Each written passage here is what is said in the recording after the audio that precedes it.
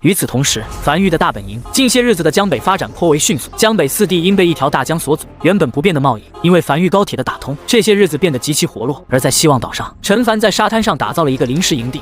陈凡坐在城墙上，有些疲惫地靠在椅子上，远眺天边，思绪渐渐飘远。他和魏魏今天修了一天的海底隧道，但距离雷雨海域还是有很长一段距离。要想打通前往新大陆的海底隧道，估摸还得2个月的时间。天色渐黑，但永夜还未彻底降临。他能依稀看见远处那宛如天堑的雷雨海域，看不见尽头，近乎将整个世界隔绝了一般。据王麻子所说，雷雨海域里的鬼物极多，漂浮在海面上，而且并不是出现在黑夜里。少爷，瘸猴望向远处的雷雨海域，有些迟疑道。你说这个雷雨海域会不会将整个永夜大陆都包裹了进去？有这可能。陈凡轻点了下头，实际上可能性并不小。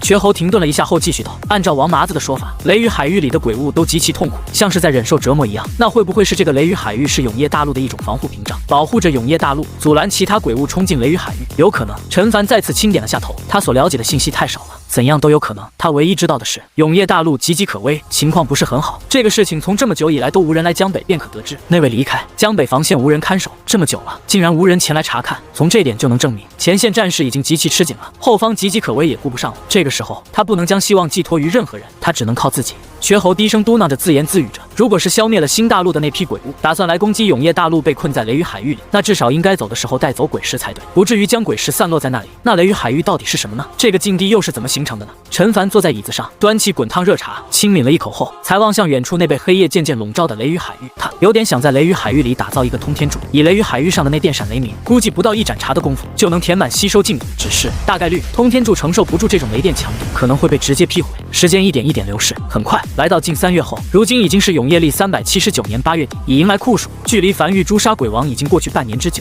马上就要迎来新一轮雨季了。海底隧道的进度比他们想象慢得多。海底，魏魏有些气喘吁吁的在海底深处的岩石里不断挖掘，陈凡面色沉重的紧随身后，布置着铜管，挖掘速度比以前慢了无数倍。此地地质极其坚硬，哪怕以魏魏的手段挖的也极慢，况且如今他们的位置正处于雷雨海域的海底正下方，他们正在从海底以一个偷渡的方式尝试绕过这片无论对人类还是对鬼物都属于绝对禁地的地方。停！陈凡突然低喝一声，魏魏也瞬间停下前爪。只见前方那块被挖出来的岩壁后方，墙壁上浮现着无数个散发着微弱光芒的白色线条，那是阵法纹路。这一路上他们已经遇到很多个了，解决办法就是绕开。魏魏熟练的调转方向，尽可能的绕开这个阵法。在雷雨海域的海底最深处的地底岩石里，藏着无数个阵法。这些阵法并不大，远远没有鬼王突破的血祭大阵规模大，但数量极多，几乎每挖掘一段距离就能遇见一个。他询问过魏魏，魏魏说可以破，但需要消耗不少时间。于是他选择了绕道而行，不是为了节省时间，而是连魏魏都难以拍碎的大阵，肯定不是什么低级阵法，说不定就雷雨海域真的是保护永夜大陆的。他破坏了这个阵法，雷雨海域失效，大量被囚禁的鬼物涌进永夜大陆，他的江北防线尚未打造完成，他承担不起这个后果。无论这个阵法是什么效果，暂时不要去破坏为好。继续，陈凡眼睛里布满红血丝，声音沙哑的紧盯手里的鬼皮地图，继续下令。这几个月为了赶进度，他几乎没怎么睡觉。就在这时，魏魏突然一个趔趄，有点没收助力，重重撞在隧道前段。先是一愣，但很快有些兴奋的转身望向陈凡的低吼了一声：干得漂亮，魏魏！陈凡笑了起来，前方的岩石终于没有那么硬了，这也意味着他们已经离开了雷雨海域，正式来到了新大陆的海域。他望向手里的鬼皮地图上的一个巨大白点，那个白点便是新大陆。他们到了，他们成功穿过了雷雨海域这个境地。出发！他咧嘴笑着望向鬼皮地图，指向前方。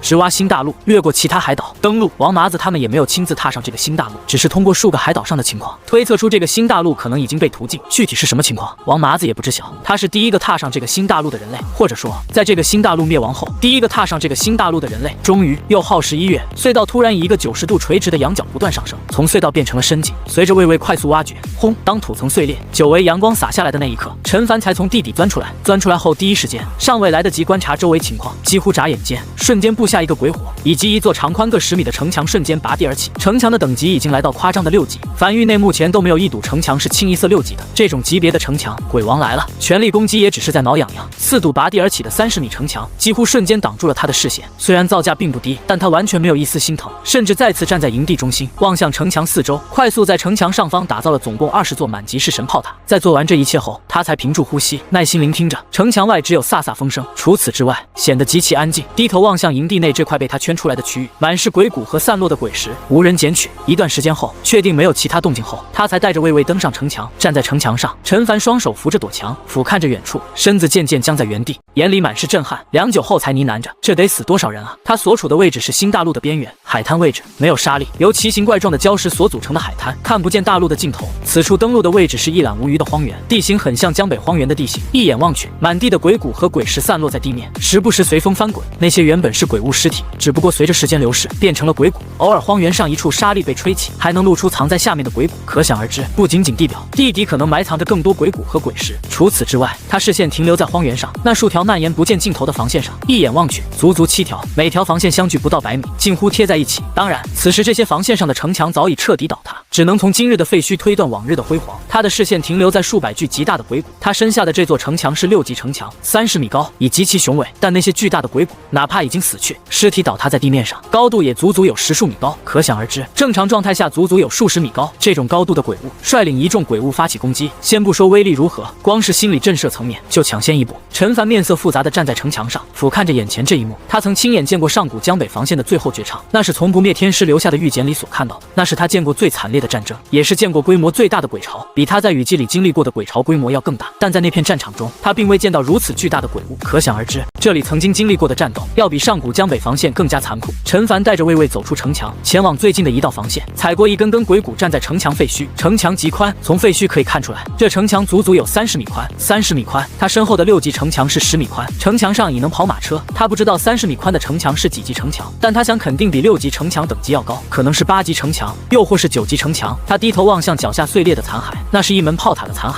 他看不出什么炮塔，但能看见炮塔残骸上那已经有些模糊的纹路，好像和城墙废墟上的纹路是一致的。他一路向前走，来到第1道防线废墟的最高点，站在上面望向后方6道废墟。在7道防线内，大量鬼谷和鬼石散落在地面上，而在更远的7道防线外，已渐渐不见鬼谷和鬼石。显而易见，鬼潮突破了这7道防线，一马平川的驶向大陆深处，开始屠戮，已无人能再挡这些鬼潮。他大概猜到这些城墙的等级了，或许是10级，也就是满级城墙。这也是为什么要打造7道防线，而不是集中所有资源打造一堵更强的防线。城墙的满级或许就是10级，可倘若连10级城墙都挡不住鬼潮，那活下去的希望又在哪里？又或是10级城墙后的条件过于苛刻，这个大陆的建筑师不仅仅无法将城墙升至11级，甚至都参悟不到升级条件是什么。也有可能是升至11级城墙的所需花费的资源实在太多。无论那种可能，可以确定的一点就是，这7道防线是比上古江北防线更强的防线。任何一堵防线放在上古江北防线的位置，在上古时期江北都不会沦陷，但在这里7道防线一道也顶不住。随后他没再过多停留，而是转身回到临时打造的营地，从怀里掏出传音符，吩咐了几句，一则命令下达出去。樊玉所有收到命令的人都开始忙碌了起来，而陈凡则是站在营地内，快速扩建这个营地面积。与此同时，希望岛上瘸猴面色认真地站在原地，望向眼前一众猴子，高吼道：“全体看齐！”下一刻，这些猴子纷纷不断踩着小碎步，身子挺直，排列整齐地站在一起。不错，瘸猴满意的点了点头，将一个装满卤煮的瓷缸摆在猴王面前，拿下去给你的猴子猴孙分了，吃饱后好上路。吱呀吱！正兴奋的猴王突然愣在原地，抬头望向瘸猴，眼里闪过一丝恐惧和慌乱。吱呀吱呀乱叫，是换个地方干活，不是让你们上路。瘸猴撇了撇嘴，吃饱后就上车，我将会和你们一起前往新大陆，等候少爷的吩咐。吱呀！这回猴王听懂了，兴奋的吱呀叫了起来。樊玉沉寂许久的王麻子再次开始清点伤阁人手，准备踏上高铁通过海底隧道前往新大陆。诺！王奎望向不远处天苍阁成员，正在将大包小包的东西依次搬上一辆极长的高铁内，望向站在旁边的王麻子感慨道：“玉主要的东西都在这里了，这次危险系数高吗？”王麻子眉头一挑，笑了起来。玉主没和你说这次行动的具体内容？没说。王奎摇了摇头，只让我好准备好对应的东西，让你一起带走。那没事了。王麻子咧嘴笑了起来，是好事儿，危险程度也有，但不算特别高吧？干我们这一行的，遇到点危险都很正常，死了算命不好，只要活着回来就是大功。行了，走了，等我下次回来。别！王奎打断了王麻子，别说这话，你一说这话，我就感觉你离死不远了。行，走了。王麻子也没墨迹，摆了摆手，走了。很快，一众商阁成员登上高铁，带着塞满几节车厢的资源驶出樊玉，并一路驶向港口。在检查放行后，才以近乎垂直角度驶入深井，并在海底深处的海底隧道内，以极快的速度朝新大陆疾驰而去。他们头顶上是数亿吨的海水，身下是世纪规模工程——樊玉海底隧道。今日正式发车，当一辆辆高铁返程之日，便是江北防线建成之日。掠夺是最快获取资源的手段，而比掠夺更快的是，继承一个被覆灭大陆的所有资源，全部用来建设属于樊玉自己的防线。新大陆海滩边，那座被陈凡命名为新大陆1号据点的城池，此时正在夜色中散发着淡黄色的光芒。此时夜幕降临，永夜降临了这座被屠尽的新大陆，无穷无尽的黑暗笼罩了整个大陆，只有这座城池散发着如鸡蛋壳般的坚韧黄色光芒。光芒。陈凡站在城墙上，眼睛眯起望向城墙外，他在等有没有鬼物袭来。他不确定这座大陆永夜降临后有没有鬼物，但至少直至现在没有一个鬼物袭来，甚至他都没听见黑夜里有鬼物的动静。目前看来，这座大陆可能真的没有鬼物了。一座处于寂静中的无人大陆，城池内数百只猴子正在安安静静的快速捡取城内上的鬼尸和鬼骨，并整整齐齐地堆积在一旁，准备等商阁成员抵达后，再将这些东西放在高铁上运回去。繁育商阁成员已经全部休息了，只有那些猴子还在不知疲惫的忙碌。大半天的功夫，已经将城池内地表上的鬼骨和鬼尸全部挖掘起来了，已经将2辆高铁装满运回繁育了。陈凡走到安置在新大陆1号据点的仓库内，取出商阁带来的亚骨和海苔，走到一旁那座1级载具工坊面前，准备升级。他得为商阁找一个能在大陆行驶速度较快的交通工具，看看载具工坊升级后能不能有。如果实在没有的话，就只能依靠骷髅马了，就是探索进度会慢不少。在多次升级后，面前突然弹出一则面板：载具工坊升至4级，请选择升级方向。1. 略微降低载具制造时间。2. 略微降低载具制造费用。3. 略微降低载具耗能，新增可打造载具。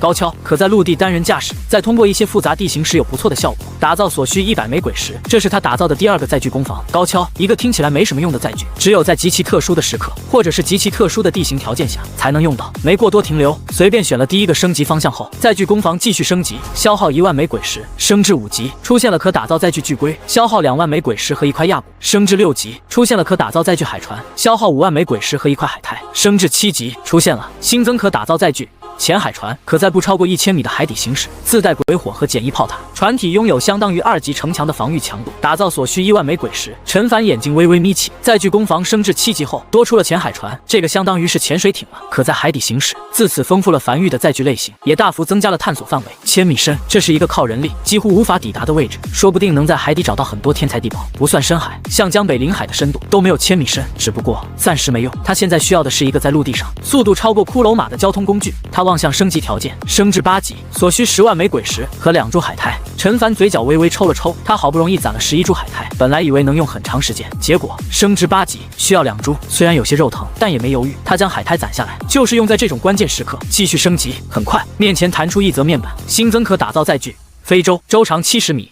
宽20米，自带鬼火并可自定义炮塔，且舟体拥有相当于3级城墙的防御强度，打造所需10万枚鬼石。陈凡愣在原地，半晌后才咧嘴笑了起来。就是这个，这就是他想要的载具，为商阁探索准备的完美载具。下一刻，在消耗了10万枚鬼石后，无需其他任何材料，载具工坊轰隆隆地运作了一炷香。载具工坊的大门敞开，无数木板从大门内飞出，并快速组装成一座巨大的非洲，悬浮在低空中。这是他打造耗时最久的载具，这还是他升级方向全部选择减少打造时间的缘故，不然会耗时更久，但值得。陈凡望向面前的这艘非洲，从洲头至洲尾足足70米的长度，一眼望去极其霸气，比海船都要更大。上洲的方式只有一个，就是绳梯。甲板距离地面还是有一定高度的，他又不会飞，只能走绳梯。走上甲板后，他巡视着船舱内各个区间，眼里满是满意。做完这一切后，他带着王麻子一众人来到旁边那艘非洲面前，简单介绍了一番后，陈凡转身朝木屋走去。不行了，他真得好好睡一觉，这几个月真的快给他累疯了。陈凡已经离去了，当瞠目结舌的王麻子一帮子人反应过来时，已不见陈凡人影。但随后，在王麻子咧嘴笑着挥臂高吼上洲时，一众商阁成员也兴奋地顺着绳梯爬上非洲。很快，非洲缓缓升空，在空中调转了方向，俨然一个庞然巨物，以极快的速度朝不断越过一道又一道废弃的防线，朝新大陆尽头驶去。然而在飞行了一段时间之后，王麻子突然愣在原地，望向远处地面上那一条废弃的防线，突然有些激动地急促道：“把非洲降下去，去那里看看，有非洲就是好啊！视野开阔，这么快就又发现一块新的古战场了。”很快，非洲缓缓落在这片古战场中心地带，这里只有一条防线，一眼望去，无数沦为废墟的建筑和满地的鬼石和鬼骨。王麻子低头踹了几脚距离他最近的白骨，没有一丝血肉，也不是被风干的，像是被秃鹫之类的生物啃噬的。目前他几乎没见过其他生物，感觉好像不仅仅人类被灭绝，其他生物也被灭绝的差不多了。王麻子低头将此地标记在手里的鬼皮地图上后，没有继续停留，非洲直直升空，再次踏上探索之旅。他们负责探索，开采这个工作会由其他人来完成。不得不说，有非洲后方便多了。新大陆1号据点，陈凡正站在载具工坊门口，打造巨龟和海船。将打造数量输入进去后，他便走到临海位置，站在海边，远眺海面上那数百个较为密集的海岛，密密麻麻，就像是一块被打成稀碎的完整大陆。每座海岛上都有不少鬼石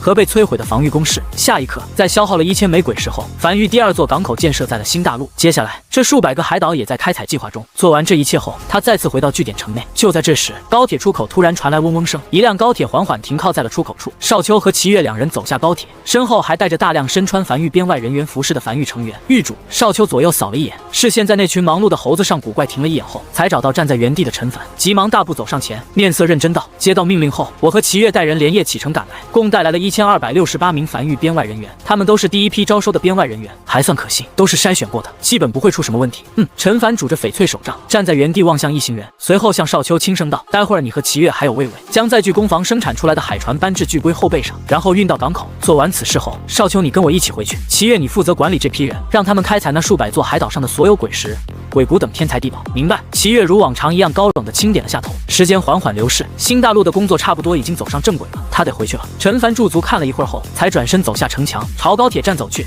走吧，少秋，回家了。瘸猴留在这里，负责总调度。很快，陈凡在和瘸猴嘱咐了几句后，便离开了新大陆1号据点。不久后，樊玉在听完望奎的汇报后，陈凡又马不停蹄利用开采来的资源，打造了一条长达14.8公里的5级城墙。陈凡站在城墙上，望向面前这条如长龙般的城墙，内心成就感不禁涌起，但紧跟其后的就是心疼。这条城墙足足消耗了他5268.8万枚鬼石，5000多万啊！他是打造爽了，但樊玉仓库几乎瞬间空了，原本装满鬼石的几个仓库就剩下60万枚鬼石了。但随后他还是忍不住笑了起来。上古江北防线的城墙等级是4级，此时他这道城墙的等级均是5级，他很期待雨季降临了。随后，陈凡转身走进营地，开始继续升级。虽然只剩下60万枚鬼石，但升级一些基础建筑足够用了。他接下来要升级的将是鬼火。在消耗了500枚鬼石后，鬼火被升至6级，面前弹出一则面板：鬼火升至6级，安全范围增加至直径2000米，对鬼物的威慑感得到加强，请选择升级方向：1.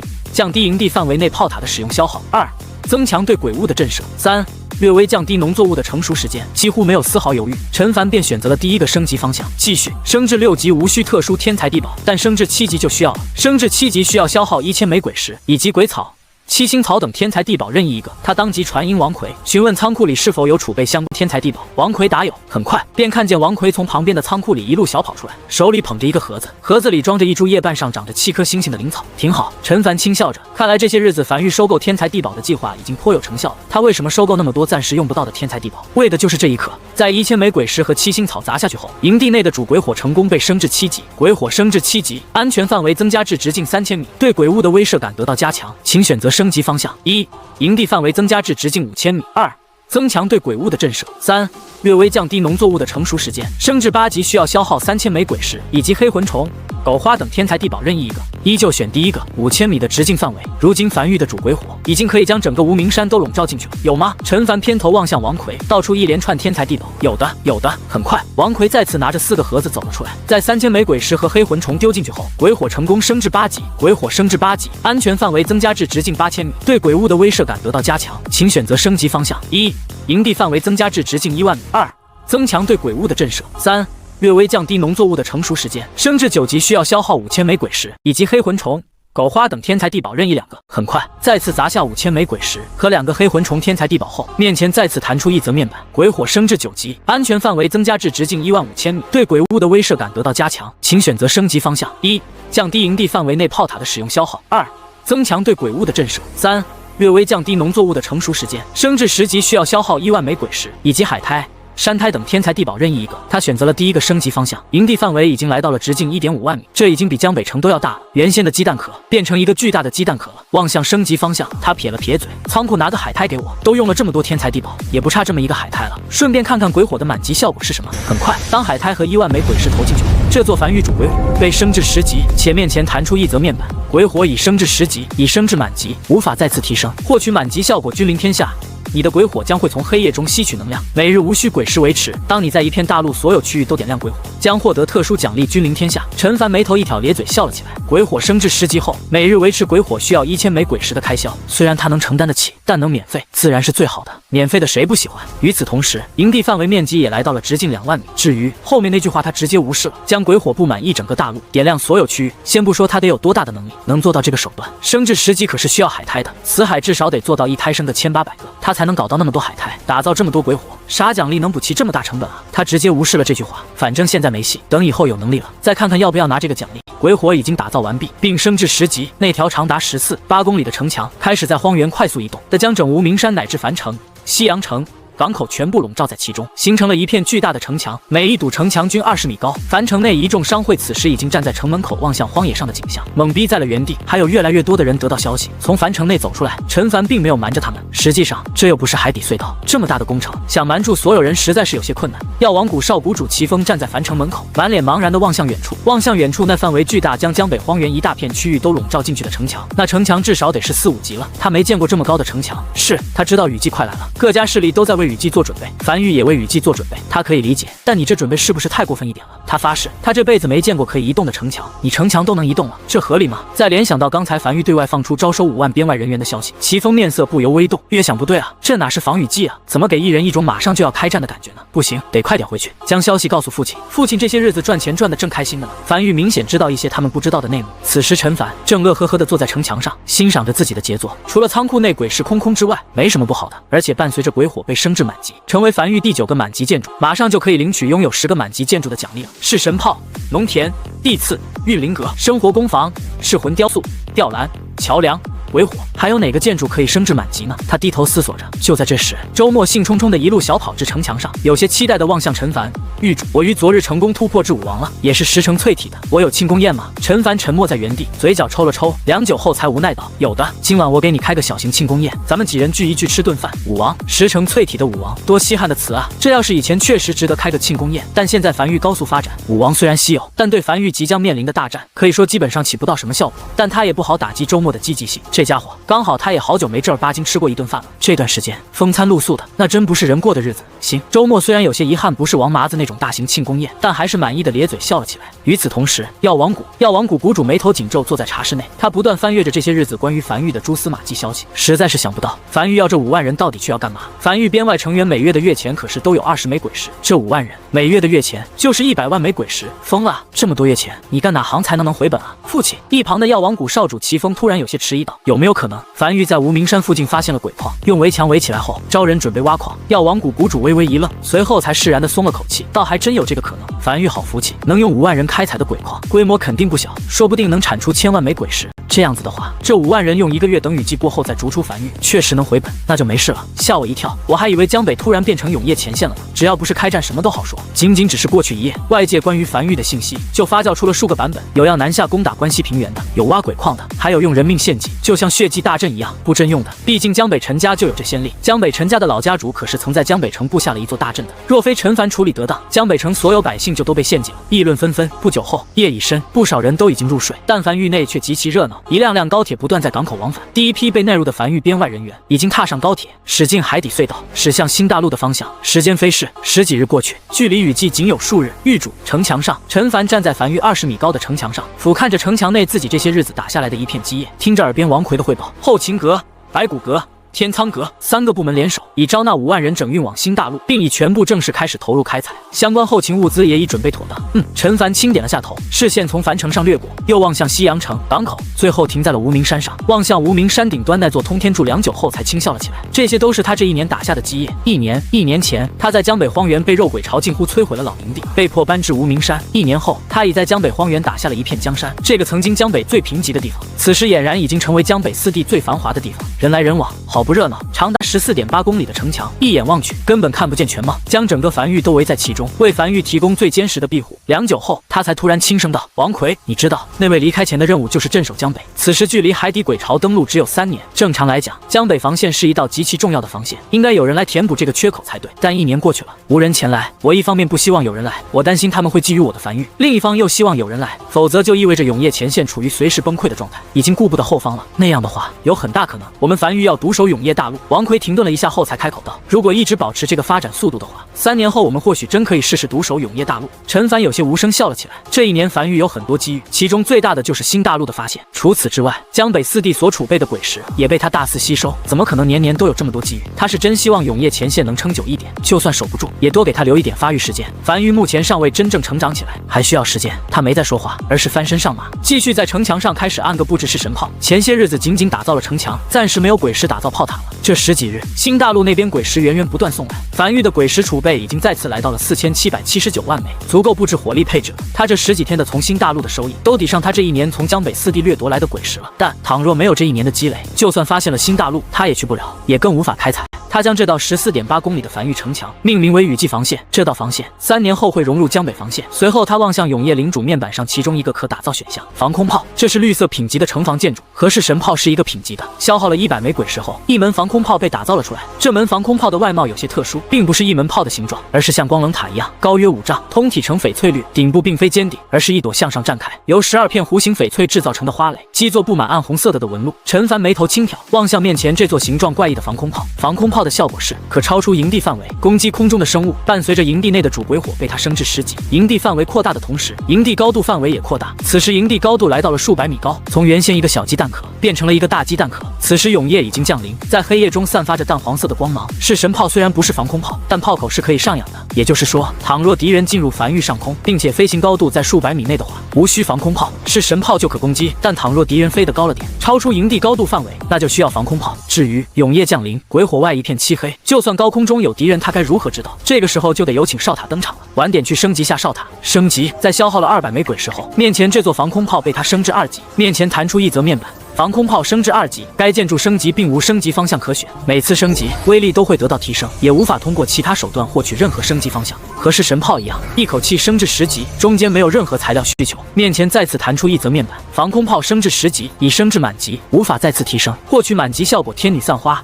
激活该效果时，攻击将会变得极其分散，在对应数量极多的飞行敌人有奇效。与此同时，面前弹出一则面板，你成功将建筑防空炮升至满级，获得满级效果天女散花。防空炮图鉴已被点亮，建筑图集已点亮10个满级建筑，获得一个蓝色品级的福袋；点亮20个满级建筑，将获得价值更高的奖励。蓝色。陈凡望向面前永夜领主弹出来的面板，神色微微严肃。很快，一个福袋落在他手中，蓝色品级的福袋，这是他第一次获得蓝色品级的物品。无论这里面开出什么，对他来讲都是如今繁育里品级最高的东西。呼，他轻吐了一口，将这个做工极其精良的福袋装进怀里，准备回繁育再开启。是的，等会儿就开启，因为这1年里，繁育又收购到了一个运哨，开福袋专属，继续打造。防空炮他并没有打造太多，而是打造了148门，每隔100米安置了一座，总共消耗了他550万枚鬼石。至此，雨季防线的火力配置基本已经打造完毕。不过在离去前，他试着开火试了一试。和是神炮不一样的是，防空炮通体由翡翠打造，呈深绿色，看起来真的不像是一座炮塔，更像是应该摆在博物馆里的艺术品。下一刻，一座防空炮被激活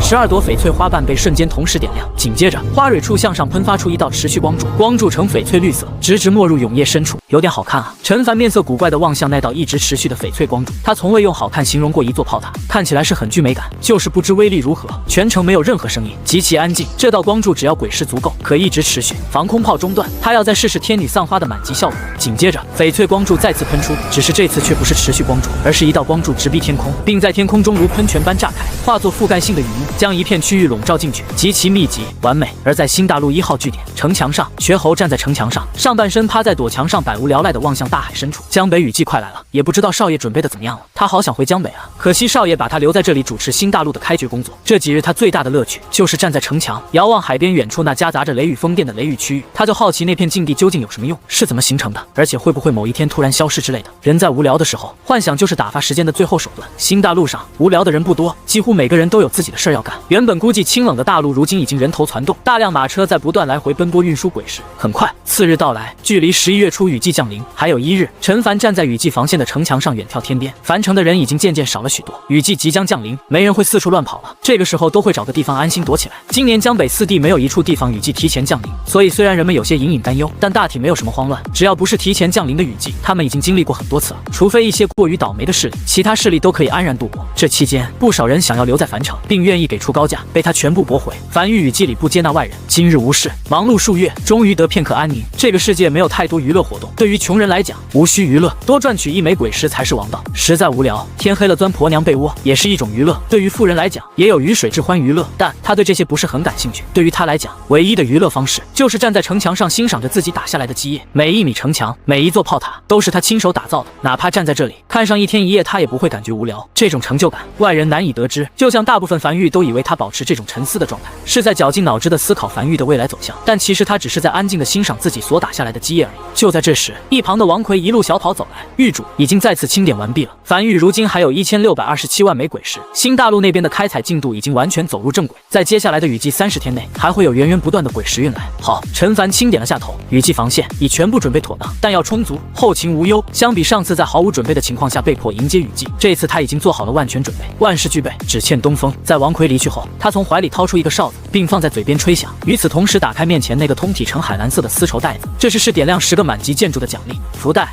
打开后，有50%概率获得蓝色品级异宝，有30%概率获得蓝色品级天才地宝，有10%概率获得蓝色品级建筑蓝图，有9.5%概率获得蓝色品级奇观，有0.5%概率获得其他。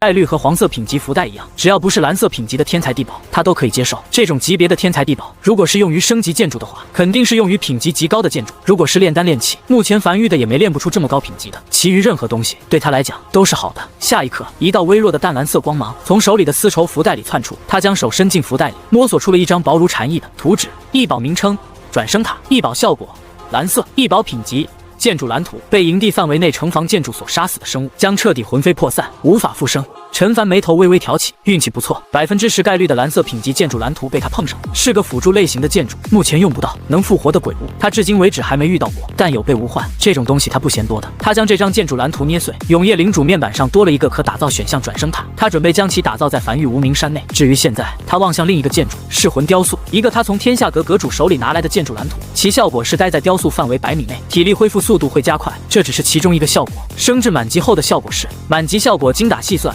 安置在雕塑范围内攻击类建筑，鬼石消耗将再次降低。上好的辅助类雕塑，他又沿着城墙底部，每隔100米便安置一座噬魂雕塑放置在城墙内，共打造了148座。这个建筑极其便宜，满级噬魂雕塑也就才2800枚鬼石，148座也才41万枚鬼石，而起到的效果绝对能节省不仅41万枚鬼石。这种建筑打造出来就是赚，亏不了，除非敌人太少。至此，雨季防线彻底打造完毕了，准备工作就全部做完了，等待明日雨季的降临。永夜大陆一个无人问津的角落里，此地四周被黑暗彻底笼罩，不见任何光亮，只有沉重的呼哧声传来。良久后，才传来一道气喘吁吁的声音：“老大，好了，我们完事了，你可以点灯了。”下一刻，只见盘膝坐在地面上的一个中年男人缓缓睁开眼睛，轻打了一个响指，周围黑暗瞬间被驱散开来，淡黄色的光芒如鸡蛋壳般将他笼罩。男人看了眼不远处2条气喘吁吁的鳄鱼，轻叹了一口气，有些头疼的轻揉着太阳穴：“你俩就不能少来几次？无聊吗？”而且左边趴在地面上那条明显更大的雄性鳄鱼，有些恍惚的呢喃着。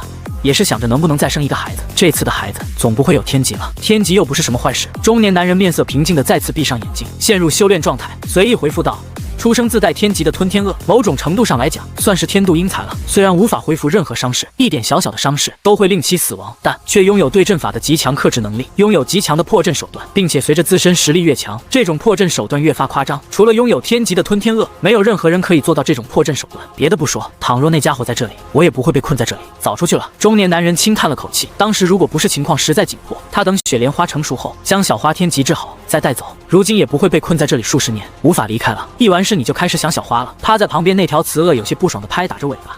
刚才在老娘身上孤勇的时候，可没见你想小花。但说归说，毕竟是自己的孩子。这条雌鳄神情有些低落的小声道：“我刚将小花生下来后，她眼睛还没睁开，我们就离开了。她都没见过我们，也不知道以后如果要是有机会再见面，她还会不会认我们，也不知道小花还活着没。”中年男人抬头看了眼雌鳄，轻声道：“你倒是只要不开口说话，她应该还是会认你的。正常来讲，吞天鳄不会开口讲话的，只要她不乱跑出无名山，就不会有事。说不定此时已经吞下雪莲花，称霸无名山，成为江北霸主了呢。”言罢，中年男人没再讲话，只是抬头远眺江北方向。他对外界永夜前线的状况如何并不知晓，也不知道永夜殿有没有派人去江北重新打造江北防线。他留在江北的气息只能在震慑海底鬼物3年了。3年后，海底大批鬼潮将会登陆江北，届时他沉默着没再讲话。雨季即将来临，这是1年1度最混乱的时刻，不仅仅是人类，鬼物那边同样如此。永夜前线7号防线，这座镇守在关东平原全长97公里的防线，通体由6级城墙组成。此时天亮刚不久，但却不见太阳，天气已经变成阴沉下来，毛毛细雨飘洒在空中，这是雨季来临前的征兆。明日雨季便会正式降临。城墙足足有30米高，长达97公里的7号防线看起来宛如天堑一般，镇守在关东平原海岸线上，将所有企图从海里登陆的鬼物全都拦在墙外。此时，不少人正在城墙上不断快速奔波，有在修复城墙，有在填充鬼石，还有运输后勤物资的。黑云压城城欲摧，大战一触即发的气息扑面而来。每逢雨季，所有鬼屋的实力都会得到各式加强，而这个时刻也是永夜防线所面临压力最大的时刻。快！我这里的炮塔鬼石不多了，需要补齐。这里还有这里，我这里的鬼石也没了。得益于永夜殿派人前来，7号防线从关东平原上收来了不少鬼石。正常来讲，应该可以度过这次雨季。毕竟他们7号防线不是主力防线，鬼屋的主力军不在他们这里，他们算是次要防线。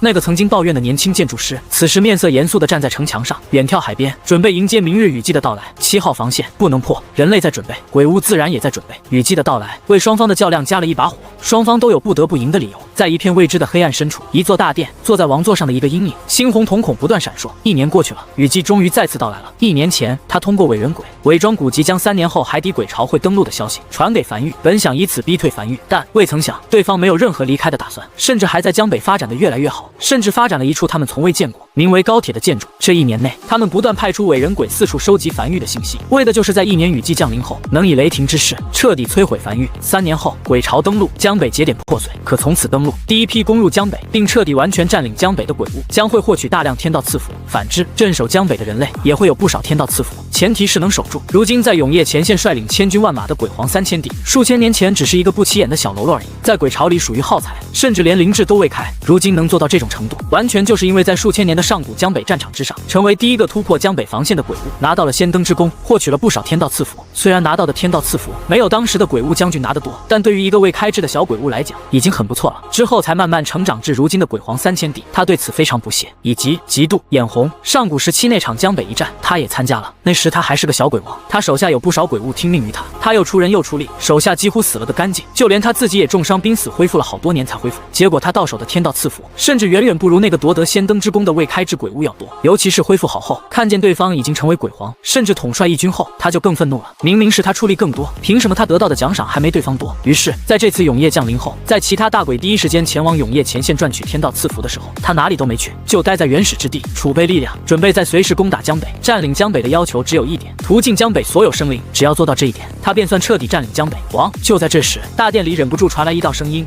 我们这些年招揽了大量鬼物，人手已经不少了，我们一定要让那些家伙打先锋吗？我们自己现在就可以攻打江北了。蠢货！坐在王座上的阴影冷喝了一声，眼中闪过一丝轻蔑。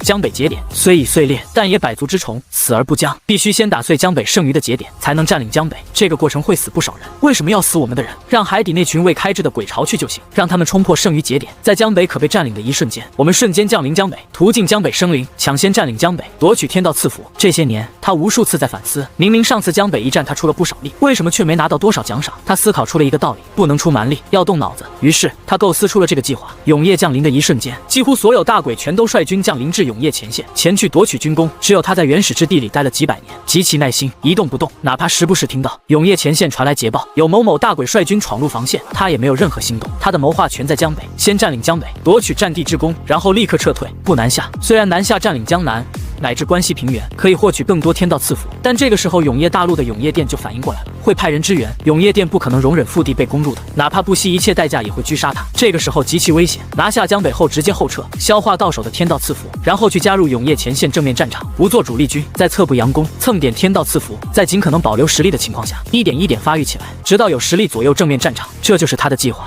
几乎堪称完美，找不到任何漏洞，只需要耐心等待，耐心等待那位留在无名山的气息消散，然后海底鬼潮冲跨江北节点时，他再降临江北，便大功告成。这么多年的谋划即可天成，只是现在出了点意外情况，一个名为樊玉的势力莫名其妙的崛起在江北，他必须得先处理掉这个意外因素，为3年后的正式降临铺平路。他不可能等3年，一是因为谁也不知道3年后樊玉会发展到什么样子，他不喜欢这种不稳定因素；二是因为哪怕没发展的太强，也会耽搁他屠空江北的时间，屠得慢一点，他的天道赐福就得和后面的海底鬼潮一起瓜分了，那是他不愿意看到的。王！英明！大殿里那个刚才提出意见的声音弱了下去，虽然同为开智鬼屋，但王明显比他们开智开的多了一点。这是最后一次了。良久后，坐在王座上阴影才望向殿内的一众鬼物头目低声道：8000年前的永夜降临，我们本来已经马上要攻破永夜大陆了，已经占据了永夜大陆的70%地盘，只要将剩下的30%地盘也占据，永夜大陆旧的主人就会是我们鬼族。但永夜大陆的天道是道行逆施手段，强行终止战争，护永夜大陆8000年。这8000年虽然给了永夜大陆一定的修身养息时间，但我们鬼族又何尝不是？这是最后一次，无论如何，这次我们鬼族必须占领永夜大陆，我们没有后路，原始之地已经马上要崩塌了，占据不了永夜大陆，我们都得死。话虽这么说，但鬼族一统永夜大陆后，我们在鬼族里拥有什么地位位也很重要。我想踏上永业大陆，但我不想以一个小喽啰的身份生活在永业大陆。我想你们都是这样想的，跟着我去干，我保你们日后荣华富贵。话音落下，大殿深处传来整齐一致的高喝声，显然极其认同这番话，实际上能忍住不去永业前线夺取战功的诱惑，而是留在这里等待数百年，都是极其认可这个计划的。很好，坐在大殿上的阴影眼里瞳孔不断闪烁。那么，今夜雨季降临，原始大陆和永业大陆通道开启，我们降临江北，摧毁梵域，抹去一切不稳定因素。诡异，汇报梵域近期情况。是。大殿深处很快传来一道应声。梵域新打造了2座城池和1座港口，2座城池分别名为梵城和西洋城，前者经商，后者种植。城墙均为1级城墙，城墙上所安置的炮塔也都是低级炮塔，绝无可能拦住我们。至于那座港口，城墙等级较高，梵域对港口的防守极深，我们的伪人鬼尝试数次都无法混进去，并且也没有打探到关于港口的太多信息。不过倒是能看见有不少高铁在港口和无名山之间不断往返，猜测可能是在海底找到了什么。除此之外，梵域核心营地无名山这些日子并未遭遇战况，暂时不清楚营地防御升级到何种程度，但通过梵城的城墙等级来看，梵域的鬼石数量应该也不是很多，无名山内的梵域也不会太强，主要攻击手段应该还是绞肉机。绞肉机。坐在大殿王座上的阴影不由笑了出来，重复了一遍这3个字。绞肉机在江北很出名，曾经有一个鬼王，就是死于梵域绞肉机之手，在峡谷2侧打造了大量炮塔，平日引入峡谷悬崖峭壁2侧，一旦遇敌便瞬间启动。不错的构思，只是对于寻常鬼物尚可，想要以此对付他们，就有点小家子气了。这些情报早就给他汇报过一遍了，此时再讲一遍，只是为了让其他手下知晓，做到开战前的信息同步。诸位，他望向大殿下方站在最前面的4尊鬼王，你们4个是我最得力的手下，你们对此有何看法？掉以轻心。其中1尊鬼王摇了摇头。梵域自认这次雨季没有提前降临，所以也不愿多升级下城墙，自认如今的防御程度能抗住去年的雨季，自然也能抗住今年的雨季，却殊不知今年雨季我们会降临。若只是如此，王，你无需亲自降临，我率义军出动即可将梵域屠戮一空。毕竟我们降临一次付出的代价也挺大的，不如留在3年后。另外1尊鬼王则是迟疑了一会儿后摇了摇头。王，我们获取消息的手段主要是通过伪人鬼，这种获取信息的手段拥有一定的滞后性，比如梵域最近几日的消息我们就没有。梵域通过高铁赚取了不少鬼石，不可能不升级营地建筑，或许只是没升级樊城，但用在了无名山核心营地。我们不能假设梵域掉以轻心，否则那就是我们在掉以轻心。2尊鬼王先说完自己的意见后，剩下的2尊鬼王对视了一眼后，面色严肃的齐声道：“我等也是如此之想。”呵呵，坐在王座上的阴影轻笑了几声后，才缓缓起身，露出自己那庞大的身躯，视线顺着宫殿大门远眺原始大陆深处，缓缓道：“上古战场那次失利，让我吸取了不少教训。狮子搏兔，上用全力。你别说，人类这些小词，有的时候真的言简意赅。”他咂巴了下嘴，不由有些得意。鬼族以人类文化为尊，在鬼族内部说话时能带上几句成语之类的，那就算是有文化之鬼，他自然也学了不少。这一次，他停顿了一下，才神情渐渐收敛起来，一字一句道：“全军出动，以天震之手段降临江北无名山。”话音落下，大殿内纷纷倒吸一口冷气，4大鬼王眼中也闪过一丝难以置信。不过是梵域而已，至于这样吗？全军出动，这意味着足足大几十万鬼物全军出动，这所消耗的降临代价都不小，更别提还是以天震降临。他们这些位于原始大陆的鬼物，想要降临在永业大陆有3种手段，分别是人震、地震、天震。现在准备降临的地方，派出伪人鬼标记好具体降临地点，再通过布阵降临。人震就是正常降临，他们会通过阵法出现在江北大陆上，但这种降临方式会持续很长一段时间，中途若被发现会被打断。地震则是瞬间出现在江北大陆上，没有持续时间，不会被打断。而天震则是降临在江北大陆的空中，也是同样出现在降临地点，只不过是降临地点的空中。一般来讲，原始大陆的鬼物降临在永业大陆，如果是降临在安全区域，他们所占领的区域就选择人震；若是需要降临至战时区域，就需要地震。而天震往往用于突袭某一段城墙，他们就会用天震。大批鬼物从天而降，给予敌人致命一击。天震的使用条件是极其苛刻的，代价也是极大的。在永业前线，很少有大鬼选择天震突袭，那和下饺子去送没有什么区别。永业前线的火力太强了，耗费代价极大，却没什么太大手脚，又没办法直接天降到城墙后的核心腹地内。江北是满足这个条件，可以天降的，只是对于一个梵域而已，有必要吗？想不到吧？坐在王座上的阴影望向下方一众时候下吃惊的表情笑了起来。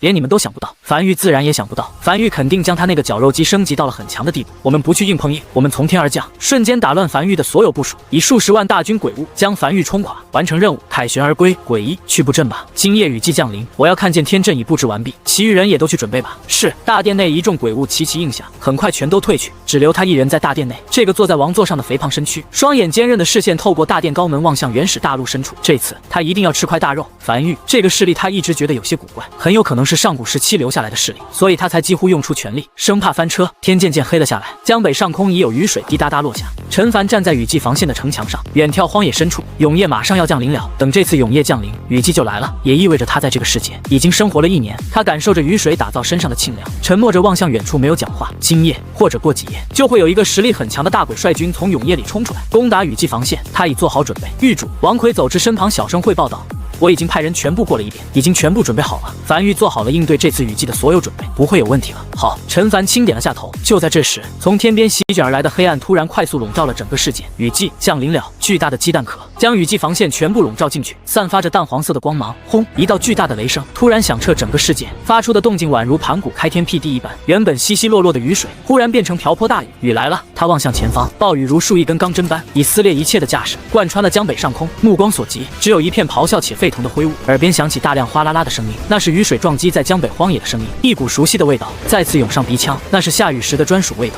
陈凡望向眼前这一幕，突然轻笑了起来。熟悉的感觉，今年的雨好像格外的大。他转身望向安置在无名山顶上的那个巨大通天柱，此时柱子表面的纹路远远望去，正在不断闪烁，一道道闪电时不时劈向通天柱。如果那大鬼可以晚点来就好了，这样通天柱还能多吸收一点雷电，多了一个压箱底的手段，应付起来就更有底气了。王奎顺着陈凡的视线望向安置在无名山上的那根巨大的通天柱，瞬间明白了狱主的意思，迟疑了一下才开口道：“狱主，其实我感觉我们不用太过担忧，已经足够了。我们如今雨季防线的强度已经算江北4地最强的地方了，我觉得就算永夜前线的防线也不会比我们强太多。如果我们都挡不住，那江北4地也无人能活了，全得死，哪怕没有通天柱也足够了。”陈凡回头看了眼王奎，停顿了一会儿后才轻声道：“如果鬼物真的很弱，新大陆上的生灵就不会被屠戮一空了。我们比以前强，但我们不够强，如今的实力远远不够。更何况……”话音未落，一道极其粗大的闪电在樊玉上空猛地划过，紧接着一个巨大的五角光芒大阵缓缓浮现在樊玉上空，面积极大，大阵面积远超樊城的占地面积。大阵刚浮现出来后，便开始快速转动，很快，一头张牙舞爪的鬼物凭空浮现在空中，仿佛按下了开关般，越来越多的鬼物近乎一瞬间从传送阵里钻了出来，一眼望去，足足有数十万个鬼物从樊玉空中的五角光芒大阵里钻了出来，直至一头体型巨大的鬼物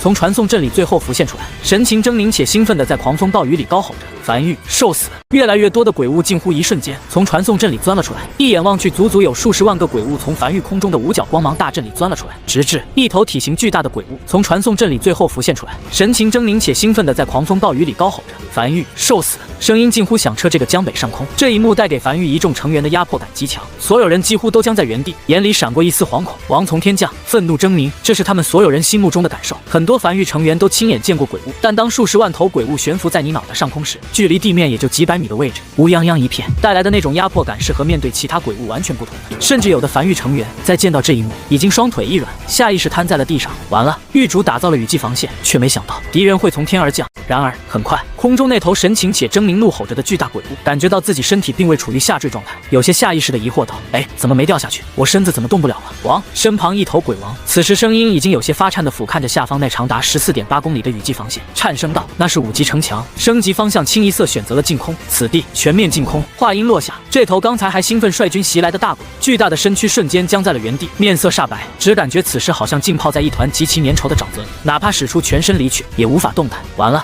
好像完了，不对，是真的他妈完了。他不应该用天阵的，应该用人阵的。他妈的，他们的消息只有数日的滞后性而已，但就数日，樊玉怎么就他妈搞出来这么大一片的5级城墙？还是他妈围起来的？站在雨季防线城墙上的陈凡，此时嘴巴无意识的缓缓张大，抬头望向空中那被净空领域束缚在空中的数十万头鬼，难以置信的愣在原地，久久没有缓过神来。他想过敌人的进攻手段，都没想过敌人会从天而降。他的城墙净空，敌人是飞不过他的城墙的，所以他完全没想过这种进攻方式。只是他真不知道，还有阵法可以让鬼物从天而降，数量还真不少啊。陈凡半晌后才回过神来，呢喃着，一眼望去，密密麻麻的，足足有数十万头。虽然大部分都是低级鬼物，但也已经是一股极其恐怖的鬼潮了。若是直接冲击雨季防线，还真不清楚结果如何。毕竟他不知道这个体型巨大的鬼物是什么实力。至于现在，他不需要知道这些鬼物实力如何了。下一刻，安置在长达14.8公里雨季防线上740座满级式神炮和148座满级防空炮依次被点亮。刹那间，原本灰蒙蒙的城墙上突然多出近千个被点亮的炮塔，宛如漫天灰雾突然多出繁星点点般。而这些被点亮的炮塔开始缓缓调转炮口，将原本对准城墙外的炮口不断上扬，一以大仰角直直对准梵域上空那些将在空中无法动弹的大量鬼物。完了完了！如深陷沼泽拼尽全力也无法动弹的大鬼，眼底深处闪过一丝恐惧，有些歇斯底里的拼命高吼道：“陈凡，陈凡，别杀我，别杀我！我给你做内应，3年后海底鬼潮登陆，我帮你打他们。陈凡，留我一命，条件你开。”则站在城墙上的陈凡望向响彻江北上空的求饶声，突然笑了起来。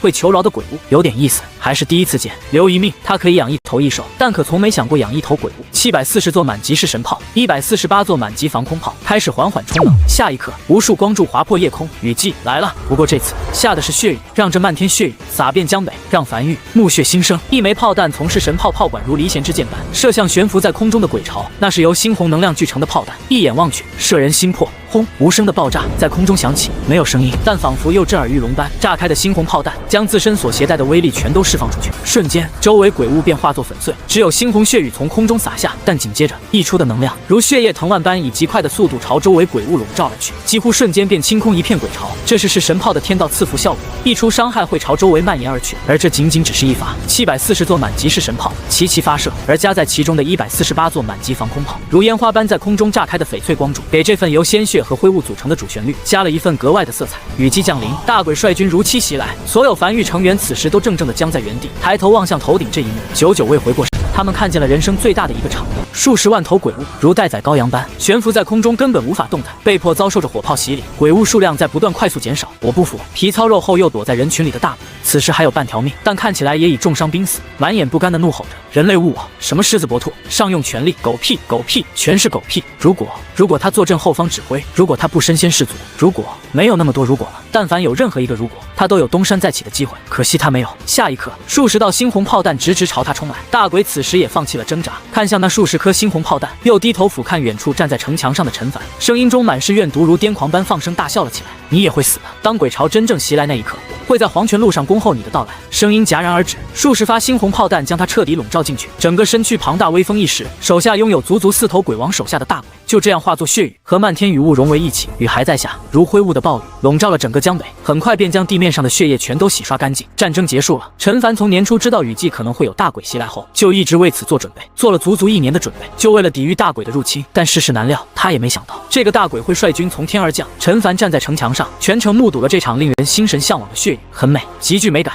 狮子搏兔，上有权力，人类误我。站在城墙上的陈凡重复了一遍大鬼临死前说的话，也没撑伞，就站在城墙上任凭漫天暴雨敲打在自己身上，笑了起来。人类还有一句话叫杀鸡焉用牛刀，也有姜还是老的辣，你学明白了吗？随便拽个词就拿来用。随后陈凡才望向灵魂深处的永夜领主面板，在雨季来临前，他获得了一个蓝色品级的建筑转生塔，效果很简单，但凡是用领地范围内的建筑所杀死的敌人，将会彻底死亡，没有一丝复活的可能性。大鬼临死前说我们会再见的，他本以为或许对方有复活的手段，然而转生塔面板上清楚地浮现着一行字：以扼杀意外因素0，说明这个大鬼压根就没有复活的手段，单纯是在放狠话，我们会再见的。陈凡不由轻笑着重复了一遍这句话，他突然很好奇，自己如果临死前放狠话会放一句什么狠话，至少他觉得这句狠话有点不够狠。梵域再次忙碌了起来，一众梵域成员在各自队长的指挥下，开始迎着倾盆大雨清理着战场。就在这时，脚下城墙突然传来一道微弱的撞击声，陈凡身子前倾探出脑袋，才发现在城墙根部有一个猴头鬼正在卖力地敲击着城墙，只是城墙连一丝粉屑都未脱落。陈凡默默地望向这一幕，这一幕他1年前在老营地见过，只不过当他是比较狼狈，而现在望向这熟悉的一幕，他突然有些怀念1年前的雨季。渐渐的，越来越多的鬼物从永夜里走向灰雾，又从灰雾冲出城墙下，将整个江北防线渐渐围了起来。老朋友挺多啊！陈凡站在城墙上，默默地俯瞰着下方这一幕。是神炮并没有启动，这一发炮弹价格可不便宜，就这些零零散散的鬼物，打一发下去包亏本的。突然，陈凡眉头轻挑，望向从灰雾里走出来的数十个手持白色灯笼的鬼物，这他也熟悉，吊丧鬼很厉害。如果最后不是杀死了吊丧鬼头目，让所有吊丧鬼都随之身亡，他都会死，那是他经历过最大危机之一。下一刻，距离这批吊丧鬼最近的一门式神炮身上的纹路被缓缓点亮，一团猩红能量组成的炮弹刺穿暴雨，落在吊丧鬼中间。轰！这次有声音了，地面震动的声音响起，大量猩红能量如蟒蛇般开始四处弹射，在杀死吊丧鬼的瞬间，溢出的伤害朝四周快速溢去，将聚在城墙下的鬼物瞬间清空了一大片。陈凡面色微微古怪地望向下方那片惨烈的景象，和他想象的不一样，他想象的是神炮的溢出伤害，瞬间清空分裂后的吊丧鬼，结果吊丧鬼压根没有分裂，成粉末了。他望向永夜领主面板上的转生塔详细信息，果不其然，多了一点变化，以扼杀意外因素48转生塔竟然可以遏制分裂，分裂算复生，被营地范围内城防建筑所杀死的生物将彻底魂飞魄散，无法复生。片刻后，陈凡站在暴雨中，长呼了一口气后，才笑了起来，朝城墙下走去，准备回无名山。就在这时，灵魂深处的永夜领主面板突然有一个建筑在不断闪烁着黄光，陈凡心有所感，停在原地，朝这个建筑望去。观星台，梵域唯一奇观建筑观星台，这个因为沉寂太久，已经快被人忘记的建筑，在今夜开始不断发起预警。该建筑效果是可观测一大片区域的鬼潮动向。果不其然，约莫1炷香之后，风来了，大批如潮水般的肉虫鬼从永夜里穿过灰雾，不受控制的朝城墙上直撞来。噼里啪啦，阵鞭炮声不断响起，绿色的粘稠液体不断炸开，腐蚀性极强的液体开始腐蚀城墙。只是腐蚀性液体被雨水冲淡了，压根腐蚀不动。祭坛全程未被触发，5级城墙仅只是矗立在江北，便如天堑般。陈凡站在城墙上俯瞰着下方这一幕，默默欣赏着。一枚枚鬼石伴随着肉虫鬼的自爆跌落在地面上，散落的绿色粘稠液体。另外一边，新大陆依旧是热火朝天的工作状态。瘸猴正坐在新大陆1号据点城墙上清点今日开采出来的鬼石数量，下意识抬头望向前方，突然微微僵住。永夜降临，正常来讲，他看向外面只能看见极致的黑暗，除此之外什么都看不到。但他下意识抬头的时候，却发现在黑暗中有一条不见尽头、极长无比的幽绿光芒，那个方向正是雷雨海域的方向。瘸猴面色微变，快速从海里掏出传音符，将这件事情一五一十的汇报上去。最后犹豫了一会儿后，又补充了一句：“少爷，雷雨海域开始散出一些幽绿色的光芒，不知道是什么，但看起来并不像是封印解除，没听见有什么特别大的动静。恰好是江北雨季降临的时候，雷雨海域开始散发这种光芒的。我怀疑两者可能会有一定联系。”与此同时，新大陆深处悬浮在空中的非洲，王麻子独自一人站在非洲边缘，望向前方。他看见远处地面上有一个巨大无比的坑，那个坑看起来并不是自然诞生的，而是被轰出来的。他计划准备天亮后近距离去观察这个天坑是什么。这一夜，新大陆那边不少梵域成员已经进入梦乡了，而梵域这边则是很多人都辗转发测，难以入睡。尸块已经清理完毕了，异宝鬼石什么的也都收集起来，缴了上去，工作已经完成了。只是今夜雨季降临后，漫天烟花那一幕令他们久久难忘，迟迟无法入睡。而在梵域无名山1号洞穴的城墙上，陈凡正听着耳旁王奎汇报那波鬼物掉落的收获，他一边听着一边打量着手里这枚鬼石，4级鬼石，仅此一枚便价值1万枚鬼石，这是他第一次见这种品级的鬼石，从那只大鬼身体里挖出来的。不错，他打量了一会儿后，将这枚鬼石放在怀里收了起来，不打算入库了，留下来当收集品，他挺喜欢。除此之外，王奎站在一旁汇报着，还掉落了不少异宝，所有异宝均已入库，等狱主你去查看。其中那头大鬼临死前，鬼气化作了2个异宝，光芒最盛。言罢，王奎将手里的2个异宝呈了上去。陈凡眉头忽皱，这2个异宝足以顶得上数百个白色品级的异宝，2件异宝均是黄色品级。第一件异宝是一块石头，老朋友了。异宝名称：天道石，异宝品级黄色，异宝效果。作用在任意建筑上，可让该建筑拥有一个天道赐福效果，且可生效在营地名下所有同类型建筑上，仅可作用在满级建筑。不错，陈凡笑了起来，将天道石塞进怀里，琢磨着待会儿用在哪个满级建筑上。至于另外一件异宝，则是一个特殊类异宝，看起来像是棉花糖一样，如同云朵般，摸起来软软的。不同的是，通体呈黑雾色。异宝名称：劫云，异宝品级黄色，异宝效果。劫云可安置在营地内，消耗鬼石，劫云会小范围集中降雨，并伴随电闪雷鸣。陈凡眉头微微皱起，若有所思地思索着，是个可以控制天气的异宝，品级虽不高，但光是能控制天气这一点就非同寻常了。虽然只是小规模降雨，但也很有用了。坐在城墙上的他抬头望向无名山悬崖墙壁上，永夜已经将通天柱笼罩，但在漫天雷声中，他能清楚地看见通天柱的进度条正在快速增长，已经来到17%了，估计要不了几天便可来到100%。而这个劫云便可以在非雨季的时候为通天柱充能。这个异宝的品级强不强，主要得取决于通天柱强不强。另外一边，永夜大陆深处，盘膝坐在地上的中年男人缓缓睁开眼，抬头望向黑暗深处，他感觉到有人来了。那位，一道有些深沉的声音突然在黑暗中突然响起：“你已被困此38年了，还是不愿意回答吗？真的只是一个很简单的问题，对你没有任何害处。”正在闭目修炼的中年男人闻声突然笑了起来，他听得出来对方有些着急了，语气中夹杂着一些急促。看来永夜前线战况对于你们鬼族来讲并不乐观，是有点。黑暗中的声音也没否认，坦然承认永夜前线的防守极其森严，很难冲进去，但要不了多久了。人力中有限，鬼族其实并没有你们人类想象的那么暴虐，我们只是想要一片栖息之地而已。但如果你能告诉我那座大陆的位置，我们鬼族可以放弃进攻永夜大陆，前往那座大陆，这样对我们都好，不是吗？呵，中年男人轻笑了一声，也不言语。黑暗中的声音沉默了许久，或许是觉得自己太过强硬了，又变得有些低声了起来。你身上没有永夜大陆的天道烙印，我知道你不是永夜大陆的人，你来自其他大陆。在此之前，鬼族从来不知道这个世界除了永夜大陆，还有第2处大陆。你给鬼族带来了新的希望，你很特殊，我们杀不死你，但我们知道你会因寿命流逝而死。你想一直被困死在这里不成？中年男人突突然笑了起来。38年了，你们就没有朝外探索过？这永夜对你们可没什么限制。永夜是没限制，但永昼有限制。鬼屋白天倘若出现在太阳下，无论何等实力，都会被灼烧致死。也就伟人鬼能在黄昏时出现在永夜大陆。黑暗中的声音有些愤愤道：这些年，鬼族派出无数大鬼，以各种手段尝试渡海前去海的尽头，死了不知多少大鬼，但看见的只有一条不见尽头的雷雨海域，不小心被卷入，会一直深陷其中，无法挣脱，饱受折磨之苦。我们怀疑那条不见尽头的雷雨海域，甚至将整个永夜大陆都笼罩了起来。派出去的那些大鬼，若是派遣至正面战场，说不定已经攻入了。则中年男人再次笑了起来，认真低头拨弄着身旁吞天鳄身上的鳞甲，随意道：别美化你没走过的那条路，说不定结果会更差呢。至少你们看见了雷雨海域，怎样，风景不错吧？见中年男人完全没有开口的声音，黑暗中的声音沉默了许久后不再讲话，缓缓离去。中年男人盘膝坐在地面上，继续认真拨弄着吞天鳄身上的鳞甲，只是神情渐渐恍惚飘远。他不是永夜大陆的人，或者准确的说，他不是人，他是机缘巧合之下形成的特殊产物。整个世界像他这种产物，大概也只有他一例了。他已经没有家了，如今他唯一的执念就是尽自己残躯所能，尽可能庇护住永夜大陆。结果或许是差的，但他尽力了。老大，在那黑影走后，趴在地面上的那头体型较大的吞天鳄才瓮声道：你真的不会死？当然。中年男人轻笑着：怎么做到的？因为中年男人停顿了一会儿后，才轻声道：在很久很久以前，我就已经死了，现在处于一种什么状态，我自己都不知道。不过如今的我比以前多了些感情，也多了些思考能力，感觉也还不错。老大，你实力那么这么强，以前是怎么被人杀死的？没人杀我，没人杀你。老大，你怎么死的？我自爆了，自爆。趴在男人脚边体型巨大的吞天鳄眼中闪过一丝憧憬，那像老大你这样的实力，自爆的威力一定很大吧？当然。中年男人笑了起来，用一种极其夸张的语气比划着双手，有这么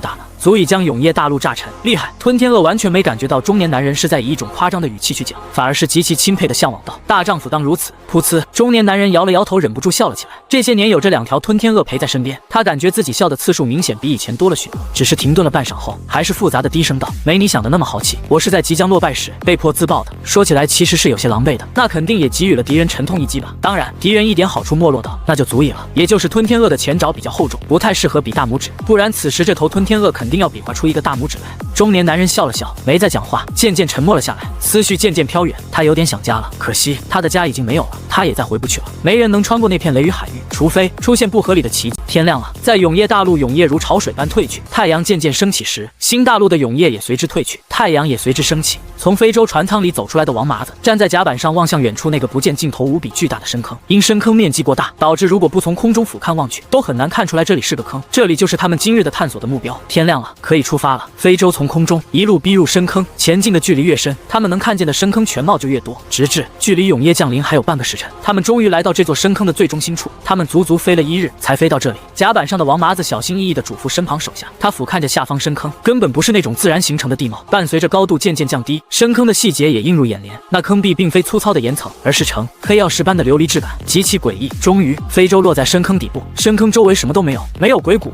没有鬼石。王麻子小心警惕地走出非洲，站在深坑底部扫了眼四周。别说，虽然看起来感觉不结实的，但这一脚踩下去还是极其结实的。两两一对，四处探索。此处已和樊玉失联，等探索完毕后，他会将消息传回樊玉。3日后，坐在城墙上的陈凡眉头微微皱起。王麻子已经失联3日了，也不知是否遇到了什么危险。此时距离雨季已经过去3天了，新大陆那边的开采工作一切正常，就是王麻子已经失联很久了。失联前的最后一则消息是说准备去探索一个深坑，如今一直未归。就在这时，新大陆那边的传音符将消息传了回来，说王麻子一行已经返程了，所有人平安归来。但王麻子有些虚弱，像是被饿的。陈凡这才轻松了一口气，活着回来就好。等王麻子缓一下，再询问遇到了什么事情，怎么还能被饿到虚弱的。随后他才望向安置在无名山顶部的通天柱面板，可在雨季吸引闪电，并将能量聚集起来，需要时爆发出去以御敌或作他用，攻击范围可超过营地范围，升至下1级，所需1万枚鬼石，目前储存进度100%。在昨天夜里，这根通天柱已经储备进度已经达到100%了。他准备去看看威力如何。很快，95龙辇冲出雨幕，来到无名山顶端。此时通天柱的进度已经达到100%，面前也多出一则面板，面板上是江北荒原的俯瞰盖图。他望向面前这幅悬浮在自己面前、不断缓缓闪烁的半透明地图，试探性的轻点江北荒原一处。下一刻，眼前半透明地图上突然浮现出一行猩红字体：坐标已选定，是否发射？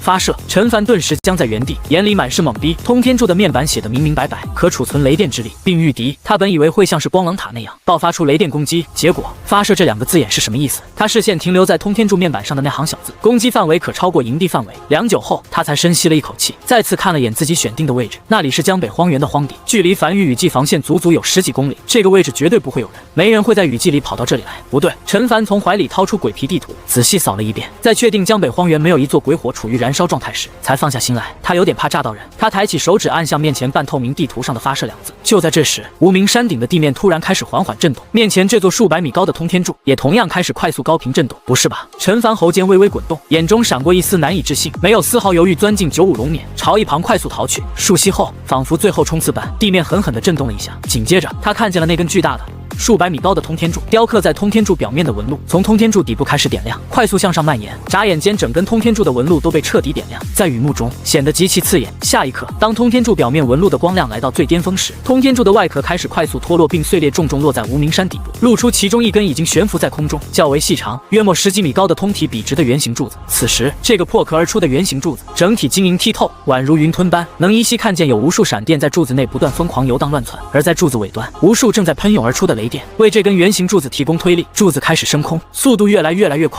快，直至飞入云层消失不见。但很快，他再次看见了那根圆柱子，已经在10几公里外，正以一种大仰角的架势，爆发出极快的速度，直朝地面俯冲而去，携毁天灭地的威势，刺穿雨幕，直撞向地面。首先映入眼帘的是蓝，一种极致纯粹的蓝，夹杂着一丝丝惨白色，无数闪电在10几公里外的雨幕里炸开，冲天而起。紧接着，他听见了震耳欲聋的雷声，比雨季里的雷声更重，像是积攒了许久的雷声终于爆发出来一样。陈凡走出95龙辇，有些恍惚地看了眼远处炸在雨幕里的无数狂暴闪电和旁边不远处洒落在地面上的通天柱残骸。他是真没想到，这个所谓的发射是将整根通天柱发射出去，他以为只是发射雷电的，所以这个巨大的通天柱仅仅起到一个蓄力的作用，真正储存的地方是核心那根较小较窄、晶莹剔透、半透明的圆柱子。没有停留，陈凡乘坐95龙辇从无名山上飞下去，直奔通天柱的目标地点而去。没多久，陈凡来到了这个10几米宽的深坑面前，已经过去有一段时间了，现在还能看见有残留电弧在深坑表面不断闪烁。不应该杀的。他站在95龙辇上，望向面前这个边缘闪烁着雷弧的深坑，突然后悔杀死那个大鬼了，当时就应该囚禁在空中的，这样他就可以试试这个吸满雷电的通天柱能不能对大鬼造成威胁了，能不能再来个大鬼让他是失手啊？这些战斗经验都需要有鬼物来配合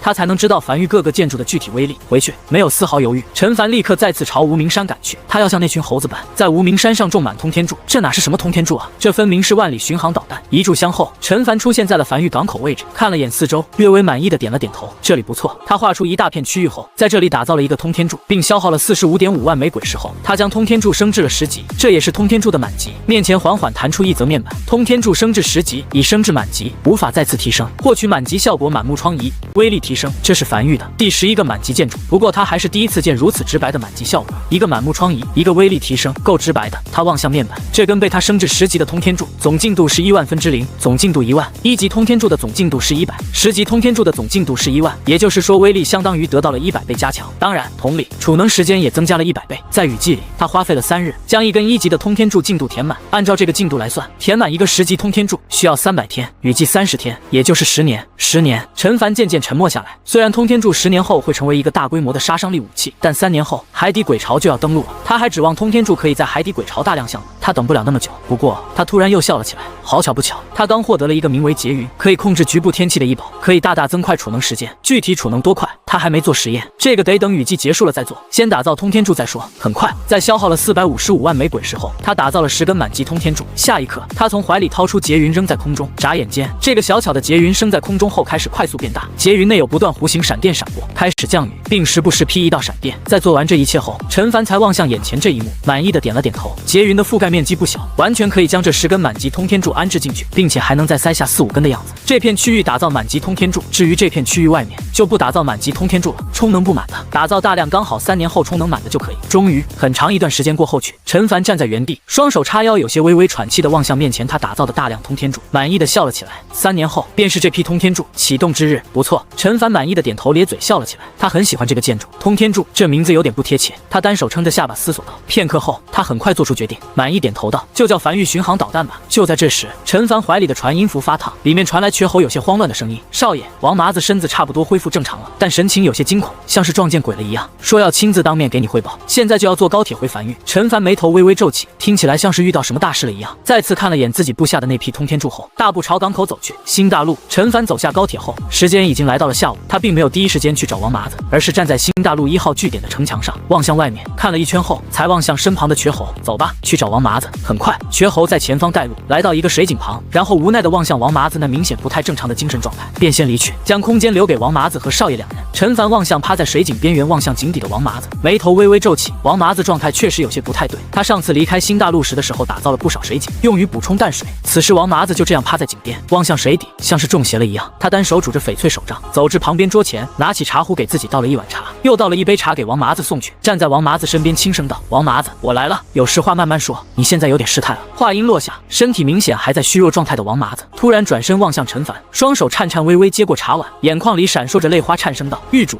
我成天到了。”噗！陈凡刚送进嘴里的茶水一下没忍住，全喷在王麻子脸上。数息后，陈凡才深吸了一口气，将茶碗放在一旁，缓缓桌在井边，沉默许久后才轻声道：“可是遇到了可以制造幻境的鬼物，你将前后过程全都讲一遍。”天道，这太扯了，8成是中邪了。好，或许是被喷了一脸茶的缘故。王麻子此时也显得冷静了不少，开始陷入回忆。3天前，我率领商阁成员遵狱主令前去探索新大陆深处，发现了一个极大的深坑。我们足足飞了1天，才落到深坑中心。深坑内的地面是黑曜石一般的琉璃感，像是遇到巨大冲击后形成的。落地后，我就让商阁成员2两1队四处探寻。但就在这时，我突然感受到一股强大的吸力从地底传来。下一刻，深坑中央地面突然多出一条裂缝，将我吸了进去。当我再次睁开的眼的时候，出现在一个地底深处的岩壁洞穴内，周围没有任何缝隙。但奇怪的是，我呼吸却正常，而且没有感受到任何异常感。我醒来后，第一时间尝试用传音符联系地面上的商阁成员，但却无法使用。不是距离过远，是根本无法激活。洞穴岩壁不大，什么都没有，空无一物。就在这个时候，我在墙上看见了一行雕刻出来的文字，不是我们认识的文字，就像是小孩涂鸦一般乱画的。但我在看见那行文字的时候，立刻进入了一个可能是幻境的地方。我的思绪飘在空中，飘得极高极高，俯瞰着整个新大陆。王麻子停顿了一下后，身子再次忍不住站立起来，颤声道：“那应该是数千年前我们所在的位置。7道蔓延数千公里的防线，宛如天堑一般矗立在海岸线，而在墙后有好多人正在不断运输各种物资。在防线外是遮天蔽地的漫天鬼物，数量好多好多。与此同时，我看见新大陆各个区域都在同时遭受大批鬼潮冲击。我不知看了多久，我看见新大陆一点一点沦陷，一盏盏鬼火熄灭，永夜渐渐覆盖了整个新大陆，直至仅剩最后一片区域，只有少部分人类还躲在城墙后做着最后的反抗。我看见鬼巢里出现了一头鬼，那头鬼足足有数十米高，3头6臂，每一个手里都握着一柄巨大的锤子。那个巨大的鬼物抬头望向我，声音很大，几乎响彻天地。他问我是否愿意成为他们鬼族的天道。我甚至能清楚地看见他的视线在落在我身上。那个时候我才知道，我这个可以俯瞰整个大陆的视角是天道的视角。我嘴巴张合，想要开口讲话，却一句话都讲不出来。我身子像是不受控制一样，最后看了眼被永夜渐渐吞噬的新大陆，突然发出笑声，紧接着便炸了。巨大的爆炸，刺骨的疼痛传遍我的体内。我被疼昏过去的最后一眼，是巨大的爆炸在平原上炸出一个深坑。与此同时，大量七彩光芒从爆炸中心瞬间朝新大陆涌去。那个3头6臂的鬼物第一时间化作血雾，所有触碰到七彩光芒的鬼物都化作血雾，连同仅存的人类也一同化作血雾。距离新大陆较远还未登陆的鬼物，则是慌不择路的朝远处的雷雨海域涌去。而七彩光芒在触碰到雷雨海域时便顿时散去，只有小部分鬼物冲进雷雨海域里侥幸逃生。当我再次醒来的时候，已经出现在了非洲上。商阁成员说找我找了3天，最后在我消失的位置，也就是深坑中心找到了我，然后正在带我返程。我清醒后，第一时间就想将这个消息告诉狱主你。或许是将话都说完了，原本有些惶恐的王麻子，此时也变得轻松不少。天道这个词对于王麻子这种土生土长的江北人来讲，那就和神明一般，光是听见这个词就有些惶恐了，更别提是带入到天道的视角去。陈凡面无表情地沉默在原地上，久久不语。他听明白了，王麻子并不是成为了天道，而是进入了新大陆天道的视角，近距离观摩了新大陆最后一战的场面，就像他当时拿到不灭天师的玉简，看见了上古时期江北最后一战一样。这是很正常的手段，不正常的是他的视角是不灭天师，王麻子的视角是天道。陈凡沉默许久后，才面色复杂地望向王麻子，轻声道：“麻子，那天道自爆所诞生的笼罩整个新大陆乃至附近海域的七彩光芒，既然能诛杀所有鬼物，威力自然不弱，而那雷雨海域却能稳稳挡住这种自爆威力，甚至还能为部分鬼物提供庇护，足以说明这雷雨海域的恐怖。你能跟我讲讲，你是怎么做到在雷雨海域来回跑了2趟的？”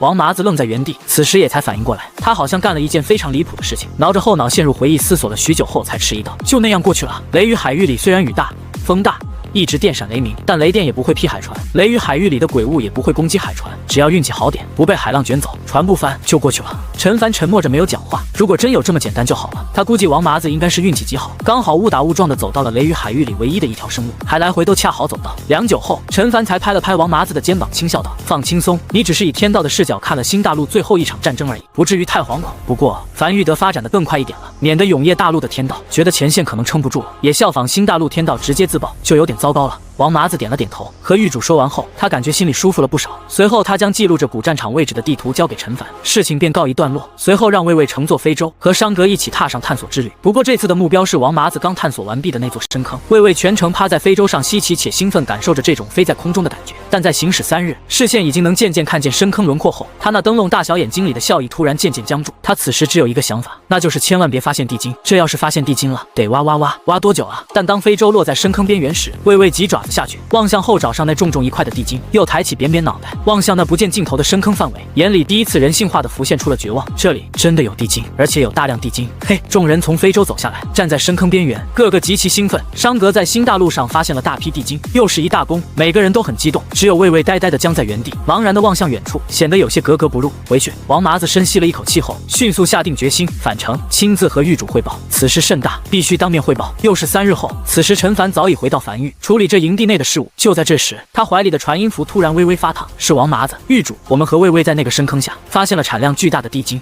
陈凡眼睛亮起，笑了起来，一片无主大陆就是好啊，根本无需纷争，默认全是他的，这是好事儿。商格有功，但是我们目前的主要开掘手段是魏魏，除了魏魏没有太好的开采手段。魏魏现在的精神状态处于有些懵逼状态，要想全部开采出来，怕是得耗上个近10年功夫。陈凡嘴角抽了抽，他给这事儿忘了，一个天道自爆炸出来的坑肯定小不了，让魏魏一个人去挖，那确实是个铁饭碗了。魏魏基本上半辈子都得搭在这个深坑里，慢慢挖吧，挖到天荒地老。你等会儿。他切断了和王麻子的传音后，又联系上在樊狱天气阁内的赵生平。赵生平，问你个事儿，用地精打造的锄头能加快挖掘速度吗？能。传音符里的赵生平回复的斩钉截铁，但声音里还是夹杂着疑惑。当然能，地精是很不错的材料类天才地宝，用地精打造的锄头肯定能加快挖掘速度，但是这属于暴殄天物了。知道了。陈凡再次挂断了和赵生平的传音，重新联系上了王麻子。你安抚下微微的情绪，告诉他不需要全部挖掘完毕，只需挖一部分就可以，以后有时间了慢慢挖。时间在这样的宁静中很快一点点过去，20天转瞬而逝，伴随着阴云散去，雨季结束了。雨季结束的第一天，江北再次缓缓恢复了往日的热闹。陈凡拄着翡翠手杖站在雨季防线的城墙上，望向久违的晴空万里，俯瞰着远方江北荒原，轻笑着没有讲话。雨季结束了，这1个月内，樊狱在没有任何干扰的情况下发展的极快，新大陆那边的开采进度也很喜人。雨季结束后，江北樊狱开始在关西平原各个势力之间流传了起来。这其中，对江北樊狱信息了解最大的是屠仙圣地。屠仙圣地的圣主此时正默默地坐在茶桌前，望向手下递来的一份份情报，嘴角不断疯狂抽搐。10几年前，他得知那位离开无名山，被困于某处，并在无名山内留下了可培育雪莲花成熟的大阵。本着无主之物，有缘者居之，天与不取，反受其咎的道理，他就派人去了，亲自派遣由于宁儿带队，潜伏在距离无名山最近的江北城里江北陈家，待无名山成熟的第一时间，就立刻摘取。完美计划。他甚至还派出了少秋，那个曾经在关西平原创建了弑神殿的家伙，再加上其他一行人。然而，就在上次雨季的时候，于宁儿的命牌碎裂，其余一行人的命牌也已彻底碎裂。至于少秋，应该也死了。屠仙圣地没有少秋的命牌，他就知道这行人是凶多吉少了。不过他也没再派人去无名山，毕竟拾取无名山雪莲花的这个任务，在屠仙圣地的评级并不算特别高，不值得再派人去了。他甚至都快忘记这个事儿了。直至最近突然听到樊狱的崛起，狱主陈凡便是当年江北陈家驱逐出去的私生子。屠仙圣地的圣主坐在茶桌前，开始捋着这其中的逻辑关系。他得判断樊狱和屠仙圣地到底有没有仇，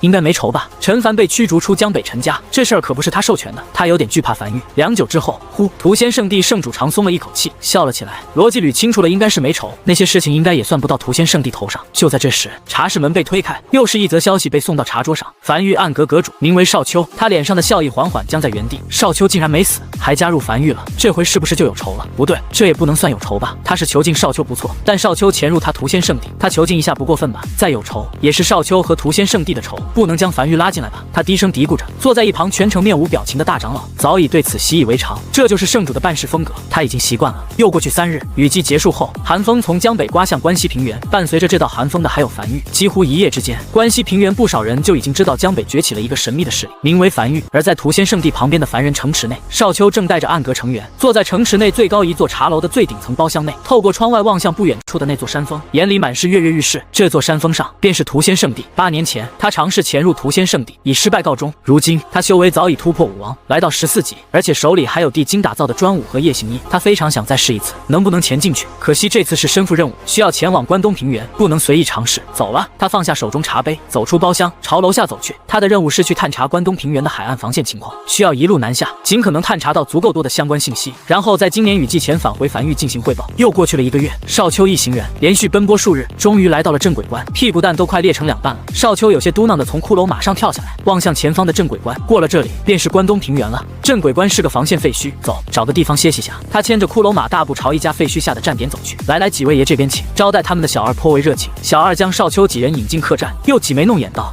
那个几位爷要玩点啥？找点乐子不？”少秋有些无奈地叹了口气，这里的人确实服务不一样，一个临时歇脚的地儿还和青楼抢上生意了。你们要玩吗？给你们找2个，你看看你们喜欢年轻的还是年龄大的？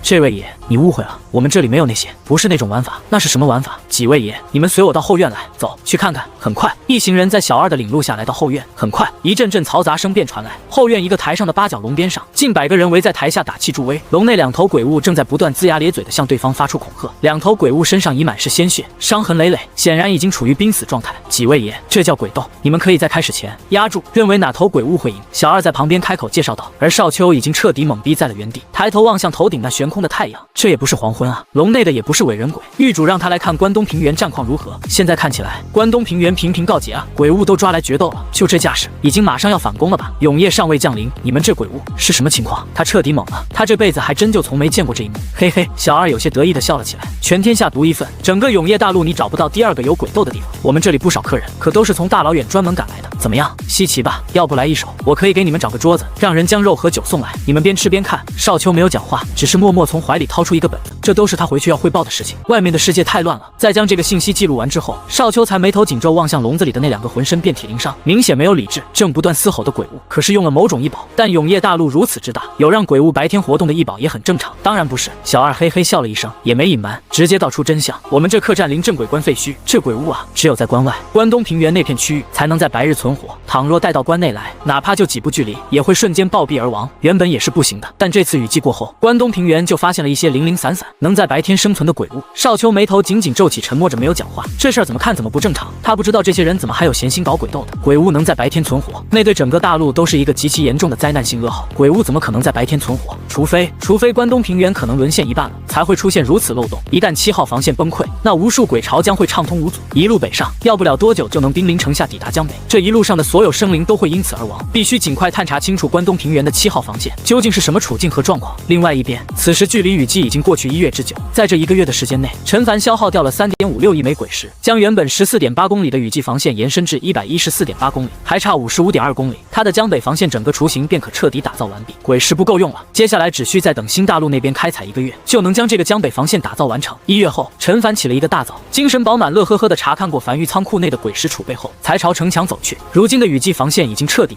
更名为江北防线，不再将樊玉领地护在其中，而是以一条近乎笔直的直线沿江北海岸线矗立，还差55.2公里。陈凡翻身骑上骷髅马，站在江北防线的尽头，望向空无一物的前方，深吸了一口气后，骷髅马开始快速奔腾起来。当马蹄即将落在空中时，一道快速凝成的5级城墙稳当当的出现在了马蹄下。骷髅马一路向前，仿佛提底生莲般，每跑一步，前方就会多出一道5级城墙，直至天色渐渐黑了下来，陈凡才缓缓翻身下马，站在城墙上，望向前方那座高耸入云的山峰。江北防线和这座山峰紧紧相连，这55.2公里的防线消耗了他近乎2亿枚鬼石。至此，170公里的江北防线雏形已成。陈凡站在城墙上，望向渐渐暗下了的天色，看了眼身旁那和江北防线相连高耸入云的山峰，又望向不远处不断翻涌的海面。半晌后，又转身望向身后那不见尽头的防线，他笑了。耗时1年半，一条长达170公里的江北防线，清一色5级城墙，清一色鬼血纹路。清一色净空。这条堪称是奇迹的防线被他完成了。樊玉将会在2年半后的海底鬼巢登陆中镇守江北。不过，如果海底鬼巢不提前登陆的话，他要将这道防线升至6级城墙，来做到彻底万无一失。陈凡很快回到无名山，天色已经渐渐黑了下来。忙碌了一天，他也有些疲惫，给自己泡了一壶热茶后，坐在1号洞穴的城墙上，听着王奎在耳边汇报。狱主站在一旁的王奎汇报道：如今是3月初，刚开春，这些日子新大陆的开采进度很不错，没发生什么意外。倒是关西平原那边依旧没有找到鸡。屠仙圣地派人给樊玉送上了不菲赔偿，并且写了封信，洋洋洒洒几千字，表明樊玉和屠仙圣地彼此之间没有仇恨，都是一些误会，愿意用鬼石来填补这些误会。陈凡靠在摇椅上，嘴角微微抽了抽，他的计划被打乱了。他的计划很简单，杀鸡儆猴，以雷霆之势镇杀关西平原的一个势力，来以此威慑其他蠢蠢欲动的势力。这只鸡他早都找好了，就是曾经派人来谋划无名山雪莲花的屠仙圣地，但这位的行事手段实在是让他有点摸不准，连续派人送了3封信过来，每封信都在讲述樊玉和屠仙圣地没仇，每次随信封而来的还有赔偿，数目不小，态度这么好，整得他都有点不忍下手了。但不宰个鸡，又很难展示出樊玉的势力啊。他已经想好怎么杀鸡了。这些日子积攒出来的鬼石，足以打造出一批非洲舰队，以雷霆之势碾压过去。主要是他望向手里的这封信，轻叹了口气，这信里的观点好像确实也没啥问题。屠仙圣地确实没有直接针对过他，间接影响，这不行。陈凡眉头忽皱，思索了半晌后开口道：必须的找只鸡出来，总得亮亮拳头，不然以后我们铺设在关西平原的高铁线路肯定会被一些阿猫阿狗破坏，得亮亮拳头才能震慑住其他势力。1月内这只鸡必须找到。随后他才伸了个懒腰，走下城墙，准备洗漱一番后入睡了。今天比较累，早点入睡。也不知道少丘那边情况怎么样。另外一边，新大陆此时已入夜，一艘海船缓缓驶入港口。今天情况如何？站在墙头上的瘸猴望向归来的一行人，回禀阁主，今日依旧无事发生，雷雨海域没有丝毫崩溃迹象。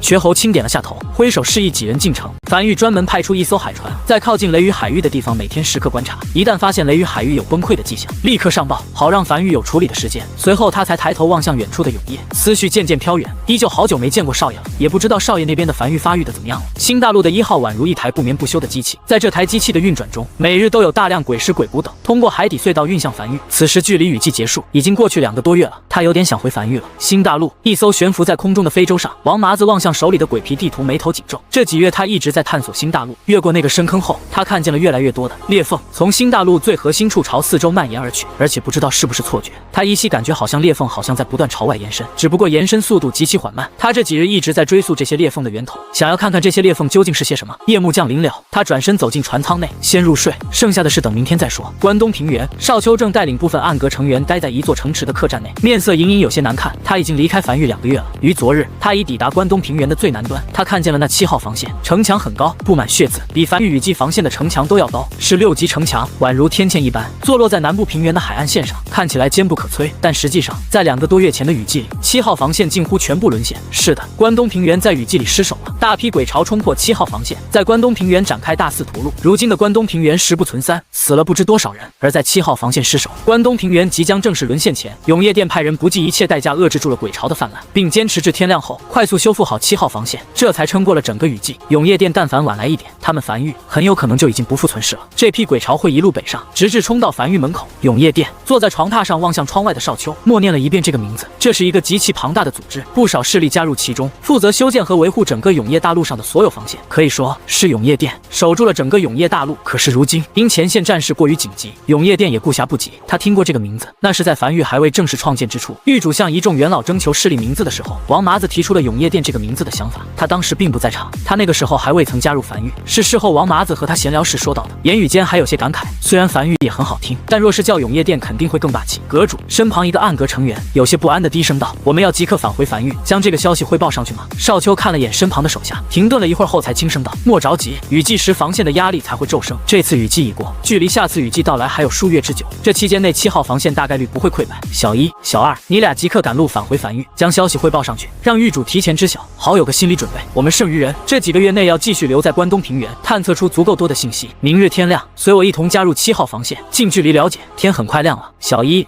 小二2位暗格成员已经骑着骷髅马踏上归程的路，准备将消息汇报上去。而少丘则是带着剩余暗格成员乔装打扮离开城池，前往这座距离城池只有数百米的7号防线。此时不断有人将各式鬼石武器等送上城墙，城墙根下2个月前那场大战留下的鬼物残骸和守军血迹都已经被粗略清理过，但大地依旧被浸透成一种诡异的紫黑色。一座座帐篷木屋等坐落在城墙根下，此时正有一条长长的队伍，不少人在排队，那是守城军在招人。少丘带着一众暗格成员跟着队伍开始排队，很快便轮到他们。修为武王，全程头也不抬的招募官，坐在桌前，第一次抬头望向少秋，上下打量了几眼后才轻点了头道：“感谢你的加入，你的编号是179，隶属于7号防线第3大队的71小队，去东边31号木屋找你的队长汇报，他会告诉你需要负责防守的区域。”片刻后，少秋站在城墙上沉默着没有讲话，只是远眺海边，这里的海要比江北的海更黑，防线外的海边已被鬼血彻底染成夹杂着各色光芒的紫黑色。此时不少人正如同蚂蚁一般从鬼物的体内刨出鬼石，装在一旁的袋子里。这是一处刚经历过大战不久后的防线，他终于知道为何樊玉防线已经比江北4地的防御强出很多了，甚至比一开始预计的江北防线都要更强。狱主还总是觉得不满意了，狱主看的不仅仅是江北一地，狱主看得更远，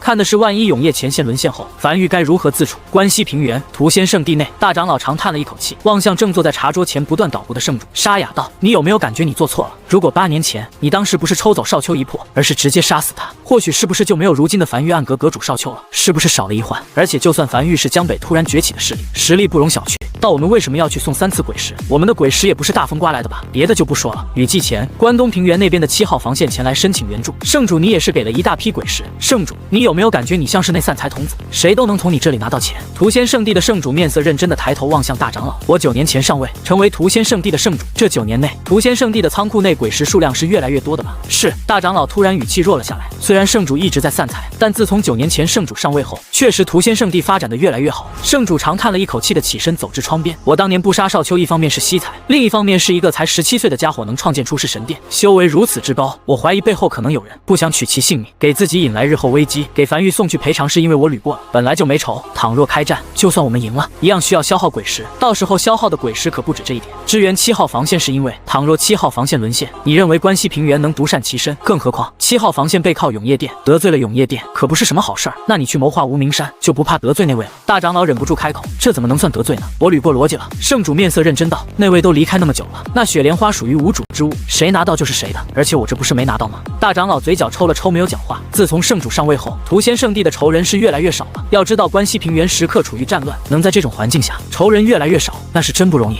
每次遇到冲突，圣主就会捋一捋逻辑，最后得出一个双方没仇的结论，然后送上道歉信和赔偿，原本一触即发的战争也就打不起来了。在圣主上位前，屠仙圣地送出去的都是檄文；圣主上位后，屠仙圣地送出去的都是道歉信。还真别说，就这样在关西平原各家势力都处于乱战脱不开身时，屠仙圣地独善其身发育的倒是极其舒服。这些年仓库储备的鬼石是越来越多了，就是出门有点丢面，但比以前安全了不少，几乎吃不到冷刀子了。而且屠仙圣地的圣主面色认真道：“我刚才又捋了一遍逻辑，樊玉之所以不回我们消息，应该是信封在路上。毕竟关西平原遍地乱战，我们的人举着屠仙圣地的旗帜可以一路畅通无阻，但樊玉想来我们屠仙圣地应该是有些麻烦的，应该要不了多久，我们就能收到樊玉的回信了。好捋。”大长老也不说话了，默默坐了下来。虽然他一直感觉圣主的行事极其奇怪，但从结果来看，这种形式没有任何问题，结果是好的。就在这时，一只麻雀叼着一张信封落在窗口，圣主打开信封，望向其中的内容，面色有些微微古怪。这些日子有不少来自江南的商会前往关西平原，恨天宗那家伙将一伙举着死旗的商会全都杀了，对外放出话，但凡有江南的商会敢来关西平原行商，来一个杀一个。那个商会是江南公羊一族的商会，运输一批骷髅马南下来的，再正常不过了。大长老面色如常道：“我最近也听说市面上多了一批廉价的骷髅马，而恨天宗本身有个业务就是卖骷髅马，如今被抢了生意，自然不爽，要杀点人，好杀。”圣主有些感慨地咂舌道：“可是根据我们的情报，这江南公羊一族的女儿和樊玉一个重要人物有夫妻之实来着。这要是公羊一族找到樊玉求对方帮忙出头，那就不知道事态会演变成什么样子了。这关系差远了。”大长老摇了摇头，虽然圣主你的行事风格我有些琢磨不透，但其他势力之主怎么想的，我还是能明白的。樊玉不可能为了这事而出头，死的人又不是他樊玉的人，强出头没意义，是吗？可我捋了捋逻辑，如果樊玉想要将他那高铁线路铺到关西平原的话，就必须杀头机震慑四方宵小，否则就樊玉那高铁线路本身可是不经挖的，恨天宗可不算是鸡，那也得看对谁来讲。圣主有些嘿嘿地笑了起来，一个崛起如此之快的势力，肯定是有些不为人知的手段的。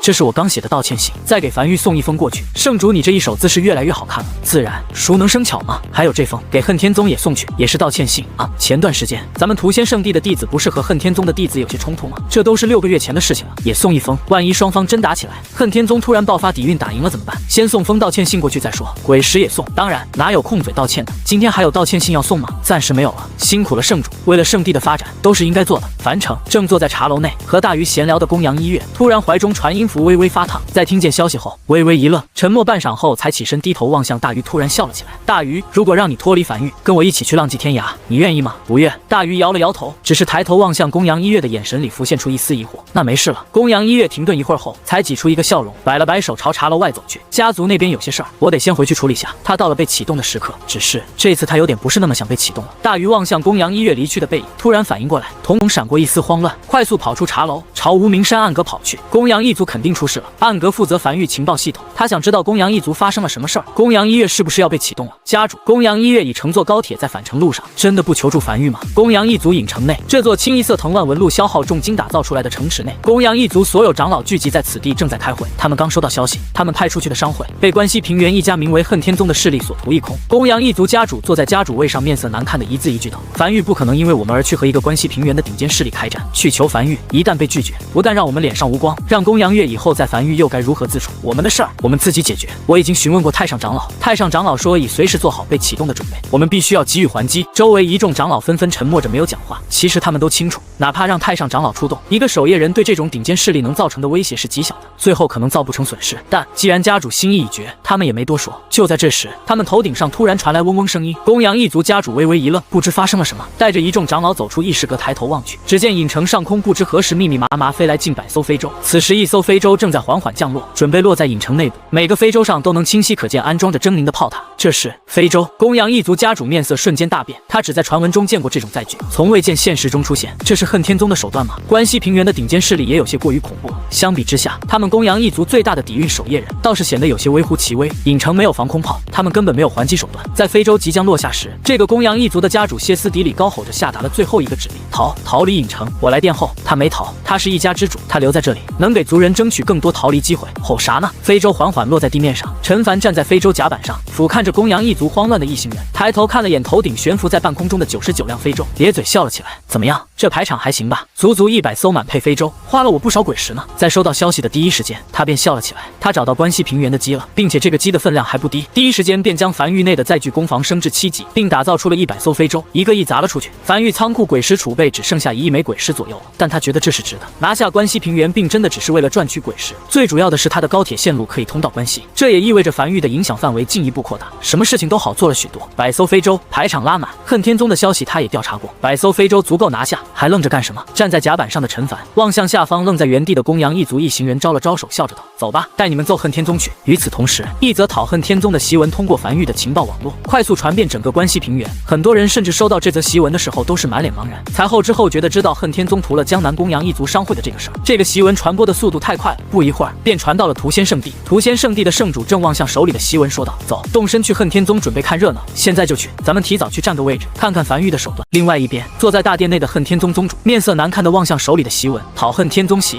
告关西平原恨天宗门人，今有天光不照之处，恨天宗以诡诈之刃暗刺我梵域血脉，劫杀我核心阁主齐越7族商队于季风峡谷，此非寻常劫掠，乃蓄意践踏我梵域基石。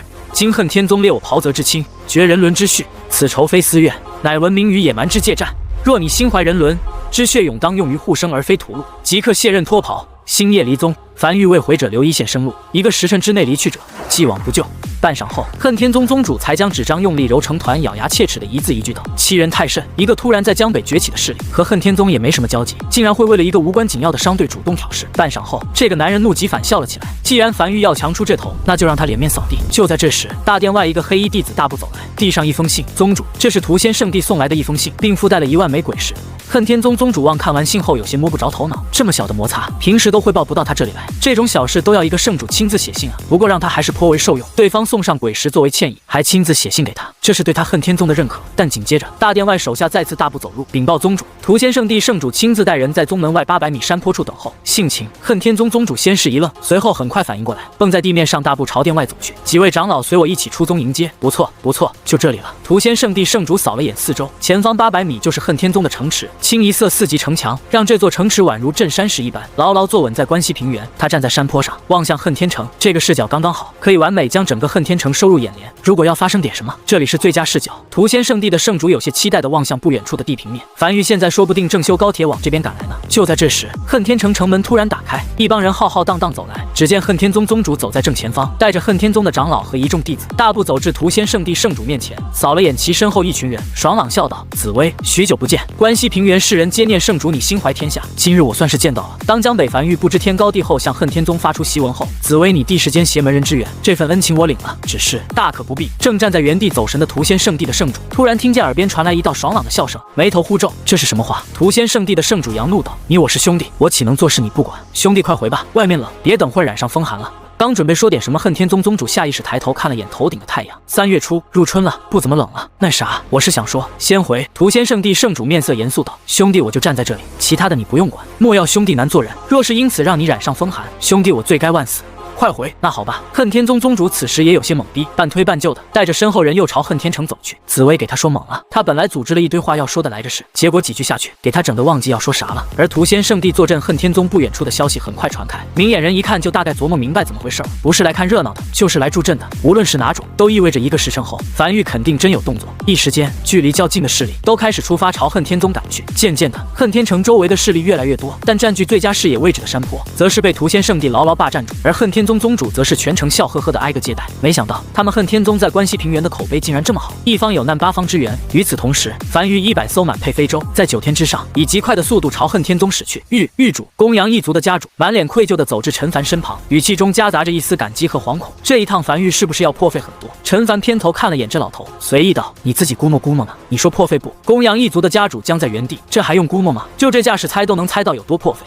狱主公羊一族以后正式并入樊玉，日后为樊玉做牛。别，陈凡面色古怪地望向着老头，你想的还挺美，还并入樊玉。樊玉收人审核很严的，你怎么还连吃带拿的？放松点。而恨天城外，越来越多的势力赶来，聚在恨天宗外，好不热闹。就在这时，那是什么？人群中突然发出一阵惊呼声。屠仙圣地圣主顺着人群嘈杂方向望去，再看清楚后，哪怕他见识过足够多的大场面，此时也不由僵在原地。起初只是在天边云层深处泛起的一抹铁灰色涟漪，但伴随着那道涟漪渐渐逼近，人们才看清楚，那分明是近100艘非洲，每艘非洲都宛如一条放大数倍的铁鱼，沉没破镜带来的震撼感是极其恐怖的。尤其是在主流载具是骷髅马的关西平原，这里大部分人都是第一次看见飞在空中的非洲。当非洲靠近，围在恨天城附近的一众势力纷纷面色煞白骇然地僵在原地。那是江北樊玉的旗帜，樊玉真的来了。而几乎眨眼功夫，这只非洲阵列便已飞在恨天宗上空。下一刻，一阵由无数道咔嚓组成的击扩声从空中传来，只见所有非洲表面的板块陡然移开，露出了一门黑洞洞的炮口。杀戮开始了！轰！一道足以震耳欲聋的声音陡然响起，一枚猩红炮弹从悬浮在高空中的非洲上径直轰向恨天城的正中央。仅此一击，周围建筑几乎瞬间倒塌，炸裂开的猩红光芒如索命般席卷着附近所有能找到的生灵，溢出的伤害会自动锁定。紧接着，1700门满级式神炮齐齐开火。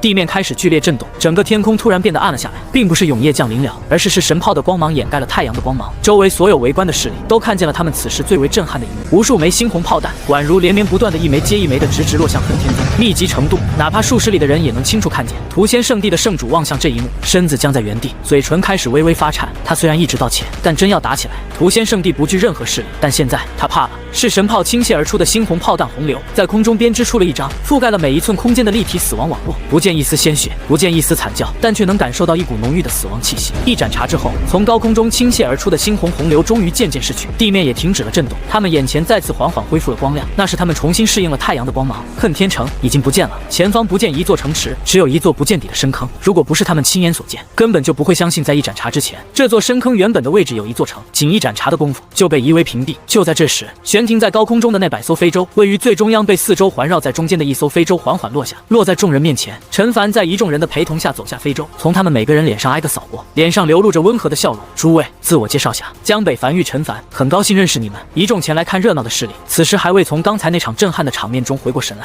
有心想张开口说些什么，却紧张的不断，嘴唇发颤。此时说一句完整的话都显得有些困难。平日里关西平原见的最多的就是骷髅马，什么时候见过这东西？这哪是一个级别的？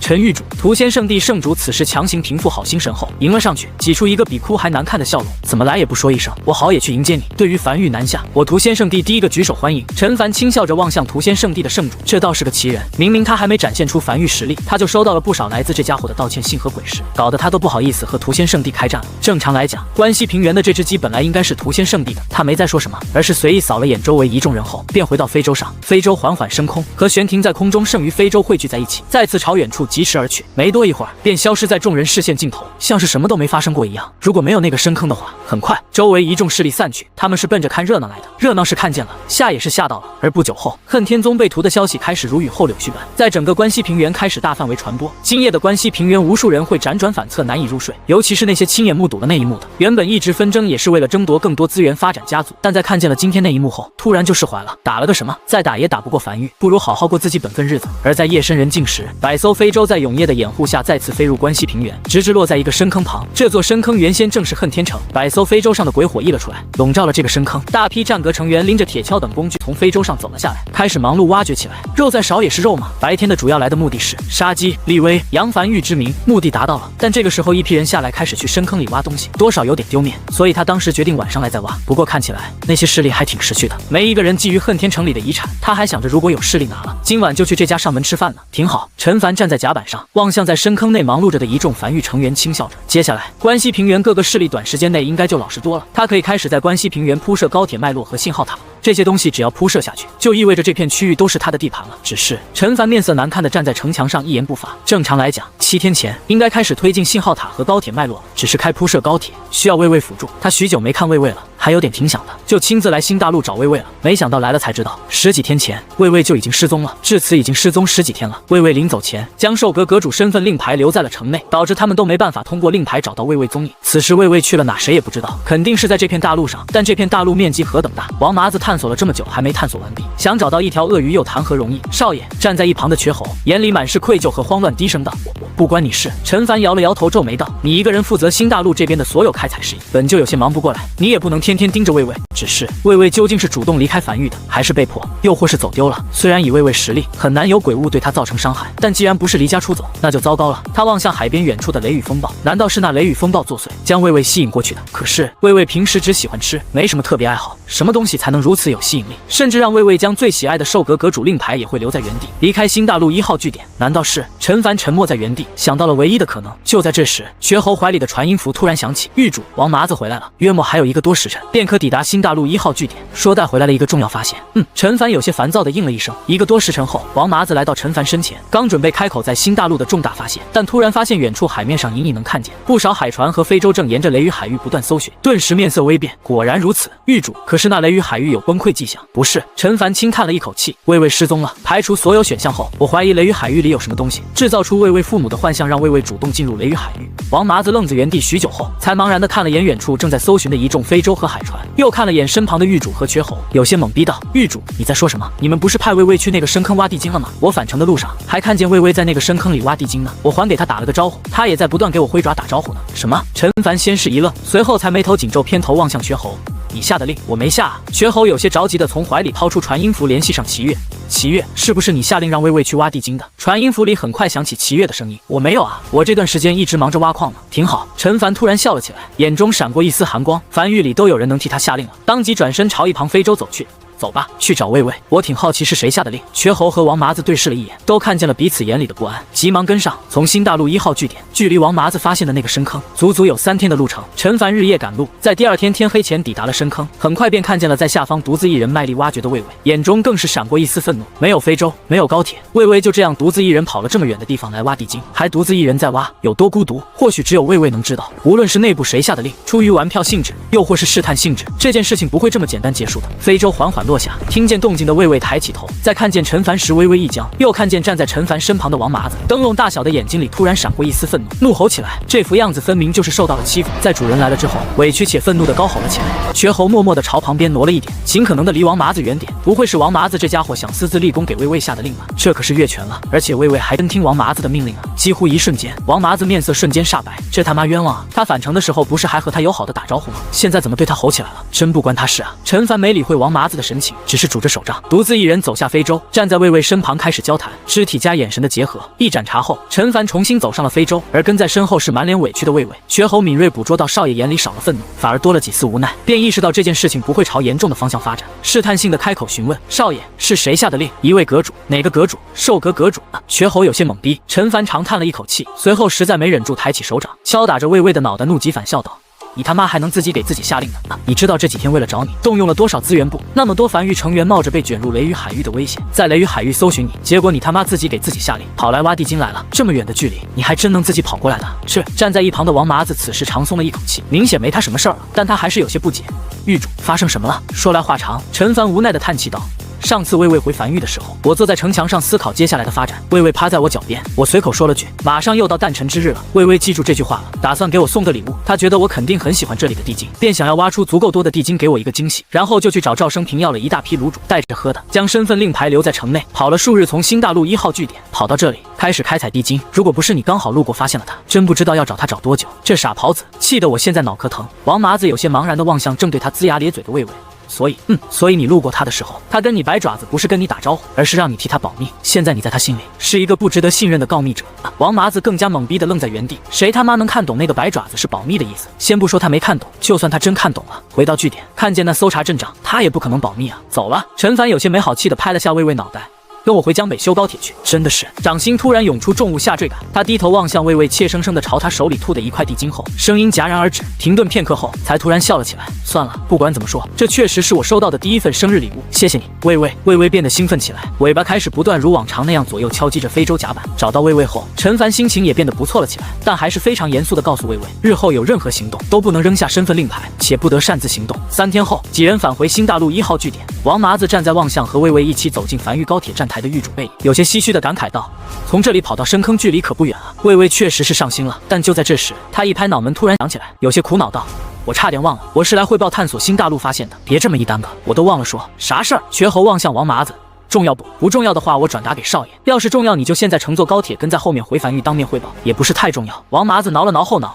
就是我发现，因为新大陆天道死亡的缘故，这片大陆正在渐渐碎裂，要不了多久，估计就彻底4分5裂了。绝侯面无表情地望向王麻子，没有丝毫犹豫，当即就从怀里掏出一枚红色传音符，这是繁域最高品级传音符，一旦启动，就代表着事态10万火急。别！王麻子急忙按下绝侯的手。别着急，我说的要不了多久，是基于这座大陆存在的时间。那裂缝现在还没蔓延到我们这里呢，估摸着至少还得个7、80年的功夫。那时候我们这里的鬼尸早就挖完了。你先别激动，是你说的太吓人了。吓人吗？你说呢？好像是有点哈。陈凡坐在繁域高铁车厢内，在海底隧道内朝前方疾驰而去，耳边时不时能传来另外一辆高铁从对面呼啸而过的声音。他转身看了眼爪子搭在高铁尾部的魏魏，笑了起来，靠在椅背上闭目养神。事情就此告一段落。与此同时，陈凡也收到一则王麻子送来的关于新大陆的消息。根据王麻子这些日子在新大陆对裂缝的观察，他探测到新大陆预计在7、80年后会彻底崩碎，除非在此期间内补充一个新天道，或许会阻止新大陆的崩碎。他笑了，天道又不是芭比娃娃，说补充一个就能补充一个的，从哪找个天道来？不过他有些若有所思地望向灵魂深处的永夜领主面板。君临天下，你的鬼火将会从黑夜中吸取能量，每日无需鬼时维持。当你在一片大陆所有区域都点亮鬼火，将获得特殊奖励君临天下。上面清清楚楚写的在一片大陆所有区域，不止永夜大陆算，新大陆也算。所以他其实有想过，在新大陆布满鬼火，拿下这个降临。等王麻子将新大陆探索的差不多之后，在新大陆铺满6级鬼火，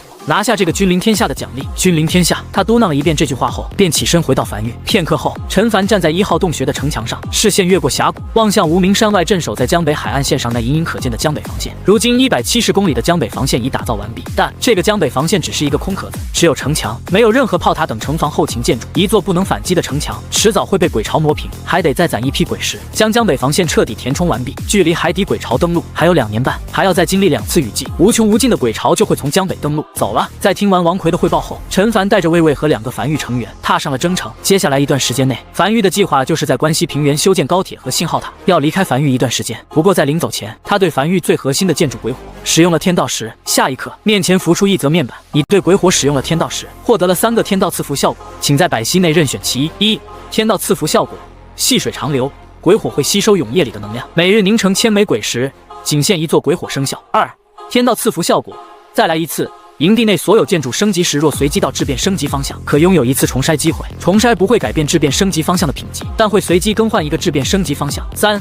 天道赐福效果，君临万国，在营地内范围内所打造安置的鬼火，每次升级将无需天才地宝，只需鬼石即可。陈凡望向面前面板上的3则天道赐福效果，愣了半晌后，突然咧嘴笑了起来，没有丝毫犹豫，便选择了第3条君临万国。这个天道赐福效果可以让他打造10级鬼火，无需消耗任何天才地宝，只需消耗鬼石就可以了。这也意味着，当王麻子将大陆探测完毕，制造出整个新大陆的鬼皮地图后，他就可以开始着手将鬼火布满整个新大陆，拿到那个君临天下的特殊奖励。挺好，陈凡笑了起来，他大步朝一旁的95龙年走去，先去关西平原铺设高铁线路，等王麻子将新大陆的鬼皮地图绘制出来后，就可以开始规划这件事。龙马嘶鸣，95龙年驶出港口，再一次咆哮在江北荒原上，直朝江南方向驶去。樊玉正式南下，时间飞逝，这1个半月，陈凡没回樊玉一趟，一直在关西平原铺设自己的高铁线路和信号塔。呼，陈凡走下95龙年，有些疲惫地敲了敲自己的肩膀，他人快傻了，给他累得差点踹不上起来。不过要不了几日，关西平原的高铁便可正式通车了。而此时他也来到了镇鬼关，他站在原地，视线越过镇鬼关，望向更南边的关东平原，神情恍惚地呢喃着：7号防线，他已经收到了少秋派人送回来的消息。根据少秋的消息，永业殿那边战况很焦灼，已经无力再援助7号防线了。这次雨季若7号防线再被攻破，那可能就真的彻底沦陷了。所以他还有一个计划，那就是将高铁线路和信号塔布满关东平原，这样万一发生个什么事儿，他也能第一时间知晓，不至于关东平原都被沦陷了，他还在江北什么都不知道。随后翻身回到马车里，坐在车夫位上的樊玉成员马鞭一甩，95龙辇当着所有人的面穿过废墟，直朝关东平原深处驶去。还是一鼓作气，做完了再回樊玉慢慢休息吧。95龙辇继续朝关东平原深处驶去，不断铺设高铁网络和安置信号塔，直至当时间来到7月初时，在酷热的太阳下，陈凡亲自看见了7号防线。他走下马车，面色肃穆地望向远处那座不见首尾、近乎和天地相连的7号防线。这里的城墙都是6级，这种级别的城墙，倘若镇守在江北，江北绝对安然无恙。这也说明关东平原面临的压力是比江北更大的。能将这种规模防线冲破的鬼巢，可想而知，留给他的时间实在是不多了。他必须在这段时间内尽可能的发育起来，发育到一个足够的高度。狱主少秋凭空浮现在一旁，神情有些激动地望向陈凡：“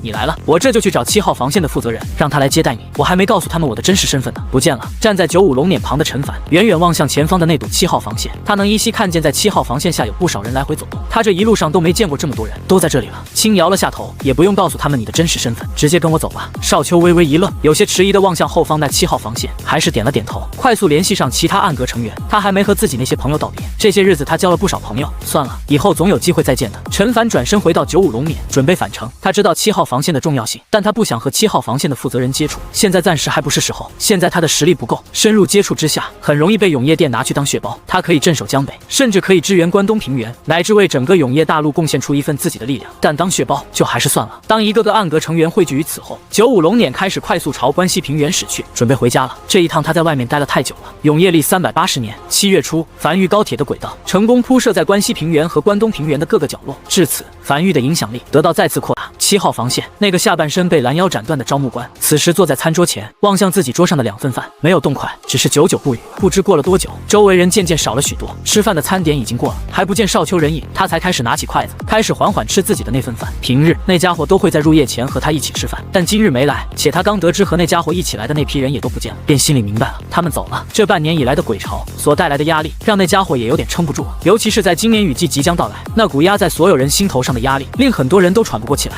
每天都有不少人逃跑的，这也很正常，尤其是那家伙还不是关东人，跑了也再正常不过了。但不知为何，今天的饭菜总感觉没有往日那么可口了。喂，刘叔！一个小年轻凑到桌前，毫不客气地端起那份无煮饭菜，大口朝自己嘴里刨去。那家伙既然跑了，这份饭就我吃了，刚好我没吃饱，再来一份刚刚好。中年男人没有讲话，只是低头自顾自着地吃着手里的饭菜。刘叔，你有没有发现一个神奇的事情？就是7号防线所有被鬼物感染、截断身体的残疾人，都是只有上半身，好像没见过一个只有下半身的。你说神奇不？年轻人面色认真地望向刘叔，嘴里满是饭菜，含糊不清道。中年男人有了动作，抬起头来盯着年轻男人，面无表情道：“你觉得你很幽默吗？”可年轻人有些讪讪地放下手中碗筷：“我这不是看刘叔你好像有点难过，前来逗逗你吗？我是不会走的，我肯定会跟你一起镇守7号防线。你可以走，我真不走。我家人我的朋友都死在了关东，我死也得死在关东。”中年男人没再讲话，只是神情有些恍惚地望向鬼火外的从远处快速覆盖而来的黑暗，许久后才呢喃道：“真是的，走就走了，至少走之前打个招呼，我也好给你点盘缠啊。”耳边隐隐传来无数鬼物的嘶吼声，那是在7号防线外鬼巢开始继续发起冲击，新的一夜战斗又开始了。我先去了，今天我负责7小段10座炮塔的鬼势补充。对面那个年轻人在永夜降临后，快速将碗里还剩下的2口饭一股脑的刨进嘴里，含糊不清的朝远处快速跑去，很快便消失在人群中，不见了踪影。这么一个人，对7号防线的作用可以说近乎可有可无，但镇守在关东平原的7号防线，正是由无数个这样可有可无的人所组成，变得极其厚重，屹立不倒。永业历380年7月初，正值酷暑，陈凡回到了繁域，趴在1号洞穴木屋的床榻上，脑袋侧过去望向挂在墙壁上的永业日历。等这次雨季过去，距离海底鬼巢登陆就只有正儿八经的2年整了。忙碌了数月，终于铺设好了所有高铁轨道。这些日子，繁域高铁的存在也改变了关西平原的所有势力格局。最为显著的一点是，近100年来，关西平原各个势力不断纷战的格局被打破。骷髅马销售下滑的同时，整个关西平原变得渐渐和平了起来。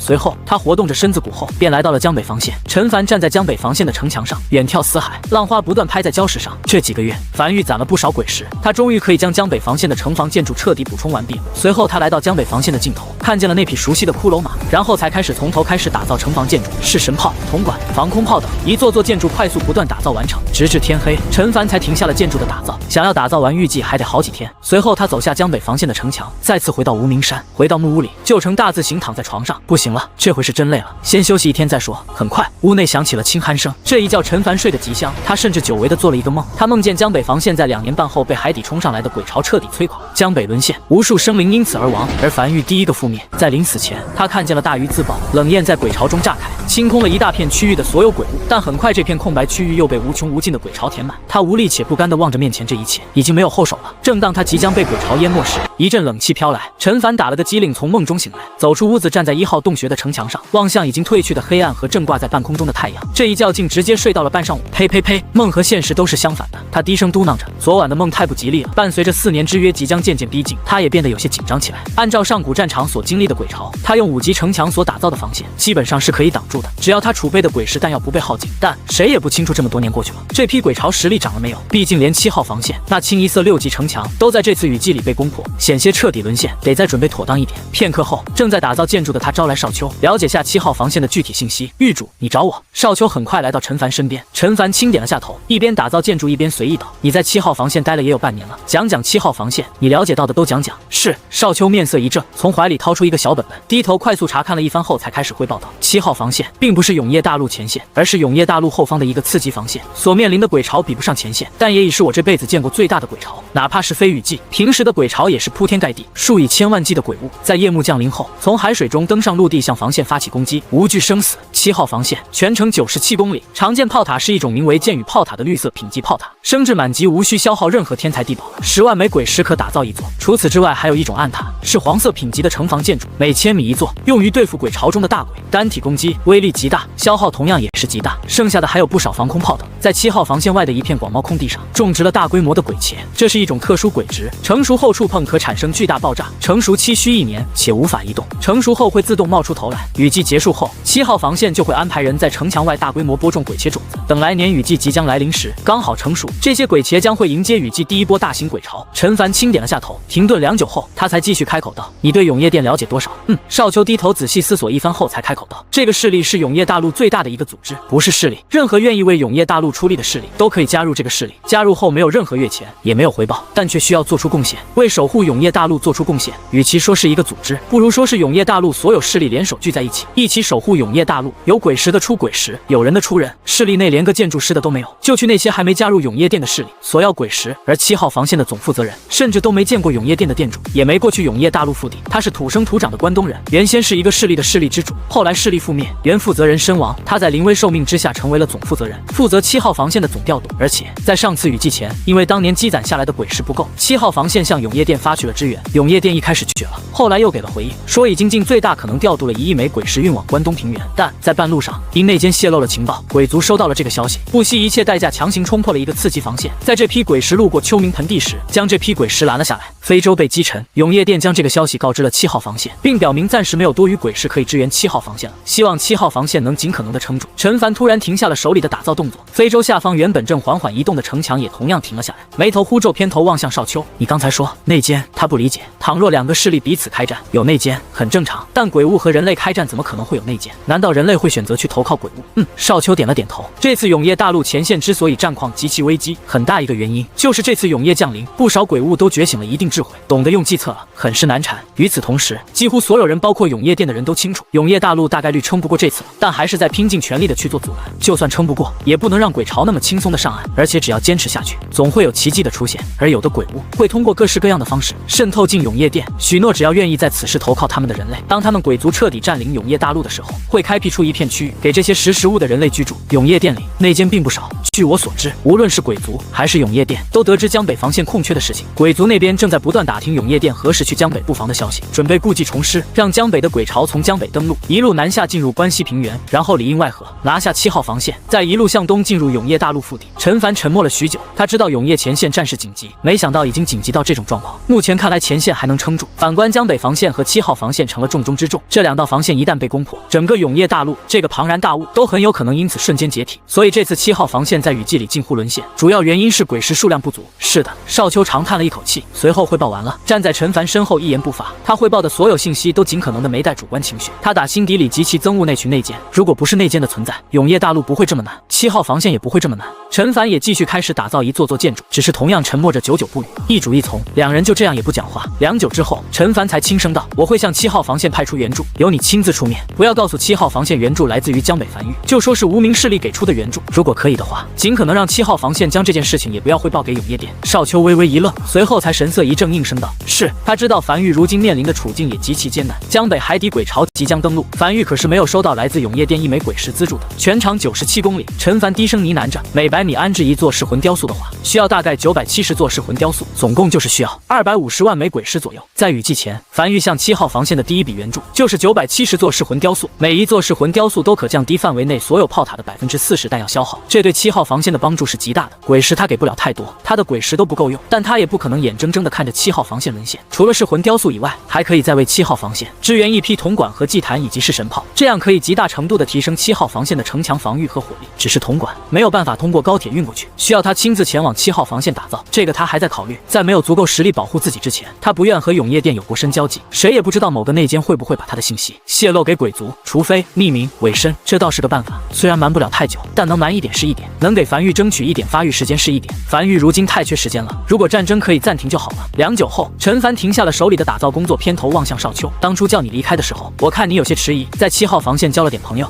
少秋有些不好意思的眼神飘忽着。陈凡停顿了一下后，才远眺大海，轻声道：“今天我会打造一批噬魂雕塑，由你带队，明日通过高铁运向7号防线。”是。少秋有些兴奋的重点头应下。在少秋走后，陈凡站在非洲甲板边缘上，伸了个舒舒服服懒腰。今天的江北防线打造计划暂时停止，先打造1000座噬魂雕塑给7号防线送去，而自己先度过2年半之后的鬼巢吧。他望向波涛汹涌的大海，他还没亲眼见过海底鬼巢登陆，也不知道能不能守得住。第2日，少秋带队踏上前往关东平原的高铁，朝关东平原驶去。临近夜色，安静的7号防线开始渐渐忙碌了起来。永夜马上降临了，要开始做准备了。而那个失去双腿的招募官则是如往常一样，拄着拐着打了饭走至旁边桌前。这次他只打了1份饭。打好饭的刘叔看向面前那空空如也的座位，忍不住下意识的回头望向。他感觉少秋正站在身后，如往常一样咧嘴笑着跟他打招呼，但身后人潮来往，唯独没有少秋的身影。反应过来的他不由摇了摇，笑了笑，像是自嘲般端起碗筷开始吃饭。他年龄比少秋大很多，但在这地方忘年交很正常。他看见少秋，就像是看到年轻时的自己，无畏、勇敢、自信，和年少时的自己一样，但比年少时的他要更聪明。他当年如果跑了，就不会失去双腿了。就在这时，周围人群突然变得嘈杂起来。刘叔微微一愣，放下碗筷，下意识抬头望向前方防线。难道是尚未入夜，鬼巢就袭来了？但很快他发现周围人的视线正望向他身后。他转身望去，只见一条长龙正以极快的速度在关东平原上疾驰着，朝他们一行人驶来。刺耳的声音驱散了灰雾，给原本有些沉闷的7号防线带来了一丝生机。这是数个月以来7号防线从未出现的变动。议论声在耳边纷纷响起。那是什么？我怎从来没见过？会不会是永业殿的支援？终于等到支援了吗？那我们是不是有机会挺过去这次雨季了？刘叔没有讲话，只是眼眶顿时泛红，拄着拐杖尽可能的站至笔直，望向那辆长龙笑了出来，声音有些发颤的笑骂道：“这臭小子！”只见长龙最前面的一节车厢，少秋正将身子探出来，如往常那般咧嘴笑着，望向他不断挥手高吼着：“刘叔，少秋，我他妈回来了！”繁育高铁停在了距离7号防线约近1000米左右的距离，这里是轨道尽头，7号防线的不少成员都围了上来。刘叔用力的挥动着拐杖，尽可能的冲在最前面。刘叔，少秋从高铁上跳了下来，望向刘叔咧嘴笑了起来：“几天没见，想我了没？我主子知道了7号防线的情况，特意派我来送来支援。”诺。他指向身后的一长列装满雕塑的高铁车厢，噬魂雕塑可减少炮塔40%的弹药消耗，这批噬魂雕塑足够布满整个7号防线。话音落下，周围一众7号防线的成员纷纷僵在原地，眼里满是骇然，半晌后才反应过来，激动着不断敲打着彼此，嘴巴张合想要说些什么，却一句话说不出来。减少40%的弹药消耗，不是支援鬼石，却远胜于鬼石，这代表着他们或许可以活过这次雨迹。快！刘叔嘴唇发白，整个人也因激动而站立，望向身旁人，急促催促道：快去找七老！快！他本想说些别的，但在听见这破噬魂雕塑的效果后，再也顾不上别的。不用找了，我在这里。人群散开，一个白发苍苍的老者身后跟着2、3人，正骑着骷髅马快速赶来。在逼近人群时，身手利落的翻身下马，才有些眼眶微微泛红的望向少秋，沙哑道：当真能减少炮塔40%的弹药消耗，绝无一丝虚假。少秋面色认真道：有多少座？1000座，可不满整个7号防线。诸位可是永夜殿派来的支援？不是。少秋摇了摇头，是我主子派来的支援，但因为某种特殊情况，我主子并不愿意暴露自己势力名字，并且也希望七老你能对永夜殿瞒下这次援助。好说。这个白发苍苍的老者此时嘴唇不断发颤的，眼眶里闪烁着泪光。无论你来自哪个势力，这份恩情7号防线全体上下成员都记下了。随后他深吸了一口气，调整了一番情绪后，才挤出一个笑容。来，这边请，我这就去让人准备宴席。宴席免了。少秋摇了摇头，指了指头顶渐渐黑下来的天空。天快黑了，不如先将噬魂雕塑快点布置好，早点布置好，就早省一点鬼石。天色渐黑，永夜不久之后便会如期而至。附近的7号防线成员也纷纷动起来。不久后，粘稠如墨的黑暗再次笼罩了整片大陆。少秋带着暗格成员跟在七老身后，登上7号防线的城墙。永夜降临的一瞬间，海面便如同沸腾了一般，不断涌出浪花，几乎是瞬息间，伴随着一股浓郁的恶臭味传来。一眼望去，几乎看不见尽头的鬼物从海水中冲出来，嘶吼着冲向7号防线。而与此同时，安置在7号防线上的箭与炮塔表面纹路泛起阵阵白光。近乎同一时间，所有御敌的箭与炮塔纷纷启动，一柄柄约莫巴掌大小的冷白光剑，以近乎覆盖式的打击朝鬼巢笼罩而去。七老全程都站在一座箭与炮塔附近，眼睛死死盯住鬼石的消耗。约莫1炷香后，眼里的兴奋已经越来越浓郁。是真的可以降低炮塔40%的鬼石消耗，这对于7号防线来讲是极大的加持。谢了。七老深吸了一口气，眼眶有些微微湿润，望向少秋。整个关东平原只有我能和永夜殿联系，我发誓，我一定不会对外泄露这个消息。上次的事我也没想到，但你要相信，我不是内奸。少秋摇了摇头。你肯定不是，你要是的话，7号防线早就失守了。他知道七老在说什么。上次永夜殿在雨季里派出7名天师级别的建筑师前来支援，但在返程时却纷纷被暗杀，死于自己人手中。这件事让七老一直都很自责，因此七老也能理解为什么这个帮助他的势力要匿名。对了，有件事情，上次7号防线被攻破，永夜大陆派来了7位天师级别建筑师的同时，还派了1位近乎5圣修为的守夜人。正常来讲，守夜人是无法提升自己修为的。你可知那个近乎5圣修为的守夜人是如何做到的？狱主没让他问这件事，是他自己想知道。七老沉默了许久后，才沙哑道：守夜人有一种独特的特征，他们的肉体宛如阵法一般，可以封印并压缩很强的能量。血脉经络组成的阵纹死死压制住体内的能量，一旦启动时便是阵裂，能量爆发之日。守夜人威力虽然巨大，但在面对鬼巢时却显得极其无力。后来永夜殿偶然发现了一种特殊的情况，那就是守夜人的肉体是没有上限的，可以封印并压缩很多能量。这样一旦启动，威力会极其惊人。将数百枚鬼石液化后的乳白液体强行挤压进守夜人体内时，这些鬼石化作的能量就会被封印在守夜人体内。一开始守夜人会极其痛苦，但慢慢的，身体就会适应这种痛苦，且肉体可封印的上限也可得到提升。而这个时候，这个守夜人便是2级修行者了，他们可以爆发出比寻常守夜人更大的威力，不断重复，便可成为武王、武皇乃至5圣守夜人。虽然痛苦程度会不断增加，但这种修为的守夜人一旦启动，威力是惊天动地的。少秋没有第一时间回话，而是顺着七老的视线望向7号防线那源源不断的鬼巢。他想起来樊玉的大鱼也是一个守夜人，守夜人的结局好像就注定了是个悲剧一样，而这个命运甚至都不是自己选择的，生来便已注定。七老神情有些恍惚地继续道：所有永夜殿的被培养的守夜人都是守夜人自愿接受被注射的，他们想自爆的动静更大一点，让天地间记住他们的存在。鬼巢肆虐，有人暗投鬼族泄露机密，有人舍身忘义，与天殉葬。很多势力完全无视了7号防线的支援请求，而你们，我甚至都不知道你们是什么势力，更未向你们发出求救，你们就主动送来了支援。这个世界上一定有很多不好的事情，但正是那些好的事情，让我们觉得舍身保护的这片大陆是件很有价值的事情。死也死得值了。少秋沉默着没有回话，只是安静站在原地望向7号防线外。铺天盖地的鬼巢如瘟一般冲击着7号防线，彼此起伏的高吼声在城墙上不断响起的爆炸声和下方溅在空中的血花，形成了这片战场的主旋律。七老今日好像有些忍不住想说些话，也不管少秋回不回，自顾自地叨叨着。但少秋也渐渐听不见七老的声音了，他的注意力完全被7号防线外的鬼巢吸引了过去。在第一次来到7号防线的时候，他包括所有暗格成员都不由升起一种失落感，因为他们的修为在这种大规模的战场上根本就起不到什么作用，对战场的左右影响是极低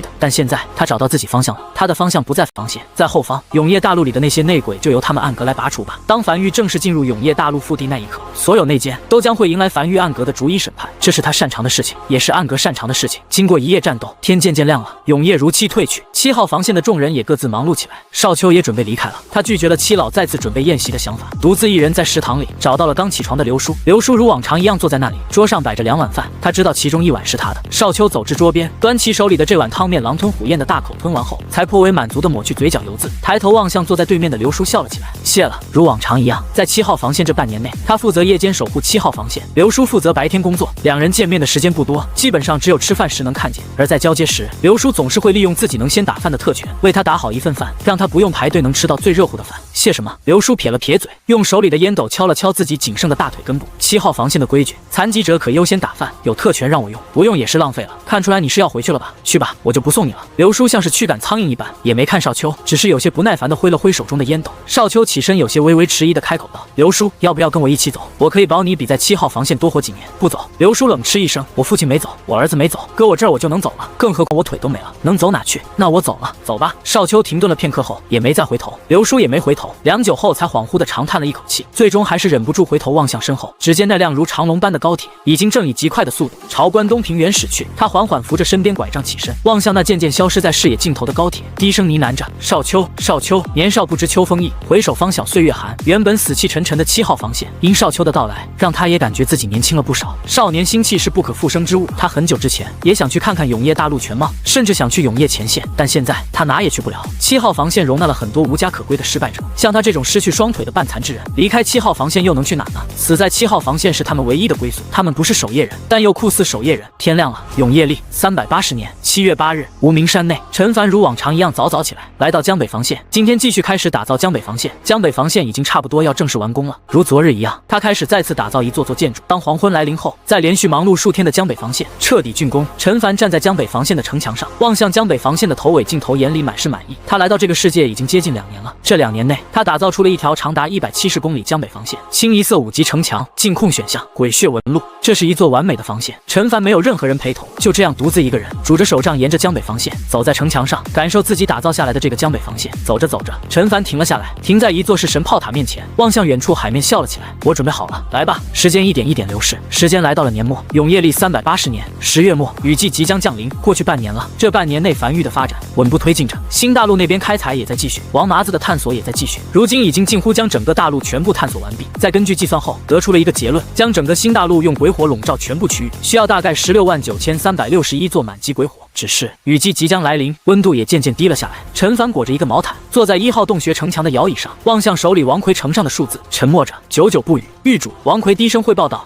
根据我们计算，想要将整座新大陆全部用鬼火笼罩的情况下，需要消耗33.8亿枚鬼石左右，总铺设时间预计在1年。”陈凡眉头微微皱起，盯着牛皮纸上的这串天文数字，良久才长叹了一口气，靠在椅背上摆了摆手，示意王魁可以先下去了。这个数字吓到他了，这真的是人能完成的任务吗？如果他不是拥有那个鬼火的天道赐福效果，哪怕他有足够的鬼石，也没有这么多天才地宝够他来完成任务。时间流逝，永夜历380年10月末，今年雨季即将来临，距离海底鬼巢登陆还有2年。天刚蒙蒙亮时，陈凡便带着瘸猴还有少秋和几个繁育暗格成员，坐上了前往关东平原的高铁。3个时辰后，这辆繁育高铁一路南下江南，缓缓停在7号防线前。正值半下午，7号防线一众骚动后，一个满头白发的老者便带着几个手下，从人群中快速朝高铁走来。数月以来，再次见到了这个高铁，陈凡从怀里掏出一个面具，比划了一下，但想了想又扔在一旁，没有太大意义。这群人没听过他名字，就算看见他面容，也不知道他是谁。高铁停稳后，他才走下高铁，站在这片充满着死气的土地上。这位是7老，此时已经快速迎来，在看见少秋跟在其身后时，很快反应过来。无名。陈凡望向7老，平静道：“名字只是代号，距离雨季降临没几天了。7号防线虽然身为6级城墙，但没有恢复手段，我来帮7号防线加点恢复手段，可让防线更为坚固。”是。7老先是微微一愣，随后声音都有些发颤。7号防线全体成员都好了。陈凡轻声道：“场面话就不说了，带我上城吧，我其实有点赶时间的。”城墙上，这是陈凡第一次登上7号防线，他站在城墙上，翻身上了一匹骷髅马，沿着城墙开始狂奔，并每隔一段距离都会布下一座祭坛，并铺下一根根铜管，这些铜管没入城墙内，通过和祭坛相连，可通过祭坛来恢复城墙的受损区域。一个极不起眼的建筑，却可大幅提升城墙的恢复速度。3日后，陈凡有些疲惫地站在繁育高铁旁，而7老则是带着一众7号防线核心成员前来送别。这3天内，陈凡彻底改造了7号防线，被陈凡改造的7号防线，若是是在遇到上次雨季里那种规模的鬼潮攻击，基本上是不可能再失手了。这帮助不可谓不大，从骨子里解决了他们7号防线的问题。先生，七老此时眼眶通红，声音有些发颤，我不知道该怎么感激你，但我想让先生你知道，你挽救了7号防线上下全体成员67万人的性命，你拯救了关东平原数百万还存活的人口。陈凡站在荒原上，望向7号防线。这3日内，他奔波在7号防线上，鲜少停歇，见了不少人。此时准备离去前，无数人站在7号防线墙根下，目送他。一眼望去，7号防线墙根下站满了密密麻麻的人，每个人脸上都带着一种漠然，那是一种已经看淡生死的漠然，但瞳孔里又浮现出一丝希冀。这里的每个人都是死人，但此时好像又活了起来。他停顿了一会儿后，才轻声道：“我观察过，7号防线的主要炮塔是箭雨炮塔，死于这种炮塔下的鬼物可保持尸首近乎完整。你们平日里是怎么处理鬼物尸体的？7号防线每天能诞生不少鬼物尸体，剥皮、去骨、挖鬼石。”七老虽然不知道眼前这位为什么会询问这个，但还是第一时间回答：部分鬼皮和鬼骨可以当做鬼材用来炼器炼丹或是打造建筑，往常这些东西会和鬼物尸体一起售卖给关东平原的各个势力，他们负责销售至关西平原。但如今上次雨季7号防线失守，关东平原人口10不存3，仅存的势力都跑了，如今已经没有商会来往了，这些东西我们只有鬼皮和鬼骨还留着，像鬼物尸体什么的都扔了。好，陈凡轻点了下头，接下来的日子里会有数辆高铁不断在关东平原和我们势力往返，你们要做的是将这些鬼皮、鬼骨包括鬼物尸体搬运至高铁上，而我会付给你们鬼石，具体价格回去后会有人来和你们对接，不会太高。我们其实也挺缺鬼石的，但也不会让你亏。不用不用。七老闻言急忙急促的摆手拒绝：先生，你们送来了1000座噬魂雕塑，对7号防线帮助已经很大了，如今你身为一个势力之主，又亲自来，先生，这些鬼物尸体你们拿走就好了，不收1枚鬼石。陈凡笑了笑，也没多说什么，而是转身朝高铁走去。这事儿就这样定了，你派人安排就行，鬼石肯定会有的，但不会太多。走了。这3天内，他扩修了关东平原的高铁，确保高铁轨道可以拥有多个分岔，通向长达97公里7号防线的各个区域，这样可以最大效率的收集鬼物尸体，这就是繁育高铁打造出来的意义。而这么做主要是为了祭塔，向祭塔献祭尸体可获得各式各样的材料、异宝、建筑蓝图等。繁育的鬼物尸体并不多，主要是神炮一发下去后，尸体直接成粉碎了，根本无法献祭。七老深吸了一口气，有些恍惚地望向身后人，以后挖去鬼石的时候，尽可能保证尸体完整，将鬼物尸体全部收起来。好不容易我们能做到一点事情，别给搞砸了。他望向身后人，这些7号防线的核心成员，此时眼里满是笑意。一扫往日灰暗。永业历380年10月31日近黄昏，从关东平原返程的繁育高铁正疾驰在江北荒原上，向着无名山的方向笔直而去。窗外淅淅沥沥的雨水敲打在车厢上，丝丝凉意渗入车厢内。下雨了，今年雨季又来了。不久后，高铁缓缓停在无名山内时，永夜如期而至，极其粘稠且的黑暗迅速笼罩了整个江北荒原，震耳欲聋的雷声开始此起彼伏的不断响起。陈凡走向高铁，望向港口方向，他知道安置在那里的通天柱已经开始继续储能了。回到无名山后，陈凡径直走向木屋开始入睡。这几天确实比较疲惫，同样繁育成员也对雨季没有太多波澜，依旧如往常一样忙活着手里的事儿。雨季降临后，第一个白天，陈凡早早从屋内睡醒后，第一件事便是打造一座座鬼火，随后通过高铁运往新大陆，并由新大陆那边按照后勤阁标出的点，将一座座鬼火摆放在对应点位上。这就是他那需消耗33.9亿枚鬼石的新大陆星火燎原工程。这个工程需要足足1年后才隐约能看见结果。时间一点一点流逝，这次雨季繁育并没有遭到太多冲击，时间就这样缓缓来到雨季末尾。新大陆这边的星火燎原工程已经有了一定的初步进度。此时天气渐渐暗下来，今晚不出意外的话，应该就是雨季最后一晚。关东平原，七老望向站在自己面前的一众7号防线核心成员，哪怕今夜过了雨季没结束，也就只有2、3晚了。今夜让大家都打起12分精神来，只要过了这次雨季，我们又能迎来1年的休养期。是。下方一众核心成员齐齐应下，才四处散去。在做完这一切后，就在这时，他怀里的突然传来一阵滚烫。七老面色微变，从怀里掏出一块满是洞口的小巧石头，用手掌将其完全包裹进去后，一道声音在他脑海内响起，只有他一人能听到。7号防线在雨季并未失守，有何突发情况？一道沙哑的男声，声音中不带任何感情，询问的极其直接。七老微微迟疑地望向城墙根下的吞噬雕塑，这是来自永业殿的消息。他知道永业殿那边为何会有此疑问，因为永业殿那边因为腾不出手脚，这次雨季降临前已无力支援7号防线，虽没有明说，但基本上已经将7号防线这边放弃了。但如今他们7号防线撑过了这个雨季，永业殿那边自会判断出发生了意外情况。7号防线在雨季即将降临前，侥幸在附近挖到了数座产量不小的鬼矿，这才得以撑过雨季。他只是嘴唇微微蠕动，没有发出任何声音，但声音却顺着手里的子母石传到千里之外永业殿负责联系他的那个成员手里。明白，脑海里很快快响起对方冰冷且不带感情的声音：“鬼矿产量如何？可否够在江北打造一条长达170公里的江北防线？如果够，永业店会尽可能的派出一批建筑师；不够，七老没有丝毫犹豫的摇了摇头。得发现多大一个鬼矿才能够打造一道防线？根本不可能。”收到。对方情绪已经没有任何波澜，无论是在得知7号防线未沦陷，还是得知发现了鬼矿，都没有任何波澜。那位留在江北的气息，2年后便会消散。永业店已无力支援江北，命7号防线负责人七老携带7号防线全体核心成员，尽可能携带所有鬼石异宝等，于今年雨季结束后，一路向东前往永业大陆边缘地带的黄泉口峡谷，弃守7号防线。什么？七老面色瞬间煞白。他知道黄泉口区域那是永业大陆靠近关西平原的一片区域，因地形特殊，近乎将永业大陆和关西平原彻底一分为二，故而被称之为黄泉口峡谷。这就意味着永业店彻底放弃了黄泉口峡谷以西的所有区域，这其中就包括江北4地。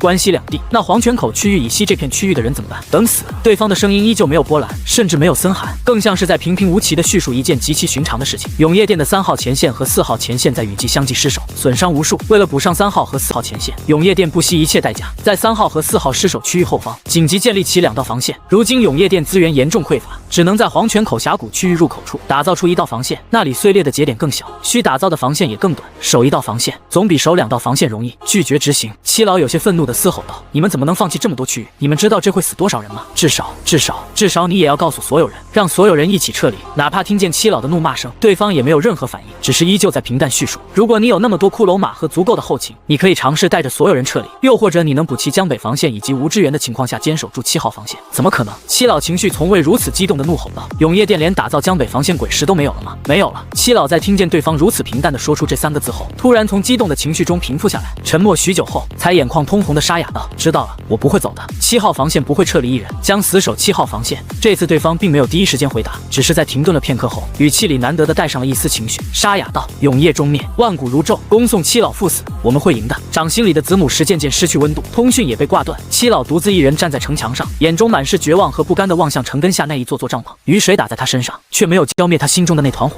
让他只觉得越来越烦躁。不知过了多久，终于压抑不住情绪的七老神情近乎崩溃地怒吼着，用脚疯狂踹向面前的城墙。明命！7号防线已经守住了这次雨季，形势明明已经变好了。7号防线不出意外的话，接下来几次雨季也不会有什么问题。但永业店已经无力打造江北防线，决定弃守这片区域。这则消息彻底打碎了他的幻想。那位先生，对，那位先生！突然反应过来的七老，像是溺水之人抓住一根稻草般，眼中闪烁着一丝希冀，开始快速在怀里摸索着传音符。但很快，他又僵在原地。那个先生并没给他留下传音符。最重要的是，就算联系到又如何？哪怕对方是从上古时就传承下来的势力，又如何？一个势力怎么可能打造得起1道防线？瞳孔里布满红血丝的七老怔站在原地，望向城墙根下那一座座帐篷。而恰逢此时，一个7号防线的成员在路过他身边时，忍不住情绪激动，尽可能压抑住情绪的低声道：“七老，我们守住了。”声音压得极低，但语气中透露出来的兴奋却几乎要溢了出来。七老微微一愣，最后才强行挤出一个有些难看的笑容：“是啊，我们守住了。”如墨般的厚重黑暗从天边涌来，永夜降临了。这是雨季的最后一晚，所有7号防线的成员都很兴奋，涌上墙头，准备守住这最后一夜。最后关头不能松懈，个个怒吼着望向防线外从海里冲出来的无数鬼头，仿佛在挑衅，又或是在庆祝一样。死气沉沉的7号防线上，在此之前从未有过这一幕，每个人脸上都洋溢着一种前所未有的希冀和兴奋。然而，只有七老一个人怔站在原地，抬头望向头顶那无穷无尽的黑暗，以及那铺天盖地的倾盆大雨，只觉得一股令人窒息的绝望将他彻底淹没。他甚至觉得呼吸隐隐困难，下一刻眼前一黑，竟直接晕厥在地。第2日天亮了，雨停了，晴空万里。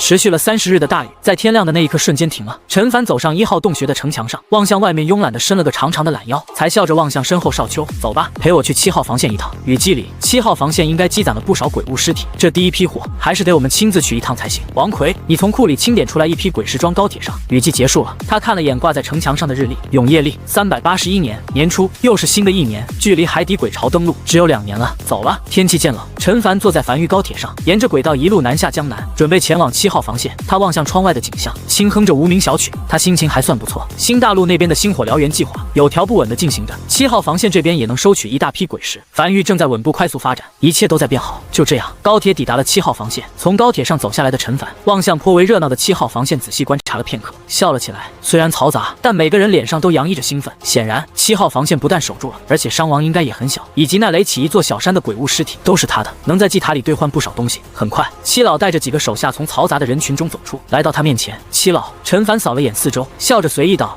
雨季结束了，来收获了。看来7号防线这次在雨季里守得还不错。七老面色有些隐隐煞白，瞳孔里布满红血丝，状态显得极差。本就是七老80的人，这副状态让人不由有些担忧，下一刻就会突然暴毙。你这是什么情况？陈凡眉头微微皱起，语气里染风寒了。七老状态差到有点像是伪人鬼，放在樊城，那都是重点盘查的对象。七老深吸了一口气，摆手示意跟着身边的人都散去后，才独自一人站在陈凡面前，声音中夹杂着绝望和不甘，微微发颤道：“先生，7号防线上下全体成员很感激你的支援，但永业店放弃7号防线了。永业店在黄泉口峡谷建立了新的防线，2年后会有无数鬼潮从江北海底登陆，永业店无力在江北建立起新的防线。黄泉口峡谷位于关西平原的最东边，那里是永业大陆真正的海岸线。我们江北4地连同关东2地，只是永业大陆上一个凸起的大型海岛。我将这个消息告诉你，先生，你尽快离开吧，我就不走了。我无法看着这么多人就这样无辜死去，我想护他们最后一程。”七老在说完这些话后，突然状态变得好了不少，眼里闪过一丝决然。先生，这些日子真的很感激你的支援。陈凡眉头微微皱起，他听明白了，永业店不打算来江北打造防线了，连打造一个江北防线的鬼石都没了。永业店前线已经危机到这种地步了。永业前线丢了2个防线，死了不少人。我看看。陈凡从怀里掏出鬼皮地图望去，在关西平原的最东面有一片连绵山脉，山脉中有一个大型缺口，那个缺口便是黄泉口峡谷。半晌后，他大概搞清楚是什么状况了，有些感慨地望向七老。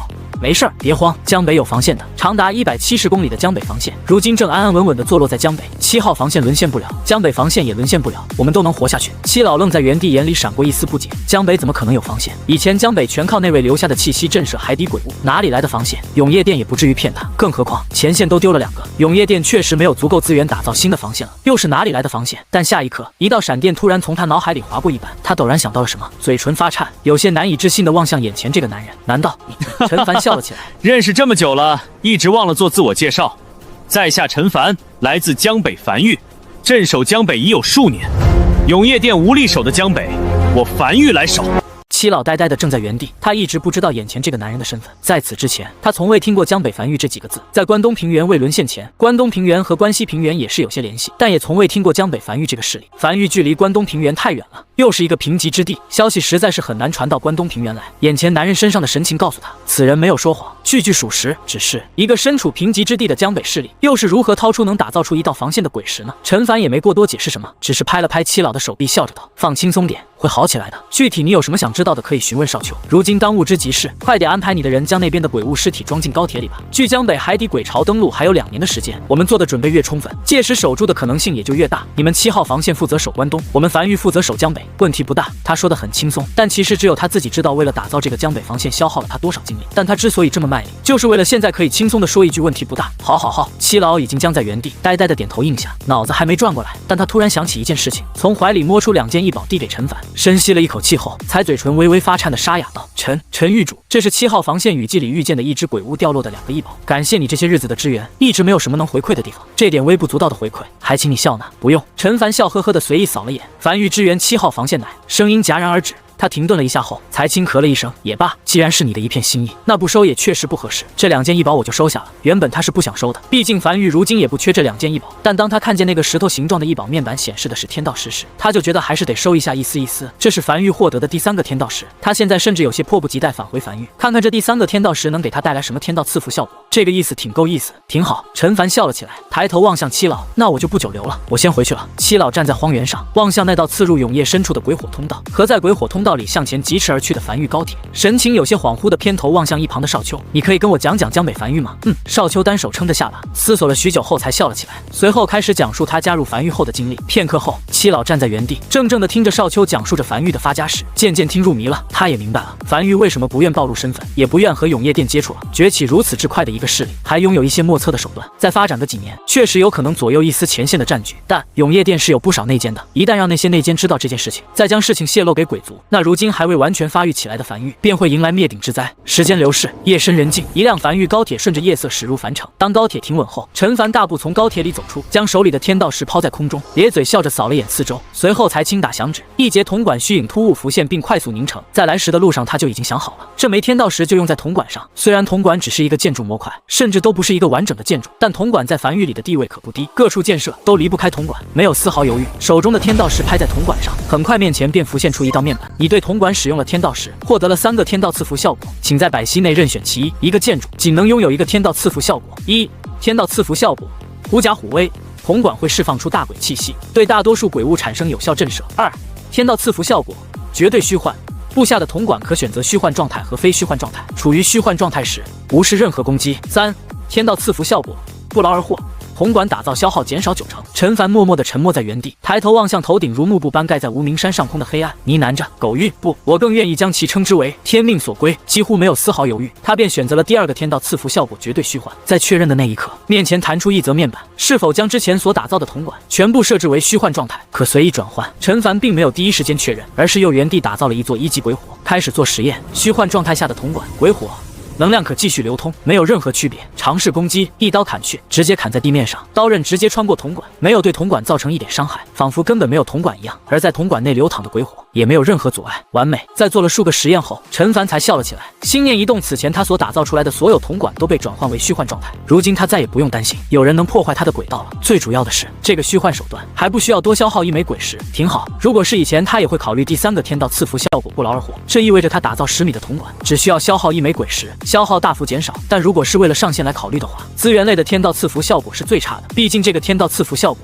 是可以用鬼石来弥补的，而那个绝对虚幻天道赐福效果可是用再多鬼石都买不来的。就像是如果没有君临天下这个任务可以去完成，他其实在选择鬼火的天道赐福效果时，不会选择那个升级可以无需天才地宝的天道赐福效果，毕竟他其实也不用打造那么多鬼火。不错，陈凡咧嘴笑着，又重重朝地面上的铜管砍了几刀。但就在这时，他突然愣在原地，隐隐感觉哪里好像有些不对。半晌后，他唤来路过还未睡的2个繁育成员，让这2个繁育拿着铲子快速将这根铜管下面的泥土全都挖空。很快，一个足够埋下一个人的小坑被挖了出来，而那个处于虚幻状态的铜管在没有任何支撑的情况下就那样漂浮在空中。陈凡面无表情望向那根悬浮在空中的铜管，再次尝试下的打造了一根不处于虚幻状态的铜管，铜管凝实的瞬间便落至坑里。他又试着在半空中打造一根处于虚幻状态的铜管，打造完成后，这根铜管同样再次落入地面。他换了个思路，他捡起刚才落在坑里的那个处于未虚幻状态的铜管，将其高举在空中，然后才将手里这根铜管转换为虚幻状态，缓缓松开手。令人骇然的一幕发生了，这根铜管就这样悬浮在半空中，在没有任何支撑的情况下，他明白了，原先铜管是没有办法在没有任何支撑的情况下悬浮在空中的，但倘若铜管在处于未虚幻的状态下是有支撑的，那当这根铜管转换成虚幻状态后，无论支撑是否消失，这根铜管都会保持现状。至于这个发现有什么用呢？陈凡思索了一会儿后，一次性打造了数十米悬浮在空中的虚幻铜管，又打造了一个满级吊篮贴在铜管表面，启动吊篮瞬间加速至最快速度，在冲至铜管边缘后骤然停下。空中高铁，陈凡若有所思地思索着，这听起来是个没有用的发现，他以后肯定要和永夜店接触的。地下隧道比较保险，空中高铁有什么用？感觉像是活靶子，他暂时没想出来，但他觉得以后肯定能用到。随后他才伸了个懒腰，重新回到身后繁育高铁上，在2个繁育成员目送下，乘坐高铁朝无名山疾驰而去，准备睡觉了，困困的。第2日天亮了，雨季结束后的第2天，繁育也有很多事情要处理，而樊城也再次恢复了往日的热闹，各大势力的人不断乘坐高铁来回奔波，也不知道这些人都在忙什么，一天天跑来跑去，好像赚了很多鬼石一样。陈凡如往常一样坐在1号洞穴的城墙上，打量着手里的这个异宝，是一个旗帜类的异宝，同样未开包，偌大一个7号防线，不可能连一个鉴定师都没有，所以他更倾向于应该是七老判断出这2个异宝价值不菲，于是便想送给他。不鉴定是因为担心鉴定出来后不舍得送了，这不是小气，也不是自私，而是人性本就如此。异宝名称：令天旗，异宝品级黄色，异宝效果可呼风唤雨，很简单的面板，更直白一点，就是可在小范围里制造雷雨天气，和劫云一个类型的异宝，效果大概一样，只不过名称和面板不一样。这种类型的异宝正是繁育所缺的，可以为通天柱更好的充能，它可以打造更多的通天柱，在非雨季也可以充能。2件黄色品级的异宝都是繁育所需的，不错。陈凡颇为满意的将手里的旗帜塞进怀里，准备走下城墙去港口看一看。繁育港口旁边那200来个矗立在地面上的通天柱显得极其扎眼。繁育如今共有200根6级通天柱和15根10级通天柱，通天柱每次升级都可增加射程，6级通天柱的射程约莫可轰向7号防线和黄泉口峡谷，而10级通天柱的射程可轰向越过黄泉口峡谷更深处的永业大陆腹地。可惜了，陈凡有些微微遗憾地望向面前这宛如天庭支撑柱般的一根根通天柱，如果再有1枚天道石就好了。他想看看通天柱的天道赐福效果会有什么。随后他才是开始催动手里的一宝令天旗，伴随着灵气催动，手里原本袖珍旗帜突然变得巨大，足足有数米宽，每次挥动都能挥起一阵狂风。很快，空中浮现出黑云，电闪雷鸣，源源不断的倾盆大雨夹杂着闪电倾盆而下，范围比劫云要大一些，但有点傻。陈凡对这个异宝给出了自己的评价：劫云是完全自动化工作，催动后劫云就自己悬浮在空中治雨了，而这个令天旗是需要手动催动的，需要一直挥不了一会儿就没力气了。想要全天运作，必须安排足够的人手来轮换。所幸他不是单打独斗，繁育人并不少。他通过传音符换来王魁，很快王魁带人而来，旁边标记了令天旗的降雨范围。陈凡在降雨范围内填满了满级通天柱，填了30根，消耗了约莫1500万枚鬼石。这批满级通天柱在江北海底鬼巢登陆前肯定是无法储能完毕，但可以留在以后用。令天齐扔给了王奎，王奎会去安排人手。做完这一切后，陈凡才松了口气，站在原地远眺海边，视线仿佛穿过数千里，看见远在天边的雷雨海域一样，低声呢喃着：迟早有一日，我得将通天柱运到雷雨海域去，这里储能的还是太慢了。倘若能运到雷雨海域内，储能速度肯定快，就是怎么运过去，以及通天柱能否承受得住雷雨海域里的雷电，都是个问题。就在这时，怀里的传音符微微发烫，里面传来了七老的声音：陈狱主，我已经坐上繁育高铁，即将抵达江北荒原，不知你现在方便吗？这么快？陈凡微微一愣，这才刚天亮不久啊，也就是说七老是跟着第二批鬼物尸体一起来的，昨晚就出发了。7号防线雨季结束后一点事儿都没有吗？但他很快就想明白了，七老昨晚应该没睡着，翻来覆去还是想亲眼见一下江北防线，才能将那颗心塞回肚子里。正所谓眼见为实，当即笑了起来。当然方便，你跟列车长说去繁育港口就行，我在港口等你。很快，七老带着2个心腹走下繁育高铁，来到港口站台上。走下高铁的一瞬间，七老便僵在原地，眼前的一幕幕让他极其陌生。他感觉自己仿佛进入到了另一个世界，这里是和7号防线完全不一样的世界。在港口旁边的海面上，数艘海船正在不断往返，大量繁育高铁不断来回穿梭在红色的轨道上。不远处数百根巨大的柱子矗立在天地间，显得极其震撼。而在他们身后便是镇守在江北海岸线上的江北防线，看不见尽头，足足有20米高，是5级城墙。呼哧呼哧，七老呼吸渐渐急促了起来。这里的一切都和他印象中的江北完全不一样。有那么一瞬间，他甚至以为自己去到了另外一个世界。他仅仅只是站在这里，就能感觉到繁育正在以一种极快的速度快速发展。诸位，欢迎来到繁育。陈凡拄着翡翠手杖，笑呵呵迎了上去。请，江北防线就在后方，烦请七老你多指点指点。我们繁育也是纸上谈兵，正儿八经的鬼巢也没经历过，在这方面还是你老有经验。这是他的肺腑之言。他对江北防线还是有些不太放心，总感觉还不够强。走走，七老此时才被惊醒，深吸了一口气，跟在陈凡身后朝江北防线走去。渐渐逼近江北防线，七老心里只有一个想法，那就是新。江北防线几乎没有战斗痕迹，不像7号防线已被鬼物血液染红。但当他离得足够近后，他看见了江北防线上的大片鬼血纹路，微微一愣，朝两侧望去，在发现视线所及之处皆是鬼血纹路后，眼中闪过一丝骇然。陈狱主，江北防线不会是清一色鬼血纹路吧？自然。陈凡笑着朝江北防线走去。我觉得鬼血纹路挺好用的，越战越强，谁会觉得鬼血纹路不好用呢？七老挤出一丝艰难的笑容，但要想打造出清一色的鬼血纹路，足足170公里，那得消耗多少鬼石啊？随后2人登上城墙，七老打量着四周布置在城墙上的是神炮和防空炮，眉头微微紧皱，沙哑道：陈狱主，江北防线所面临的海底鬼巢没7号防线所面临的鬼巢多，但也不少。你这个火力配置有点不对，你这个炮塔名字叫什么？是神炮。好，七老深吸了一口气，先是余光不经意地观察了下陈凡的反应，见陈凡没有生气后，才开始解释起来。他是真想让江北防线变得更好，但他又担心因此让陈凡生气，毕竟没人愿意听别人说自己孩子的坏话。他都已经把7号防线当做自己孩子了，像陈凡这种防线的一点一滴都是繁育自己打造的，那更是当做自己孩子了。首先，江北防线是清一色的5级城墙加鬼血纹路，在防御这一方面已经足够用了。毕竟在上古时期，江北防线仅仅只是4级城墙而已，但在火力方面有些不足，像是神炮这种轻鬼巢的炮塔，每隔20米布置一座，火力太弱了，至少也得每隔15米布置一座。像7号防线用于轻鬼巢的炮塔是箭雨炮塔，是每隔10米就布置一座。7号防线上足足有9700座箭雨炮塔，20米一座，无法应对鬼巢的。其次，江北防线没有应对大鬼的炮塔，7号防线每隔1000米都会有一座暗塔，用于对付鬼巢中的大鬼，单体威力极大。江北防线必须拥有这种单体威力极大的炮塔，否则无法应对鬼巢里的大鬼。只是我们7号防线没有建筑师会打造暗塔，以前都是永业店那边派人来打造的。我想想看有没有什么办法。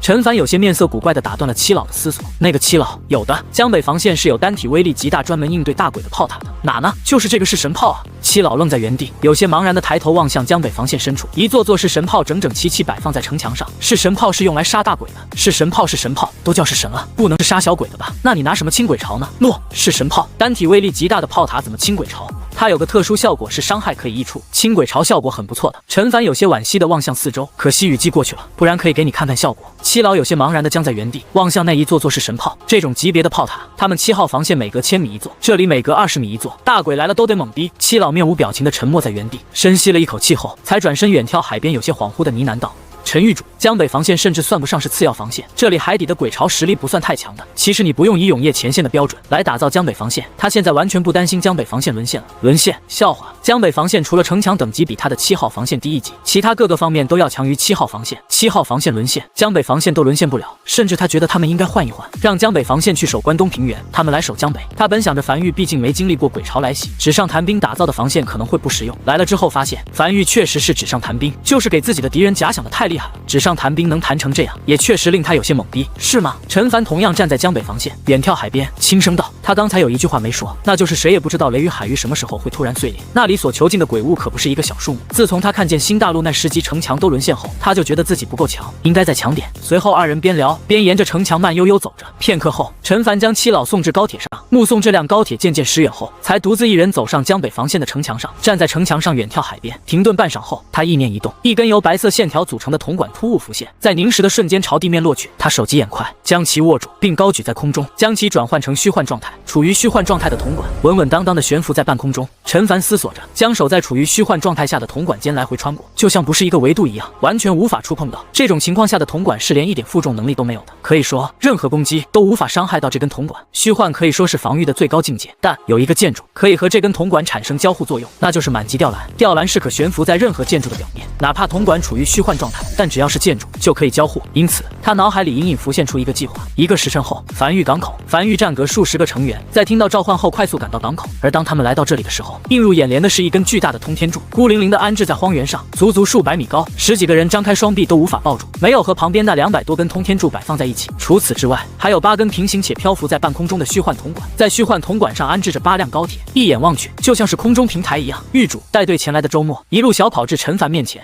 陈凡轻点了下头，指了指那根刚打造出来的1级通天柱，示意道：带上战阁成员，将这根通天柱推倒，最好能精准落到那个平台上。他想尝试着看看能不能将通天柱送到雷雨海域去。这么大个资源无法开采出来，实在是令人有些太心痛了。倘若这个计划成功，那他便有了初步支援永夜前线的资格，以及若是7号防线突然迎来危机，他也可第一时间支援，不至于让7号防线沦陷。满级或者6级通天柱的威力如何，他具体不清楚，但他觉得不会比江北防线上如此之多的是神炮同时开火威力强。主要的优势在于战略性，那种可快速支援较远区域的手段。这玩意儿飞在空中的速度可比高铁的速度要快多了。没问题，周末极其自信，当即便望向自己带来的数10个战阁成员大步朝通天柱走去，足足30-40多号人，全是武王。很快，数10个武王站在通天柱的周围，在怒吼声中开始齐齐用力，灵气涌出，双臂脖梗处的青筋也陡然暴起。只见通天柱开始隐隐颤动，已被撼动。在数10息后，通天柱稳稳当当的坐稳在原地，那几10个武王则是气喘吁吁的坐在地面，满头大汗。废物啊！陈凡轻叹了一口气，这武王也太废了，看来得控制下波给战阁的鬼石了，感觉有些全白瞎了。狱主周末一路小跑至陈凡面前，有些喘气着羞愧道：这通天柱有些太重了，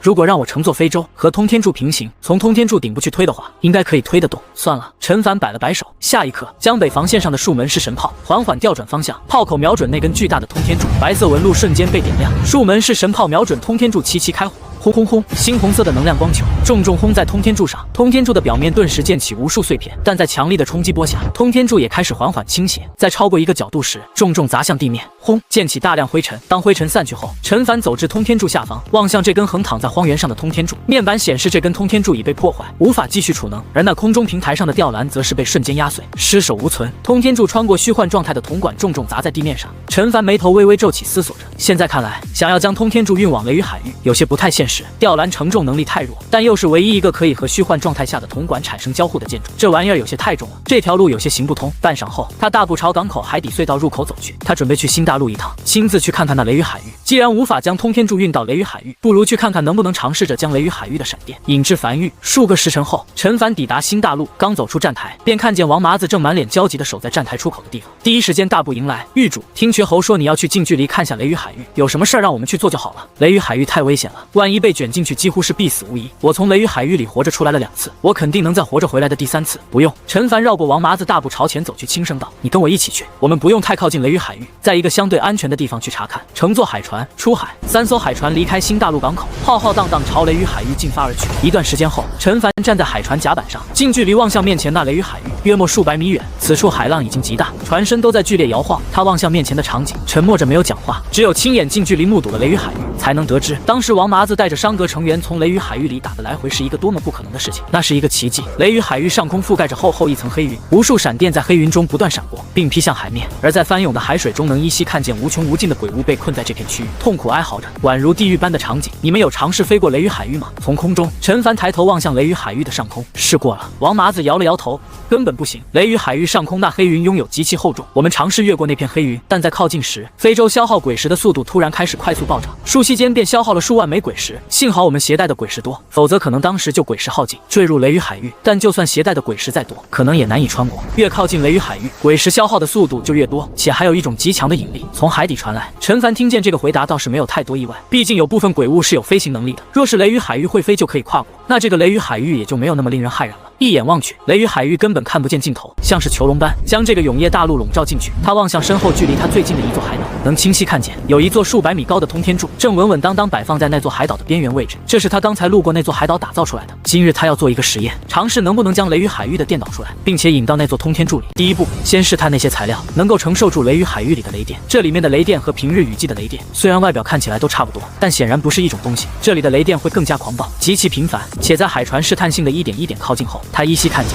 有一道闪电直直轰在鬼物头上，但那头鬼物仅仅发出痛苦的嘶吼声，身上却没有任何伤势。在距离差不多足够近，并确保不会被卷进去之后，陈凡从怀里掏出一堆材料，交给旁边的跟着他一起来的战阁成员武王修为。首先是鬼石，这个战阁成员从怀里掏出鬼石，用尽全力径直朝雷雨海域扔去。刚进入雷雨海域，尚未落下，一道闪电便重重劈至鬼石上，鬼石当即四分五裂。好吧，陈凡撇了撇嘴，他还想着说不定鬼石可以的，毕竟这么多鬼物脑袋里的鬼石看起来都完好无损。铜管，投掷而出的铜管再次被一道闪电劈碎。铁管、梵玉令牌、吊篮，一件件可能用来导电的东西，都由身旁这个武王修为的战阁成员用力投掷进雷雨海域里，但无一例外的是，都被闪电劈至粉碎。而且这雷雨海域里面好像有什么机制一样，一旦有新东西进入，就会引来闪电。麻子，陈凡面色古怪的偏头望向王麻子，你当时究竟是怎么穿过雷雨海域的？那闪电没劈你？没有。王麻子摇了摇头，同样有些不解的迟疑道，可能是我这辈子没发过什么誓。你发了，第一次雨季里你发了不少誓，那可能就是我没违背过誓言。算了。陈凡站在海船甲板上，身子随着海船一同摇晃在海面上，思索了半晌后摇了摇头，看来无论是将雷电引到梵域，还是将通天柱运到雷雨海域都不现实。先不说别的，目前为止他没有任何材料可以承受得住雷雨海域里的雷电洗礼。先去新大陆看看星火燎原计划进行的怎么样。就在这时，狱主身旁的战阁成员从怀里掏出一柄大刀，试探道：“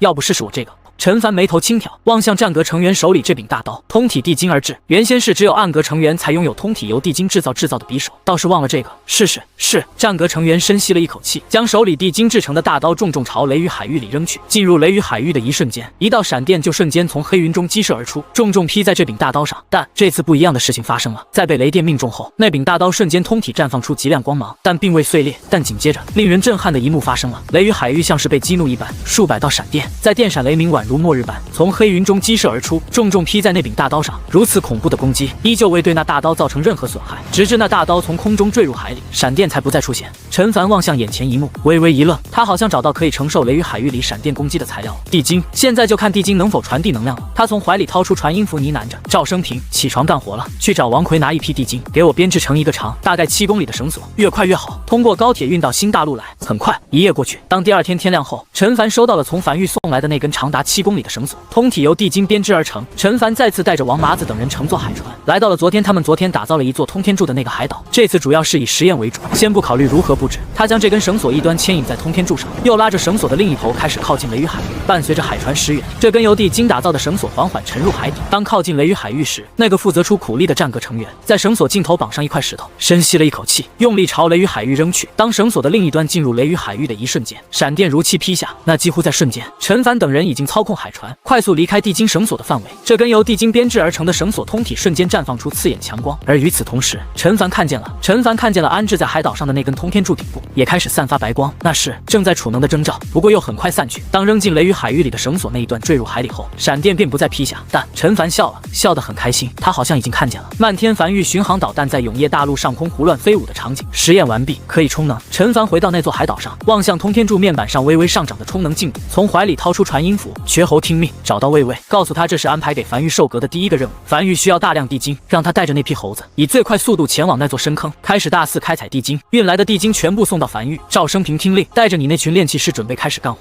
我需要一根极长的地精绳索，上千公里长。新大陆会为你提供补给支持。在一道道命令传下去后，陈凡才收取传音符，望向不远处那黑压压一片的雷雨海域笑了起来。偷点电不介意吧？反正你看起来电很多的样子，你也用不完，不如给他匀一点，他挺需要的。他要在雷雨海域和梵域之间建立一道生命线，一道可以传送雨季雷电的生命线，一道可为梵域通天柱快速储能的生命线。而这条生命线不走海底隧道，走空中，他会在空中打造一条极长的虚幻铜管，再在铜管打造一条满级吊篮，充当基层，再将这根由地精编织而成的绳索铺在基层上面，生命线便可成。而从空中落入雷雨海域的绳索只会悬浮在空中，不会坠入海里。不久后，陈凡回到了梵域，并且乘坐非洲飞在空中，在距离地面数百米的空中开始铺设虚幻铜管，一根、2根、3根。陈凡一点累的感觉没有，反而有些不知疲惫的在空中打造一根又一根虚幻铜管。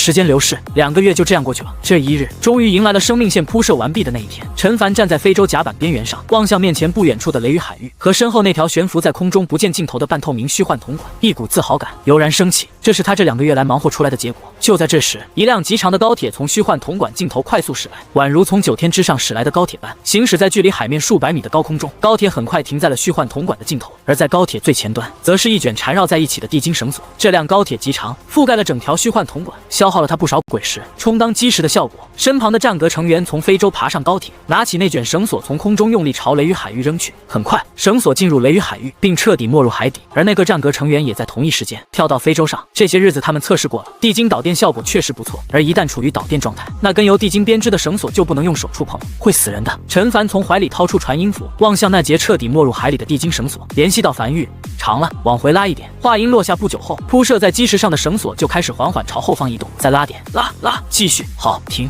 一切都完美了。陈凡站在非洲甲板上，望向那节飘荡在雷雨海域半空中正不断被雷电轰炸的地精绳索，又望向那条上千公里虚幻铜管上的地精绳索，此时正绽放出刺眼白光，神情恍惚地呢喃着。他在想一件事情，他不知道雷雨海域存在多久了，但他很想知道，他是不是第一个从雷雨海域偷到电的人。返程，陈凡笑了起来。非洲快速掉头朝永业大陆飞去，虽然已经2个月没有好好歇息过了，但此时他完全没有一丝想休息的想法，而是快速降落至港口。落在港口后，能清晰地看见一条通体绽放刺眼银白光芒的地精绳索从空中落在地面，宛如银河落9天般。这根从空中虚幻铜管轨道落入地面的地精绳索，并不是随风飘荡。陈凡专门做了根竖着的虚幻铜管轨道来固定这根绳索，这根绳索一路延伸至地面，而在地面上有数百根地精绳索四处散去，通向那一根根通天柱。此时，那数百根铺设在地面上的地精绳索都是处于暗淡状态，而王奎、赵生平等日也带着自己的人围在了附近。电路还未正式相连，那数百根和通天柱相连的地精绳索最终汇聚在一节高铁车厢上，而那从雷雨海域引来的地精绳索终点也是地面的一节高铁车厢上。陈凡意念一动，2节相距不远的高铁车厢瞬间贴合。下一刻，那数百根地精绳索被齐齐点亮，褪去原有的暗淡，大量雷电能量沿着地精绳索朝通天柱涌去。数百根通天柱在非雷雨天气中纷纷闪烁白光，开始进入充能。望向眼前这一幕，陈凡笑得很开心，周围王奎、赵生平等一众梵域成员也兴奋地高吼了起来。如果说一开始他们不知道狱主要干什么，但刚干了一半后，他们也渐渐猜出来了狱主的计划。如今那数百根进入充能状态的通天柱，意味着狱主的计划成功了，梵域的底蕴又得以增强。此时已经近黄昏，在一众梵域成员的兴奋高吼声中，陈凡也笑得很开心，望向旁边那2辆对接在一起的车厢，这是他做的一个开关。当这2节车厢断开链接时，末尾那数百根地精绳索便会断开导电，这样可以方便接入更多的精绳索。他最终还是没有将通天柱运到雷雨海域去，但他将雷雨海域运到梵域来了。他走向那群通天柱，开始查看面板。就这样看了足足半个时辰。半个时辰后，他得出来了结论：雷雨海域的雷电果然不一般，充能速度比以前快了不少。原先需要足足在雷电洗礼下持续3年才能充能完毕的满级通天柱，如今只需1年，而且他隐隐感觉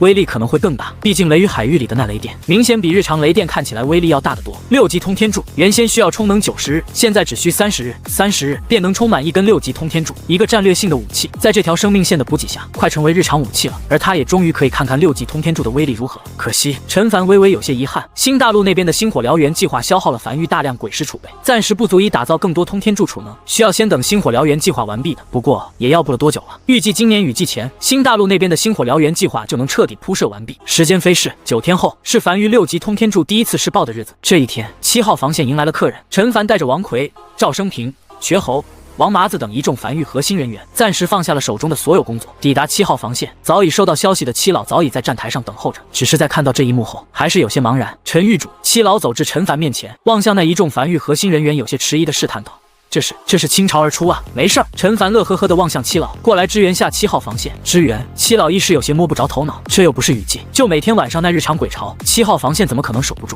陈凡有些无奈地叹了口气。樊玉新推出了一个东西，我给其命名为樊玉巡航导弹，找个地方试试威力。樊玉鬼物太少了，来你这7号防线试试。懂了，这回七老听明白了。7号防线的城墙上，永夜降临，如墨般的黑暗瞬间笼罩整个关东平原。与此同时，无穷无尽的鬼物嘶吼声响了起来，在嘈杂的炮火声中，鬼潮日常进攻7号防线。陈凡带着王奎几人登上7号防线的城墙，探出脑袋望向防线外那铺天盖地的鬼潮，思索了一会儿后，陈凡满意的点了点头，随后才望向面前导弹发射面板，是一个俯瞰式的地图，双指不断张开，在地图快速放大后，他看见了7号防线以及那个代表他自己的绿点。现在他手指点向哪，便可轰向哪。不知为何，他内心突然有点像点向那个绿点点的冲动，也不知会发生什么。不过他很快便将这个有些离谱的想法抛之脑后，手指点向绿点前方不远处。紧接着，远在梵域的港口旁，一根矗立在地面上已经充能完毕的6级通天柱，在巨大的轰隆声中拔地而起，缓缓升空，并且不断碎裂，外壳快速脱离。当升至高空时，已经没有原先那数百米高的厚重外壳，仅剩下一个10几米高、较为细长的通天柱，尾部还在喷涌着惨白雷电。升至一定高度后，调转方向，在云层上空以极快的速度朝关东平原激射而去。1息、2息、3息，在点下的那一刻，陈凡就开始在心里暗自计数，他需要评断下这个通天柱的具体速度。11息、12息、21息。当他内心默数到21息后，他听见刺耳的音爆声陡然从身后传来，且声音以极快的速度快速逼近。紧接着，一根近乎通体被惨白雷电所包裹的通天柱从天而降，刺穿黑暗，重重砸向下方那无穷无尽的鬼潮中。下一刻，天亮了，在7号防线前方，一个直径足足有近1000米的蓝白色太阳在海面上悍然绽放，刺眼的强光几乎瞬间让鬼火范围内亮如白昼，不，比白昼更亮。而在赤白的主基调中，无数道猩红电蟒炸裂开来，紧接着才是一道轰天巨响传入耳中。最核心的一头运气不好被命中的大鬼，几乎瞬间被吞噬，而周围那些鬼潮也被猩红电蟒快速席卷。几乎在同一时刻，原本数不清朝7号防线发起冲锋的鬼物，突然齐齐炸开，化作一朵朵幽绿色火花，一眼望去极其壮观。当爆炸渐渐结束后，海面上漂浮着一层焦黑且厚厚的鬼物残渣，并隐隐升起水雾，由各种味道组成的刺鼻味道飘向陈凡等人。爆炸范围足足有上万米，具体有多少鬼物死在了这一次攻击，没人统计得出来，但肉眼可以直观的看到，原本如蝗虫般的鬼潮突然清空了一大片，极其显眼。陪同在一旁的七老将在原地望向7号防线外那迟迟没被填充满的空白区域，双眼茫然的愣在原地，良久后才神情恍惚呢喃着：“陈狱主。”这时陈凡笑了起来，同样望向那片被瞬间清空的一片区域，嘴角带着笑意，轻声道：“梵域巡航导弹，不过我给它取了个更好听的名字，天罚。只需付出一定鬼石，便可向梵域申请天罚援助。这是6级通天柱第一次试爆，威力他很满意，比1级通天柱威力大了不知道多少倍。而这仅仅只是6级通天柱，如果是10级通天柱呢？如果是拥有天道赐福效果的10级通天柱呢？10级通天柱会拥有一个满级效果，威力大幅提升。所以10级通天柱比9级通天柱威力可不仅仅大在一个级别上，还多了一个满级效果。6级通天柱的威力比是神炮要大，最重要的是可远距离支援，且可瞬间清空一片区域。在防线某处即将失守时，一发通天柱下去就能争取到足够修缮防线的时间。而跟着陈凡一起来的周末几人纷纷对视了一眼，都看见彼此眼里的兴奋和自豪。这是梵域巡航导弹第一次正式试爆，完美落幕。走了。陈凡望向七老笑了笑，我回去还有事，就不多留了。梵域的传音范围覆盖了江北4地和关西2地，如果需要支援，你直接通过传音符联系我就行。这种品级的天罚，在我们梵域内部叫做6级天罚。以咱俩这关系，前3发6级天罚，我算你免费；3发之后就得给我一点鬼石了。毕竟这玩意儿打造出来可不便宜，还挺麻烦的。他有些感慨的唏嘘道，他花费了足足2个月才铺设好了生命线，在此之前，这玩意儿他自己都不够用，怎么可能支援别人？如今有了生命线，产能才增加了不少，就等星火燎原那边结束，就可以多储备一点通天柱了。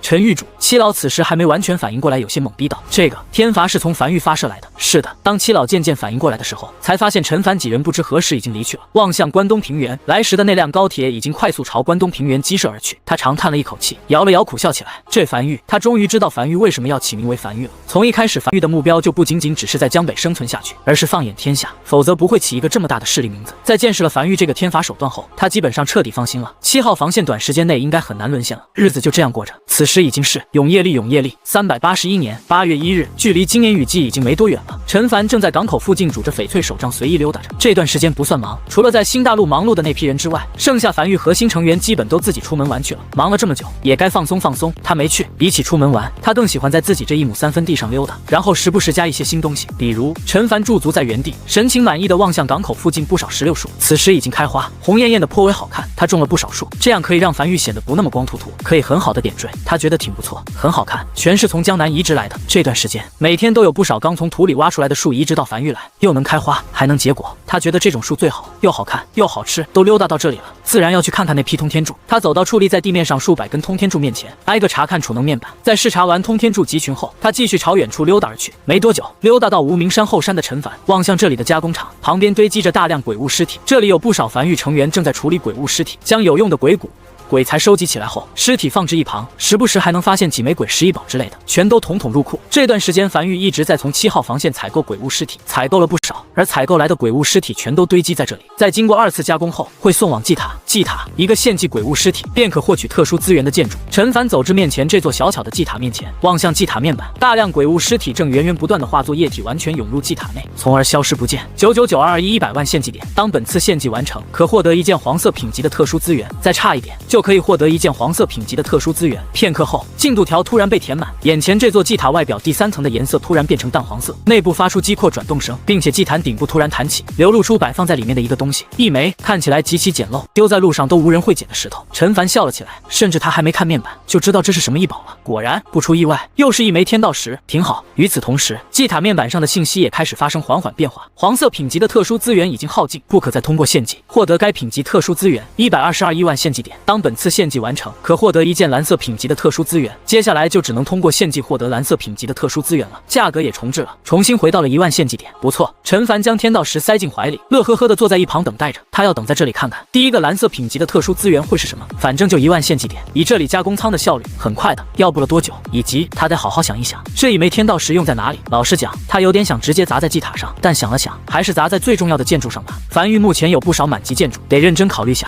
关西平原最东边连绵山脉中的一处缺口，此时这里人头攒动，人来人往，一道明显崭新的防线矗立在这里。这是新打造的黄泉口防线。这道防线的主要作用就是，当江北和关东平原沦陷时，可以将登陆的鬼巢拦在黄泉口峡谷外。雨季即将降临，这道防线也开始加快准备。黄泉口防线的负责人，一个体型壮硕的中年男人，此时正站在城墙上，面色复杂地望向前方广袤的关西平原，一片空旷，不见一人，宛如一片死寂之地。已经接近雨季，依旧未等来撤至后方的7号防线，说明七老是真的打算死守7号防线了。良久后，他才轻吐了一口气，低声呢喃着，希望七老能挺过今年的雨季吧。永业殿那边已经无力再支援7号防线了。就在这时，身旁一个女人突然不知何时走到他身后，轻声道：“永业前线那边传消息过来了，原本在去年雨季失去的3号前线和4号前线，上个月又重新夺了回来，而且还活捉一个在鬼族里地位不小的鬼皇3000帝，目前正在和鬼族交涉，想用这个3000帝将那位换回来。”那位中年男人眉头微微紧皱，自从前些年那位中了鬼族的圈套被囚禁起来后，就已经很久没见过那位露面了。倘若那位露面的话，江北又岂会沦陷？鬼族那边答应了，不知道，还没有具体结果传来，但从那个鬼皇3000帝嘴里问出来了不少东西，其中一个消息令永业前线上下全体都极其振奋。据说在上次雨季里，3号前线和4号前线之所以会相继沦陷，是鬼族拼上底蕴发起的一次冲锋。如今鬼族久久攻不下，损耗又极大，或许要不了多久就会战败了。真的？中年男人眼睛亮了起来，真真假假吧？女人摇了摇头，鬼物嘴里的话不能全信，但可以确定的一点是，鬼族那边也不好受。或许对于我们来讲是逆风，但对于他们来讲也是逆风。那谁顺风呢？没人顺风，都是逆风。女人没再讲话，只是偏头望向关西平原深处，沉默着，久久没有讲话。永夜如往常一样从天边快速席卷而来。时间来到永业历381年10月底，陈凡站在江北防线的城墙上，视线越过江北荒野，望向远处渐渐暗下来的天空。雨水带来的凉意让他此时格外清醒。当今夜夜幕降临时，今年雨季也会随之开启，而明年雨季海底鬼巢就要登陆了。他站在原地望向远处，沉默着，久久不语。他在不断思索还有哪些准备没有做好，好像已经足够了，但又总感觉还不太够。就在这时，王奎举着油伞从一旁走来，走在陈凡身边，伞沿遮住了陈凡头顶，低声汇报道：“狱主，外面风寒，不如先回屋。”风寒？陈凡摇了摇头，轻笑了起来：“你忘了我们在第一次雨季的时候，那时候连个斗笠雨衣都没有，可是天天淋雨干活的。走吧，回去了。”他也没再多说什么，只是转身朝城墙下走去。临走前，他看了眼摆放在城墙根脚下的噬魂雕塑，轻笑了一声，摇了摇头。在数月前，他从祭塔里获得了一枚天道石，那是樊玉所获得的第4个天道石，他最终用在了噬魂雕塑上，一个可以大幅减少附近城防建筑弹药消耗的辅助性建筑。思绪渐渐飘远，他又隐隐想起了那日所看见的那则面板：“你对噬魂雕塑使用了天道石，获得了3个天道赐福效果，请在百息内任选其一。一个建筑仅能拥有1个天道赐福效果。1. 天道赐福效果，但无虚发，提升范围内城防建筑的准头。2. 天道赐福效果，王之领域，提升范围内城防建筑的射程，可突破鬼火限制范围。3. 天道赐福效果，弹尽粮绝，当暂无鬼石为范围内的城防建筑提供能量支撑时，可继续持续开火3个时辰，之后是魂雕塑和范围内的城防建筑一同碎裂。他最终选择了第3个天道赐福效果，弹尽粮绝。他不需要准头，也不太需要射程，相比之下，第3个要好点。虽然只能在弹尽粮绝的时候持续3个时辰，但就是这3个时辰，基本上也就能再扛过1晚。多了一波容错。重新回到无名山1号洞穴的陈凡，再次如往常一样坐在城墙上，听着耳边王奎的汇报。狱主，王奎望向手里的小本本，低声道：“这1年里，樊玉稳步发展，多个工程都在有条不稳的推进。新大陆星火燎原那边基本上已经进入尾声了，预计雨季结束后就可彻底铺设完毕。”陈凡坐在摇椅上轻点了下头。星火燎原这个工程总算结束了。简单汇报完毕后，王奎便走下城墙，陈凡一人继续独自坐在城墙上。夜幕于此时正式降临，如融化黑巧般的黑暗从天边袭来，快速将整个世界笼罩进去。他低头望向手里一直把玩的一个小物件，一个琉璃把玩剑，一个小人，外貌有他3分像，看起来就像是民间方式里售卖的小玩具。这是他从祭坛里通过献祭获得的一个蓝色品级的特殊殊资源。特殊资源有很多种，有可能是鬼石，有可能是异宝，也有可能是建筑蓝图等等。这一年了，他通过献祭共获得了4件蓝色品级的特殊资源，前2个和最后一个都是鬼石，总共获得了3000万枚鬼石，数量并不少，但并不是他特别想要的，反倒是第3件运气不错。异宝名称琉璃人偶，异宝品级蓝色，异宝效果滴血认主后，当你遇到必死危机时，可帮你挡下这一劫。一个护身类的异宝，自从获得这个异宝后，他就一直随身携带，而且把玩手感也确实不错，成了他的手把剑。虽然他已经有护身异宝了，但护身异宝这种东西没人会嫌多，更何况伴随着梵域不断发展，翡翠手杖也有些渐渐不够用了。别的不说，他可以确定一点，那就是手持翡翠手杖绝对扛不住满级式神炮的狂轰乱炸。陈凡靠在椅背上，望向洞穴外，不知何时已经从淅淅沥沥小雨变成狂风暴雨的天气，伸了个懒腰，感受着清凉雨意，慵懒的在摇椅上找了个舒服的姿势。就在这时，他脑海里深处的永夜领主面板突然开始不断闪红，并弹出一则面板：你已经将一片大陆所有区域点亮鬼火，获得特殊奖励君临天下。你已经将一片大陆所有区域点亮鬼火，获得特殊奖励君临天下。你已经将一片大陆所有区域点亮鬼火，获得特殊奖励君临天下，请即刻前往该大陆领取奖励。陈凡微微一怔，随后没有丝毫犹豫，从椅子上蹦起来，大步朝停靠在城墙下的梵域高铁走去。他从未见过永夜领主面板如此高频的弹出一则面板，但他消耗了足足30多亿枚鬼石去打造出的工程，终于要完工了。到了收获的时候，狱主。这时，王奎有些急促的从一旁冲了过来，手里还捏着一枚传音符。新大陆那边传信说星火燎原工程提前完工了，我刚收到消息。狱主知道了。陈凡摆了摆手，没有丝毫停留。你留在梵域守驾，我去新大陆一趟。说罢，停靠在城墙口的那辆梵域高铁，很快在雨幕中疾驰在江北荒原上，很快便消失在港口。新大陆已入夜，本来已经到了休息的时刻，但今夜新大陆1号据点所有核心人员都聚集在调度室内，神情亢奋，眼里一点睡意都没有。摆放在调度室中央的那个天眼沙盘上，此时一眼望去，密密麻麻的黄色光点有规律的铺满了整个天眼沙盘。绝侯神情极其亢奋，不断扫过天眼沙盘上的每个细节，生怕漏过一个区域。他已经通知梵域了，少爷正在赶来的路上。1年，梵域这1年的时间，几乎所有力量和资源都投入在了这件事情。星火燎原，在此之前，这座屋子里的所有人都没想过自己有朝一日可以完成一个如此大规模的工程，可以将鬼火铺满一整个大陆。但他们做到了，他们真的做到了这个堪称奇迹一般的工程。不知过去了多久，屋内的亢奋依旧久久没散去，而人群中突然传来一道狱主快到了的声音，众人顿时纷纷冲出调度室，朝站台冲去。恰逢此刻，陈凡所乘坐的那辆梵域高铁驶入站台。当陈凡走出高铁，真正站在这片大陆上的那一刻，奇迹发生了。新大陆1号据点，无数人发疯一般的涌出城，临走前还不忘将还在睡梦中的同伴叫醒。各个后勤站点、海岛上的监测人员也齐齐走出屋子，正在原地抬头望向空中那堪称震撼的一幕。当陈凡的双脚落在这片大陆上的那一刻，安置在新大陆上包括那数百个海岛上，总共169988座满级鬼火，像是受到了感召般，突然爆发出刺眼金黄光柱，没入天空。近17万满级鬼火笼罩了整个大陆，让整个大陆亮如白昼。这或许是这个新大陆有史以来第一次如此透彻，但在高空之上却依旧被无穷的黑暗所笼罩。那个覆盖了整个新大陆的黑夜像是没有尽头般，依旧笼罩在新大陆的上空。但在近17万座鬼火所爆发出来的金黄光柱直直没入天空时，黑暗在退去，光柱不断快速上升，所过之处的黑暗皆被快速驱散，速度越来越快，越来越快，直至轰！一道隐隐宛如开天辟地巨大的声音响彻在所有人耳边，他们好像听见了一个巨大的气球被戳破的声音。新大陆上空的黑暗被彻底驱散，他们看见了，他们看了在那9天之上的漫天繁星，他们看见了在那9天之上的一抹月光，他们看见了这方天地的真正模样。没有一人讲话，所有人都呆呆的正在原地看着这一幕。这是他们自出生以来第一次看见满天繁星，第一次知道了古籍里那些关于星星的诗词是何种意味。这种震撼感令他们下意识屏住呼吸，仿佛眼前的都是错觉般，生怕一个不小心，眼前所看见的一切便如同镜花水月般消散。陈凡站在新大陆1号据点的城墙上，同样有些神情恍惚地望向这一幕。他此时甚至都忘却了君临天下的奖励，甚至都忘记了自己来新大陆是干什么。眼前的动静和规模都已超过了他生平所见。这个奖励并不是一个只有他一个人能看到的面板，而是所有人都能看到的一场震撼画面。那17万道金黄光柱在驱散了所有黑暗后，继续不断上升，越来越高，最后在视线尽头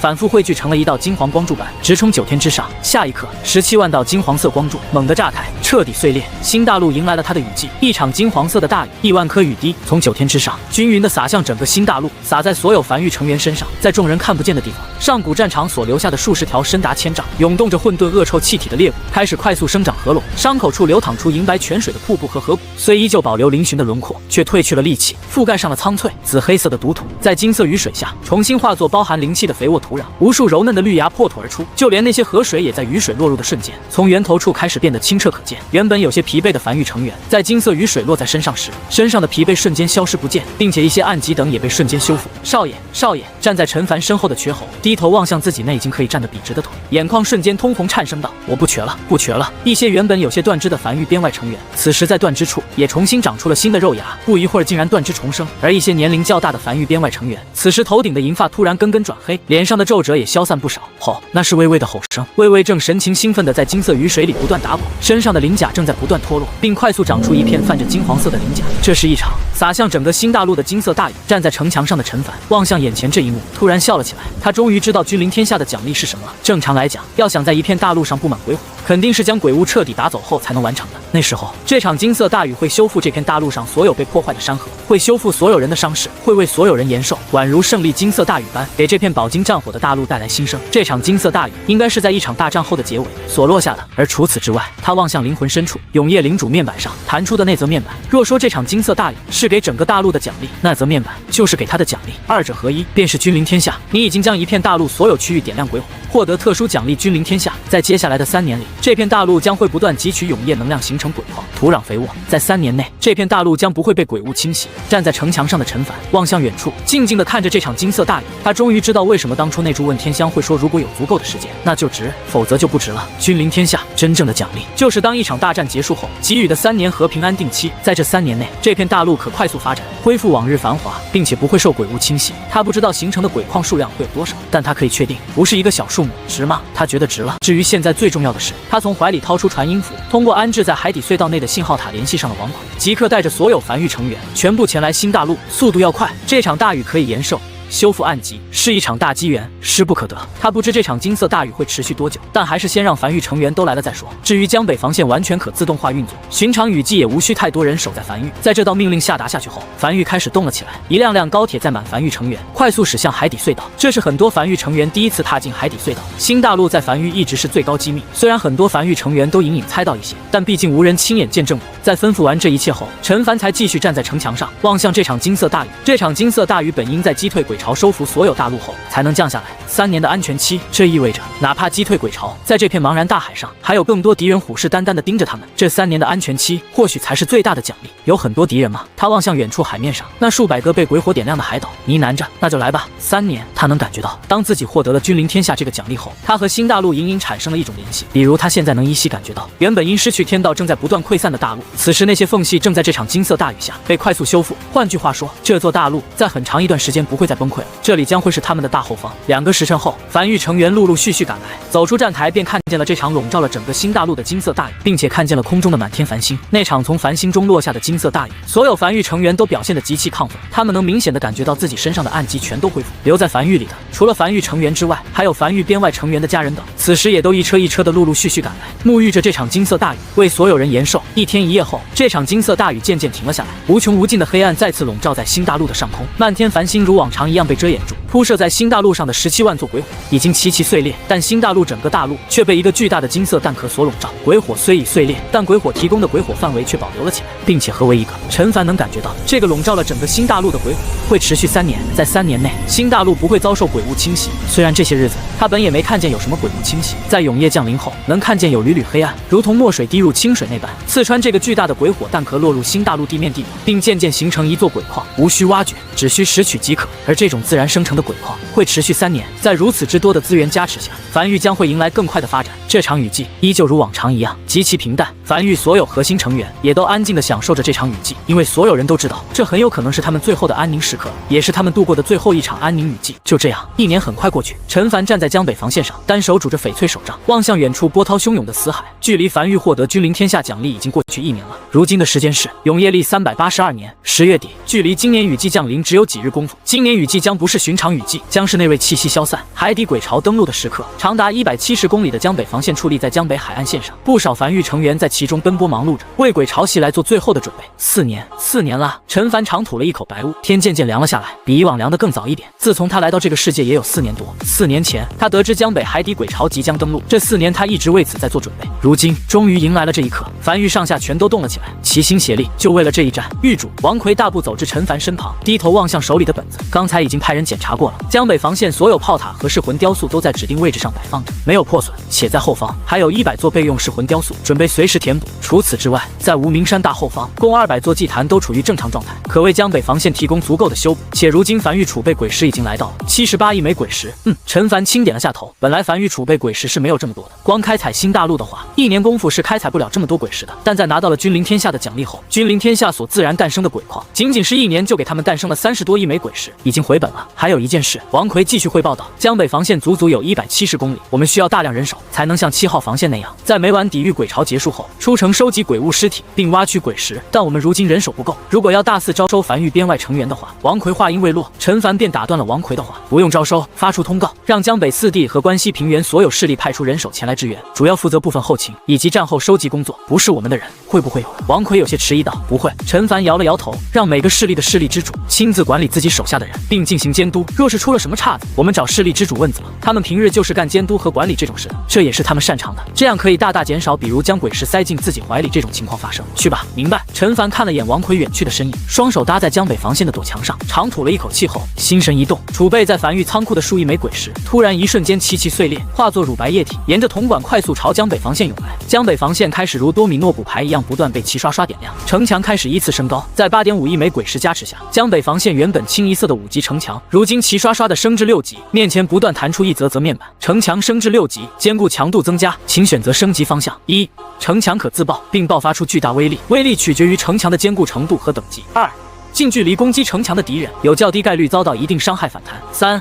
远距离攻击城墙的敌人对城墙造成的伤害会较低。他挨个不断划过一个个面板，清一色选择了第3项，偶尔会弹出一个质变升级方向，但都没什么用的。若是刚好这个质变方向出现在第3个选项，他还得将那堵城墙拆了，重新打造一堵6级城墙堵住那个缺口。那种只能作用在一堵城墙，而不是作用在所有可相连城墙上的质变升级方向，都是没什么用的。没多久，焕然一新的江北防线在落日黄昏下矗立在江北海岸线，清一色的6级城墙和7号防线一个规模，比7号防线多了鬼血纹路，更长更硬，这回应该够了，干活了。关西平原，屠仙圣地圣主低头望向手里的信纸，咧嘴笑了起来，从床榻上蹦了起来，大步朝屋外走去。江北急袭，雨季即将降临，经黑云压城，鬼潮即将登陆，江北百里防线急缺人手，特持雨袭，求援诸方，凡见状汉子，皆我所需。江北繁育永业历382年10月27日，走出屋外的屠仙圣地圣主望向早已经站在大院准备好的一众屠仙圣地弟子，神情满意的点了点头，大手一挥，出发。下一刻，一箱箱鬼石被搬至山脚下的高铁上，一个个身穿黑衣的屠仙圣地的弟子也携刀跟车，他早就准备好了，就等樊玉发出江湖令，然后他第一时间响应了。这几日，樊玉对外释放出江北海潮即将登陆的消息，关西平原各个势力这才知道，原来江北的节点早已碎裂，也终于知道了江北樊玉为何会耗巨资打造江北防线的消息。一时间，无数势力响应，一辆辆满载壮汉和鬼石的高铁，从江北四地和关西平原等各个区域驶向樊玉。不仅仅是因为钦佩江北的所作所为，更多的还是因为樊玉能动，你敢不去？樊玉是真敢来。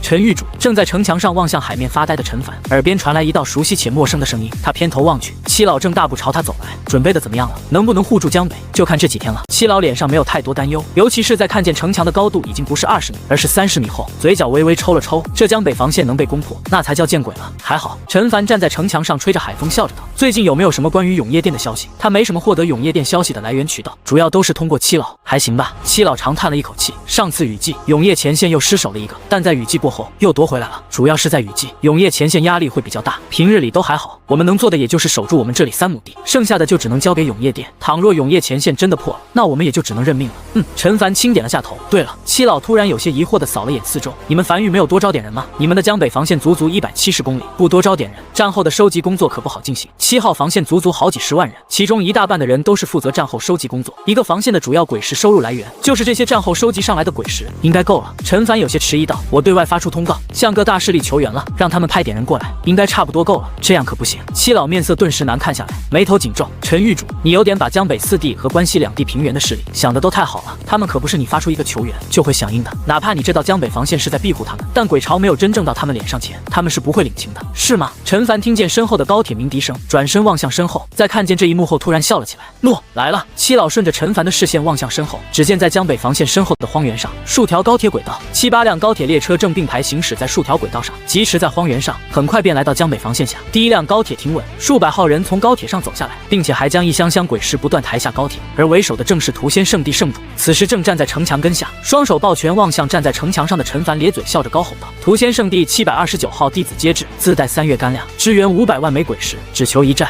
为江北，为关西。谢了。”站在城墙上的陈凡双手抱拳回了一礼，同样笑道。站在一旁的七老微微一怔，才下意识到屠仙圣地圣主本就是个识大局的人，上次他就支援了7号防线500万枚鬼石，但其他势力可话音未落，剩余几辆高铁上也走下来不少人，并都带着鬼石。江北李家7房青壮接至，任凭樊玉调遣，关西平原明尊教3000教徒悉数在此，任凭樊玉调遣。江南药王谷所有弟子接至，任凭调遣。关西平原越来越多的势力赶来，并且在江北荒原尽头还能看见更多辆高铁正在不断疾驰而来。七老望向眼前这一幕，彻底懵在原地。他们上次求援可没这么多势力响应他们的，不由偏头望向陈凡，下意识的呢喃道：“怎么响应你们樊玉求援的这么多？可能是樊玉人缘好吧？”陈凡笑了起来，他一一谢过后，王奎出面带着樊玉成员，开始给各个前来支援的势力之主分发传音符，并根据人手安排负责防线地段。七老也没久留，又看了一会儿后，才乘坐樊玉高铁赶回7号防线。毕竟雨季即将降临，7号防线也有不少事要处理。永业大陆某处常年被黑暗所笼罩的区域，一人两恶待在黑暗中央，身穿灰袍的中年男人，这些日子越来越心神不安，不断偏头望向江北的方向。虽然他什么都看不见，但他还是下意识不断望向江北方向。他能清晰的感觉他在江北留下的气息，尚有几日就要熄灭了。江北那些被他气息镇压在海底的大批鬼潮即将登陆了。就在这时，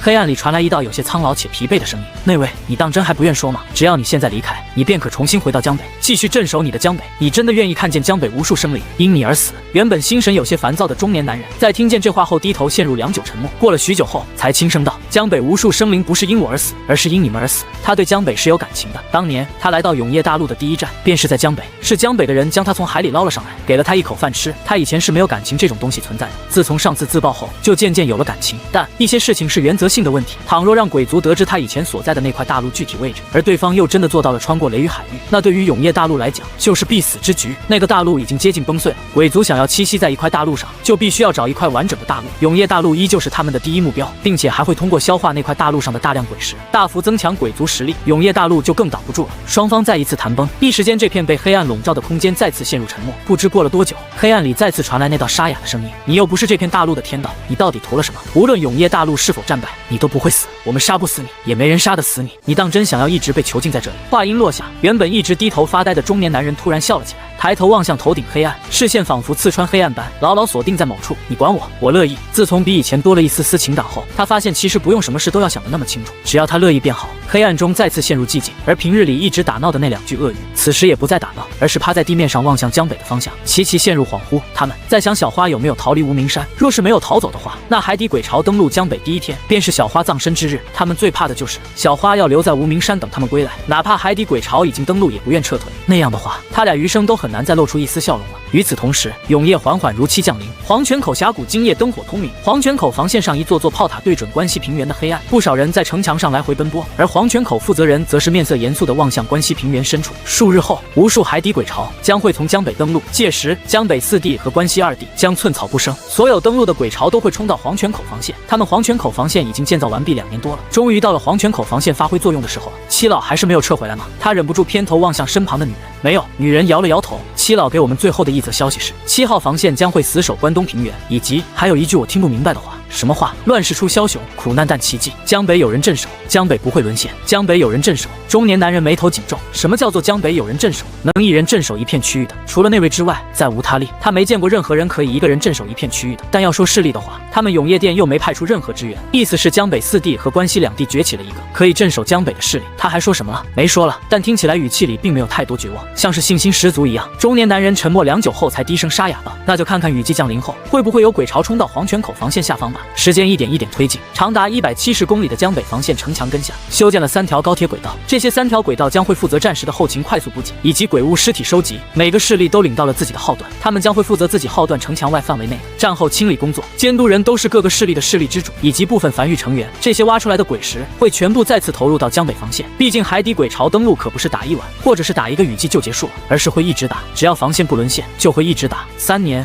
5年、10年都是有可能的。而在此期间，江北防线上的炮塔会一直处于启动状态，鬼石会源源不断的如流水般消耗。光靠樊玉储备的鬼石，用不了多久就耗空了。主要消耗鬼石来源便是战后清理挖掘出来的鬼石。近黄昏，雨水淅淅沥沥的洒在江北防线上。江北防线上的一众樊玉成员和各个势力的人都多少有些紧张的躲在城墙后，望向前方那浪花越来越大的海水。没有几人亲自去过7号防线，也没有几个人亲自见过鬼巢登陆的画面，这都是第一次，难免有些紧张。陈凡站在港口旁边，望向港口附近的那数百根矗立在荒原上的通天柱。这次海底鬼巢登陆，如果强度不发生变化的话，那应该是用不上这些通天柱的。距离地经线路打通已经过去近2年了，这2年内大量通天柱储能完毕，其中满级通天柱已经有98根完全储能完毕。他至今还没试验过满级通天柱的威力，等有机会了，他得扔一根试试威力。他再次巡视了一番后，也如他人一样，登上城墙，望向远处黄昏下的海面，开始了耐心等待。终于，当永夜降临，无穷黑暗从天边席卷而来，彻底将整个江北笼罩进去时，陈凡依稀感觉无名山上好像传来一道碎裂声。下一刻，江北防线前不断翻涌的海浪声瞬间消失了，仿佛整片海洋被抽干了声音一般，海水突然转变成极致的平静，他们从未见过的平静。紧接着，岸边的礁石开始轻微震颤，不是地震，而是某种从深海向上传导规律的震动，像是无数个原本处于沉睡的鬼物在海底清醒过来，并开始转身所造成的动静。海面依旧漆黑如墨，但很快便开始大片大片的泛起一种粘稠的墨绿色液体。第一只鬼物破开海面，站在江北防线上的陈凡眼睛眯了起来，他看见了，那是一个类似于章鱼的鬼物，没有腿，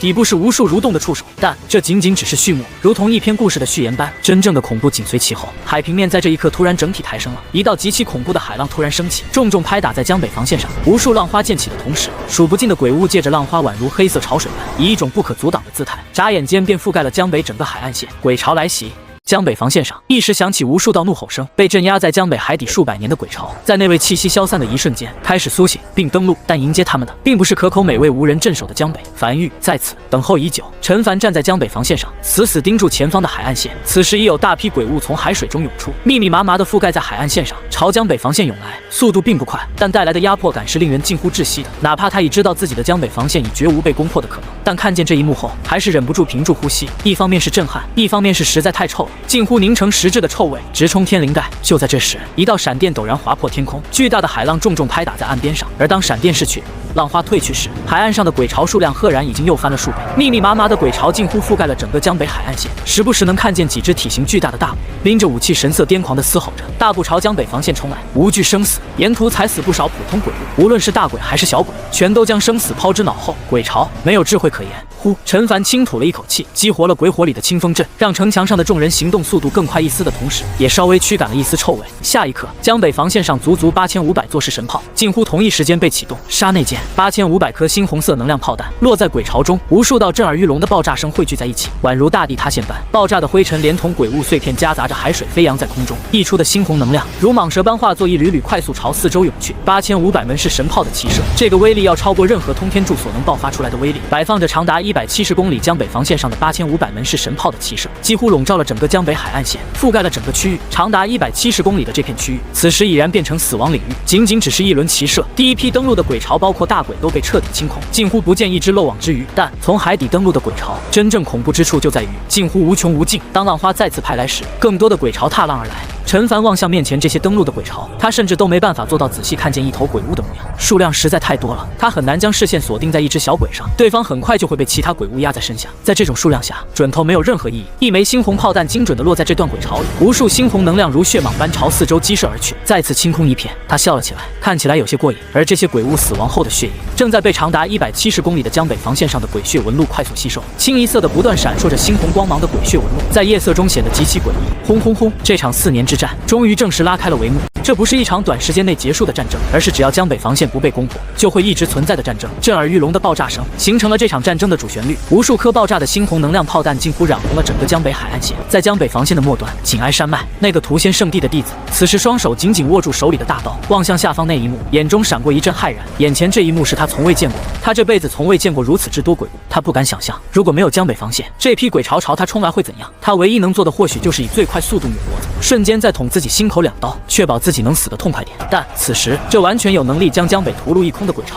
正在成片成片的被是神炮屠戮，宛如踩死一片蚂蚁那般简单。他望向身旁正不断轰鸣的数座是神炮，第一次如此真切地体会到圣主为何如此惧怕樊玉，也终于知道了圣主为何会吼着大义地将他拉了过来。站在大义就站在樊玉这边，不站大义就是站在樊玉对面。怎么样？身旁樊玉成员在看见这一幕同样有些震撼。我说的没错吧？死不了的。樊玉镇守江北数年，才打造出了这条江北防线。若这么容易被攻破，那樊玉这几年岂不是白忙活了？就在这时，那里身旁屠仙圣地的弟子突然面色微变，指向空中。只见海里突然飞起数十个蝙蝠类的鬼物，在空中绕了一个弧度，以一个尽可能不被发现的位置飞向他们头顶。下一刻，这数十个蝙蝠以极快的速度在空中不断闪躲，显然是在规避可能到来的防空炮锁定，爆发出极快的速度要掠过江北防线上空，看起来像要成功了。安置在附近的那门防空炮从始至终没有任何反应，但就在这数十个蝙蝠进入江北防线上空时，突然悬停在空中，任凭不断用力挣扎着扇动翅膀，也不能再进一步，像是突然坠入粘稠的沼泽里一般。而此时，那台坐落在江北防线上的防空炮才开始缓缓启动，防空炮的12片花瓣被齐齐点亮，花蕊中爆发出一道持续翡翠光柱，眨眼间，那数十个蝙蝠便被瞬间融化，不见踪影。是屠仙圣地的弟子愣在原地，眼里闪过一丝茫然。江北防线全面进空，神鬼进行。樊玉成员有些感慨地拍了拍屠仙圣地弟子的肩膀，你看，我就说了安全的很吧。战斗渐渐进入白热化，越来越多的鬼巢在海浪的推动下，零散运气不错的鬼物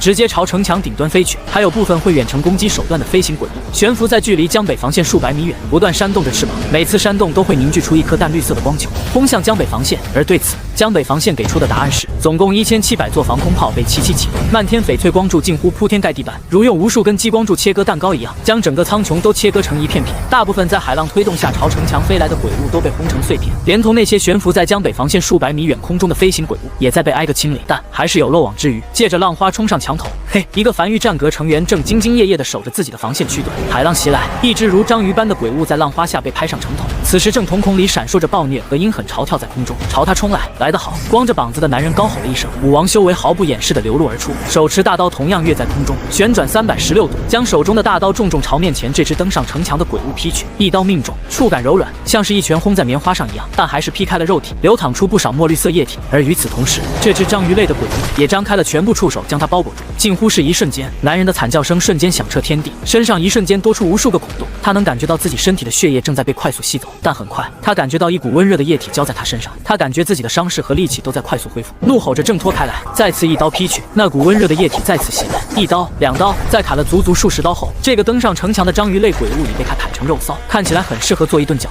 呼哧呼哧，男人气喘吁吁，有些后怕的看了眼身后那根正在不断喷溅圣水的铜管，幸好有这个，否则他刚才可能就要死在这里了。喂！身旁负责另外一个区段的樊玉成员正不爽地望向他怒吼道：“老子差点就要帮你呼叫支援了，能不能别装逼，把甲胄穿上？”好，劫后余生的男人此时也不敢嘚瑟了，急忙将刚才拖在一旁由地精制造的甲胄披在自己身上，将身体完全包裹着。刚才若是有这甲胄，不至于那么困难，主要是他第一次经历这种大场面，实在是有些激动。刚才他甚至想跳下防线去砍个痛快。而在江北防线后方，数十艘满配的非洲正在不断巡逻，一旦有拿堵城墙有较多鬼物登上城墙，便准备开始火力支援。很快，当炮弹轰鸣声终于缓缓停下来，且如幕般的永夜渐渐退去时，大批鬼巢消失在海水中。天亮了，海底鬼巢登陆的第一站，他们渡过去了。当黑雾退去，蒙蒙亮的天空笼罩江北荒原时，长达170公里的江北防线上涌出一阵阵兴奋的高吼声。站在城墙上的陈凡望向江北防线前方那无数具鬼物尸体笑了起来。江北好像真的守住了，毕竟是第一夜，他也有些紧张，全程守在城墙上，准备迎接突发情况，但完全没有任何突发情况。他准备用于支援的非洲，甚至压根没有用到，通天柱也未启动。他还准备了充足的鬼石，可以随时将江北防线升至7级，也没用到。目前来看，一切都在掌控着。无数个被轰出来的炮坑覆盖了江北海岸线，基本上看不见一具鬼物尸体，散落着不少鬼石和异宝。江北防线的数道城墙引入地面，数十万人浩浩荡荡的在指挥下，开始有秩序的铺满江北海岸线，开始拾取鬼石和异宝，并将那些碎片鬼物尸体能带走的也全带走。天亮的一瞬间，他也收到了来自七老的传音：“陈狱主，你那边如何？一切安好？那就好。”传音符那面，七老长松了一口气。就这样，时间一点一点的来到了15天后，从一开始的紧张到现在已经持续15天后，樊玉已经对海底鬼巢登陆习以为常，哪怕是其他势力派来支援的那些人，此时也不紧张，并且隐隐和樊玉成员打成一片，见到熟悉的还能笑着打声招呼。这15天内，没有一只鬼物突破江北防线，江北防线矗立在这里，宛如天堑般将海底鬼巢牢牢镇压在江江北外，伤亡率也很低，少数的伤亡率还是有人探出脑袋看热闹，看得过于投入，不幸从防线上坠落下去，当场摔死的。正值黄昏，庇护所的真正意义是庇护。站在江北防线上的陈凡远眺天边大海，神情恍惚地轻笑着。此时他才感觉樊玉好像真的庇护了很多人，有很多人因他而活，这种感觉还不错。在永夜大陆，雨季是一个很难露出笑容的季节，谁能在这个季节笑出声来，基本上可以被判定为失心疯了。而此时江北防线上的笑声却不少，樊玉白骨骼成员正乘坐非洲，将一桶桶热乎的饭菜按份分发在江北防线上的一众人。这15天的经历让大家彼此信心都足了不少，隐隐间不少人好像看见了希望，好像看见了永夜大陆真的能抗得过鬼潮入侵的希望。陈凡站在城墙上轻笑着，这批鬼潮没有智慧，只知道冲锋，鬼潮也无法将消息传递给其他区域。有时候他其实也在想，这么多鬼潮都是从哪来的，总不能是凭空冒出来的吧。就在这时，他再次收到七老的传音，陈狱主，永夜殿黄泉口防线在雨季降临后的15天内都没有鬼潮袭来，已经将你这边的消息上报上去了，过一段时间可能会有永夜殿的人来找你。陈凡轻点了下头，他知道这件事情樊玉的崛起是瞒不住的，顺便也了解下永夜大陆前线是个什么状况。实际上在雨季降临的5日后，黄泉口防线那边就猜到是什么情况了，真的有一个势力守住了江北，甚至打造了一条防线，并迅速将这条消息汇报上去。而此时雨季降临后第15日，一架非洲停在了黄泉口防线上空，一个满身疤痕的光膀中年男人，身后跟着一个披着黑色斗篷看不清面容的胖子从非洲上走了下来。信息属实，男人是此次行动带队的，径直走到黄泉口防线的负责人面前，望向关西平原深处询问着。属实，黄泉口防线负责人沉声道：如今雨季已经过去15天了，江北依旧尚未沦陷。好，光膀中年男人眼睛紧闭，深吸了一口气，低声呢喃着，希望给我一点惊喜吧，永夜大陆太需要一个奇迹了。下一刻，男人走向非洲，非洲升空，朝着江北防线疾驰而去。永夜降临，无穷无尽的鬼潮再次从海底浮现出来，密密麻麻的冲向江北防线。早就已经习以为常的江北防线应对自如。陈凡站在城墙上俯瞰着这一幕，狱主少秋从陈凡身后浮现出来，低声汇报道：关西平原的站点在天黑前看见有一艘非洲朝江北飞来，不是我们樊玉的非洲，估计1个多时辰后就会抵达江北防线，要任凭对方进入樊玉地界吗？陈凡面色平静地望向远处鬼潮，关西平原没有哪个势力拥有非洲，那看来应该是黄泉口防线那边，或者是永夜殿那边的防线派人来了，保持警惕，盯住，在对方没有多余动作之前不用阻拦。明白。少秋点了点头，身子缓缓隐去。1个多时辰后，永夜殿非洲驶入江北上空，直逼无名山，并缓缓降低高度，进入樊玉鬼火范围，悬浮在江北防线上空。当周围黑暗被鬼火驱散后，眼前瞬间开朗起来。站在甲板上的光膀男人瞳孔骤缩，他看见了一道长达170公里的6级城墙矗立在江北，海底鬼潮早已登陆，此时正不要命般的朝江北防线发起进攻，但全被江北防线上凶猛的火力给打了回去。这里真的多出了一道防线，一道不是由他们永夜殿所打造的防线。他看了不知多久，才望向周围不知何时升在空中将他隐隐围在中间的数十艘非洲，以及防线上几座已经调转炮口瞄准他的防空炮。深吸了一口气，高吼道：永夜殿天一，求见此方势力掌权人。声音震耳欲聋，几乎压下炮火的轰鸣声，响彻在天地间。很快，一艘非洲停在他面前，甲板上一个身穿势力服饰的男人望向他：跟我来。这艘非洲开始在前方引路，没一会儿，他脚下的非洲和江北防线的城墙齐平。他从甲板上走到城墙上，望向站在城墙边缘背朝他的陈凡，双手抱拳，沉声道：永夜殿天一，求见。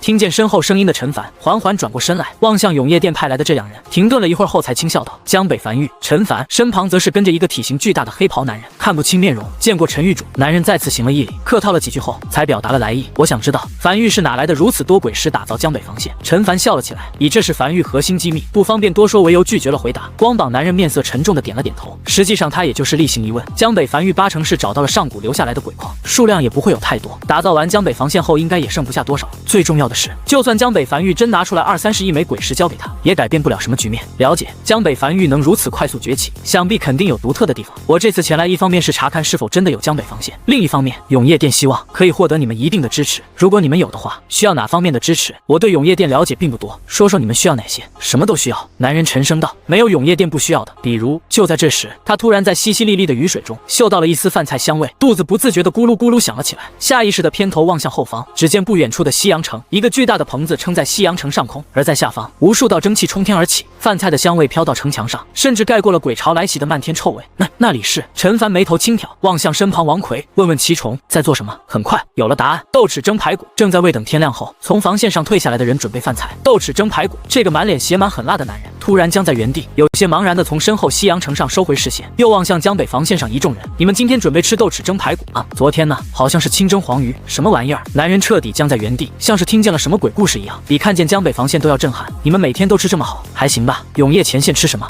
我们吃炒面，就是将面粉炒熟后浮水下咽。有一瞬间，他甚至想留在江北防线了。那我知道樊玉可以为永业店提供什么支持了。陈凡笑了起来，樊玉或许可以先为永业店提供粮食和线路支持，但需要一点鬼石作为报酬，毕竟铺设线路挺费鬼石的。男人眉头紧皱，永业店现在拿不出一枚鬼石，除非你可以自提。自提是什么意思？就是去永业前线自提。永业店现在的运输线路被破坏了不少，余下的线路很紧张，再加上有内部叛徒泄露情报，大额鬼石很难运输至其他区域。但倘若你要去永业前线自提鬼石的话，就没什么问题了。他一边说着，一边紧紧盯着在江北防线墙根下快速疾驰奔波的高铁。他好像隐隐知道樊玉说的可以提供线路支持是什么意思了。陈凡走至一旁搭建在江北防线上的小屋里，外面雨大，进屋聊吧。茶屋内，陈凡给男人倒了一杯茶，讲讲你们永业店的运输线路以及为什么线路被破坏。好，光膀男人双手端着茶杯停顿了一会儿后，才开始讲述。原来永业大陆存续的核心秘密是在这片大陆之下沉睡着一座无形大阵，海岸边连绵山脉便是这座大阵的阵纹显现。有山的地方就是节点完整的地方，鬼潮永远不可能翻过连绵山脉，正是它的庇护，才将汹涌鬼物隔绝在外。唯有而失去连绵山脉的地方，就是大阵节点碎裂之处，就是鬼潮撕开防线之地。这个时候就需要防线补齐这些节点碎裂的区域，比如江北防线和7号防线。随后，男人从怀里掏出一张鬼皮地图铺在桌面上，将那些出现阵纹碎裂的区域指给陈凡看。明白了。陈凡看着鬼皮地图点了点头，靠在椅背上，轻揉着太阳穴，没有讲话，陷入沉思。这番交谈让他对永业大陆的格局有了一个初步的了解认知。简单来说，永业大陆此时就像是一件有些破烂的衣服，而他们防线的作用便是查漏补缺，补住那些缺口。大陆破破烂烂，他们缝缝补补，情况就是这么个情况。而在这种情况下，运输物资线的重要性是不言而喻的。只是每多这样一个防线沦陷，就会导致运输物资的难度再翻一番。一旦3、4个区域被沦陷，那接下来便会是滚雪球般的沦陷，短短数月可能就会全部沦陷。陈凡望向坐在男人身旁的那个穿着黑色斗篷的肥胖男人，轻声道：“守夜人。”肥胖男人点了点头，从喉咙里挤出一道应声，听起来极其刺耳，如刮玻璃一般。我是隶属外出行动组的。光膀男人沉声解释道：“永业店外出行动组的一个主要职责，就是碾碎那些可能燃起熊熊大火的火苗，故而我们出门在外必须有一名20级以上的守夜人陪同。20级的守夜人自爆后所诞生的威力，可足以将一个20公里内缺口的鬼物瞬间全部清空。而且守夜人的自爆不会摧毁防线和波及到人类。”陈凡把玩着手里的琉璃小人，这威力可比6级通天柱大多了。他甚至有点怀疑，或许比满级通天柱的威力都要大。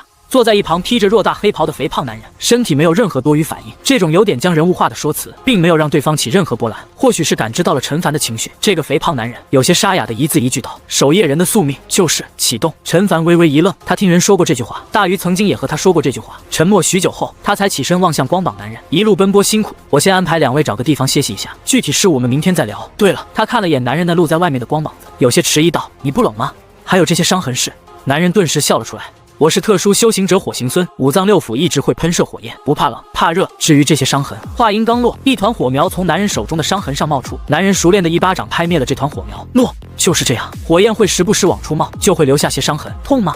陈凡疑惑道：“有点，但习惯就好。”男人笑了笑，外出行动组的成员必须要拥有一人能挡住一片鬼潮的实力，但也不会随便启动。只是当启动后，基本上生命走到了尽头。陈凡没有讲话，随后吩咐王奎带着2人去了樊城，将2人暂时安顿在樊城的一间客栈内。而陈凡则是独自一人坐在桌前，俯瞰着男人临走前留下的鬼皮地图，陷入思索。他在思考通过樊玉的抵御，该如何铺设一条足够安全的线路，让西部1号前线和樊玉之间建立起联系。很快天亮了，伴随着浓稠黑暗褪去，在淅淅沥沥的雨水中，鱼肚白的天泛在空中，叫号声在江北防线上不断响起。在指挥下，从防线上退下来的人和准备出门拾取的人都渐渐聚在一起，准备开饭。江北防线的墙头上，永业店天一望向面前桌子上的饭菜，肚子实在是按捺不住的开始咕噜咕噜叫了起来，有些不好意思的抬头望向陈凡：“那个陈狱主，我就先开动了，一起吃。”陈凡笑呵呵道：“都是些家常便饭，招待不周，还请见谅，足够丰盛了。”真的。天一深吸了一口气后，当即狼吞虎咽了起来。旁边那个肥胖男人守夜人也第一次有了多余动作，时不时夹起一块排骨放在自己碗里，时不时传来一道呻吟声，那是痛苦的呻吟声，就像癌症晚期病人吃饭一样，极其痛苦。陈凡沉默地看着这一幕，永业店的人比他想象中过得要更苦，甚至都不如之前的江北陈家吃得好。片刻后，天一放下饭碗说道：“陈狱主，还有一件事，我已经将樊玉的潜力上告至永业店了。昨夜我知晓，江北防线的打造没有动用任何建筑师，是陈狱主你一人打造。这种级别的建筑师，哪怕江北沦陷，陈狱主你都不能出事。所以我第一时间告诉了我师傅，你放心。天一深吸了一口气后，面色严肃道：“事关重要，我没敢走正常上帝渠道，我只告诉了我师父一个人，除此之外没告诉任何人。他在永夜殿的位置很高，绝对不会将消息泄露出去的。我还有钥匙缠身，需要去黄泉口峡谷那边处理一点事情，就不多耽误了。这枚子母石你收好，可远距离通讯，和我单线联系，有什么事情我会第一时间告诉你。”言罢，两人告别，乘坐非洲渐渐消失在视野中，走得极其果断。坐在椅子上的陈凡靠在椅背上平静着没有讲话，良久后才不由轻笑了起来。他昨晚已经大概想到该如何铺设线路了。而此时，在城池内一间私人屋子内，一个白发苍苍的老者神情恍惚，一杯茶接着一杯茶不断送入嘴中。不知过了多久，老者才起身关闭门窗，激活阵盘，从储物戒里取出一枚鬼骨。当这枚鬼骨被取出来后，无风自然，鬼骨化作的黑烟在空中凝而不散。眨眼间，黑烟中隐隐浮现出一个黑影，这个影子好像很高兴，声音似近似远的在屋内响起：“你终于联系我们了，这是你这辈子做出的最正确的选择。只要你提供的情报足够重要，当鬼族占领永夜大陆后，可保你全家荣华富贵，并分你一缕天道赐福，让你延寿百年。”当黑影浮现的一瞬间，老者眼里的恍惚瞬间散去，他知道自己已经没有回头了。此时他哪怕什么都不说，被查出来也依旧是个死字。停顿了一会儿后，他低头望向茶桌上的香台，低声道：“江北被守住了，有一个势力名为江北繁育，在没有任何势力资助的情况下，打造出了江北防线6级防线，且势力首脑陈凡是一个很强的建筑师，独自一人打造了江北防线。他将天一汇报上来的消息一五一十的汇报了上去。收到。”黑影笑了一声，很快缓缓散去，而黑烟并未散去，反而是快速凝聚，赫然又再次组成了一个鬼骨。就在这时，敲门声突兀响起，老者快速将鬼骨收入储物戒里，关闭阵盘，重新坐在茶桌前，轻咳了一声后才沉声道：“进来。”很快，一个小年轻有些手忙脚乱地闯了进来，言语间满是兴奋：“长老，永夜西部1号前线传来了好消息，说缴获了一张蓝色品级的建筑蓝图，让我们快点派建筑师过去西部1号前线参悟建筑蓝图。”老者没多说什么，跟着小年轻出了门，只是他在背后看了眼面前这个有些兴奋的小年轻，轻叹了一口气：站得越高，知道的就越多，对永夜大陆的未来就更不抱期望。与此同时，黑暗中，一个鬼皇正坐在大殿王座上，望向下面鬼屋递上来的情报，有些恍惚地呢喃着。他没想到，在这种环境下，人类内竟然还会有奇迹。一个位于西荒岛极其贫瘠的区域，竟然还能有势力崛起，并独自打造一道江北防线。他们这些年极力阻拦永夜殿到西荒岛的线路，就是为了让江北沦陷，好让鬼巢登陆，里应外合之下侵入腹地，从侧面对永夜大陆西部1号前线造成威胁。没想到，还是被名为江北繁育的势力守住了。只是他压根没听过这个势力。他低头望向手中的地图，沉思许久后，又在地图上思索着点了几下，才下令道：“吩咐下去，让永夜大陆西部1号前线海域里的鬼巢偷渡一批鬼巢前往黄泉沿海防线海域，以最快速度，不惜一切代价攻入黄泉山脉区域，然后进入黄泉山脉区域，一路向西突破黄泉口防线，从永夜大陆腹地前往江北，灭掉繁育。”话音落下，跪在大殿上的一只男鬼愣在原地，抬头望向坐在王座的鬼皇，震撼道：“王，这样做会极大消耗战力，导致我们更难攻下1号前线。一个繁育值得消耗如此大的代价吗？”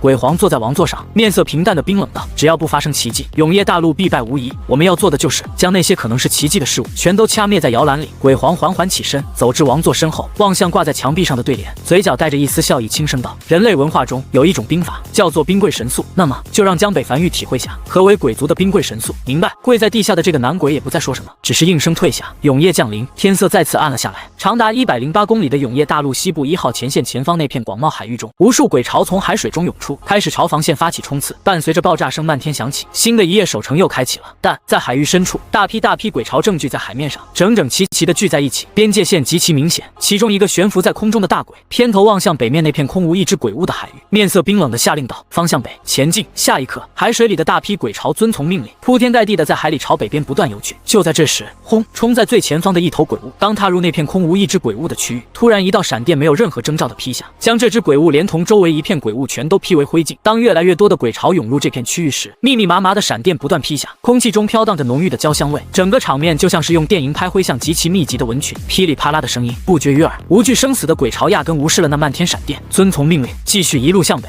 哪怕无数鬼物死于雷电之下，但终有一批幸运儿穿过这片区域，在冲刺了数十米后，头顶上已再无雷电。约莫1个时辰，这批数量极其庞大的鬼巢终于彻底穿过了这片死亡区域，但活下来的已经10不存1。这只悬浮在空中的大鬼有些心痛地望向眼前这一幕，这得白白损失多少兵力啊！他望向悬浮在死亡区域对面空中的那只大鬼，这批鬼巢已经顺利抵达秋明盆地海域，他的任务已经完成了。2只大鬼隔空对视了一眼，点头示意了然，如接力棒一般。处于秋明盆地海域悬浮在空中的那只大鬼带着这批鬼巢继续在海面上一路朝北疾驰而去。没过多久，再次抵达一处不见一只鬼物的区域，方向北前进。大鬼再次下达命令，下方鬼巢再次涌向这片死亡区域，漫天雷电不断轰下来，侥幸通过第一个死亡区域的这些鬼巢再次义无反顾地冲向眼前这片死亡区域。约莫半个时辰，这批鬼巢再次穿过这批死亡区域，成功抵达黄泉山脉海域。但在此时不存一，站在黄泉山脉海域上空的一只大鬼已经成功接收到这批鬼巢，和负责运送鬼巢的这只大鬼对视一眼，再次点头示意求援求援。长达27公里的黄泉沿海防线突然爆发出刺耳且夹杂着浓郁恐惧的高吼声。黄泉沿海防线的负责人对着手里的子母狮高吼道：“今夜鬼巢数量突然骤增，请求支援，请求支援！”夜色下，近乎无穷无尽的鬼巢从海底登陆，以一种比往日更加狂暴肆虐的姿态朝防线涌来。防线上的炮塔近乎拼命般的不断开火，但依旧无法挡住。越来越多的鬼物踩着同伴的尸体冲上防线求援。就在这时，位于防线城墙上的指挥室突然被一只鬼物撞开。黄泉沿海防线负责人眼中闪过一丝绝望，声音有些发颤的最后高吼道：“黄泉沿海防线已沦陷，无需派援，请去支援黄泉口防线。他们的目标是……”声音戛然而止。这只脑袋巨大的鬼物张开布满锋利牙齿的巨大嘴巴，流淌着粘稠且恶臭的液体，一口将男人脑袋连同那枚子母石吞入腹中。黄泉沿海防线今夜全部告破。越来越多的鬼巢登上城墙，并汇聚在一起，在夜色大雨中一路深入黄泉山脉区域腹地，朝黄泉口峡谷防线冲去。而他们的目标极其明确，前往黄泉口防线，攻破黄泉口防线，进入关西平原，前往江北。快！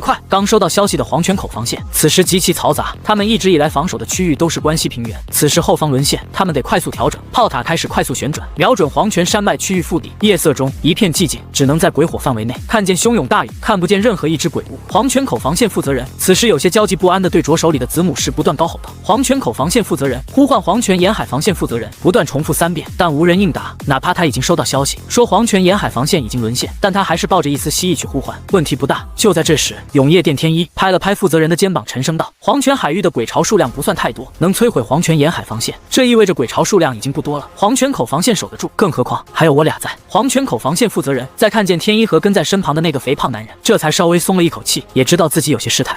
我第一次当防线负责人，还没经历过鬼巢，没事儿。天一笑了笑，下次就有经验了。然而，当第一只鬼物从黑暗冲进鬼火范围，紧接着无穷无尽的鬼巢从黑暗里狂奔着冲进鬼火范围后，天一面色瞬间大变。这批鬼巢数量绝对不是黄泉口海域该有的鬼巢数量，一眼望去，鬼王足足数百个，就连大鬼也有几十个，而这仅仅只是冲入鬼火范围的头批鬼巢，这不是黄泉口海域该有的鬼巢强度。几乎一瞬间，他便明白怎么回事了。在和师傅汇报繁育的时候，师傅突然问了一句：“这个消息是只告诉自己，还是通过正常渠道上报后额外告诉他？”他当时不知为何突然留了个心眼，说消息已经通过正常渠道上报了，额外告诉师傅。他心里是十分信任师傅的，是师傅收留了他，是师傅带着他加入了永夜殿。只是当他看见这批完全不是黄泉口海域该有的鬼巢以如此快的速度冲到这里的时候，他便知道师傅泄露了情报。这些鬼巢甚至没有摧毁沿途的城池，说明目标极其明确，冲垮黄泉口防线，进入关西平原，灭繁育。师傅啊！天一突然惨笑了起来，只觉得内心有点闷得慌，堵得他难受。原本就一直在体内不断燃烧的熊熊大火，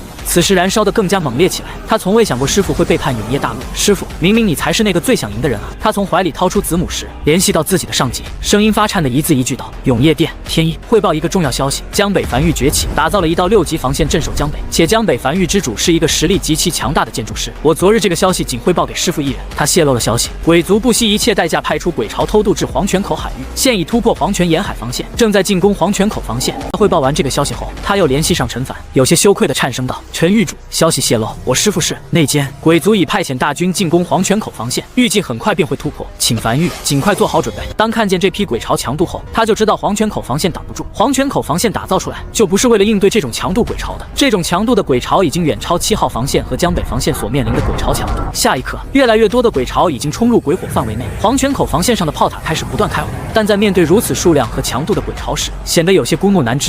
天一缓缓闭上双眼，拎着一把刀站在黄泉口防线的城墙上。当他再次睁开双眼时，无穷怒火如实质般爆发出来，身体表面密密麻麻的突然浮现出无数裂缝，如碎裂的洋娃娃般，猩红色的火焰不断从裂缝中喷射而出。天一深吸了一口气，将大刀握在手中，望向防线下方那无穷无尽的鬼巢，跃在空中，身如流星般被猩红火焰包裹着撞向鬼巢。所有靠近的鬼物被瞬间燃烧至湮灭，声音饱含愤怒的高吼道：“永夜殿，天一在此！”只见天一双手持着大刀，怒吼着插向地面，身上燃烧猩红色的火焰瞬间狂涌至刀尖处，钻入地底消失不见。原本包裹着天一的猩红火焰全都消失得无影无踪，宛如瞬间被熄灭的蜡烛般。但紧接着，整个世界仿佛停顿了一刹，地壳开始微微发颤。下一刻，无数碎片飞至空中，近乎无穷无尽的火焰，如同火山喷发般，以天意为中心，从地心深处激射而出，范围极大，近乎一瞬间便清空了周遭大片鬼巢，甚至就连一个靠近的鬼王也在这一击下惨烈而死。一人诛杀一只鬼王，一击结束。天一面色煞白，毫无血色，跌跌撞撞地站在地面上，望向刚清空的那片区域，几乎眨眼间又被数量更多的鬼巢填满，无数癫狂暴虐的鬼物无惧生死地朝他狂奔而来，狂风夹杂着恶臭扑面而来。就在这时，他怀里的子母石突然发烫，并传来陈狱主那熟悉且沉重的声音：“樊玉支援即将抵达，坚持住！”他回头看了眼身后的黄泉口防线，突然笑了起来，掂了掂手中的刀，转身望向前方无尽鬼巢，舔了舔嘴角，不由有些回忆今早吃的那豆豉蒸排骨，真是美味啊！此时前方那朝他狂奔而来的鬼巢渐渐模糊了起来，他依稀想起了年少时跟着师傅身后时讨要橘子的场面，温馨且欢快，但如今来不及了。陈狱主，谢谢你的款待。夜色中，天一矗立在残留在地面上的烈焰中，在狂风暴雨中横刀站在原地，身如弓般直直盯着距离他最近朝他狂奔而来的一头鬼物。隐约间，他在这头张开大嘴咆哮的鬼物齿间看见了一枚子母石，那应该是黄泉沿海防线沦陷时负责人手里的那枚子母石。帮你报仇了，兄弟！下一刻，天一身上的裂缝变得愈来愈大，整个人近乎要散架一般，更加狂暴的猩红火焰从皮肤表面的缝隙、眼鼻耳喉里激射而出。他尽可能的张大嘴巴，怒吼着，想要宣泄着体内的滚烫。他烫了一辈子，这一辈子，那猩红火焰无时无刻不在体内折磨着他。今日他要更烫一点。他笑了起来，并开始奔跑。无穷鬼巢朝他冲来，他迎面而上，脚下的速度越来越快，直至即将逼近时，他眼中毫无畏惧之色，眼眶已被猩红火焰所填满。跃在空中，在暴雨中高举手中刀，咧嘴笑了起来。纵然浮游入海，我依然血焚天。师姐，焚天！他体内的血液开始快速燃烧，并不断转换成猩红火焰，火焰越来越多，顺着刀尖狂涌而出，形成数百丈的火焰长龙，毕竟便将那个齿间卡着一枚子母石的鬼物燃烧至灰烬，连同周围一众鬼物都被瞬间清空。他脚下没有丝毫停留，目标直指鬼王。二击，昔日在雨季对樊玉造成极大危险的鬼王，在这一击下前胸贴后背，透心凉。三击，又一尊鬼王因此陨落。就在天一准备继续发起冲锋时，一只墨绿色的大手从黑暗中激射而出，猛地拍向天一，仅此一击便将天一拍至高空中，在空中划过一道抛物线，重重落在防线后方，生死不知。几乎刹那间，那近乎铺天盖地的猩红火焰便瞬间熄灭。鬼巢中，那具墨绿色大手的主人足足10几米高，站在鬼巢中望向前方这道黄泉口防线，怒吼着。这是一尊大鬼，是比鬼王要更强一个档次的鬼物，绝非人力所能挡。这片区域短暂被清空的区域，已经再次被鬼巢填满，并狂奔着冲向黄泉口防线，再次发起无惧生死的冲锋。黄泉口防线上，负责人将这一幕尽收眼底，眼眶泛红的沙哑道：“守住，守住！”防线上的炮塔开始最大功率的不断对下方的鬼巢狂轰乱炸着，但在越来越多的鬼物尸体堆积之下，大量的鬼物距离墙头已经越来越近。天一被大鬼拍飞前，用子母石告诉他，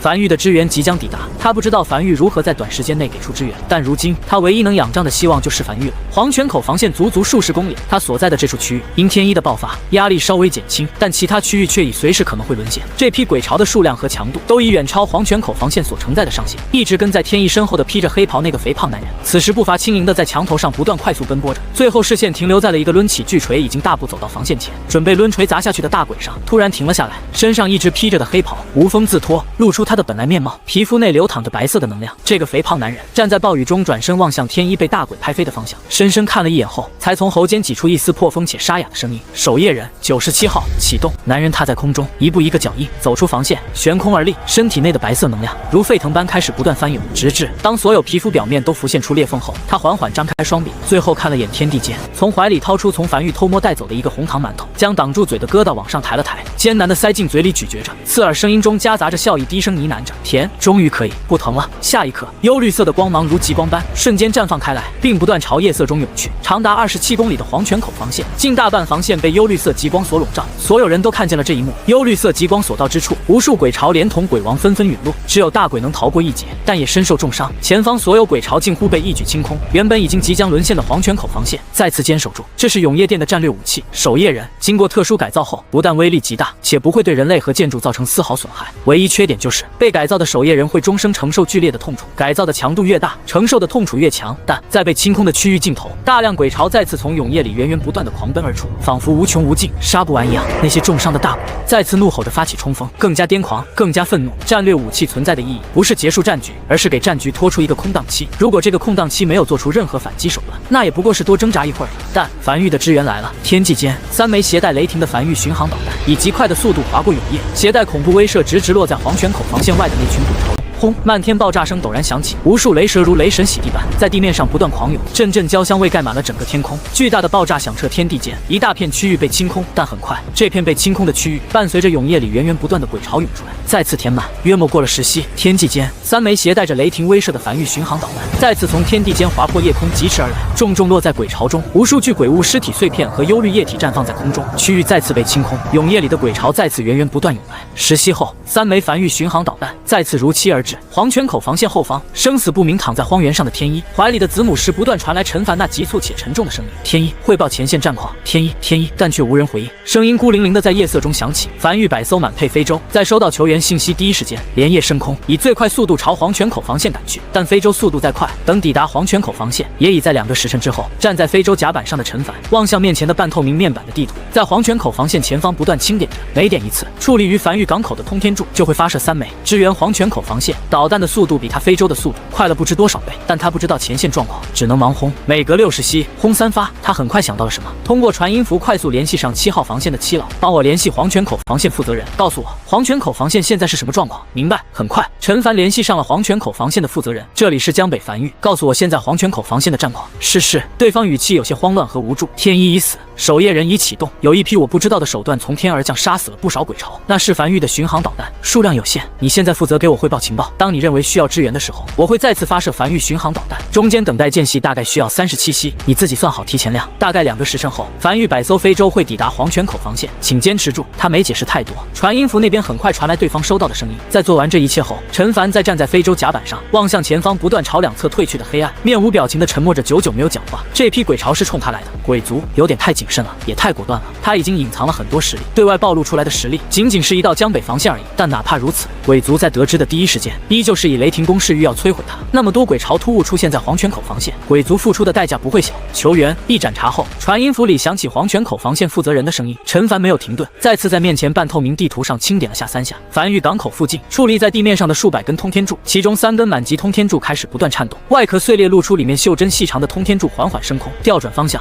朝黄泉口防线方向激射而去。终于，当陈凡总共发射了54枚满级通天柱后，耳边终于传来了黄泉口防线负责人的声音：“鬼潮没了。”呼，陈凡轻松了一口气，黄泉口防线守住了，虽然代价有点大。天一死了，守夜人启动了。繁育总共98枚满级通天柱的抵御，消耗了总共55根，但终归是守住了。一旦黄泉口防线碎裂，那对于繁育威胁极大的，他不可能在江北和江南打造一条防线，那防线的长度太大了，繁育根本没有那么多鬼石。紧接着，我们找到了天一，他还没死，还有点呼吸，但也已经快死了。我用祭坛暂时吊住了他的性命，我马上到。2个时辰后，100艘满配非洲抵达黄泉口防线。这是陈凡第一次来到黄泉口防线。当非洲和城墙高度持平时，陈凡走至城墙上，一眼就看见了防线外的景色，地面几乎被夷平数丈，空气中大量焦糊味和血腥味混杂在一起，无数鬼屋尸体碎片夹杂着鬼石散落在防线外。我是防线负责人，一个中年男人大步迎上了，急促道：“带我去看天一。”这里，男人急忙在前方带路。很快，陈凡在安置在城墙上的一座祭塔里看见了双眼紧闭的天一，此时正躺在祭坛里，身上布满裂缝，裂缝内隐隐间有猩红火焰流淌而出。他不懂治病，一时对这种情况也有些束手无策。不过他在得知这个消息时，就派出非洲接来了可能有办法的人。约莫1炷香后，一艘非洲从黑暗中激射而出，停在城墙边缘。药王谷谷主带着一众长老快速冲下非洲，来到天意身边，小心翼翼地快速查探着。很快，药王谷谷主起身给出了答案：陈狱主，此人应该是用了一种特殊的秘法，将体内血管悉数爆裂开来，并将血液燃烧殆尽，爆发出极强实力。这是一种必死秘法，无法终止。但此人脖颈上所佩戴的那个玉牌里面，暗层里夹着一位稀有的天才地宝——属阴，恰好中和了些许这种狂暴的猩红火焰，给他留了一条性命。不过血管已经悉数碎裂，此时也只是吊着一口气。如果他在永夜殿有命牌的话，此时命牌应该都已经碎裂了，哪怕安放在祭坛里，也最多只能活3日。不过倒是有一法，或许能救。只是药王谷谷主一时有些不敢开口，但说无妨。陈凡面色平静的轻声道。药王谷深吸了一口气，咬牙道：“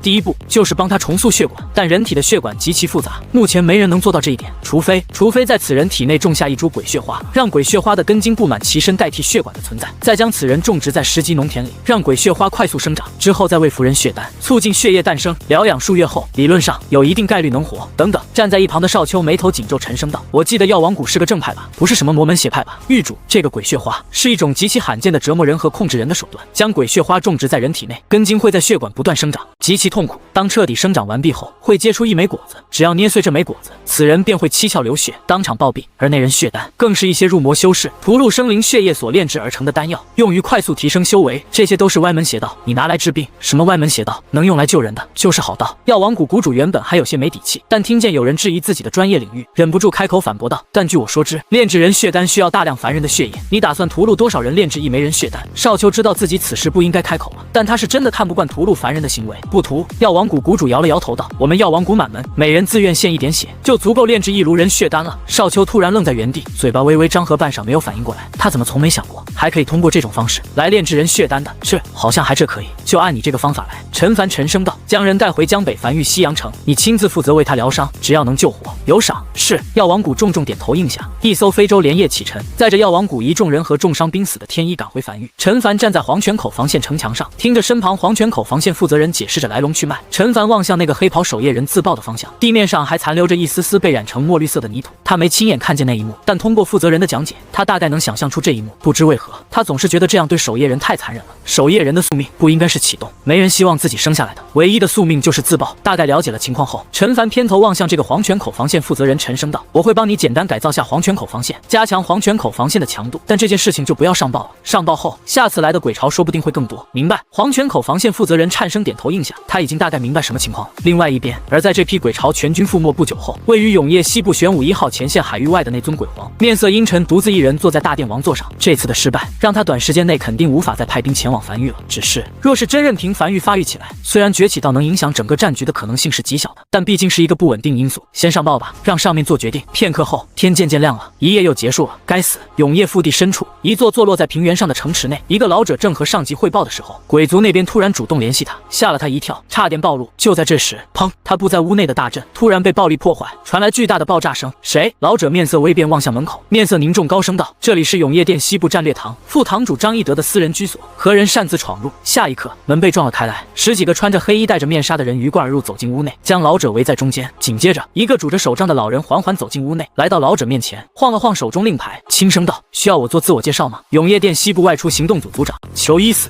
奉上级命，特意前来捉拿永业大陆内奸张义德。是你自己束手就擒呢，还是我们来硬的呢？张义德神情阴晴不定地站在原地，许久后，原本紧绷的身子突然瞬间散了下来，露出一丝惨笑。天一只将那则消息告诉我了。是的。裘一死缓缓走到张义德面前，平静道：天一自认那则消息颇为重要，最近永业殿常出叛徒，为了稳妥起见，他不敢走正常渠道向上级汇报，希望由你这个做师傅的将消息汇报上去。但很显然，他有些过于信任你这个做师傅的了。拜你所赐，鬼族收到消息后，付出大量代价，夜袭黄泉沿海防线，防线当晚沦陷，近10万人因你而死。鬼潮突入黄泉山脉区域，抵达黄泉口防线，你的徒弟天一和永业殿西部外出行动组守夜人97号魏族鬼潮已身亡，繁域及时支援，黄泉口防线尚未沦陷，鬼潮覆灭，这是你想要的结局吗？张义德眼眶通红，整个人处于神情崩溃边缘的嘶吼道：我没想害死天一，我不知道他会停留在黄泉口防线，他前天跟我汇报说离开繁域后会前往天潜山脉，只给鬼族传递过这一个消息，我只是想给自己留条后路而已。没有后路。裘一死再次靠近张义德，双手拄着龙头杖缓缓道：永业大陆和鬼族只有一方能活下来，这是一场没有后路的战争。背叛永业大陆者当处死，但死亡是一件复杂的事情。配合我们，今晚给鬼族那边传递情报，就说永业大陆西部平原防线不少人前去支援江北繁域，担心繁域再次遭受袭击。今晚永业大陆西部平原防线防守空缺，可向西部平原援军大举进攻，配合到位，可以给你一个痛快。张一德面色阴晴不定，几乎没有犹豫多久，便眼眶通红，重重点头。好了，裘一死笑了起来，拍了拍张一德的肩膀，也不用装出这副后悔的样子了。如果没被抓到的话，你不会后悔的。人总是在快死的时候才会后悔，此事肯定死定了，但至少临死前做点人事。下去后见到了天一，也不至于在天一面前完全抬不起头来。与此同时，100艘非洲已经重新返回繁域。陈凡站在非洲甲板上，望向不远处快速靠近的江北防线。他已将黄泉口防线基础改造完毕，现在若是再次遇袭，至少能多坚持一会儿，等待繁域的支援。而在繁域西阳城，药王谷一众人正在紧急救治着天一。虽然没有十足的把握，但如果方法真的奏效，那7日后天一便能完全痊愈。就这样，过去了5日，距离雨季结束还有10天左右。黑暗刚褪去不久，天还未完全亮起来。永业殿再次派人来了，一艘非洲缓缓驶入繁域领域，并且来到江北防线附近。这次领头的是一个看起来有些苍老的老者。他在走出非洲，来到江北防线城墙上，看见双手拄着翡翠手杖的陈凡，微微一愣，才笑着道：年少有为，年少有为啊！自我介绍下，永业殿西部外派出行动组组长裘一死特意前来，为消息走漏让樊玉险些覆灭。而致歉言罢，裘一死将手杖横拎在身上，缓缓弯腰，不敢。原本还站在原地的陈凡快速上前一步，将面前这个看起来年龄能当他爷爷的人搀扶起来，沉声道：“此事是个意外，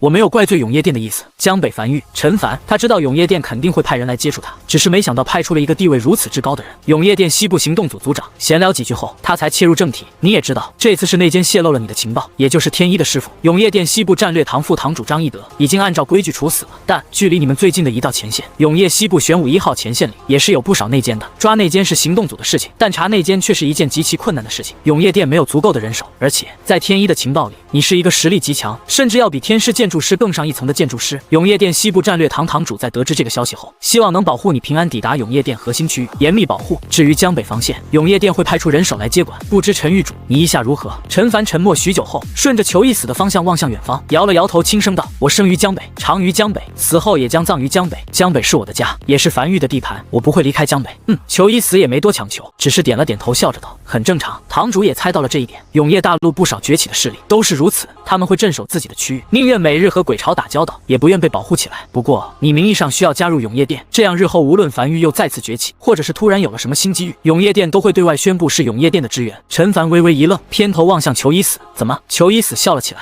你不会以为永业大陆全靠永业店撑着吧？那永业店得有多能耐啊！”其实他停顿了一会儿后才继续道：“这个是永业店机密，你不要对外讲。在永业大陆上有不少像樊玉这种突然发现了鬼矿崛起的势力，又或者是某个势力突然诞生了一个天才建筑师，天生对参悟建筑蓝图极其擅长等等之类的。而这些崛起的势力虽然数量稀少，但潜力十足，大部分都会打造防线来镇守自己的区域。而他们的鬼石建筑是从哪来的？对外宣传都是永业店支持的，其实大部分本身就是他们自己的。不这样不行，你现在才刚刚崛起，就有鬼族主力军派出大批鬼巢偷渡来找你了。你知道为了这次偷渡他们横跨2个区域付出了多大的代价吗？百不存一，百不存一啊！”裘一死远眺天边呢喃着：“你所看见的大批鬼巢，其实那批鬼巢的1%而已，9%的鬼巢都在偷渡区域时被大阵天雷所屠。倘若你日后再次崛起，你猜猜永业西部玄武1号前线那边鬼族主力会怎么做？但当你名义上加入永业店后，那以后你所有的崛起对外都可以宣布成永业店的支援。虽然那边依旧会注意到你，但至少会放松不少警惕。”好，陈凡点头应了下来。裘一死笑得很开心，他很喜欢面前这个年轻人，话不多，但能很快明白他的意思，也没有对加入永业店有太多反抗情绪。你也不需要担心永业店会觊觎樊玉的鬼矿，永业店从来不会觊觎任何一个势力的机缘，永业店仅仅主要负责看守前线。这场战争的胜利与否，最终其实不取决于永业店，而是取决于那些在永业店的保护下渐渐崛起的势力。而这些势力最后汇总到一起，才能抵抗鬼族的新势力，直至这些新势力代替永业店，继续庇护其他势力崛起，一代一代传下去。只要能守住，终有一日我们会对鬼族发起反攻。以及，虽然我知道樊玉的机缘肯定不是鬼矿，陈凡眼睛微微眯起，裘一死有些无奈地摊开手：“你们仿佛约定好了一样，每个崛起的势力对外宣传的都是发现了鬼矿。这永业大陆这些年又不是人死绝了，得多少鬼矿埋在地下，过了这么久没被人发现，恰好就被你们发现了呢。这些事情都是永业店核心机密，一般不会轻易透露，主要是担心内奸泄露。一旦泄露出去，那些被永业店保护的幼苗势力就会遭到鬼族的疯狂打击。”他之所以告诉陈凡，是信任陈凡一个能镇守江北的势力，倘若有朝一日都会投敌于鬼族，那说明永业大陆气数确实已尽了。但哪怕如此，他也没告诉那些受永业店保护势力的具体名字。陈凡没讲话，只是低头摸了摸鼻子。他发现永业大陆的格局好像比他想的要好一点，至少永业店的高层并不是抱着守一日算一日的想法，对未来是有规划的。虽然不知道这个规划能不能顺利落地，但至少有。但我其实还真需要点支援，你真要啊？裘一死愣在原地，有些茫然地望向陈凡。他刚才说的不清楚吗？永业店的支援是给鬼族看的，是为了掩护你崛起的。你怎么还真要？要点没有。裘一死颇为果断地摇头拒绝，这个肯定是没有的。若是江北防线急需鬼石，能支援一点，帮你们守住防线。但如今前往西荒岛的物资线都被切断，大批资源很难运输到西荒岛。我需要一点高品级的建筑蓝图。陈凡没有理会裘一死，而是斟酌着自己的用词，继续开口道：“我参悟建筑蓝图的速度很快，基本3日内都可参悟完毕，但代价是会永久损坏这张建筑蓝图。永业西部玄武1号前线不是缴获了一张蓝色品级的建筑蓝图吗？给我3日参悟完毕后，可亲自前往永业西部玄武1号前线，为他们打造这座建筑。”裘一死眉头紧皱，沉思许久后才摇头道：“不行，蓝色品级的建筑蓝图极其稀有，每一张都是至关重要，运到其他区域时都是最高机密护送的。只要蓝图在，就会有源源不断的建筑师参悟完毕。为多个防线打造这个建筑，你参悟的代价是彻底销毁蓝图，这肯定是不行的。但我知道有一张重复的蓝色品级蓝图可以给你，不过肯定需要你付出一定报酬作为为交换，也行。陈凡点了点头，差点忘了。裘一死突然想到什么，从怀里掏出一枚令牌和子母石递给陈凡。天一上报的消息里说，你有办法打通和前线的物资补给线，这是永业店的令牌，手持该令牌代表自身所属势力为永业店名下势力，去前线的时候用得到。还有，倘若你准备运输大批物资时，记得通过这枚子母石直接向我汇报，否则鬼族那边收到消息，有可能会再次冲垮防线。陈凡接过这枚令牌和子母石，又和裘一死交流一番后，裘一死才转身朝停靠在空中和城墙齐平的非洲走去。就在这时，身后传来陈凡的声音：“裘老，要不留下来吃顿饭再走？”裘一死身子僵在原地，望向江北防线上跑动的人群，饭菜香味渐渐传入他鼻子。他停下脚步，转身望向陈凡，笑着道：“天一他们当时吃了吗？”“吃了。”“那行，尝尝。”饭菜很快端上来，还是矗立在江北防线上的那座小屋。陈凡像上次一样坐在那里，只不过这次坐在对面的不是天一和披着黑袍的肥胖男人，而是一个头发苍白的老者。江北防线伙食真不错。裘一死笑着夹起一块排骨放入自己碗里。他们走之前吃的什么？和今天一样，也是豆豉蒸排骨。裘一死拿筷子的手微微一颤，如刚才一般笑着，只是眼眶里不知何时泛起数缕红血丝，将手里的排骨送入嘴里。好手艺！视线又注意到摆在桌子上的那盘红糖馒头，不由自主地拿起一个馒头送入嘴里。甜，看来临走前应该是吃到了一口甜。他儿子生前那么喜欢吃甜的，肯定不会错过这个红糖馒头。好了，不吃了。裘一死深吸了一口气，将咬了一口的红糖馒头塞进怀里，突然想到什么一般，起身有些着急地朝外颤颤巍巍地走去，一边拍着自己脑袋一边嘟囔道：“瞧我这记性，差点忘了还有钥匙缠身，我得赶紧走了，我送你。”陈凡起身将裘一死送到城墙边缘。裘一死踏上非洲后，突然想到什么，转头望向陈凡：“对了，陈狱主，跟在天一身后那个守夜人启动价值大吗？”陈凡停顿了一会儿后才轻点头：“大。”他的启动拖到了樊玉支援抵达，守住了黄泉口防线，少死了很多人，那就好。裘一死笑了起来，站在非洲甲板上，拄着龙头手杖，望向陈凡挥手道：“走了。”非洲升空，以极快的速度朝远处疾驰而去。站在非洲甲板上的裘一死望向渐渐缩小却覆盖了整个江北海岸线的江北防线，从空中望去，那如此渺小的一道防线，却庇护了整个江北，庇护了无数百姓。而此时，裘一死也终于第一次认真俯瞰整个江北，俯瞰整个西荒岛。他孩子死在这里了，为了保护西荒岛，死在了这里。他能理解陈凡对江北的感情，就如他现在对江北也有了感情一样。人和一片区域的感情联系，往往都是这样建立的。他再次笑了起来，只是这次不用掩饰了，眼眶通红的从怀里掏出那枚刚才咬了一口的红糖馒头送入嘴里，很甜。他没告诉陈凡，那个自爆的守夜人就是他儿子这件事，他不想让陈凡因此有什么心理压力和负担。西荒岛好大，飞了这么久都没飞出西荒岛，但又好小，小到无法多容纳一个人。狱主在裘一死走后，王奎才从一旁走来，迟疑道：“你怎么不告诉他天一还活着？”这5天时间内，天一已经渐渐苏醒，可以睁眼了，只是讲话还暂时有些艰难，经过一段时间疗养后就能恢复正常了。陈凡摇了摇头，轻声道：“这是天一的意思。”天一燃尽体内血液，已经失去了火行孙这个特殊修行者的身份，此后他将沦为普通人。他不想以这种身份去面对昔日的同僚。随后他才望向远处，这5日他一直在完善繁育基础设施，在雨季结束后，他就得开始铺设前往前线的物资线路了，尽快和永业西部玄武1号前线建立起联系。繁育西洋城，天一抬头望向空中那艘渐渐远去的非洲，他一眼便认出来了，那是永业店外出行动组的非洲。天一面无表情地望向那艘远去的非洲，他宁愿自己死了。他很感激繁育能救活自己，肯定付出了不少代价，可是他已经沦为一个废人了，就算活着又有什么用呢？吃饭了。祁崇端着一碗流食走到天一面前，无奈道：“来，张嘴。”这几日给天一喂饭都很困难，这家伙要绝食饿死自己。或许是看见了永业店的非洲，今日的天一情绪有些波动，身体尚处虚弱，沙哑道：“我已经是一个废人，活着已经没有任何意义了。”什么废人？祁崇翻了个白眼，过几天你就能生龙活虎了，没少胳膊没少腿的，怎么就成废人了？我已不是火行孙了，沦为一个普通人。然后呢？繁育有大批普通人，你的意思是他们都是废人，没他们插秧，你连这碗流食都吃不上，没他们给你搭棚子，你现在还在暴雨中呢，他们的付出在你眼里完全看不见，就是一个废人。赶紧吃饭，吃饱饭了准备干活。你以为繁育要白养你啊？跟我一起种田，不干活哪来饭吃？天一微微一愣，脸上第一次有了波澜，随后仿佛想明白了一般，乖乖张开嘴，吃了一大口流食，颇为用力地咀嚼了起来，眼里也重新浮现出了一丝对未来的希冀。他最怕自己没用，但祁崇让他突然明白，他还有用，只要有用就行。西洋城，陈凡站在远处的棚子下，望向这一幕，轻笑了起来。他没有过去打扰，只是在远远看着。雨季快结束了，该准备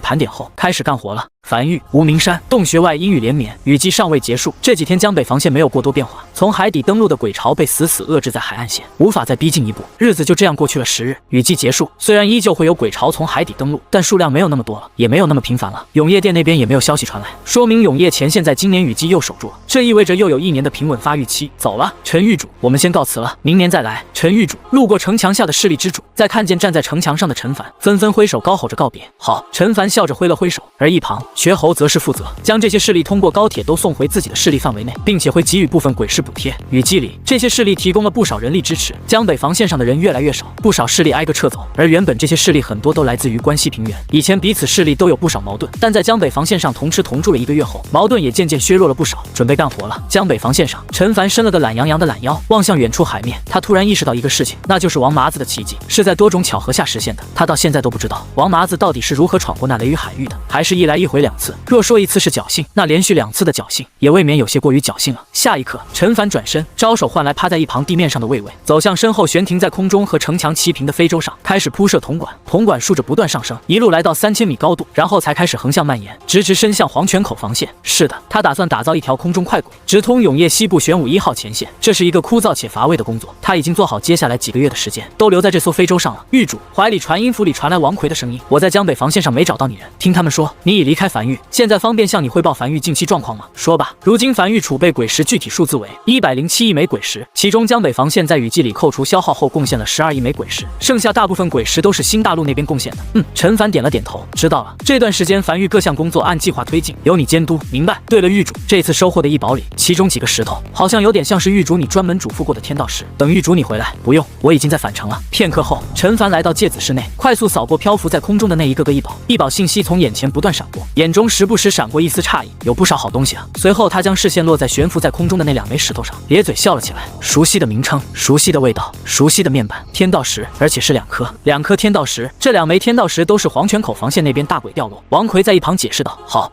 陈凡咧嘴笑着将这2枚天道石塞进怀里，大步朝仓库外走去。樊狱现在储备的鬼石不少，足足100亿枚，只待和永业西部玄武1号前线那边打通后，他便开始准备爆发式增长了。别的不说，就说那通天柱乃战略级武器，不是防线常规武器，只能用来对付紧急情况，但那是数量不够。倘若数量再多一点呢？储备个上千数万发呢？甚至储备个数百万发呢？任何战略级武器，只要储备的数量足够多，那就完全可以当做常规武器来用。陈凡也不急着去铺设铜管了，乘坐非洲落到港口旁，晴朗天空中，大片阴雨落在那数百根通天柱上，电闪雷鸣，狂风不断呼啸而过。他打算将这2枚天道石，其中1枚用在通天柱上，剩下的1枚是他为从1号前线回来后带回来的那张蓝色品级建筑蓝图所保留的。就在他准备将手里这枚天道石抛出去时，他突然又犹豫地停了下来，从怀里掏出传音符，让王奎将刚才那几张樊狱没有的白色图纸拿过来，先把这些白色建筑打造了再说，说不定会更适配天道石呢。虽然平面版看起来都是些普通建筑，但说不定升至满级后会有奇效呢。很快，王奎将图纸送来，分别是缆绳、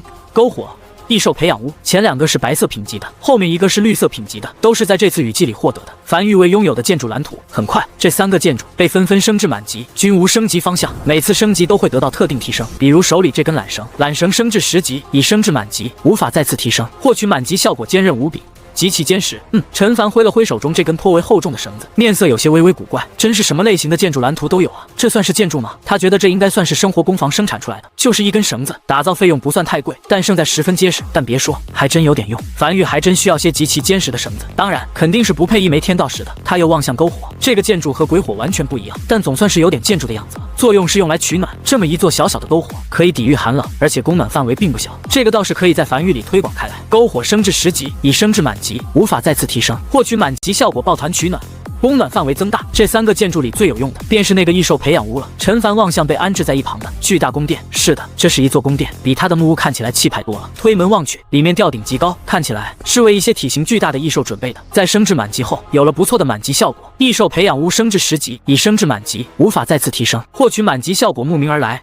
对异兽有较强的吸引力，会增加无主异兽对势力的向往，并希望定居于此。这个不错。陈凡咧嘴笑了起来。异兽是永业大陆上一种极其特殊的存在，而每尊异兽都有不错的效果，比如海底隧道就全靠魏巍挖出来的，就连在岛上找的那批猴子，此时也在新大陆那边牧羊呢。如果能吸引一些路过的异兽主动投靠樊狱，那自然是不错的。而在他将这3个建筑全部升至满级后，樊狱已经拥有14座满级建筑了，挺好。但这3个建筑都不怎么配得上1枚天道石。呼，他深吸了一口气，准备将手中的天道石抛向不远处的通天柱。就在这时，轰！一道巨雷突然在空中猛地炸开，紧接着原本晴朗的天空突然开始降雨。不仅仅是通天柱上空开始降雨，而是整个江北开始降雨。没有雷，没有电，没有黑云，一场翠绿色的大雨，没有任何征兆的突兀落下。他这辈子没见过翠绿色的大雨。陈凡怔怔地待在原地，遥望天边，整个江北上空被翠绿光芒所笼罩。而当那翠绿色的大雨落在他身上的一瞬间，他感觉这些日子的疲惫瞬间烟消云散，并且隐隐感觉自己寿命好像得到了提升。紧接着，面前开始浮现出无数道面板，樊玉镇守江北，翠雨天降，天道赐福。樊玉所有满级建筑将全都获得天道赐福效果。农田获得了3个天道赐福效果，请在百溪内任选其一；桥梁获得了3个天道赐福效果，请在百溪内任选其一；生活工房获得了3个天道赐福效果，请在百溪内任选其一；通天柱获得了3个天道赐福效果，请在百溪内任选其一。陈凡怔怔地僵在原地，望向面前不断弹出的面板和远处那场洒向整个江北的翠绿大雨。樊玉共有14个满级建筑，在这场翠绿大雨下，除了噬魂雕塑、噬神炮、鬼火这3个满级建筑外，他的剩余11个满级建筑都获得了天道赐福效果，相当于一次性获得了11枚天道石。半晌后，他才反应过来，他把这事给忘了。镇守江北可得天道赐福，这是他很早之前就得知的消息。甚至当时之所以留在江北，很大一部分原因都是因为这个。但是这些日子太忙了，他忘了这件事情。雨季结束，天道赐福来了，这是对樊玉镇守江北的天道赐福。翠绿大雨笼罩整个江北，让整个江北显得极其梦幻。但很快他就来不得思考这些了，只有百息时间让他选择。总共11个满级建筑都获得了天道赐福效果，他得快点去选了。这真是意外惊喜。这时正行走在樊城街头上的少秋，感受着翠绿大雨滴答滴答落在自己身上时，微微一愣，半晌才反应过来，不由张开双臂，闭上双眼笑了起来。他的很多功法催动都需要消耗寿命，他本来也没打算活太久，原本他的寿命也没多少，但在沐浴了新大陆那场金色大雨后，他就延寿了。此时又延寿了。新大陆的那场大雨提升了他50年寿命，这场大雨提升了5年寿命。他望向樊城内无数人走出街道，显然大家都感受到这场翠绿大雨是对他们有益的，纷纷张开双臂享受着这场来自天道的馈赠。只是有些人却闷闷不乐，他们没感觉到这翠绿大雨有任何稀奇的地方。对这次雨季有功之人会根据自己的付出获得对应奖励，奖励不等；而无功之人，翠绿大雨落在身上则是没有任何反应。西阳城无数白骨阁的成员兴奋高吼着，他们没想到他们竟然也算有功，种地也有功，嘿嘿。祁崇笑得极其开心，他在雨中看来不仅仅是狱主认可了他的付出，就连天道也认可了他的付出。看以后谁还敢说种地无用的，天道都说有用，你说没用，你比天道权威等等。祁崇突然想到什么，回头望向天一，天一算不算有功？天一没镇守江北，而是付出在了黄泉口防线。但回头时他却看见了出奇的一幕，只见一道明显更加密集的翠绿大雨在大雨中形成一道雨柱，将天一整个人笼罩进去。这是更大的天道赐福，说明天道认为天一在这次镇守江北中付出了更多的，至少比他们付出的多。也是，祁崇恍惚地呢喃着，如果不是天一在黄泉口防线拖住了那批鬼潮，等到了樊玉的支援，否则樊玉腹背受敌之下还真不好处理。天一待在原地，抬头望向空中，他能清晰地感受到自己体内的鬼血花根茎在被快速排除，新的血管在他体内生长出来，那团猩红火焰再次燃烧起来，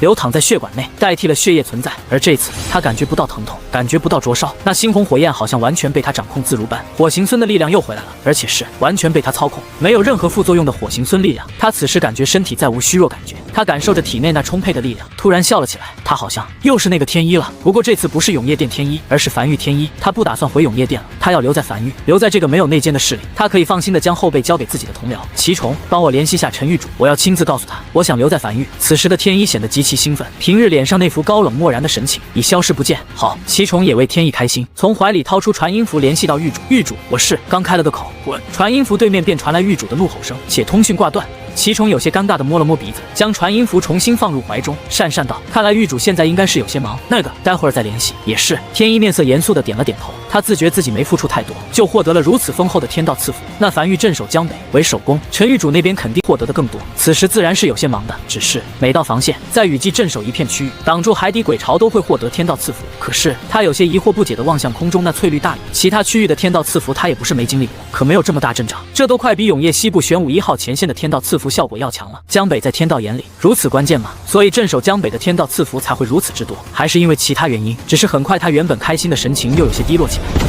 如果守夜人97号还活着的话，肯定会很喜欢这场大雨。还未赶回关西平原的屠仙圣地圣主，此时高铁已经停在江北荒原上，高铁上的一众人都走了下来，站在荒原上沐浴着这场翠绿大雨，这是天道对他们付出的认可。屠仙圣地圣主张开双臂，站在这场翠绿大雨中笑了起来。他感觉到自己的寿命提升了1点，只是具体多少他不清楚，并且身上的暗疾也都都消除了。别的不说，他感觉此时等明天早上醒来后，说不定又可以起立了。对于他这个年龄的人来讲，这可是一件稀罕事。身后的一众屠仙圣地的弟子此时也极其兴奋，不仅仅是因为提升了寿命，消除了暗疾，最重要的是，这是天道的认可。天道对他们在雨季里付出的认可，有多少人这辈子能收获天道认可的？这是他们可以吹一辈子的牛逼。樊城墙头上，公羊一月双手插进袖子里，望向墙外翠绿大禹嘟囔道：“和我俩无关，我俩并未启动，自然无关。”大禹轻声道：“说得好。”公羊一月感慨道：“跟在天一身旁那个守夜人启动了，他应该是有功吧？那你猜猜他能不能领到这天道赐福呢？”坟头草变得更绿一点，大禹没有讲话，只是安安静静地站在城墙上。公羊一月撇了撇嘴，也没再说什么。魏魏不会讲话，但此时趴在地面上，灯笼大的眼睛里分明冒出一句话：“怎么还有我的事儿？”趴在地面上的魏魏抬头疑惑着望向头顶那根将他笼罩进去的翠绿雨柱，他头上的雨要更密集一点，说明他也不是小功。可他有什么功？但很快他就不再关心这个，而是望向前方站在密集近乎如实心翠绿雨柱下的陈凡。陈凡已经站在这里很久没有动过，那雨柱实心质，恍如是一根从天而降的翠绿金箍棒，他都有些担心给陈凡砸死在这里，而且雨柱里还夹着一缕缕金色云雾，看起来很好吃的样子。别急，别急！陈凡此时根本顾不上头顶那噼里啪啦的雨柱，高度集中地望向面前不断弹出的一则则面板，快速思考着，选出最适合樊玉的天道赐福效果。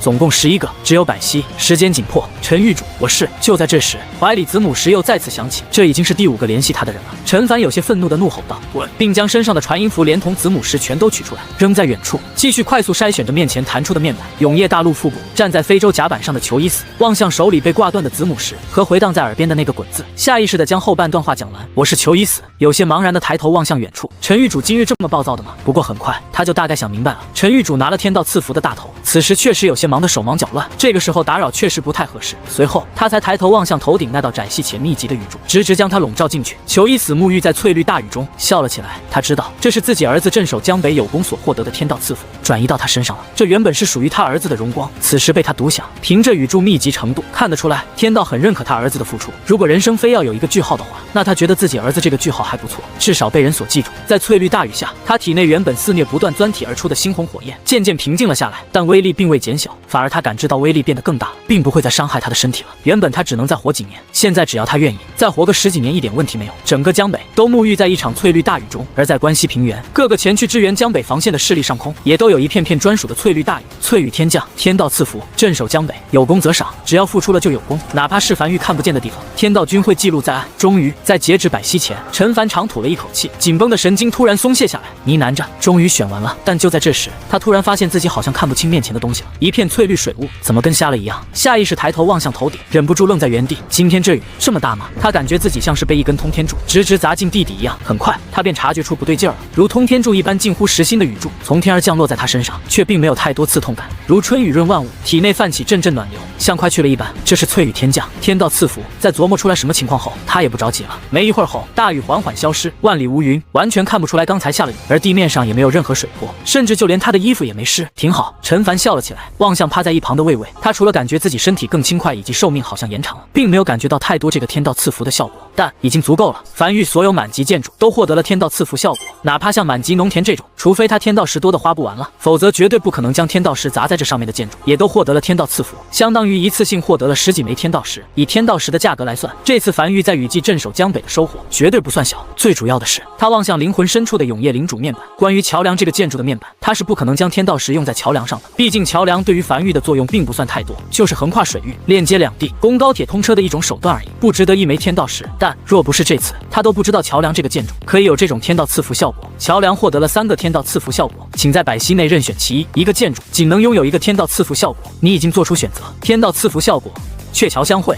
在桥梁上成亲的新人可获得天道庇佑，新人可许愿后代为某个特殊修行者，有一定概率实现，但后代必须为这对新人子嗣。陈凡咧嘴笑了起来，他不知道永夜大陆还能撑多久，但他准备在江北推行一下这座桥梁，这样未来10几年后会多出不少建筑师，这些建筑师都会成为樊玉底蕴。除此之外，还有很多满级建筑的天道赐福效果，都是他没想过的。这次真是给了他一个大惊喜。吊兰获得了3个天道赐福效果，请在百息内任选其一。一个建筑仅能拥有1个天道赐福效果，你已经做出选择。天道赐福效果：竹篮打水一场空，大小如意且极其结实。吊兰便是樊玉高铁，原先有一个弊端，便是吊篮的空间有限，容纳不了太大东西。要想运输大批物资，就必须打造足够长的车厢。如今有了这个效果后，便可以从横向和纵向2个维度来增加吊篮的大小，会大幅提升繁育的运力。这些天道赐福效果都是他精挑细选的，看似不起眼，其实都是最大程度的符合繁育所需要的。实在挑不出来合适的，也会尽量挑出一个重头戏。当然，重头戏便是那一直心心念念的通天柱。通天柱获得了3个天道赐福效果，请在百息内任选其一。一个建筑仅能拥有1个天道赐福效果，你已经做出选择。天道赐福效果：一气化3氢。发射出去的通天柱会在抵达目标地点上空时分裂成3根通天柱，每根通天柱威力和本体通天柱相同。嘿，陈凡不由满意的笑了起来。这下繁育的这个战略武器通天柱就变得更加战略了。刚好繁育现在有100亿枚鬼石，可以先储备点通天柱。做完这一切后，他才走到一旁捡起来自己刚才扔掉的传音符和子母石，一个个查看。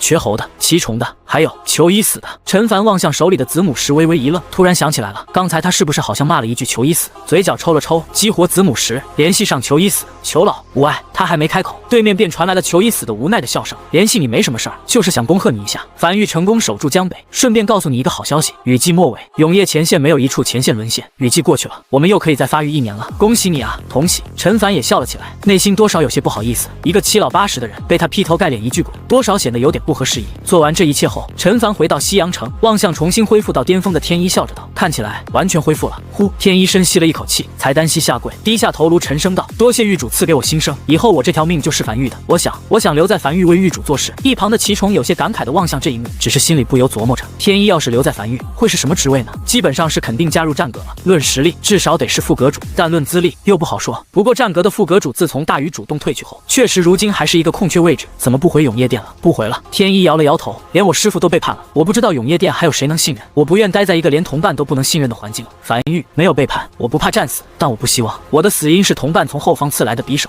陈凡停顿了一下后，才望向天一轻声道：“繁育不是你该待的地方，你应该回到永夜殿去。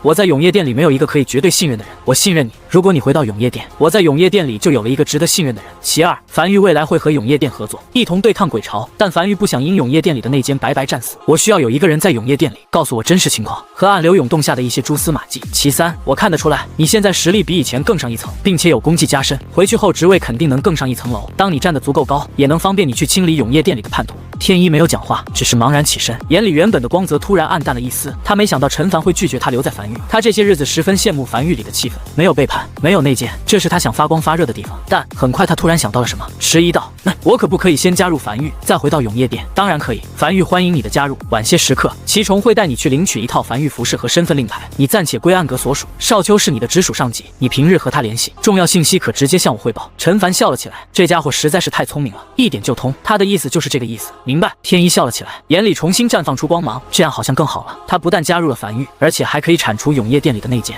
在做完这一切后，陈凡才离开西阳城，乘坐繁育高铁前往港口，望向窗外快速向后市区的来往的人群，嘴角微微上扬，这样就挺好。在抵达港口后，陈凡才来到港口靠后江北荒原的一片区域，这里在他的吩咐下，已经腾出一大片区域，准备用来储备通天柱。但在具体决定储备数量之前，他要做一个实验，这个实验决定着能不能提高通天柱的射程。加把劲儿啊！1、2拉！在这片被腾出来的区域，一根刚被打造出来的一级通天柱正矗立在江北荒原上，而在这根足足数百米高的巨大通天柱附近，站了不少繁育战阁成员。此时每个人手里都拽着一根绳子，使出吃奶劲儿，咬牙拽着。那不是普通绳子，是陈凡刚刚打造的满级建筑缆绳。在获得了天道赐福后，天道赐福效果是使其变得更加结实。在一众武王的用力下，这根矗立在地面上的通天柱开始缓缓倾斜，并保持一个平缓的速度朝地面落去。而在通天柱的下方，是一辆被扩大且经过改装的繁育高铁。很快，在一众吆喝声中，这根一级通天柱很快被稳稳当当的落在了等候在下方的繁育高铁上，溅起阵阵灰尘。完美！周围响起繁育成员的一众欢呼声。拄着翡翠手杖站在一旁全程目睹这一幕的陈凡，此时也不由笑了起来。但这还不算完美，还得实验。下一刻，这辆繁育高铁开始沿着轨道朝江北荒原深处疾驰而去。数息后，陈凡选中了死海为轰炸目标，摆放在疾驰高铁上的那枚通天柱开始缓缓震动，紧接着外壳开始脱裂，洒在江北荒原四周。一根尾部喷射着雷霆的较小版通天柱破壳而出，快速升空，并在空中携带战狼尾焰，直直轰向死海。不久后，轰！隐隐爆炸声从死海传来。陈凡笑了起来，笑得很开心。终于，他5年前来到这个世界，来到这个陌生且鬼物肆虐、强敌环伺的世界。从第一座鬼火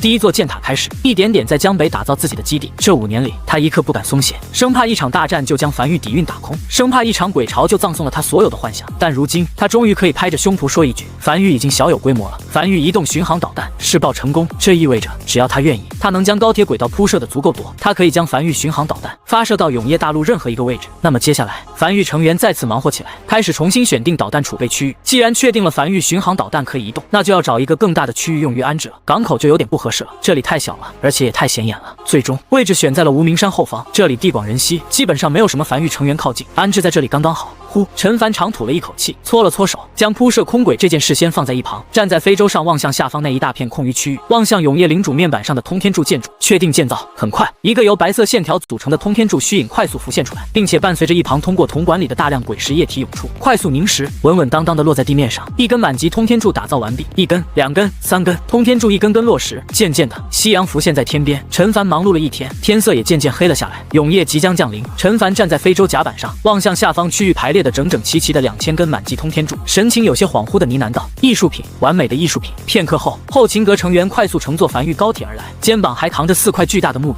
在城墙四面各定下一块“樊玉1号导弹储备基地”，这才对了。陈凡望向木匾，满意的点了点头。什么叫做无名山那边？它有自己的专属名字——樊玉1号导弹储备基地。时间流逝，第2天，陈凡又打造了2000根通天柱，并将其命名为樊玉2号导弹储备基地。接下来的小半个月，陈凡都待在樊玉，主要负责忙碌着樊玉的各项完善工作，再将一些零零散散琐碎的事情都办完后，雨季结束后的半个月，陈凡站在非洲甲板上，望向下方一众送别的王奎等人，嘱咐道：“此趟约莫得数月，我会沿路铺设信号塔，确保通讯不会中断。我不在的时候，王奎你负责主管樊玉事务，有拿不准的事情及时联系我。剩余人继续按照计划执行自己的任务，明白？”站在荒原上的绝猴一众人纷纷点头，又简单嘱咐了几句后，非洲缓缓升空，直直来到江北荒原上空。站在甲板上的陈凡开始继续在空中铺设空轨，由虚幻铜管组成的空中轨道，这条轨道将会直直通向永业西部玄武1号防线。这是一个相对耗时间的功夫，但也是必须要做的一件事，对樊玉来讲极其重要。不仅仅是那张蓝色品级的建筑蓝图，有着更多的战略意义。在目送狱主远去后，留在原地的王奎等人对视了一眼，闲聊一会儿后便各自散去。他们接下来手里的事儿可不少，雨季虽然结束了，但留给樊玉的事物却一点都不少，毕竟还有下一次雨季。时间飞逝，眨眼睛便过去了3个月。站在非洲甲板上的陈凡，怔怔地望向远处那道矗立在海岸边的永业西部玄武1号防线，长达108公里。这是他得到的信息，估摸着约有100米高。这就是前线吗？陈凡深吸了一口气，内心突然多了点安全感。这种程度的防线守在前线，永业大陆应该也很难沦陷。不过他很快又想起了新大陆那边7到10级防线，最后还是沦陷了。就在这时，一道非洲突然快速朝他驶来，且一道声音夹杂着风声隐隐在他耳边响起：“这里是永业西部玄武1号前线，闲人莫入，来者何人？”江北樊玉，陈凡。陈凡先是自报家门后，才从怀里掏出裘劳给他的那枚令牌，举在手里晃了晃。没过多久，那艘原本停靠在他前方，保持一定警惕距离的非洲，像是收到什么信息一般，缓缓靠近后，一个中年男人站在甲板上，面色严肃地望向他：“陈狱主，请，我们负责人正在前线上巡视，他亲自接待你。”好，陈凡轻点了下头。非洲跟在前方，这艘非洲缓缓靠近这道宏伟的防线，看得出来，裘老应该给这里通知过了。越靠近这道防线，越能感受到这道防线的恐怖。身下的非洲体型并不小，但在这道防线面前，却有点像是竹蜻蜓一般，显得颇为小巧。而在防线后方，地面上密密麻麻无数行人在来回奔波忙碌着，还能看见一座一座紧挨在一起的木屋，为防线里的人提供居所。当非洲和防线顶端持平，陈凡拄着翡翠手杖从非洲上走下来，落到城墙上时，便看见一个女人正站在城墙上，笑盈盈地望向他。而在这个女人身后，还站着7、8个人，虽然身上都自带着一种上位者的气息，但此时每个人脸上都挤出笑容，看得出来他们不经常笑，笑得很诡异，像是一个恶犬在面对鸡腿时强行且艰难地挤出来的一个笑容。陈凡踏在这道庇护了永业大陆其中一个命脉的前线上，齐越从非洲上也走了下来，满脸漠然地站在他身后。此趟出行，齐越负责基础安保。他望向眼前一众人，停顿了一下后才有些迟疑，敢问哪位是这里的负责人？按照站位，应该是前面这个女人，但他从没见过一个防线的负责人是个女人。是我。他话音刚落，站在人群面前的那个女人便笑着迎了上来。怎么，瞧不起女人？陈凡眉头紧皱，身子稍稍往后退了一步。没有，只是没想到永业前线的负责人会如此年轻。年轻吗？女人好像很开心，一扫妩媚姿态，笑得有些合不拢嘴。陈狱主如此年轻，不也打造了一条江北防线吗？说明我们都年少有为。江北樊玉，陈凡见过永业西部玄武1号前线总负责人，鬼巢肆虐，人人献力，樊玉也不例外。此趟趟前来，特意修建一条连通樊玉和前线的空轨。此条空轨可运输一些物资，比如充足的粮食。女人深吸一口气说道：“说吧，你要多少鬼石？价格贵的话，我们可以谈谈。”一炷香后，永业西部玄武1号前线城墙上的指挥室内，女人盯着自己手里的茶杯，硬着头皮，用一种尽可能的官方的语气沉声道：“1号前线足足有77万人，每日消耗的粮食不是一个小数目。我想让他们吃好一点，但1号前线的物资线不少都被切断，剩余物资线没有余力运送粮食。若是用鬼石买的话，我们可能买不太起。”陈凡沉默了许久后，才轻揉着太阳穴，有些头疼道：“粮食不要钱，樊玉免费援助你们，但肯定无法让你们做到江北防线的伙食。免费！”女人僵在原地，有些难以置信地抬头望向陈凡。她本以为陈凡想要一个不错的价格，但没想到的是，免费，真的免费。陈凡轻点了下头，这是来自樊玉的援助，感谢前线守住永业大陆。这项交易是不需要你们付出什么的，但还有其他交易，比如樊玉需要不少建筑蓝图，你们前线所缴获的建筑蓝图，只要是重复的都可以送到樊玉，我们会给予一定的鬼石回报，包括那张蓝色品级的建筑蓝图。所以女人有些不解地望向樊玉，所以此次樊玉起来，单纯只是免费资助前线粮食，以及带回去一些蓝图。是的，太好了！女人怔了许久后，突然蹦起来，在屋里兴奋高吼着。陈凡嘴角微微抽了抽，走出指挥室，来到城墙边缘，望向防线外波澜壮阔的大海。刺骨海风迎面袭来，都走出屋子了，还隐隐能听见女人的兴奋声在屋内响起。陈玉主。而这时，刚才跟在女人身后的一个中年男人大步朝他走来，有些歉意的小声道：“我是1号前线的副负责人，婵姐她。他老师原本是1号前线的总负责人，但在这次雨季里，他老师牺牲了，他接手了这个位置。他老师是他如今还在世的唯一亲人，再加上又突然将1号前线的重担扛在自己身上，压力有些大，情绪变得有些不太正常，希望你见谅。”无碍。陈凡摇了摇头，这样他就大概可以理解。随后，这个中年男人笑了笑，走，陈玉主，我带你参观1号前线，请。两人肩并肩走在城墙上，齐月跟在身后几步远，双臂抱怀夹着一柄长剑，嘴里叼着一根狗尾巴草，望向防线外的海面，眼神有些波动，不知想到了什么。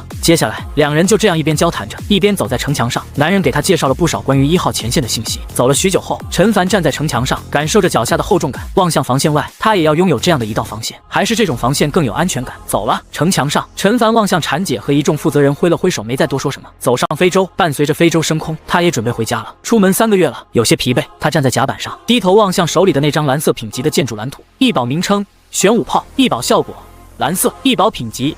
建筑蓝图，城防建筑。面板介绍极其简单，只有简简单单几行字。先回家。他伸了个懒腰，有些疲惫的打了个哈欠。先回去让他好好睡一觉再说。终于找到了永业大陆腹地，一座隶属于永业殿的城池里。裘一死站在一个装满各种玉简、牛皮纸等信息的屋子内，望向手里一张破旧老化的牛皮纸，呢喃着：上古时期，江北遇袭，不灭天师支援江北防线。自不灭天师手里有一个建筑蓝图，名为通天柱，据说许久未参悟完毕，其他建筑师尝试过均参悟失败。自从他知道樊玉的那个建筑名为通天柱，他这些日子就一直泡在藏书阁里，因为他总记得自己好像在哪里见过这3个字。难道樊玉发现了上古战场留下来的鬼矿？裘一死若有所思的点了点头。现在看来，当时那个名为不灭天师未参悟的建筑蓝图，应该是被陈凡参悟完毕，并且打造了出来。就在这时，师傅，藏书阁外响起天一的声音。进来。裘一死收起手里的牛皮纸，笑着望向屋外。天一劫后余生逃过一劫，他得知这个消息后很是开心，尤其是在知道天一经历了天道赐福后，和他一样，火行僧的负面效果已经全无，实力大涨。很快，天一踏入屋内，面色认真地站在原地。这3个月内，我仔细调查了师傅你交代给我的所有人，其中确定了一个人已经是叛徒，并且上次支援7号防线的消息就是此人泄露出去的。裘一死笑了起来，笑得很开心，上下打量着天一，半晌后才招手唤来天一，来这边坐。泄露情报那个人是不是叫王发？师傅你知道？天一有些愕然，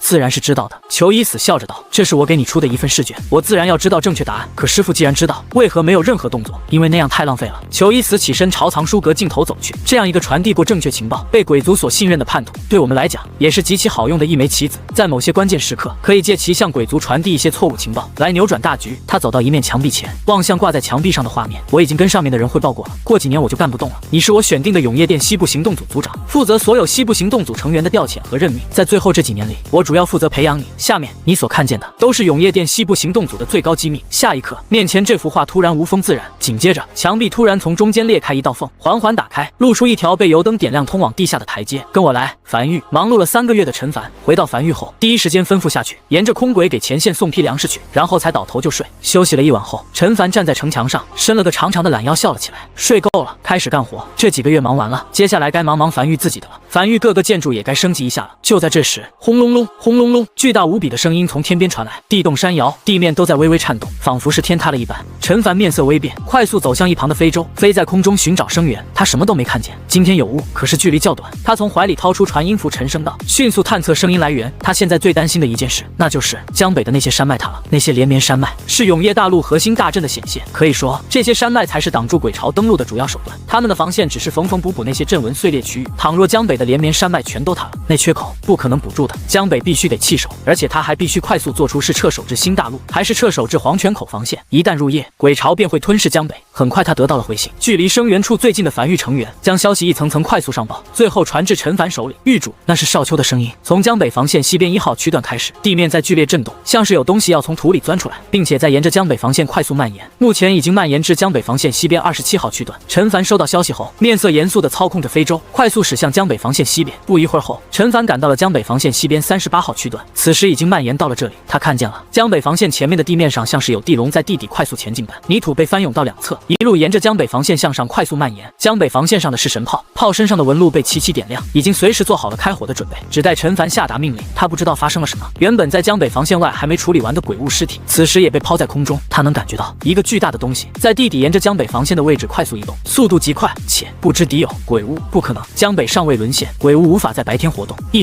兽培养物引来的，该死！陈凡嘴角抽了抽，好像还真有这个可能，只是引来的这条异兽是不是太大了一点？他的异兽培养物真的能待得住吗？就这架势，看起来压根就是地龙。是敌是友，先等冒出来头来再说。陈凡没有第一时间下达开火命令，只是宣布紧急进入战时状态。不少还在睡梦中的繁域成员被第一时间唤醒，快速抵达自己的战时岗位。江北防线第一次在白天被完全运转起来，随时可以开火。终于，这条在地底不断翻涌的地龙抵达江北防线东部末端，翻涌停止了。下一刻，地面开始剧烈震动，紧接着，只见一条长达170公里的防线缓缓从地底冒了出来，矗立在海岸线上，距离他的江北防线只有数十米之远。什么情况？陈凡瞳孔骤缩，他认识这条防线，就是他在不灭天师御剑里看到的那条上古时期的江北防线。那道防线不是在上古时期沦陷了吗？怎么如今又出现了？而且他还看见无数人正在前方突然出现的那道防线上忙碌，只是这些人的身子看起来是半透明的，明显不是活人，而且没有转头看他们一眼，只是自顾自地忙活着。就在这时，耳边再次传来少秋的声音：狱主，江北防线西边99区段，空中站着一个鬼魂。陈凡眉头紧皱，快速操控非洲抵达少秋汇报上来的位置。当他抵达这里时，远远便看到一个老者，鬓角发白，嘴角带着笑容，眼里满是遗憾和不甘，但又带着一丝释然，正在不断回首打量着身后那道防线，身子半透明，就那样悬浮在空中。他停顿了一下，才从非洲落到江北防线上，望向站在数十米外悬浮在空中的半透明老者。停顿了一下后，才试探性的迟疑道：“见过前辈，这里是江北繁域，不知前辈是？”老者没有回话，像是压根没有听见一样，只是不断回首望向身后防线。不知过了多久，老者终于望向前方，像是在仔细端详着江北防线，又像是迎上陈凡的视线，露出一个笑容：“日后的江北诸位，你们好，老夫是江北防线负责人老叶，很高兴见到你们。很抱歉，我们没有守住江北，江北防线彻底沦陷。临死之前，我已几命祭天，封存江北防线，这是我留给江北的最后一个礼物。如果还有人能听到我这段话。”老者的声音越来越低落，眉眼间掩饰不住流露出不甘和茫然。下一刻，面前这道防线上的所有人身子突然僵在原地，紧接着快速动了起来，显得极其紧迫。没有任何声音传来，却一眼就能看出来是鬼巢来袭。陈凡站在江北防线上，眉头紧皱地看着眼前这一幕幕。面前这道防线上所有身子半透明的人开始快速奔跑在城墙上，但城墙开始一道道崩塌，无数人的尸首漫天飞。他看不见一头鬼物，他所看见的这一幕是上古时期的江北防线沦陷前的最后一战，直至面前这道防线城墙近乎全都崩塌，已不见一丝身影。刹那间，长达170公里的防线布满裂缝，瞬间碎裂，化作阵阵白光，消失在空中。防线消失不见，仿佛他们刚才所看见的一幕只是过眼云烟一般，又好像是幻觉。而留在地面上的只有一道巨长的土痕，长达170公里，依稀告诉他们这不是幻觉。那个老者也已随着防线消失不见，只有这道被刨出来的土痕还在。紧接着，无数枚鬼石从土痕里飞在半空中，又轻飘飘地落在地面上，其中还夹杂着一些异宝和图纸，像是地龙图宝般。眼前这一幕极其梦幻，不像是真实场景。约莫1炷香后，这道土痕再不会往外吐任何东西，在众目睽睽之下，这道土痕又再次缓缓愈合，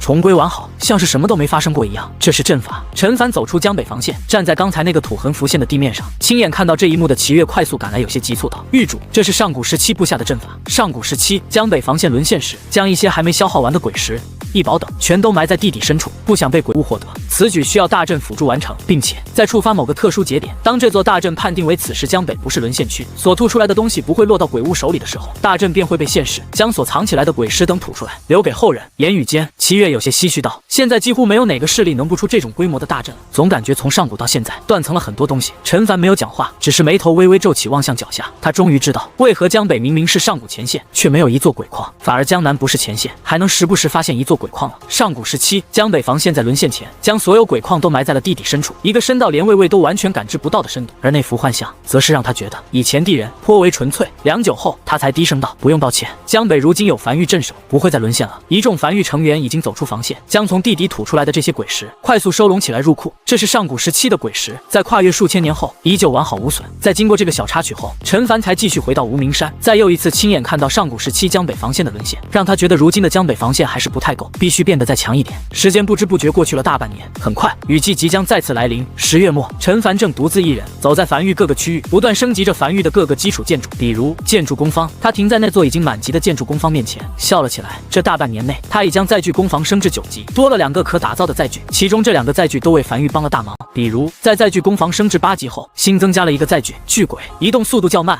负重能力较强，是一个足足30米高的人形巨鬼，打造条件极其苛刻，需要100万枚鬼石加1具大鬼尸体。但效果，陈凡偏头望向不远处，一个巨鬼正将通天柱扛在肩膀上，一步一个脚印朝无名山后方走去。是的，通天柱高达数百米的巨大存在，就这样被巨鬼扛在肩膀上。有了巨鬼之后，很多以前难以办到的事情，现在都可以轻松完成。这是载具工坊升至8级的新增可打造的奖励。至于升至9级的，陈凡又望向不远处江北防线上不断飘荡着的剑修。升至9级所新增的载具是飞剑，3尺清风，可踏剑飞行，极帅，就是速度不算太快，比不上非洲。樊玉内购价会便宜一点，不少樊玉成员会买上一柄飞剑，平日里用来代步和耍帅。他也是过了，并不帅，至少御剑飞行就不能拄手杖了，但不随身拿着翡翠手杖，他有点没安全感。至于10级，载具工坊暂未升至10级，升至10级需要消耗一个天才地宝天潜木，他以前没见过这种天才地宝，也没听过，暂时无法升至满级。就在这时，耳边传来缺喉的声音：“少爷，雨季即将来临，都基本准备好了，就等你来视察了。”来了。陈凡登上江北防线，新的雨季即将来临。这一年的江北防线基本上没发生什么变化，但马上就要迎来变化了。樊玉积攒了1年的鬼石，他站在城墙上，远眺海边，笑了起来。下一刻，这条长达170公里的江北防线开始缓缓震动，紧接着开始肉眼可见的快速拔高，移到6级城墙，升至7级城墙，需要7000枚鬼石和1枚猴头果。在消耗了11.9亿枚鬼石和17万枚猴头果后，江北防线的城墙来到了清一色的7级，正式踏入7级防线，高度来到了50米，面前也在不断弹出一则面板。城墙升至7级，坚固强度增加，请选择升级方向。1、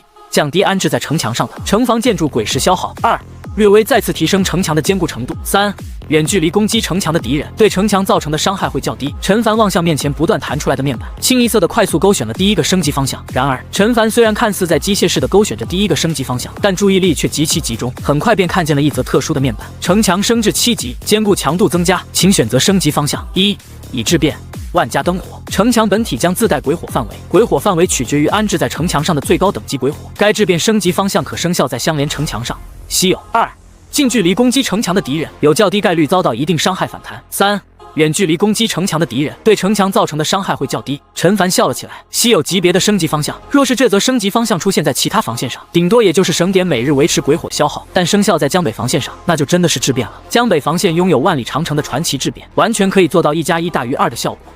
他继续开始再确定一个个面板，在没有出现这种可与相连城墙生效的升级方向。很快，江北防线彻底升级完毕，高度来到50米，一座长达170公里的7级防线矗立在江北。但这并不是一个结束，还在继续。樊玉这一年里储备了大量鬼石，为的就是在这次雨季来临前可以有一个大爆发。继续升级，在17亿枚鬼石和17万枚猴头果砸下去后，城墙开始再次攀升，来到了80米，面前再次弹出一则面板：城墙升至8级，坚固强度增加，请选择升级方向。1、降低城墙附近的鬼火消耗。2、提高城墙附近的人类体力恢复和伤势恢复。3、加强城墙上的纹路效果。第3个，他开始继续清一色的勾选第3个升级方向。很快，江北防线已经来到清一色的8级城墙、8级防线，但这依旧不是结束。从8级城墙升至9级城墙，需要消耗2万枚鬼石和任意天才地宝2株。王奎站在城墙上的陈凡望向已经待在一旁的王奎，笑着道：“仓库内的猴头果还有多少？”还有197万枚。这些日子产出的猴头果全都储备在仓库里。王奎恍惚的呢喃着：“那足够了。”陈凡轻笑着：“这些日子他基本就待在樊玉，哪里没去，主打一个重地，不小心种出来了100万枚猴猴头果，鬼石足够，猴头果足够，此时不升级更待何时？继续，城墙开始快速爬升，宛如一个被埋在土里的巨人从地底钻出来一般，最终高度停留在100米，这是永业西部玄武1号前线的高度。如今的江北防线，论城墙强度已经远超1号前线，至少1号前线可没有什么鬼血纹路，共消耗34亿枚鬼石和34万颗猴头果。城墙升至9级，坚固强度增加，请选择升级方向：一、显著提高城墙附近的人类体力恢复；二、显著降低城墙附近人类的饥饿感；三、显著增快城墙附近人类的伤势恢复。他清一色的选择了第一条，有祭坛无需恢复，有粮仓无需挨饿。今日是距离雨季降临的最后一天，无数繁育成员今日起了个大早忙碌着，而他们很快就看到了令他们震撼的一幕：江北防线正在不断拔高，拔高再拔高，沉寂半年，为的便是一鸣惊人，竟然还不是终点。陈凡微微一愣，望向面板上的信息，突然笑了起来。就连他也以为升至9级城墙已经是终点了，难以继续升级到10级了，毕竟9级了，已经和永业西部玄武1号前线一个级别了，足够了。江北又不是前线，没那么多鬼巢，而且升至10级的条件肯定很苛刻，江北短时间内肯定完成不了。只是条件确实很苛刻，只是对于樊玉来讲不算什么。城墙升至10级需消耗5万枚鬼石和5株任意天才地宝，这仅仅是要9级城墙升至10级城墙的费用，这则条件已经能压垮很多势力了。下一刻，江北防线再次开始拔高，直至停在200米，这是满级城墙的高度。200米宛如连绵山脉一样矗立在江北海岸线上，面前开始再次弹出一则面板，城墙升至10级，坚固强度增加，本次升级无升级方向，且已升至满级。紧接着又再次弹出一则面板，城墙已升至10级，已升至满级，无法再次提升，获取满级效果声如鸿怨。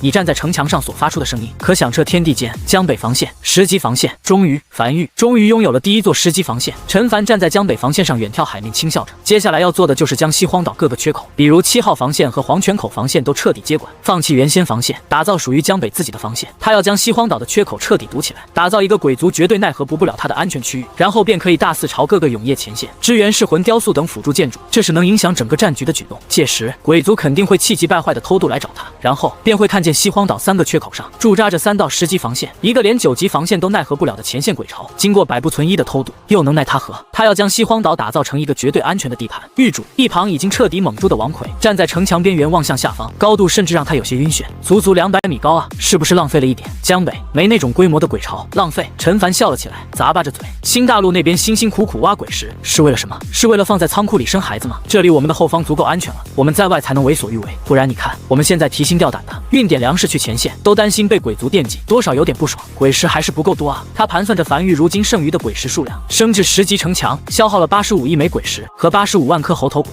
如今樊玉只有99亿枚鬼石和78万枚猴头果了，彻底接管黄泉口防线和7号防线，并将这2道防线升至10级防线，肯定是做不到的。不过可以先接管黄泉口防线，将黄泉口防线当做第2道备用防线，在黄泉口防线前方打造一条属于樊玉的樊玉黄泉口防线，不求满级，7、8级还是没问题的，对付偷渡来的鬼巢足够用了。然后再接管7号防线，时间还是不够用啊。陈凡有些惋惜道，要是再给他5年平稳发育的时间就好了。新大陆古战场的鬼石已经全挖完了，现在挖的鬼石都是君临天下形成的天然露天鬼矿。夜深了，雨季降临了，关西平原各个势力如去年一样前来支援，只不过当他们抵达江北防线时，看见眼前这高达200米的城墙，纷纷沉默在了原地，久久不语。今年有点太安全了呢。轰！雷声陡然炸开，彻底揭开了雨季的序幕。当第一只鬼巢满眼暴虐的从海里冲上陆地时，突然呆在原地，随后脑袋艰难的上扬，不断上扬，最后才看见了那几乎在天上的防线顶端。原本暴虐的瞳孔中突然多了一丝清明，有些茫然的回头望向身后正在怒吼着下达命令的大鬼，眼里闪过一丝疑惑和茫然，像是在说：你是让我们冲垮眼前这道防线？我们真的是我们，今年不害怕了。江北防线西边1号区段，今年还负责这里的樊玉成员望向身旁那个显得极其兴奋的屠仙圣地弟子，今年还是他俩负责这处防线区域，不害怕了。这个屠仙圣地的弟子嘴角都快咧到耳根子上去了，今年实在不知道该怕什么，就算这里变成前线，我觉得也没什么问题。嘿，樊玉成员同样笑了起来，或许是时候考虑结婚生子了。如今的情况，孩子生下来能活。夜色中，一辆辆高铁从樊玉出发，从高空的空轨中穿过黄泉口防线，直达永业西部玄武1号前线。以前他肯定不敢光明正大送这些战略物资去的，但此时管他的，有本事你就来干老子！正待在江北防线上欣赏自己10级防线的陈凡，突然怀里子母室里响起了一个老者的声音：陈狱主，我是永业大陆西部玄武1号前线的总负责人。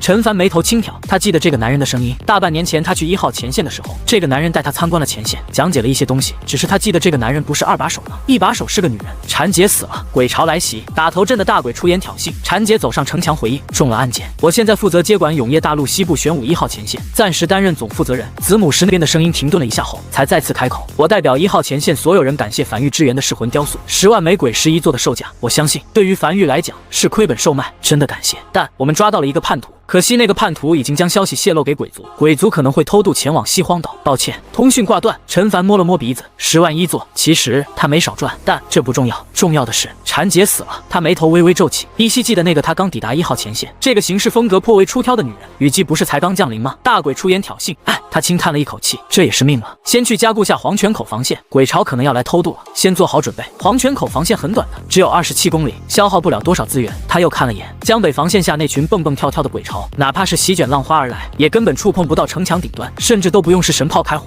就让他们搁这儿爬个数十天的，都怕爬不到城墙上来。200米高，开玩笑呢，比这些鬼潮命都高。紧接着，一辆辆梵玉高铁承载各种物资，迎着夜色驶入江北荒原，向着黄泉口防线位置疾驰而去，准备去接管黄泉口防线。都做好准备。黄泉口防线负责人有些紧张的在城墙上不断巡视着，这是他担任总负责人的第2年。虽说他们是内陆防线，不会被鬼潮侵蚀，但去年的惨烈还是给他留下了深刻的印象。万一今年还有呢？此时已经入夜数个时辰了。就在这时，他怀里的传音符突然传来一道熟悉的声音：这里是江北梵玉，黄泉口防线即将迎来大批鬼潮，不是黄泉口防线所能抵挡的存在。从此刻起，江北梵玉正式接管黄泉口防线。话音落下，在鬼火照亮范围中，一辆辆高铁从关西平原的黑夜里驶入黄泉口防线。紧接着，还没等他反应过来，一艘非洲便从黑暗中驶来，和城墙齐平。陈凡拄着手杖走上城墙，望向黄泉口防线负责人，笑着道：还用自我介绍吗？你应该认识我吧？江北梵玉，陈凡。开城门，梵玉要在前方打造一道梵玉黄泉口防线。很快，黄泉口防线数个城门开启，数辆梵玉高铁顺着早就铺设好的线路驶向黄泉口防线外。这大半年，他早就是在梵玉和黄泉口之间铺好了2条线路。高铁驶出黄泉口防线的瞬间，一个个巨大的巨鬼从高铁上跳了下来，还有大批梵玉成员开始原地卸火，各项物资被快速搬至下方，并快速再次返程。有鬼火，有噬魂雕塑，还有一些乱七八糟等物资。一座座临时鬼火被点亮，驱逐了一大片黑暗，为梵玉黄泉口防线开始提供打造范围。陈凡坐着非洲开始快速铺设1级城墙，长度只有27公里，不到1炷香的功夫，他便打造了一堵27公里的梵玉黄泉口防线。接着，他又不断的对城墙进行升级。很快，梵玉黄泉口防线升至7级，一座座被正式安置的10级鬼火被点亮，整个梵玉黄泉口防线被瞬间点亮，灯火通明，黑暗瞬间被驱散了一大片范围。站在黄泉口防线上的负责人看见这一幕，整个人都僵在了原地，眼里满是骇然和难以置信。这是他第一次如此直观的了解梵玉实力，第一次见识到什么叫做梵玉速度。这他妈有些太恐怖了。这才过去多久，原本空空荡荡的荒原上就凭空搭建起了一座防线。这速度，那些梵玉成员像是经过了无数次训练一般，配合的极其默契。一座防线近乎就这样刹那间凭空升起。他看见那些穿着统一服饰的梵玉成员，突然一时间感觉梵玉才是正规军啊，他们都是啥？那不纯民间自发组织吗？黄泉口防线上所有负责守城的成员和驻守在此的建筑师都登上城墙，茫然地望向眼前这一幕对他们来讲是种冲击，绝对的降维打击。陈凡此时已经生嗨了，站在城墙上，在鬼石化作液体顺着铜管快速流淌进城墙，顺着高铁搬运过来的猴头果不断融化流淌进城墙内。这道梵玉黄泉口防线再次升级，8级、9级、10级，眨眼功夫，在消耗了25.8亿枚鬼石和24.3万颗猴头果后，这道长达27公里的梵玉黄泉口防线被径直升至10级，高达200米，矗立在原先那道防线前面。防线已经升级完毕，但各项工作还需完成。陈凡站在城墙上，开始打造城防建筑。老规矩，是神炮、防空炮，整个过程行云流水。没多久，长达27公里的梵玉黄泉口防线上的城防建筑便已全打造完毕。接下来便是重头戏了。陈凡望向永业领主面板那门造型有点夸张的玄武炮笑了起来。大半年前，他去永业西部玄武1号前线最大的收获，就是拿到了这个蓝色品级的城防建筑。玄武炮，一个由白色线条所组成的玄武炮，突兀浮现在高空中，并未凝实，而是化作无数枚的半透明的几何体，在空中不断分解重组，最终这些半透明的几何体全都整整齐齐地覆盖在梵玉黄泉口防线的城墙表面，化作一枚枚凸起的存在，像是装饰品一样，让梵玉黄泉口防线显得更加厚重。是的，没有炮的存在，化简为零。建筑名称：玄武炮。建筑品级：蓝色。建筑等级：10级。建筑效果：城防建筑。满级效果：玄武现世。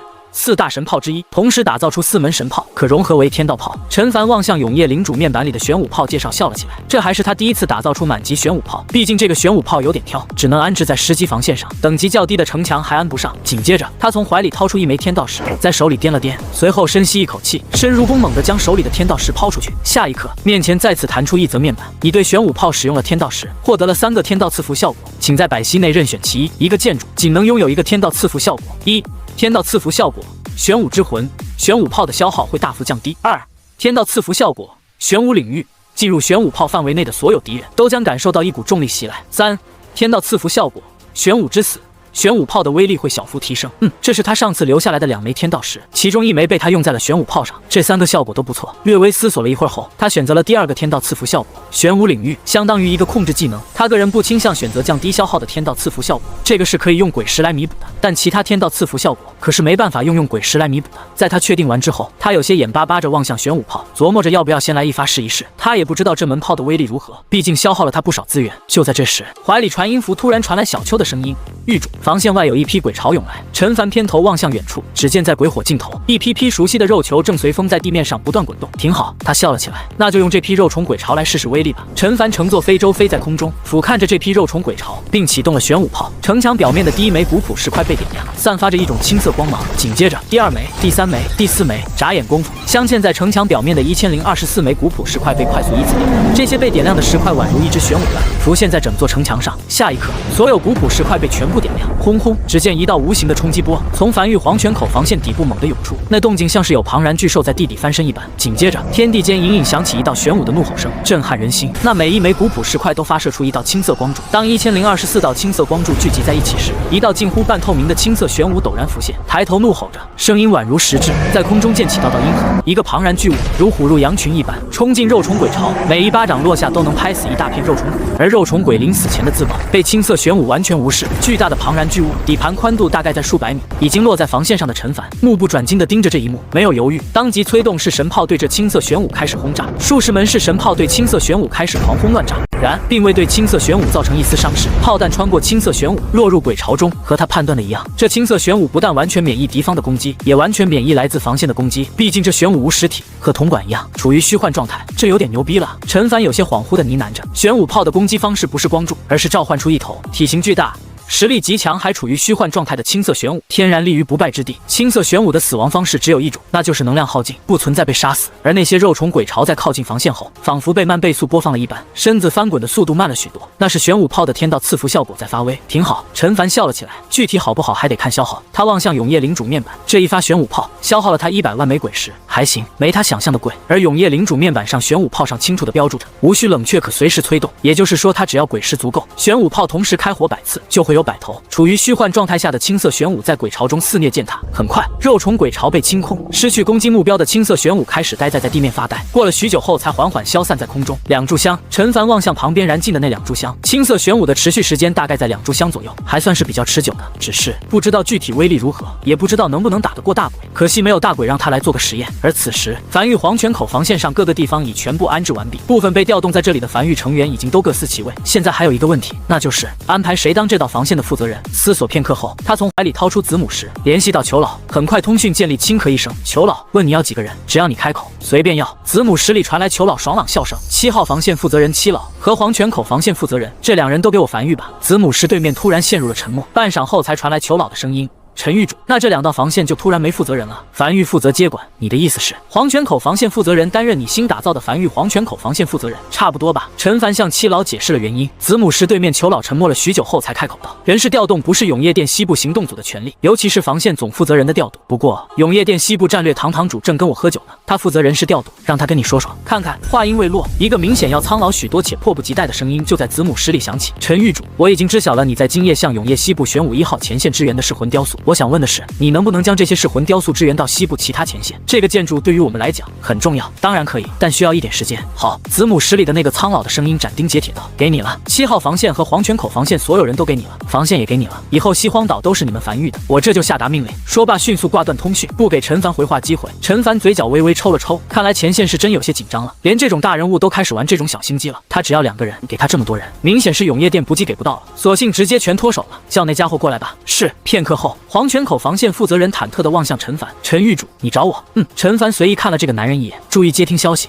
黄泉口防线负责人虽然不知道发生了什么，但还是下意识将子母石握在手里。很快，子母石里发烫，里面传来了一个醉醺醺的老者声音：“张秋八，我是永业殿西部战略堂堂主，现在下达命令，听命。”张秋八面色瞬间严肃起来：“是战略堂堂主亲自联系他，肯定有重要任务颁布。从现在起，你被永业殿除名了。”黄泉口防线负责人僵在原地，下意识低头看了眼手里的子母石，看看自己的子母石是不是假的。什么玩意儿？大领导越级联系他，就是为了告诉他一句：你被开除了，你和黄泉口防线所有人全都加入樊狱。不等他回话，通讯挂断，还没等他反应过来，陈凡便走过，笑着望向他：“收到信了吧？回去吧，将你们黄泉口防线所有人都统计一下，然后告诉大家伙准备开饭，吃点夜宵，压压肚子。”解决了这件事情后，陈凡才重新回到奇宠几人之间，嘱咐道：“张秋八加入樊狱后，由周末你负责带，让他大概了解下樊狱。”随后又嘱咐了几句后，陈凡便启程返回樊狱。不久后，天亮了，陈凡已经回到江北防线，站在江北防线的城墙上，掂了掂手中的天道石，这是樊狱最后一枚天道石，最后一枚了。他有些感慨地望向手里这枚天道石，当即将这枚天道石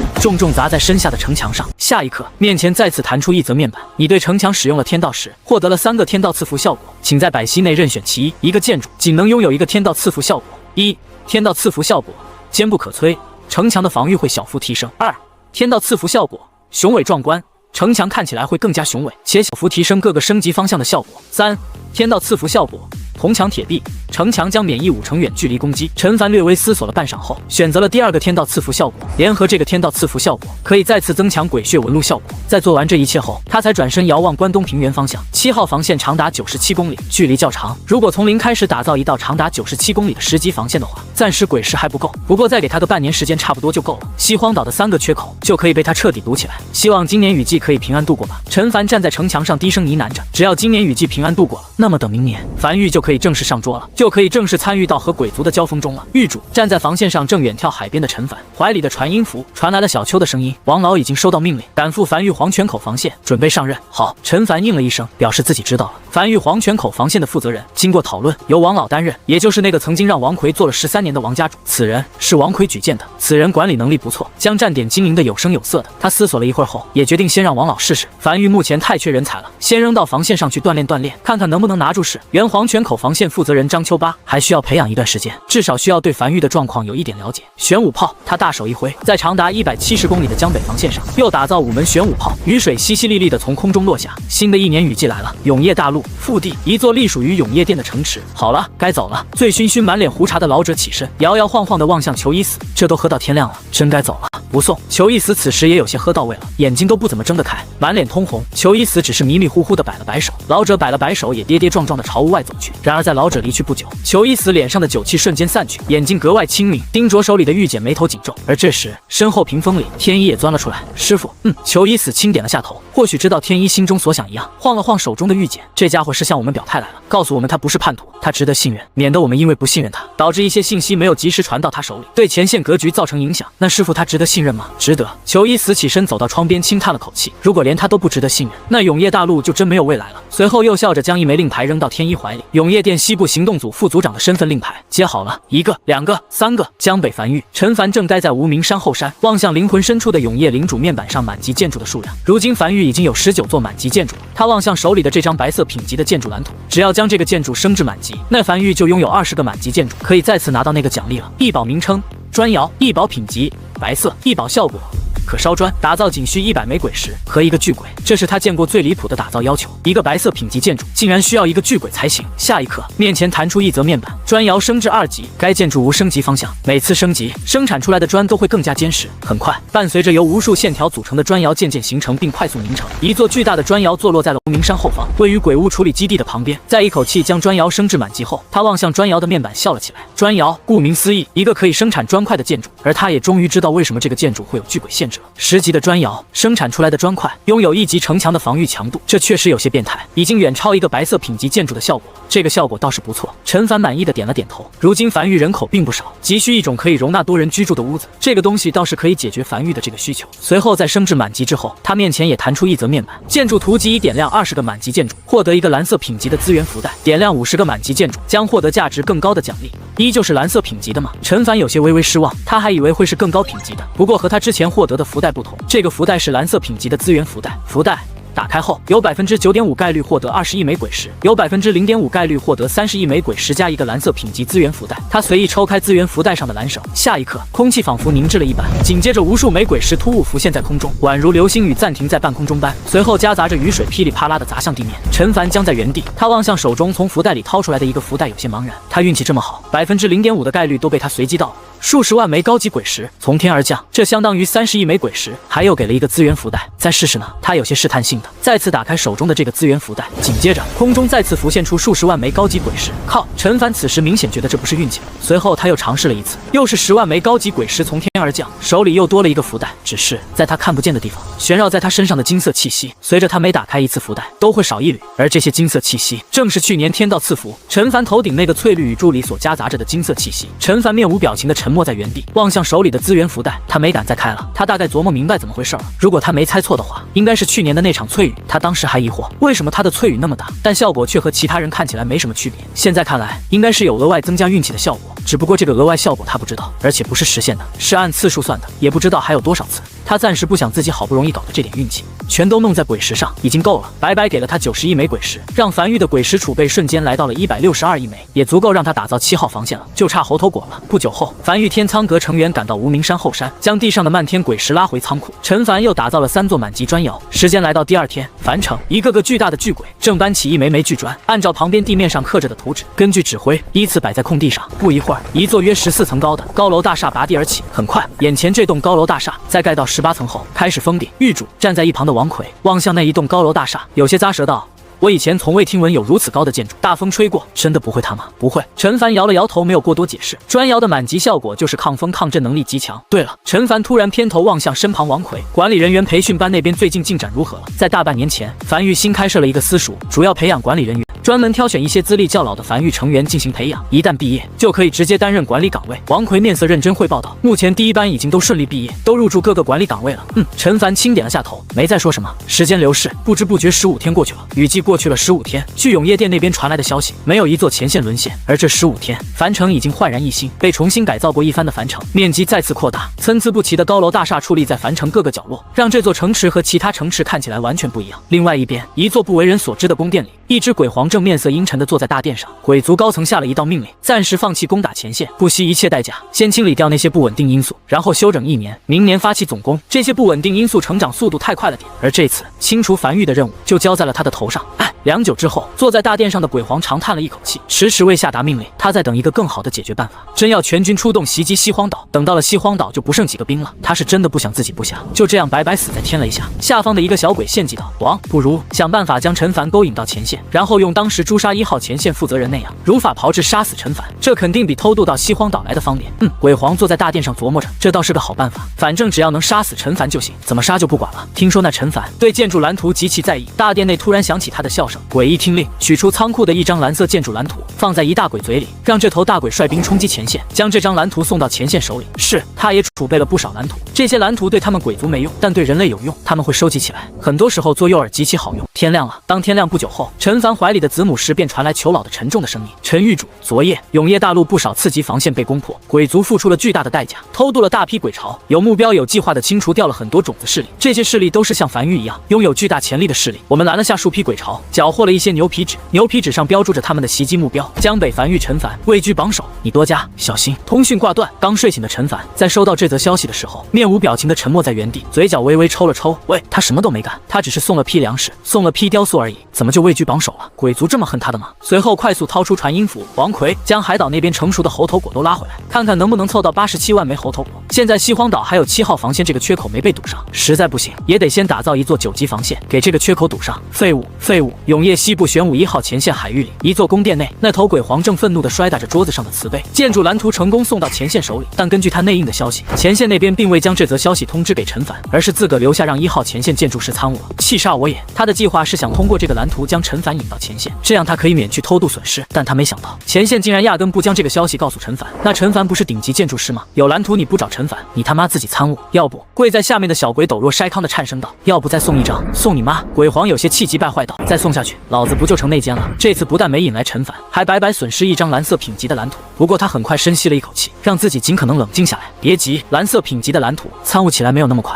需要很久。让我想想还有什么办法能将陈凡引到前线来。让我想想，绑他家人。王陈凡没家人，绑他老婆没老婆，孩子呢？没孩子，手下呢？核心手下都在江北呢。鬼皇突然沉默了，那还能绑啥？好像只能强攻了。鬼皇沉默地坐在大殿上，一言不发。此时他脑海里不断闪过从人类文化中学到的一个个计谋。可就在他沉思时，怀里鬼谷突然再次传来一道声音：栖息之地已在碎裂边缘，我们没有多余时间了。鬼皇面色难看的沉默在原地，久久不语。如今的战局形势谁都能看得明白，只要拖下去，永夜大陆会被鬼族渐渐磨死。但问题是，鬼族也拖不得太久了。栖息之地那边已经在碎裂边缘，他们必须找到一个新家。也罢，既然如此，那只能这样了。良久后，鬼皇走出大殿后，怒吼一声，黑暗中传来无数鬼物的响应声。紧接着，在这片广袤的海域上，大批鬼潮开始聚在一起，按兵不动，准备跨区域偷渡。而在远处，则是有源源不断的鬼物从海底冒出，继续冲向永夜西部玄武1号前线。那些鬼潮不受他们控制。与此同时，大批物资已经运往关东平原的7号防线。既然10级防线暂时造不起，那就先造个9级防线。陈凡坐在车厢内，低头翻阅着手里整理出来的相关情报。昨夜，永夜殿各个前线的鬼潮几乎全都通过百不存一的方式偷渡到次要防线，清除掉了一些有潜力的势力或人，付出的代价着实不小。只是，如果他是鬼族的实际掌权人，他会下达这个命令吗？付出和回报看起来有些不成正比。再有潜力的势力发展起来也是需要一定时间的，有点过于着急了。片刻后，陈凡抵达7号防线。陈狱主、七老已经带人在这里等候多时。关东平原这里真的会迎来这种规模的鬼潮吗？不好说。陈凡摇了摇头，做好万全准备。时间紧，任务重，谁也不知道今夜鬼潮会不会就降临。97公里的7号防线区域需尽快打造。时间流逝，夜深了，樊玉还在忙碌。这道9级防线基本已经彻底打造完毕了，大体已经完工了，只需要补充一些细微的东西就可以了。这道防线，我将其命名为樊玉7号防线，它会继承7号防线的意志。陈凡将一枚代表樊玉的身份令牌递给七老手里，轻声道：“这道防线的负责人依旧是你，我只有一个要求，守住这道防线，这道防线绝不能被攻破。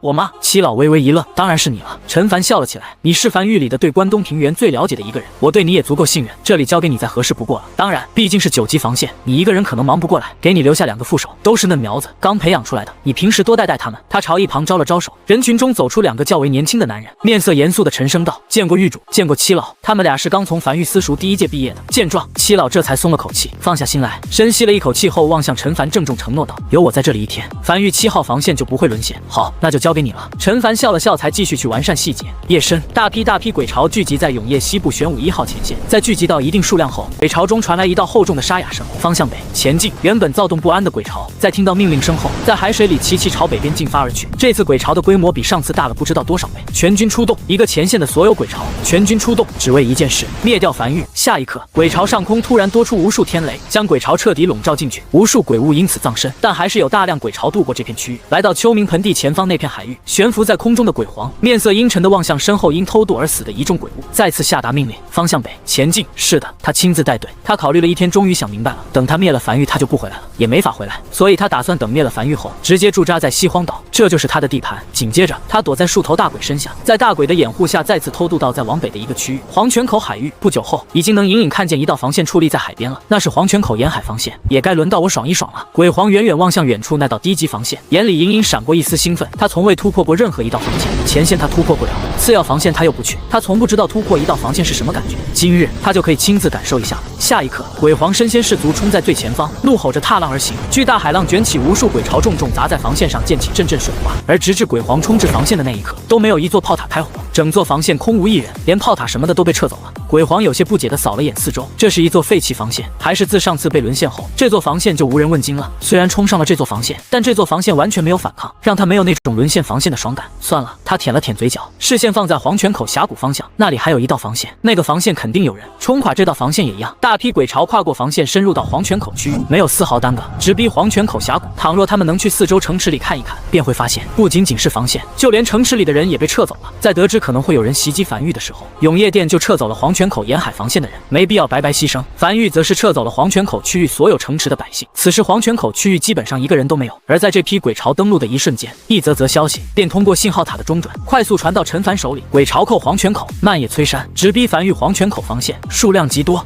已经将樊玉7号防线打造差不多的陈凡，正在城墙上歇息着。在收到这则消息后，咧嘴笑了起来，没有丝毫犹豫，带着人便乘坐樊玉高铁，在夜色里朝樊玉黄泉口防线疾驰而去。终于来了，同时用传音符快速联系到少丘，嘱咐留在樊玉黄泉口防线的暗格成员，无需插手指挥，只需记录下王老的神态、处理方式和决策即可。这是王老担任樊玉黄泉口防线负责人第一次遇到的鬼巢来袭，且看对方如何应对，便能知道此人能否重用。这次鬼巢他无惧，10级防线摆在那里，寻常鬼巢不可能冲垮他的。樊玉黄泉口防线，此时高达200米的城墙上灯火通明，他们已经收到消息，鬼巢即将来袭。这批鬼巢还是从前线偷渡来的鬼巢，虽然经历过百不存一，但无论是数量还是强度，都和他们平时雨季里看到的鬼巢完全不一样。这是鬼族正规军，大量樊玉成员在城墙上不断奔波着，紧张的气氛渐渐凝成，哪怕准备的再好，在面临大敌前也会忐忑。一个暗格成员此时正隐匿在阴影里，全程注视着王老的一举一动，默默在心里记下。心理素质较强，没有太多波动。王老这个曾经丘贺王家的王家主，此时站在城墙边缘上，将手里的玉简塞进怀里。他才刚看完狱主留给他的关于樊玉黄泉口防线的详细信息，此时面色未有太多波澜的举起手中的身份令牌，这是负责人的身份令牌，其中也有这道防线的近乎全部权限。下一刻，这道高200米、长27公里的樊玉黄泉口防线高度开始快速降低，直至150米、100米、80米、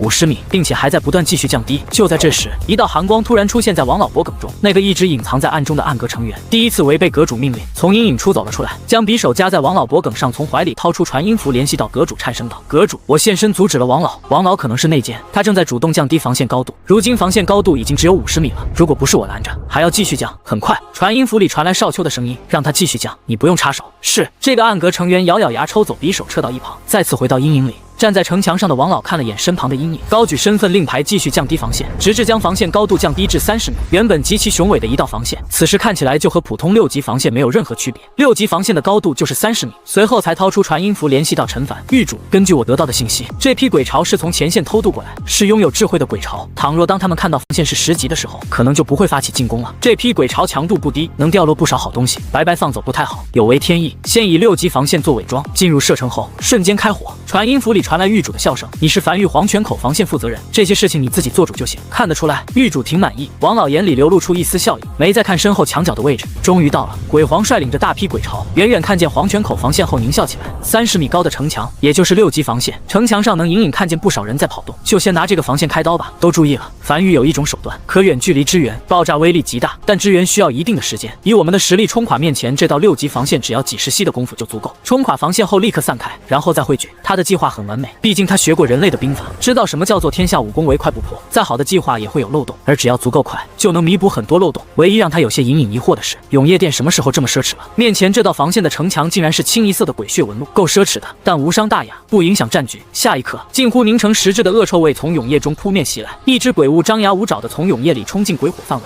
紧接着越来越多如同潮水般的鬼物冲进鬼火范围，直逼樊玉黄泉口防线。黑云压城城欲摧，一种近乎令人窒息般的绝望感。鬼巢中夹杂着数十头大鬼抡着巨大锤子朝防线狂奔而来，不少鬼物都被这些大鬼踩死在脚下。而在永夜里，漂浮在空中的鬼皇只是冷哼了一声，掌心渐渐凝聚出一团幽绿色的雾气，脖梗青筋渐渐暴起，去！怒喝着将这团幽绿色的雾气抛向防线。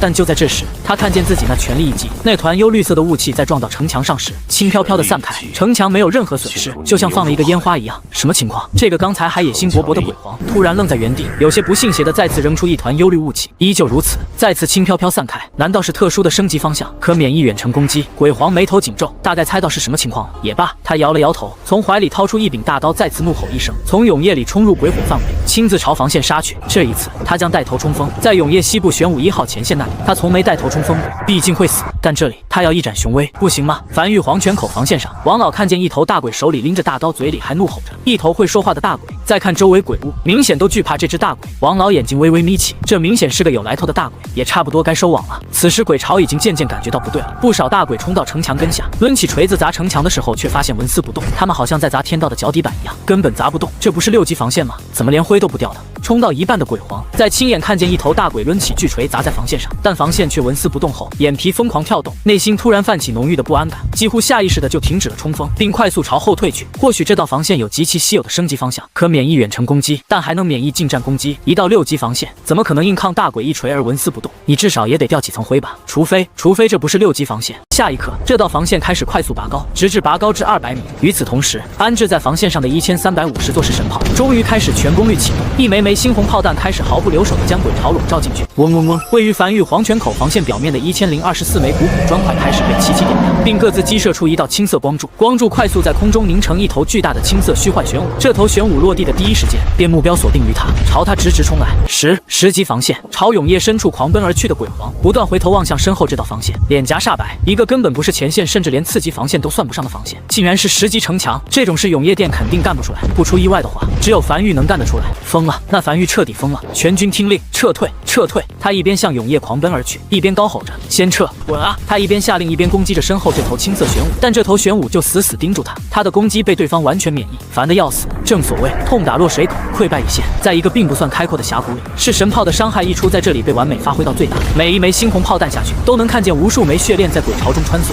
鬼巢极其密集，几乎一个挨一个，这就导致画面极美，极其解压，真美啊！王老站在城墙边缘，俯瞰着下方，不由笑了起来。他从未想过自己有朝一日会像今天一样如此畅快过瘾，杀得过瘾。永夜里，在距离繁育黄泉口防线数十里的黑暗中，被打退的鬼巢重新汇聚在一起。鬼皇面色阴沉地望向身旁将他围在身边的亲信，他大意了。在注意到黄泉沿海防线空无一人时，他就应该意识到可能有变数。10级防线，黄泉口防线突然变成10级防线了，这个完全是意料之外的。最主要的是他没收到任何情报，没有任何信息。王，我们现在怎么办？身旁一个亲信面色阴狠地沙哑道：“要不我们冲一波试试？毕竟这里不是前线，不会储备太多鬼石，而且我们拦在这里，永夜殿的支援也过不来，说不定能冲垮。”鬼皇沉默着没有讲话，脑子在飞速运转，在思考这个提议的可行性。有戏，不过虽然有一定的可执行性，但除此之外还有第2条路，继续偷渡。他低头望向手里的鬼皮地图，从黄泉口区域继续向北偷渡，偷渡到关东平原海域，那里的防线总不能是10级防线吧？只要偷渡到那里，照样可以登陆西荒岛，只是要再次事不存一。王，用天阵吧。身旁那个手持利刃的亲信眼中闪过一丝厉色，我来打前阵。天阵。鬼皇眉头紧皱，让我想想。别急。半晌后，他睁开眼望向一旁遗贤老太的一个鬼物，沉声道：“说说你的想法。”这个鬼物是他的军师，他的军师属于鬼物中开支比较多的，平日他也会听听军师的意见。王，这个遗贤老太的鬼物与捋着拄着手杖，胡须发白，声音发颤的缓缓道：“目前摆在我们面前的路只有2条，继续偷渡前往关东平原，或者是全军冲击搏一搏黄泉口防线。但是王，当上面命令你带领所有手下全军出击前往西荒岛的时候，他们其实已经放弃了你，毕竟你已经不可能回去了。无论任务成功还是失败，王，你都没有退路了。有句话我不知道该不该讲，王，你有仔细思考过上面的命令吗？摧毁永夜大陆不稳定因素，这是一个长线计划，因为不稳定因素发展起来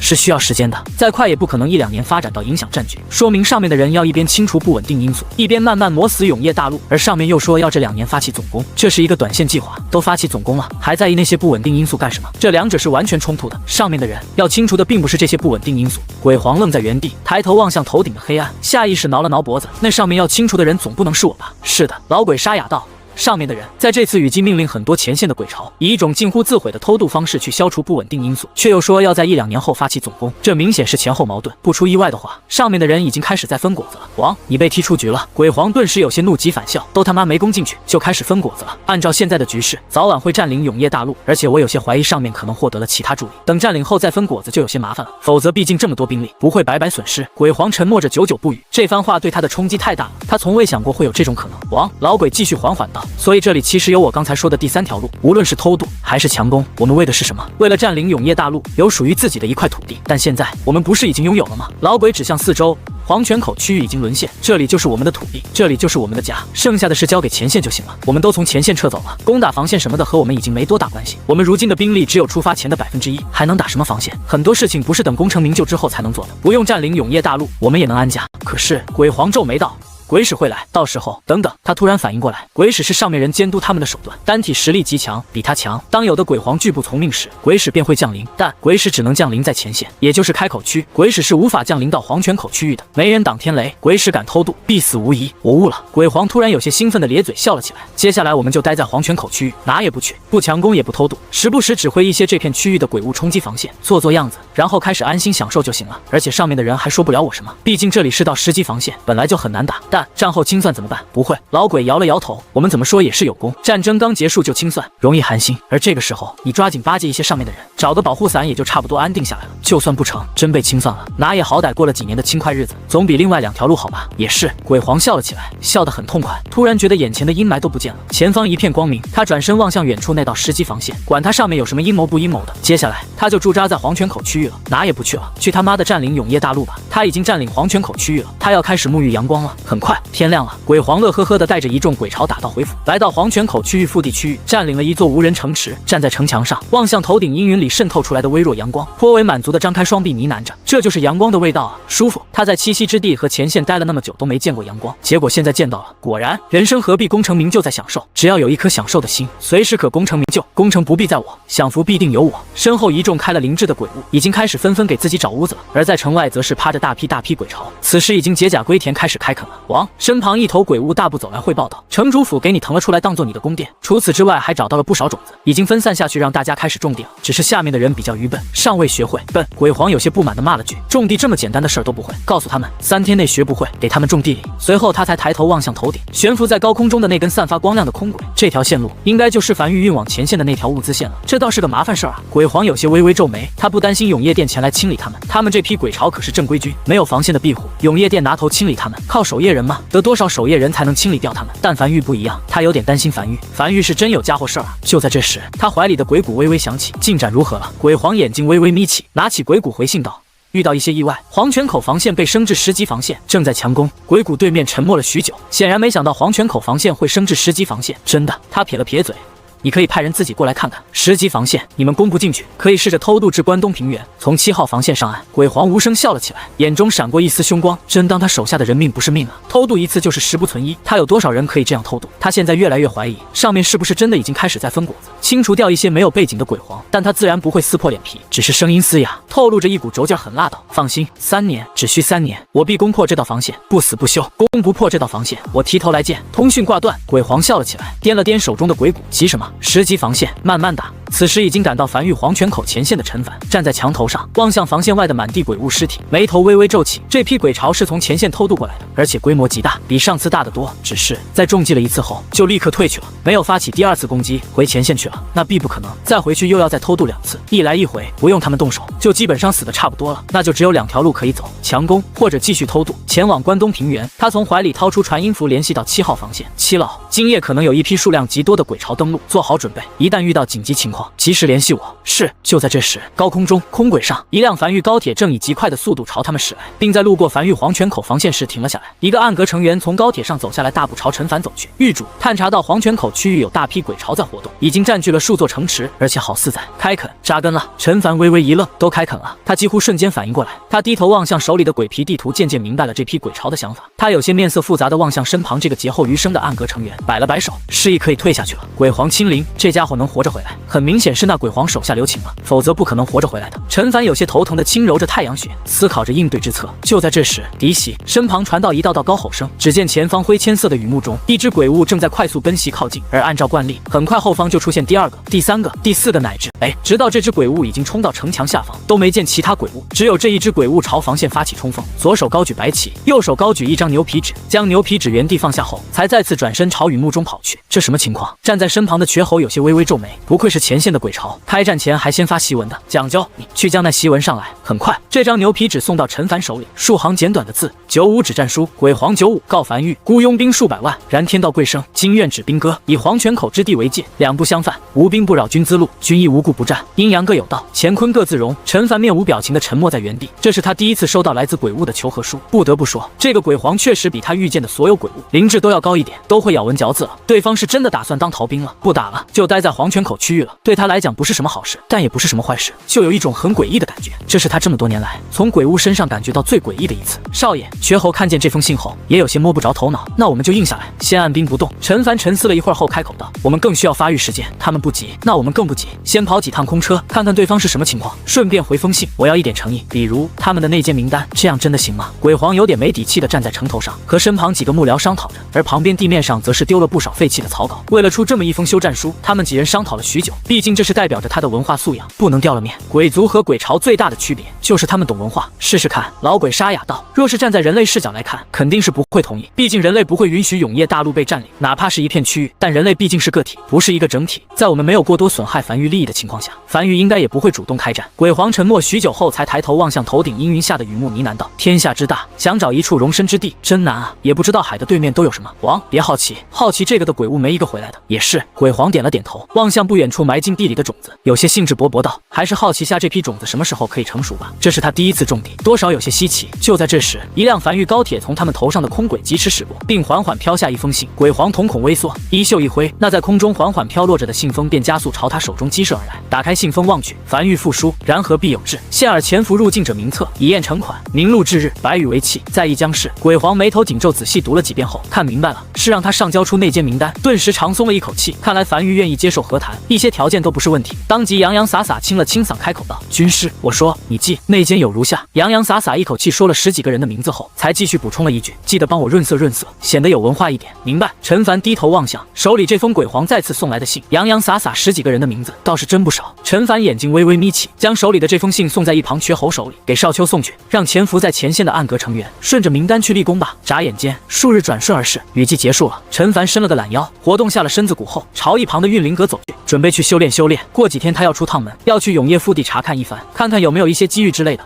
这些日子，黄泉口区域上空的空轨一直照常运转。95确实遵从诺言，没有攻击空轨。95怎么给自己起了这个名字？不会从某个古籍上看到95之尊之类的吧？难道不知道命格不是十分硬的话，是扛不起这个名字的吗？第二天，天刚亮不久，大雨终于停了，久违的阳光终于洒在黄泉口区域。王，醒醒，醒醒！老鬼望向城池外快速袭来的青色虚幻玄武，有些焦急地晃醒身旁正睡在城墙上的鬼皇。迷迷糊糊被惊醒的鬼皇，有些应激般的跳了起来，快速扫望四周，很快便看见城池外那只正朝城墙冲来的青色虚幻玄武，当即瞬间反应过来，没有丝毫犹豫，便起身踏出城墙，悬浮在空中，身影被灰雾所笼罩，朝黄泉口海域激射而去。距离他和樊玉议和已经过去10来天了，一切正常，双方互不干涉。当时逃离黄泉口区域的时候，他很快就甩掉那只青色虚幻玄武。不得不承认一点，那青色玄武虽然全身虚幻，近乎无敌，但毕竟是玄武，速度远不如他。除了一开始冲锋时速度快一点，后面很快就被他拉开了。他甚至还待在黄泉口区域的城池里，美滋滋的等到了天亮。但等天亮不久后，事情就不对劲了。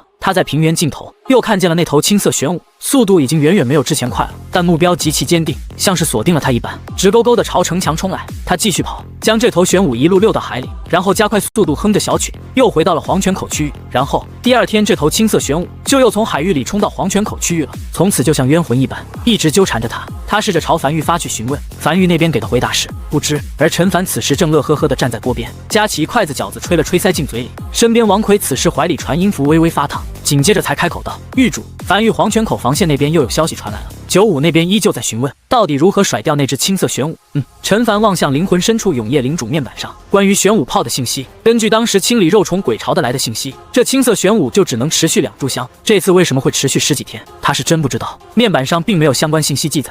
或许是……等等，他突然好像猜到了什么，他大概知道天道炮是什么了。4大神炮都有一种规则能力，而玄武炮的规则能力是绝对锁定，直至目标身亡才会消散。4种规则能力的神炮组合在一起便是天道炮。现在只是猜测，毕竟不知道追着鬼皇那个青色玄武具体能持续多久，现在也仅仅持续了10来天而已，说不定过个10天半个月就散了呢。倘若真的能一直持续下去，甚至都不用一直持续，只需要持续个30、50年的，那绝对是一种折磨，纯折磨。他算是知道为何玄武炮一发需要消耗100万枚鬼石了，那能量都用来维持玄武体型了。不管，陈凡随意的摆了摆手，就直接说解决不了，顺便派人盯着点，看看那玄武大概什么时候消散，我也挺好奇的。饭后，陈凡带着齐越几人乔装打扮后，乘坐梵玉高铁暗中出行离开梵玉。此趟目标永夜大陆腹地，没有任何人知道这趟通向永夜西部玄武1号前线的高铁内坐着陈凡，万一让下方的鬼皇知道了，那可不是一件好事。虽然暂时休战了，但倘若让鬼皇找到了可以杀死陈凡的办法，他相信对方也不会手软。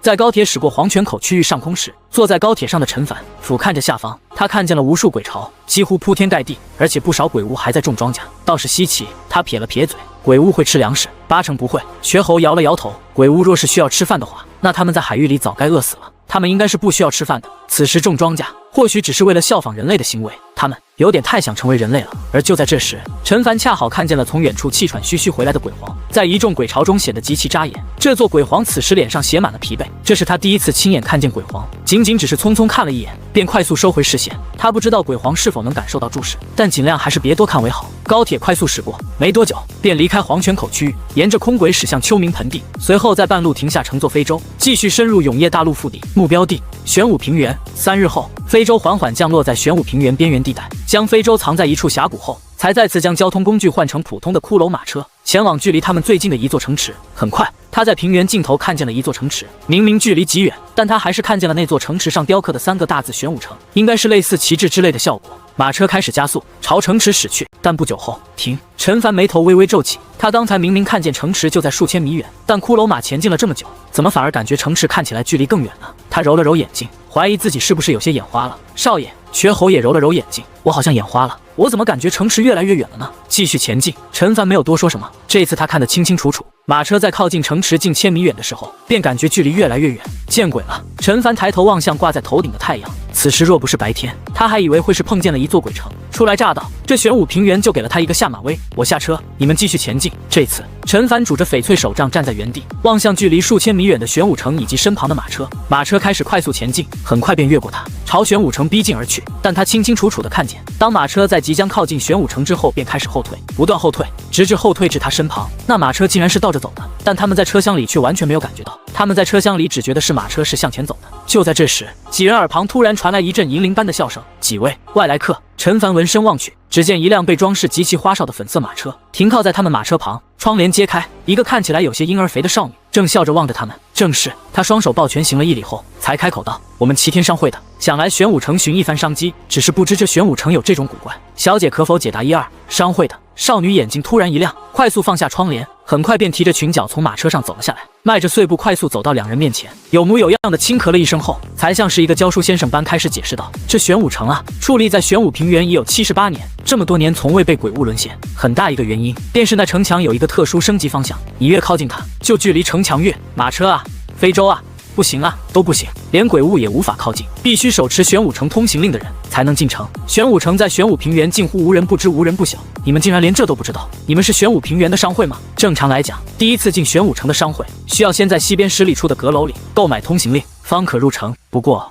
少女故意停顿了一下后，才从怀里掏出一枚铜制令牌递给陈凡：“我这里有多余的1枚通行令，送给你们了，就当是交朋友了。”陈凡接过手里这枚令牌，熟悉的味道，一看就是生活工坊出品的。他眉头轻挑，笑着道：“谢了，不知有什么可以回报的。”可这个拎着裙角的少女有些不好意思的眼神飘忽道：“你们不是商会的吗？事情说来有些复杂，我来自玄武城唐家的，家族主要靠经商为生。1年前，老爷子将我们兄妹4人派出去，给了我们每人20万枚鬼石，说让我们1年内外出用这20万枚鬼石为家族做出贡献，根据贡献大小来决定继承人，可以是结交一个顶级势力，也可以是打通一个商路，什么都可以。长老们会评价贡献值，1年期限已经到了，我空手回去总归是有些不好，刚好遇见你们，你们连玄武城都不知道，肯定是玄武平原之外的商会。你们要是可以和我回去交差的话，我就可以和老爷子说我拿着20万枚鬼石，拉来了一个玄武平原外的商会来考察我们家族，到时候你把你们商会出的厉害一点，然后装模装样考察一番后，说考察失败就行了。听明白了？”陈凡点了点头，面色有些古怪的望向面前这个有些婴儿肥的少女。所以你这1年拿着20万枚鬼石什么都没做？永业腹地是有一种沿海区域没有的松弛感，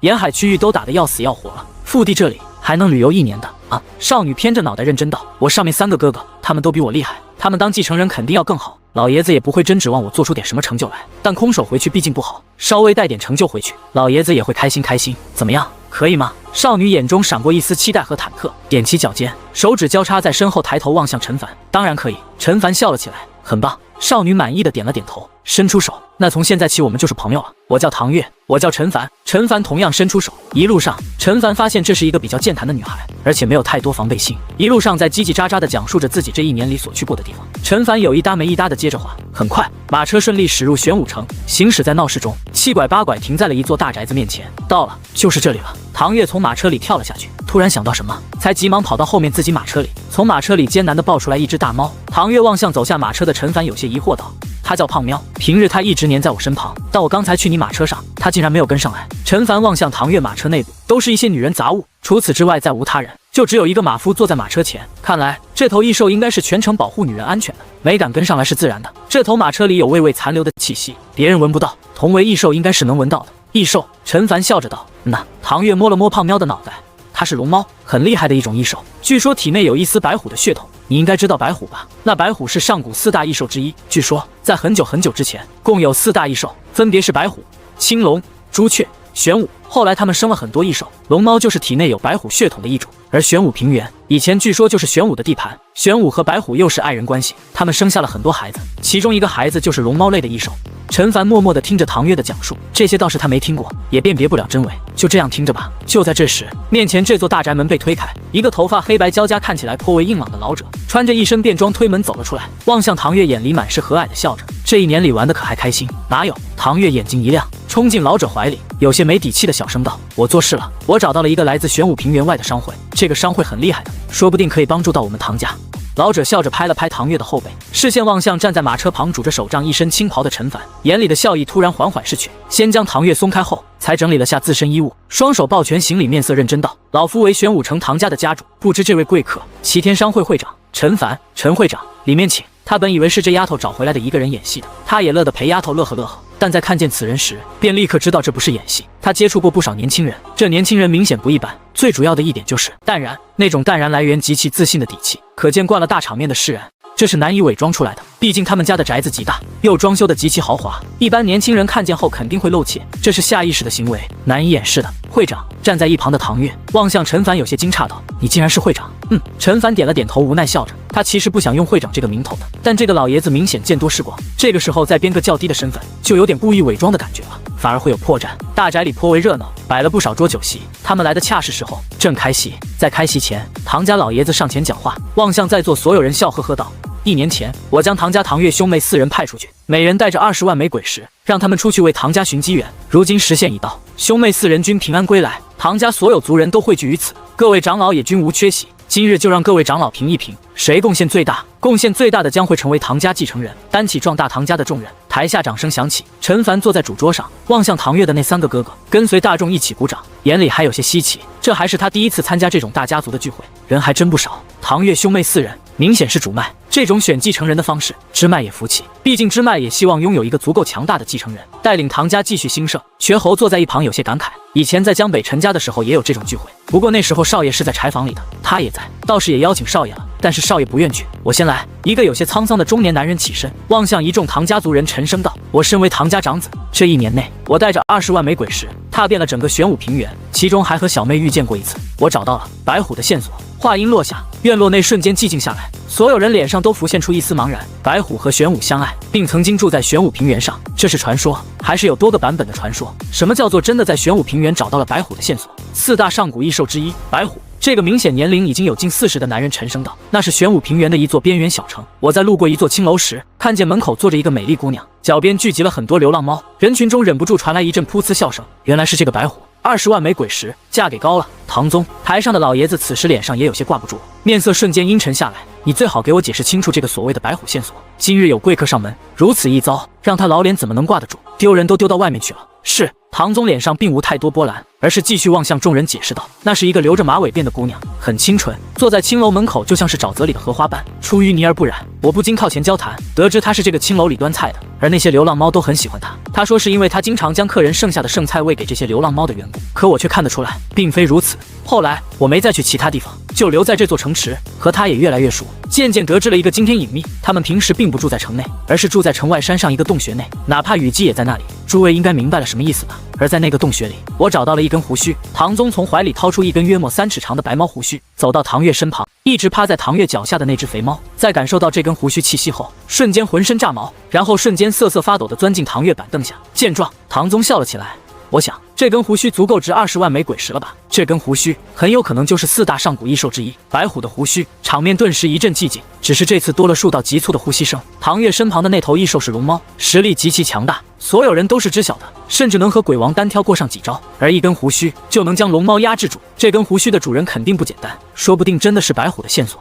唐家老爷子不经意地看了眼坐在主桌上的陈凡，头皮微微一僵，他他从陈凡眼里看到了好奇之色，这次倒是没在贵客面前丢人，但是却给贵客泄露了一个唐家的大机密。这本来是独属唐家的机密，此时说不定会泄露出去。而这时，唐宗再次开口道：“那个洞穴我已经翻遍了，没有其他东西了，只有这根胡须。而在这根胡须被我带走后，那个洞穴也无法在永夜里驱逐鬼物了。哪怕这根胡须不是白虎的胡须，也是价值连城的天才地宝。”以及他拉起坐在一旁的留着马尾的姑娘。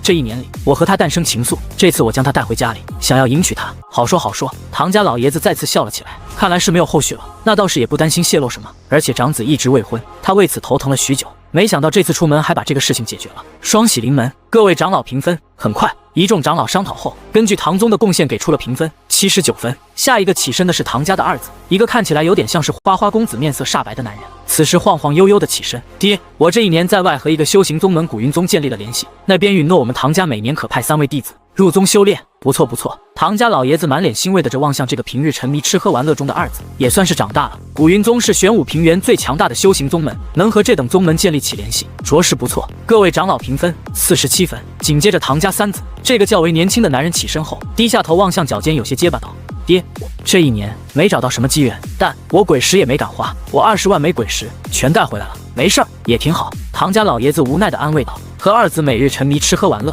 三子可以说是完全相反，什么都不敢做，唯一能做的就是守财。1年过去了，20万枚鬼石原封不动，确实够省。整个玄武平原，像他们这种大家族里，找不到这么一个能省的人。各位长老评分18分。紧接着，所有人视线集中在唐月身上，以及坐在唐月身旁的陈凡。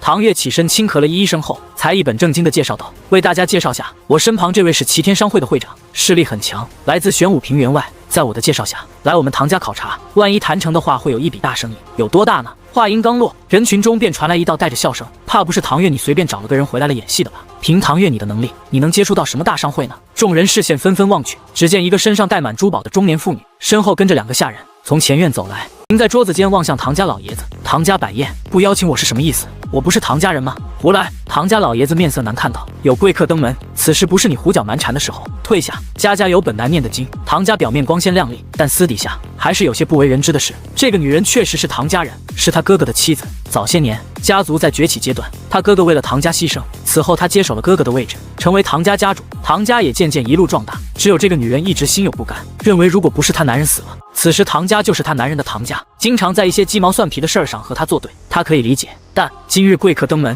实在不适合闹这么一出。唐月深吸了一口气，迎着中年女人眼神回顶了回去。他的商会有1000万枚鬼石储备，不，有5000万枚鬼石储备。你说算不算大？大！这个站在桌子间的中年妇女，脖梗上的项链每一颗都圆润的毫无瑕疵，手腕间翡翠水头极足，浑身打扮显得极其富贵，唇角微微下垂，带着一丝讥诮，望向唐月，当然算大。能拥有5000万枚鬼石储备的商会，放在任何地方都绝对算得上是大商会。恰好他举起手里的一枚泛白鹅卵石，我这里刚好有一枚从永夜殿获得的问真石，只要将这枚石头握在手里，说真话便毫无反应，说假话便会散发出红光。你敢让你身边的小哥试一试吗？话音落下，场面瞬间寂静下来，所有人视线全都集中在陈凡身上。其实大家都知道，这人8成是唐月带回来演戏的，毕竟唐月也没竞争继承人的想法。唐月眼眶有些泛红，语气中带着丝丝愤怒：“我又没惹你，你针对我干什么？”一直趴在脚下的那头龙猫此时也感受到主人的情绪，微微炸毛身子成功状，低吼着：“我可不是针对你。”这个浑身富贵的女人晃了晃手中的鹅卵石：“我只是在判断下真假而已。莫非唐家主这场继承人选拔只是一场儿戏？这么多长老过来玩过家家来了，够了！”唐家老爷子面子上有些挂不住，怒斥道：“这么多年来唐家没亏待你，你身上的那些珠宝，哪些不是唐家给你买的？你要买的东西，唐家从来没有少你。贵客在场。”你要干什么？那是我该得的。女人丝毫不惧地偏头望向唐家老爷子。倘若我男人不死，现在站在那里的是他，不是你。一句话，敢不敢测？不敢测就滚蛋。唐家不欢迎什么歪瓜裂枣进来混饭吃，实在吃不起，我让后厨给你们打包带走。你找死！坐在一旁的瘸猴终于听不下去了，面色阴沉地拍桌而起。再说一句，我撕碎你的嘴！哟！女人转身望向瘸猴笑了起来。所以是敢不敢测呢？拿来！从头到尾一直未起身的陈凡，面色淡然地摆了摆手。瘸猴闻言，面色阴沉的大步走到女人面前，从女人手上拿走那鹅卵石，重新返回桌前递给陈凡。陈凡打量着手里这枚石头，眼睛微微眯起，倒是有点意思。能测真假吗？也不知道是从哪搞来的。回去的时候看看能不能带一批回去。唐月有些慌乱地凑到陈凡耳边，急促小声道：“你不用测的，你现在快点发怒，就说你被辱了，然后赶紧离开，剩下的事我来处理。”不用。陈凡笑了起来，将这枚鹅卵石握在掌心。我商会拥有5000万枚鬼石储备。下一刻，红光四射，手里的鹅卵石突然变成血红，数道血红色的光芒从指缝间四射出来，变红则为假。院落内所有人全都僵在原地，什么情况？唐家老爷子此时深吸了一口气，双目紧闭，站在原地考虑该怎么收场。老哥，你这么硬气的一副底气十足的样子，但为什么冒红光了？哈哈哈哈！人群中的中年妇女也愣在原地，半晌后才忍不住大笑了起来。要不你试试4000万呢？说不定刚才你商会花掉了1000万，不行吗？陈凡撇了撇嘴，掂了掂手中的鹅卵石，这问真实倒是细节。再次将鹅卵石握在手中，轻声道：“我势力拥有5000万枚鬼石。”这次鹅卵石归于平静，并未显现红光。现场突然一片寂静，女人的笑声戛然而止，有些难以置信地望向陈凡手里的那枚鹅卵石。诺。陈凡笑着偏头望向唐月：“我说没问题的吧？带下去。”唐家老爷子第一时间反应过来，面色阴沉地下令。2个下人第一时间将中年女人拖下去，而女人也没有反抗，只是有些双目无神地望向那枚暗淡无光的鹅卵石，有些难以置信。怎么可能？真有5000万枚鬼石？这得是一个多大的势力啊！随后，唐家老爷子才大步走到陈凡面前，表示歉意。他已经看明白了，商会会长身份是假的，但有个自己势力是真的。一个拥有5000万枚鬼石储备的势力不容小觑。无碍，陈凡不经意地将这枚鹅卵石塞进怀里，起身笑着道：“你们家这本金还算好念的，不用管我，你们继续。”行，那我们晚点再聊。唐家老爷子深吸了一口气后继续道：“众长老评分。”数位长老对视一眼，商讨了片刻后，给出了一个评分，78分，也算是一个公道的评分。毕竟确实结交了一个大势力不假，但还没确定能从这个大势力手里获得什么利润。不过也不能太低，毕竟贵客就在此。在众人欢呼声中，唐宗正式被定为唐家继承人。宴席结束后，随后陈凡和唐月两人走在后院里，对暴露陈凡身份表示歉意。闲聊一会后，唐月说起了6年前在一个传承遗址意外捡到胖喵和得到了一张蓝色品级建筑蓝图的经历。只是这张建筑蓝图由于唐家建筑师一直没参悟明白，近些日子唐老爷子准备卖出去。唐月抱歉地说道：“你不是说你此趟来主要目的是为了建筑蓝图吗？要不你看看你需要不？你要是需要的话，我去求求老爷子，让他低价转手给你。”陈凡眼睛微微眯起，望向一直跟在唐月身后的龙猫和那根所谓的白虎胡须，他心里隐隐闪过一个可能：不会吧？倘若真是那个，这次就真的是捞着了。可以，我看看，你在这里等着。片刻后，唐月一路小跑出来，手里还捏着一张建筑蓝图，递到陈凡手里：“就是这张，你看看你需要不？”陈凡望向手里这张薄如蝉翼、通体呈湛蓝色的蓝图，面无表情地沉默在原地。异宝名称：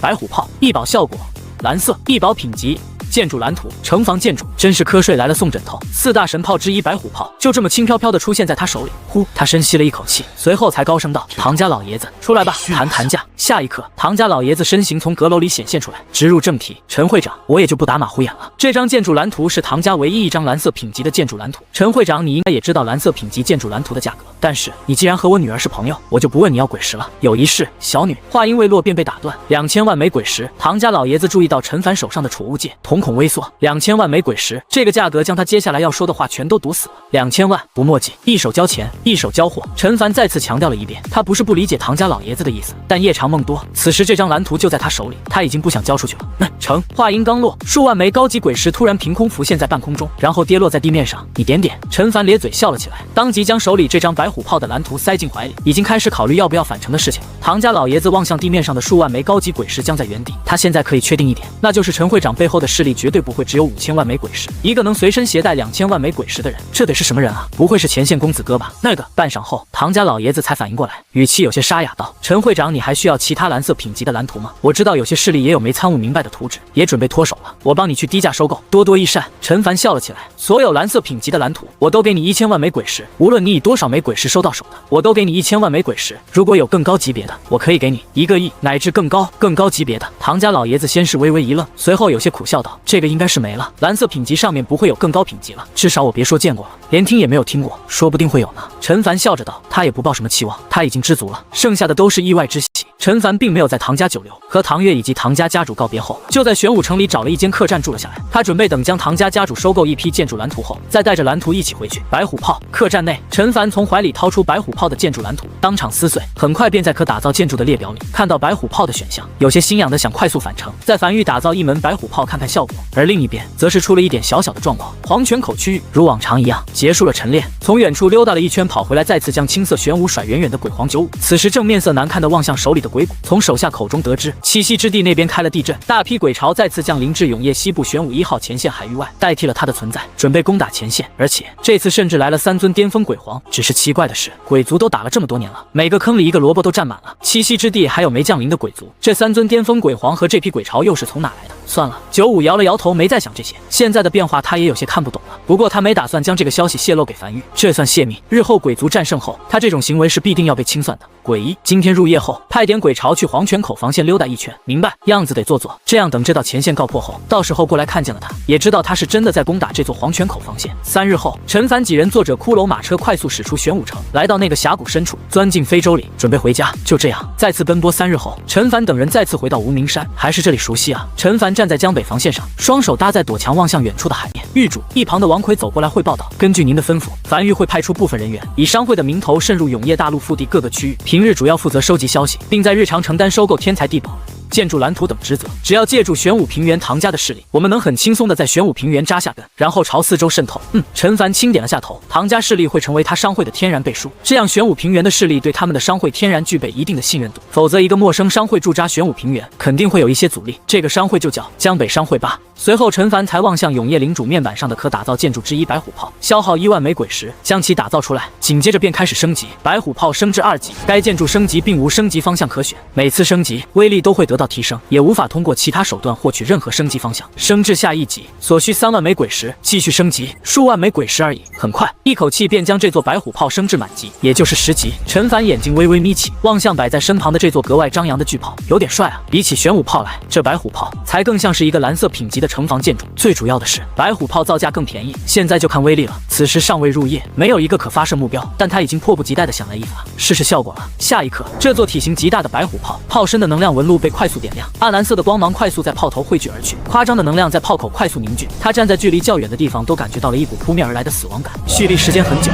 足足数10息后，只听一道震慑神魂的虎啸雷音突然炸响，一道由无数雷霆组成的极致冷白的光柱从炮口激射而出，直冲海域。一瞬间，万物皆暗。站在城墙上的陈凡只觉得好像天突然黑了，但他知道那只是这道光柱的强度瞬间超过了他的适应范围。这道光柱在炮口激射出来后，便迅速扩宽至100米。这道冷白到极致的光柱足足持续了10息。10息后，白虎炮停了下来，表面纹路在不断闪烁，像是在休息般。而不远处海域上则是有大量水蒸气在翻涌。良久后，好炮！陈凡咧嘴笑了起来，他现在可以确定了，白虎炮主杀法这威力绝对不容小觑。唯一缺点就是需要蓄力数10息，这个蓄力功夫敌人早跑远了。随后他又望向另外一个自己从唐家手里收来的建筑蓝图，一宝名称镇殿，一宝品级蓝色，一宝效果建筑蓝图，需阵法师坐镇，打造大阵。大阵！陈凡眼睛微微眯起，望向手里这个建筑蓝图。他之前遇见不少大阵，比如丹宗和恨天宗的护城大阵，只是因为布阵性价比不高便放弃了。现在看看这个镇殿会不会给他一个惊喜。随后他找了一片空地，确定打造一座大殿，很快出现在他眼前。先升至2级看看，镇殿升至2级，该建筑升级并无升级方向可选，每次升级都会获得一门可打造新阵法，且消耗远低于阵法师独立造阵。目前可打造阵法：1. 隐匿阵，可一定程度隐匿身形和气息；2. 遇水阵，可一定程度防水，该建筑需阵法师入主方可打造阵法，阵法可缩小至阵盘，随身携带。升至下1级所需2万枚鬼石，倒是便宜。陈凡点了点头，没有犹豫，升至将镇殿升至10级，获得新打造阵法传送阵。陈凡突然僵在原地，揉了揉双眼，有些不可置信地望向传送阵这3个字。传送阵这3个字能将樊玉整体实力提升数个阶段。随后陈凡联系上小邱，小邱翻樊玉成员履历，有没有阵法师，让等级最高的过来。很快，一个秃顶中年男人来到陈凡面前，陈凡打量着面前这个男人，没多说什么，只是递去一根针，取你一点血。他带着男人的指尖血，大步走入镇殿里，来到核心处，滴入进去。刹那间，这座原本暗淡无光的镇殿变得灯火通明，此时已经是有阵法师入驻状态，而他也得以看得到更多阵法的详细信息。阵法名称：传送阵，阵法效果。在2地分别打造一座传送阵，可做到无视距离瞬间传送，无法随身携带太多物资。若携带太多物资，有较大概率流失在时空乱流中。传送阵根据传送距离所需消耗鬼石不等。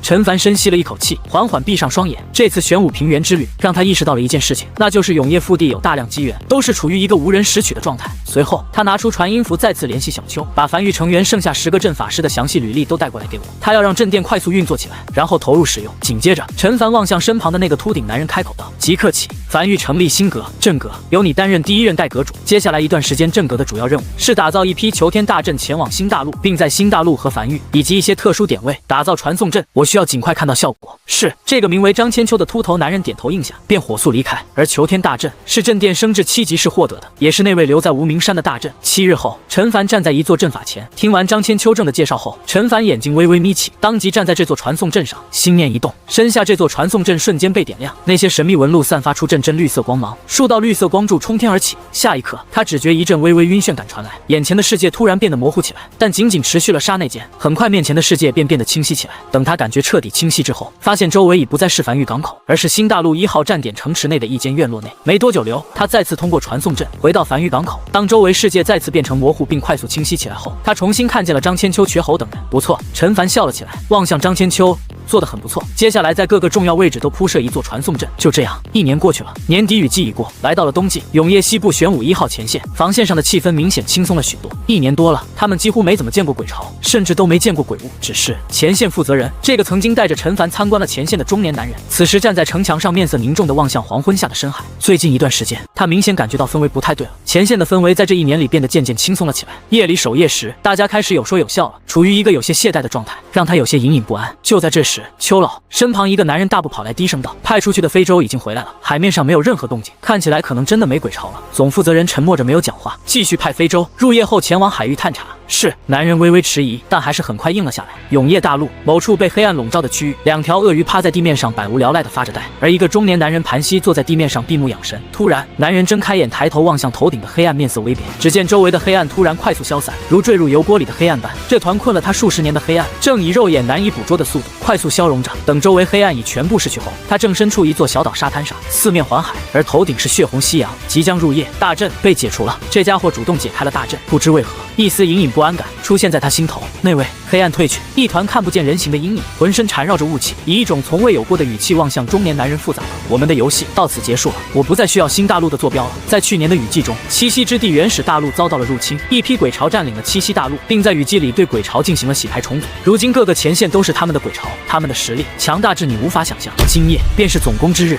永业大陆某处被黑暗笼罩的区域，2条鳄鱼趴在地面上百无聊赖地发着呆，而一个中年男人盘膝坐在地面上闭目养神。突然，男人睁开眼，抬头望向头顶的黑暗，面色微变，只见周围的黑暗突然快速消散，如坠入油锅里的黑暗般。这团困了他数十年的黑暗，正以肉眼难以捕捉的速度快速消融着。等周围黑暗已全部逝去后，他正身处一座小岛沙滩上，四面环海，而头顶是血红夕阳。即将入夜，大阵被解除了。这家伙主动解开了大阵，不知为何，一丝隐隐不安感出现在他心头。那位黑暗褪去，一团看不见人形的阴影，浑身缠绕着雾气，以一种从未有过的语气望向中年男人，复杂了。我们的游戏到此结束了，我不再需要新大陆的坐标了。在去年的雨季中，栖息之地原始大陆遭到了入侵，一批鬼潮占领了栖息大陆，并在雨季里对鬼潮进行了洗牌重组。如今各个前线都是他们的鬼潮，他们的实力强大至你无法想象。今夜便是总攻之日。中年男人站在原地没有讲话，只是面色阴沉的双指轻触额头。刹那间，一只巨大的眼睛突然悬浮在天际间，近乎遮住血红夕阳的光芒。当眼睛缓缓睁开，他看见了，他俯瞰着整个永业大陆，他看见了永业大陆所临海域深处，在那永业和白昼的交界处，在那现实世界无法看见的地方，源源不断的鬼潮正在不断集结。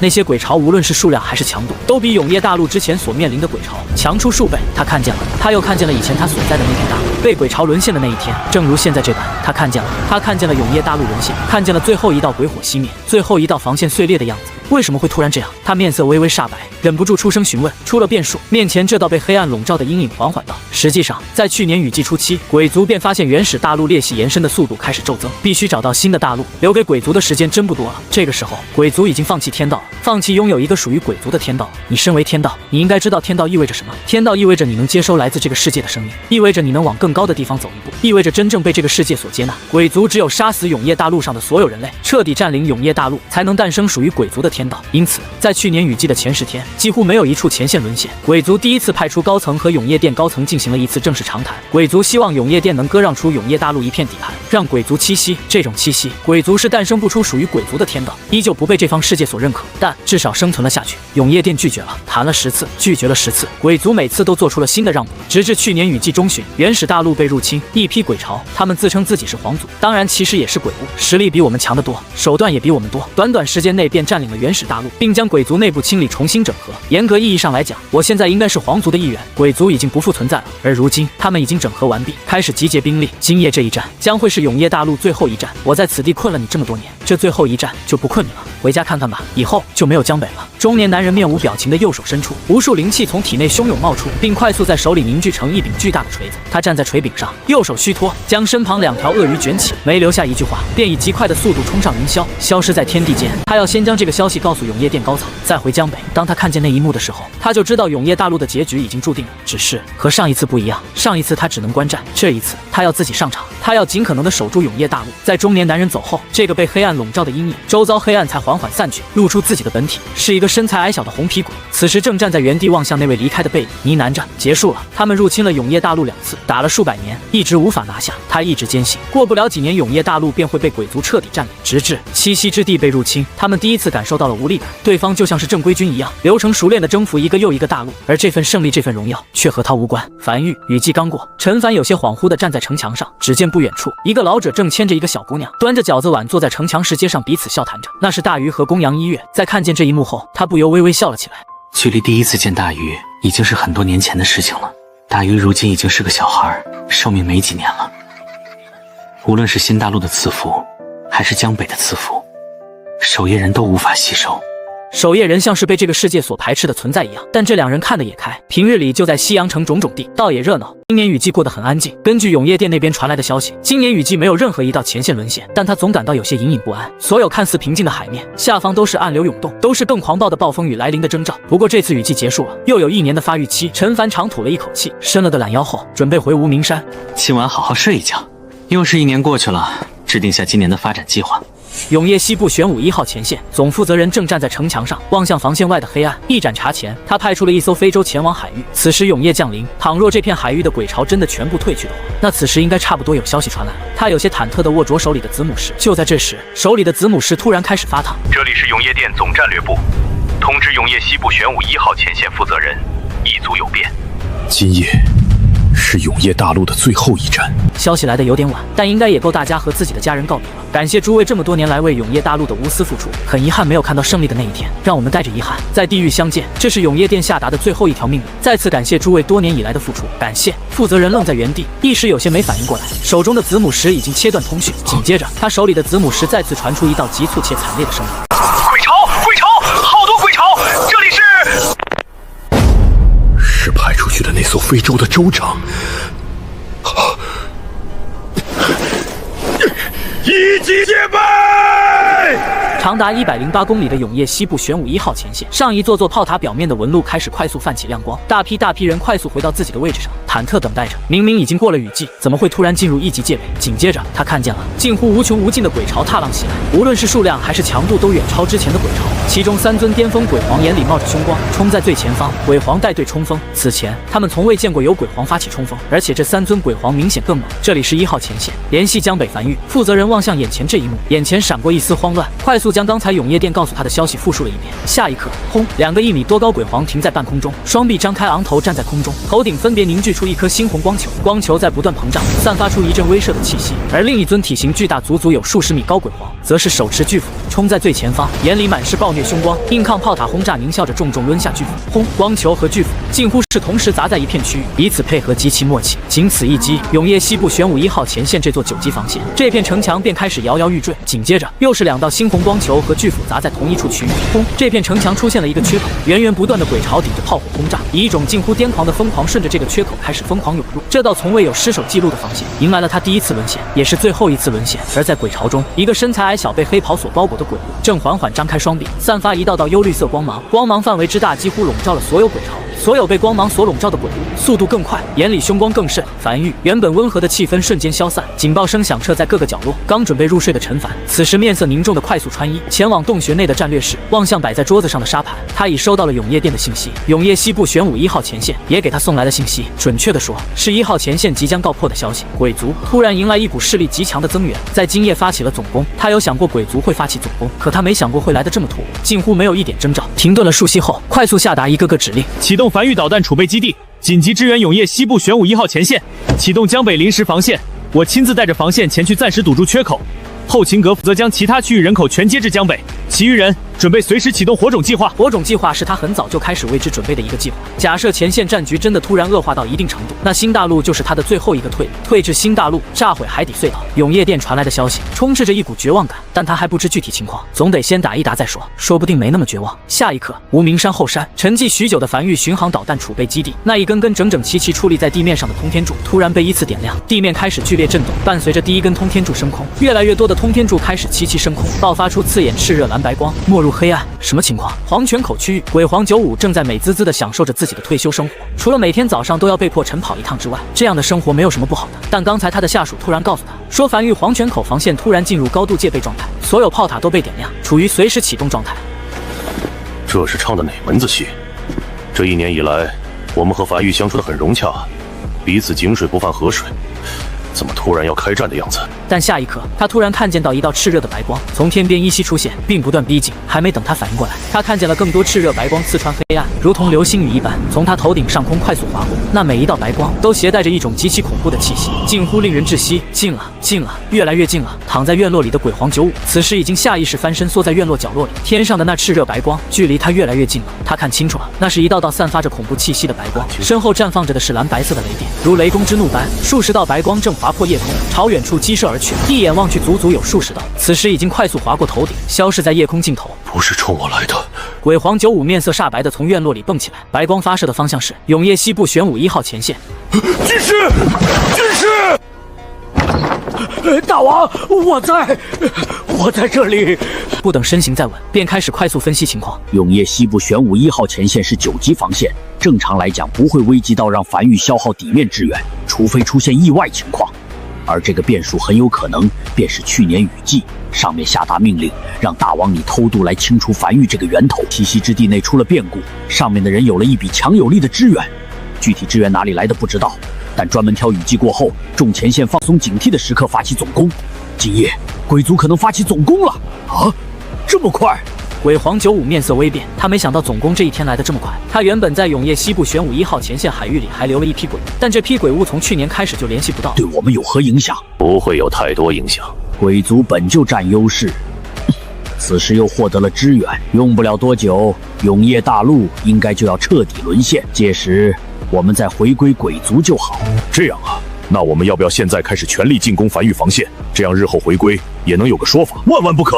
虽然开启总攻，但永夜大陆如此之大，也不可能一夜沦陷。但倘若我们开始全力进攻繁育防线了，刚才那些白光可就不仅仅是从我们头顶划过了。听你的！鬼皇95眼中闪过一丝后怕，他差点把这件事忘了，随后不由长吐了一口气，望向面前这只已经老矣的鬼物，有些神情复杂道：这么多年还好有你，等战争结束后，咱俩一起正式退休。等我们鬼族有了自己的天道，我们就可以被这方天地所认可了，我们也能有自己的后代。老鬼笑了笑，从睁开眼时，我所看见的便是大王你，只要能左右在大王身旁，做什么都好。就在这时，夜空尽头再次有数十道散发着恐怖气息的白光划破夜空，鬼族想要彻底占领永夜大陆，只是有人不愿。永夜西部玄武1号前线，在3尊鬼皇联手之下，城墙转眼便出现了一个缺口，近乎无穷无尽的鬼潮无惧生死的顶着炮塔的从缺口冲进去，开始大肆屠戮防线后方的后勤人员，一时间死伤无数，岌岌可危。但就在这时，永夜正浓，一道炽热白光以肉眼难以捕捉的速度划破夜空，从遥远的北方而来，并在距离地面仅有一段距离时，化作3根通天柱，精准落在这个缺口处。轰！剧烈的爆炸声响起，沉闷巨响几乎响彻天地间，无数蓝白色的雷蛇开始无尽咆哮。这个缺口处的鬼潮被彻底清空，距离最近的那个抡着巨斧的鬼皇，猩红暴怒瞳孔里第一次浮现出一丝恐惧，但也只来得及将身子蜷缩在一起，巨大的身子便被炸至粉碎。这根通天柱几乎在他头顶引爆，没有任何存活下去的可能。守住，守住！城墙上，总负责人在看见这一幕后，通红的眼眶中闪过一丝蜥蜴撕心裂肺的高吼道：“77号区域附近的建筑师速来修复，守城队尽力清除闯入防线的鬼物。”一个个建筑师快速赶来，眼中虽有恐惧，但还是尽可能的将心情冷静下来。身后后勤人员快速搬来一箱箱高级鬼石，伴随着鬼石化作液体，无数道由白色线条组成的城墙快速重新浮现在缺口上，缺口被补上了。而就在这时，天边再次袭来数十道刺眼白光，那炽热的光芒驱散了永夜，落在永夜西部玄武1号前线外的各个区域。轰轰，整条大地开始呻吟，地动山摇，整条地平线被点燃，无数橘红色火焰夹杂着蓝白色的雷蛇冲上云霄。原本的鬼潮已经化作火海，此起彼伏的鬼物惨叫声如阎王催命般刺耳响起，那是繁育之源。守住了！前线负责人下意识屏住呼吸，望向防线外，那2个体型较小的鬼皇此时也化为灰烬。没有了鬼皇破城，剩下的鬼潮会好处理很多。急忙拿起手里的传音符，急促道：“所有位于77号区域附近的武王速来支援！刚才才这片区域沦陷，不少鬼巢闯入其中，这批鬼物必须得尽快清除。但在他看不见的地方，躲在永夜深处鬼巢中央，一个被黑袍所包裹的瘦小鬼物，瞳孔毫无波澜地望向面前这道防线。哪怕3头鬼皇近乎瞬间陨落，也没有太多反应，只是缓缓举起手里的木枝，嘴里呢喃着一些听不懂的咒语。下一刻，一道猩红色的光芒以他为中心，快速朝四周笼罩而去，范围之大，将长达108公里这片区域的所有鬼巢全都笼罩进去，扩散速度之快，近乎眨眼便至。而从海底刚刚钻出来，正在冲锋姿态的新一批鬼巢突然止住身子，数息后，只见所有鬼物身上的气息都暴涨一丝，猩红瞳孔中凶芒更盛。原本鬼巢中的鬼王体型开始暴涨，直至暴涨至数十米高，赫然已成鬼皇。片刻后，鬼巢中的鬼王开始齐齐化为鬼皇，一头头鬼皇从鬼巢中拔地而起，一眼望去，竟看不清鬼巢中诞生了多少只鬼皇。鬼巢的冲锋再次袭来，而这一次更加势不可挡。完了！在看见这一幕后，这个前线负责人手中的传音符突然松了下来，眼里闪过一丝绝望，呆呆正在原地望向防线外的一头头拔地而起的鬼皇，惨笑了起来。仅仅他这片区域，他就看见了4头鬼皇，守不住了，哪怕有梵玉的支援也守不住了。此时防线上的单体火力炮塔开始齐齐开火，集中那一头头鬼皇，虽然能造成不小伤势，但短时间内却无法击杀。他踉踉跄跄地站在城墙边缘，俯瞰着那批鬼巢，仿佛已经看见了防线沦陷的画面。就在这时，身后突然伸出一双厚重有力的大手，将他的身形稳住。只见他一直信任的副手，此时正面无表情的沙哑道：“重新介绍下，梵玉暗阁成员楚修，奉玉主命，暂时紧急全权接管永夜西部玄武1号前线指挥权。”随后没有多说，只是拿过负责人手里的传音符，沙哑道：“防线各个区域汇报当前区域的鬼皇状况，并将具体坐标告诉我。”下一刻，各区域的战况汇报在传音符内响起。而楚修在收到这一则消息时，又通过手里的传音符快速将情报送到狱主手里。而在江北防线上，陈凡望向面前的导弹发射面板，面无表情地听着耳边来自前线梵玉暗阁成员的汇报。这次和上次不一样，上次黄泉口防线遭受袭击，他没有具体情报，只能通天柱洗地不间断轰炸，浪费了不少通天柱。而这次他有了具体坐标，梵玉无名山后方沉寂许久导弹储备基地。此时一根根通天柱拔地而起，在空中分解，并没入永夜，以极快的速度支援1号前线。他此时并没有收到来自永夜店的更多消息，暂不清楚其他前线什么状况。他现在只能抱以最坏的打算，先守住前线，然后尽快将这片前线后方所有百姓和资源全都拉到江北，做好死守西荒岛乃至退守新大陆的打算。不知过去多久，梵玉黄泉口防线开始引入地面，为江北防线的外出让路。长达170公里如长龙的江北防线驶入黄泉口区域，一道声音响彻天地间：“梵玉出行。”话音落下，原本栖息在黄泉口区域的鬼巢，像是逃命般疯狂朝两侧逃去。这是他城墙的满级效果，声如鸿怨。你站在城墙上所发出的声音，可响彻天地间。黄泉口区域，鬼皇95正骇然地望向前方在夜色里快速前进的江北防线，迟迟看不见头。这是他第一次看见江北防线出现，梵玉支援的力度可谓是空前绝后，而这也代表着1号前线那边真的遭遇大敌了，真的开战了，这次真的是总攻了。不知为何，他心里隐隐有种不安感。其实他觉得这1年里就挺好，如果能一直保持这1年的生活状态就很好了。但很多事情发生并不如他愿。紧接着，他看到数百艘非洲成队列全速行驶，这是他这1年里见过梵玉动作最大的一次。永夜西部玄武1号前线，那个躲在黑暗里身穿黑袍的矮小鬼物，在看见那被猩红光芒笼罩催化出来的一头头鬼王被远处袭来的炽热白光精准点杀后，毫无波澜的瞳孔离里，偏头望向北方，第一次有了波澜，嘴里露出一丝讥讽。梵玉1级大陆能诞生出这种势力，倒是有趣。没记错的话，1级大陆应该没有通天柱的使用权限吧？但也就止步于此了。他轻点额头，皮肤开裂，一滴猩红的精血从伤口飘出，缓缓悬浮在半空中。去！一声低喝声响起，下一刻，一道愈发的光芒以他为中心，再次将大片鬼物全都笼罩进去。这次没有催发出鬼物，反而是让每头鬼物表面的皮肤开始快速膨胀，冒出一个又一个疙瘩。紧接着，噼里啪啦的爆炸声开始极其密集的在防线下响起。被催逐后的鬼物撞击在城墙上后，褐红色的液体洒在城墙上，开始腐蚀着城墙。这可是到9级防线，但在这些褐红色的粘稠血液下，城墙表面却开始渐渐脱落。按照这进度，哪怕这道防线足够厚，但不等天亮都会被腐蚀出窟窿。所有建筑师听我口令，下去修复城墙。不用。身旁楚修轻摇了下头，止住了负责人的行为。什么叫不用？负责人下意识询问。因为狱主已经来了。楚修偏头遥望向北方，就那样静静看着。他已经很久没见过狱主了。以前在梵玉的时候，经常能看见狱主在墙头上发呆。离开梵玉后，看不见这一幕后，总感觉心里空荡荡的，像是缺了根主心骨一样。下一刻，地面开始微微震动，隐隐能看见，在视线尽头，一道如长龙般的防线正以极快的速度碾过鬼巢，沿着海岸线挡在永夜西部玄武1号前线前方。与此同时，一道声音在整个天地间响起：所有人退去，此地由梵玉正式接管。这道声音平静却又夹杂着不容置疑的气势。眨眼间，他们只看见这道高达200米的防线已经从远处驶到他们身前，并快速速越过他们，径直朝远处驶去。与此同时，负责人手里的传音符响起了陈凡的声音：“辛苦了，你们退下吧，这里交给樊玉。”陈凡的声音显得极其平静，如同一根强心剂一般，让原本慌乱的负责人近乎瞬间就冷静下来。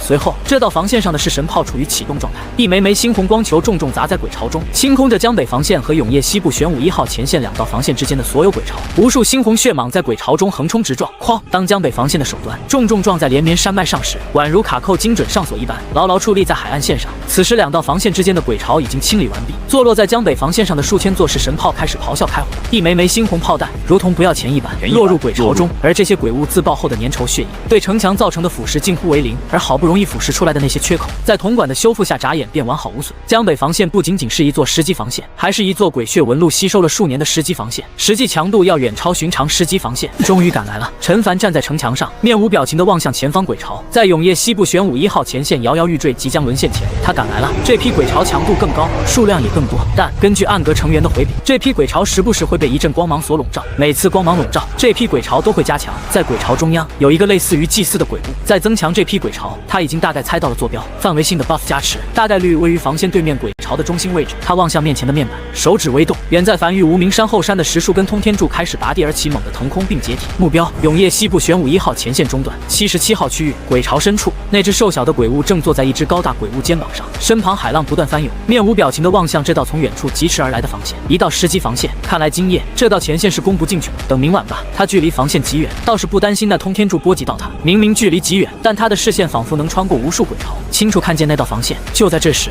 他看见一道炽热白光，并未如往常一样落在防线外的鬼巢，反而是落在永业深处的海域里。他忍不住嗤笑一声，看来是找他来了。他在百里外，这要是能找到他，他也认了。通天柱的储能耗时可需要不少时间，希望你明晚还有这么多通天柱可以用。这只被黑袍包裹的瘦小鬼物缓缓起身，如同一个优雅的绅士般，举起右手准备宣布撤军。今晚的冲锋已经没有意义了，等明晚上便支援吧。然而下一刻，一直以来他的瞳孔突然闪过一丝骇然，天空尽头突然多出10数道炽热光柱，分散开来，朝他击射而来。这批通天柱完全足以将他笼罩进去。对方确实不知道他的位置，但对方选择了覆盖性打击。来不及多说一句话，他面色顺敛，一扫往日淡然，从身下这头鬼物肩膀上跳进海里，发疯般的挥动着双臂和自己的小尾巴，向海底深处快速游去。这个时候唯一的生路就是尽可能的钻进海底。然而已经晚了，那10数根通天柱，每一根在空中化作3根通天柱，将数百公里范围内的海域全都笼罩进去。下一刻，海浪冲天，无数鬼物尸体残骸夹杂着爆炸声洒遍海域。永夜深处，一头头鬼物尚未登陆，便遭遇了洗地式轰炸。而那只瘦小鬼物眼里只来得及闪过一丝不甘，便只能眼睁睁地看着那炽热白光将他笼罩进去。怎么会？他怎么会死在1级大陆？然通天柱不会回答，陨落。紧接着，永夜西部玄武1号前线这批鬼巢突然僵在原地，紧接着身体开始快速融化，如早已从内部腐烂的螃蟹般。那些催化的代价是他们的性命。危机已解，看来是猜对了。站在城墙上的陈凡望向下方那一批原地融化的鬼物，轻声道：“应该是那个祭祀类的鬼物被轰死的缘故。”不知过了多久，天亮了，他怀里的子母室缓缓发烫，里面响起了裘老的声音：“陈凡，我刚收到樊玉支援永业西部玄武1号前线的消息，我仅代表永业大陆感谢樊玉数年以来对永业大陆的付出，但很遗憾，这场战争结束了。昨夜鬼族发起了总攻，强度和数量都远超以往。永业大陆除永业西部玄武1号前线外的所有9级前线近乎全部沦陷，10级前线沦陷了3座，剩余的10级防线也撑不了多久。此时已有大批鬼巢登陆永业大陆，开始大肆屠戮。预计不出7日，永业大陆所有前线均会沦陷。14日后，世间再无永业大陆。很遗憾，最终还是没有看见胜利的那一天。让我们带着遗憾在地狱相见。陈凡面无表情地听着子母室里传来的消息，他从未从裘老那听到过如此绝望的语气，近乎凝成实质。片刻后，他才轻声道：“这里是江北繁育，陈凡，对外传达一则重要消息。我是陈凡，永业大陆唯一天道建筑师，无论任何建筑蓝图，我可瞬间参悟，打造任何建筑。我的消耗比寻常建筑师要低得多，成功率是100%，速度也要更快。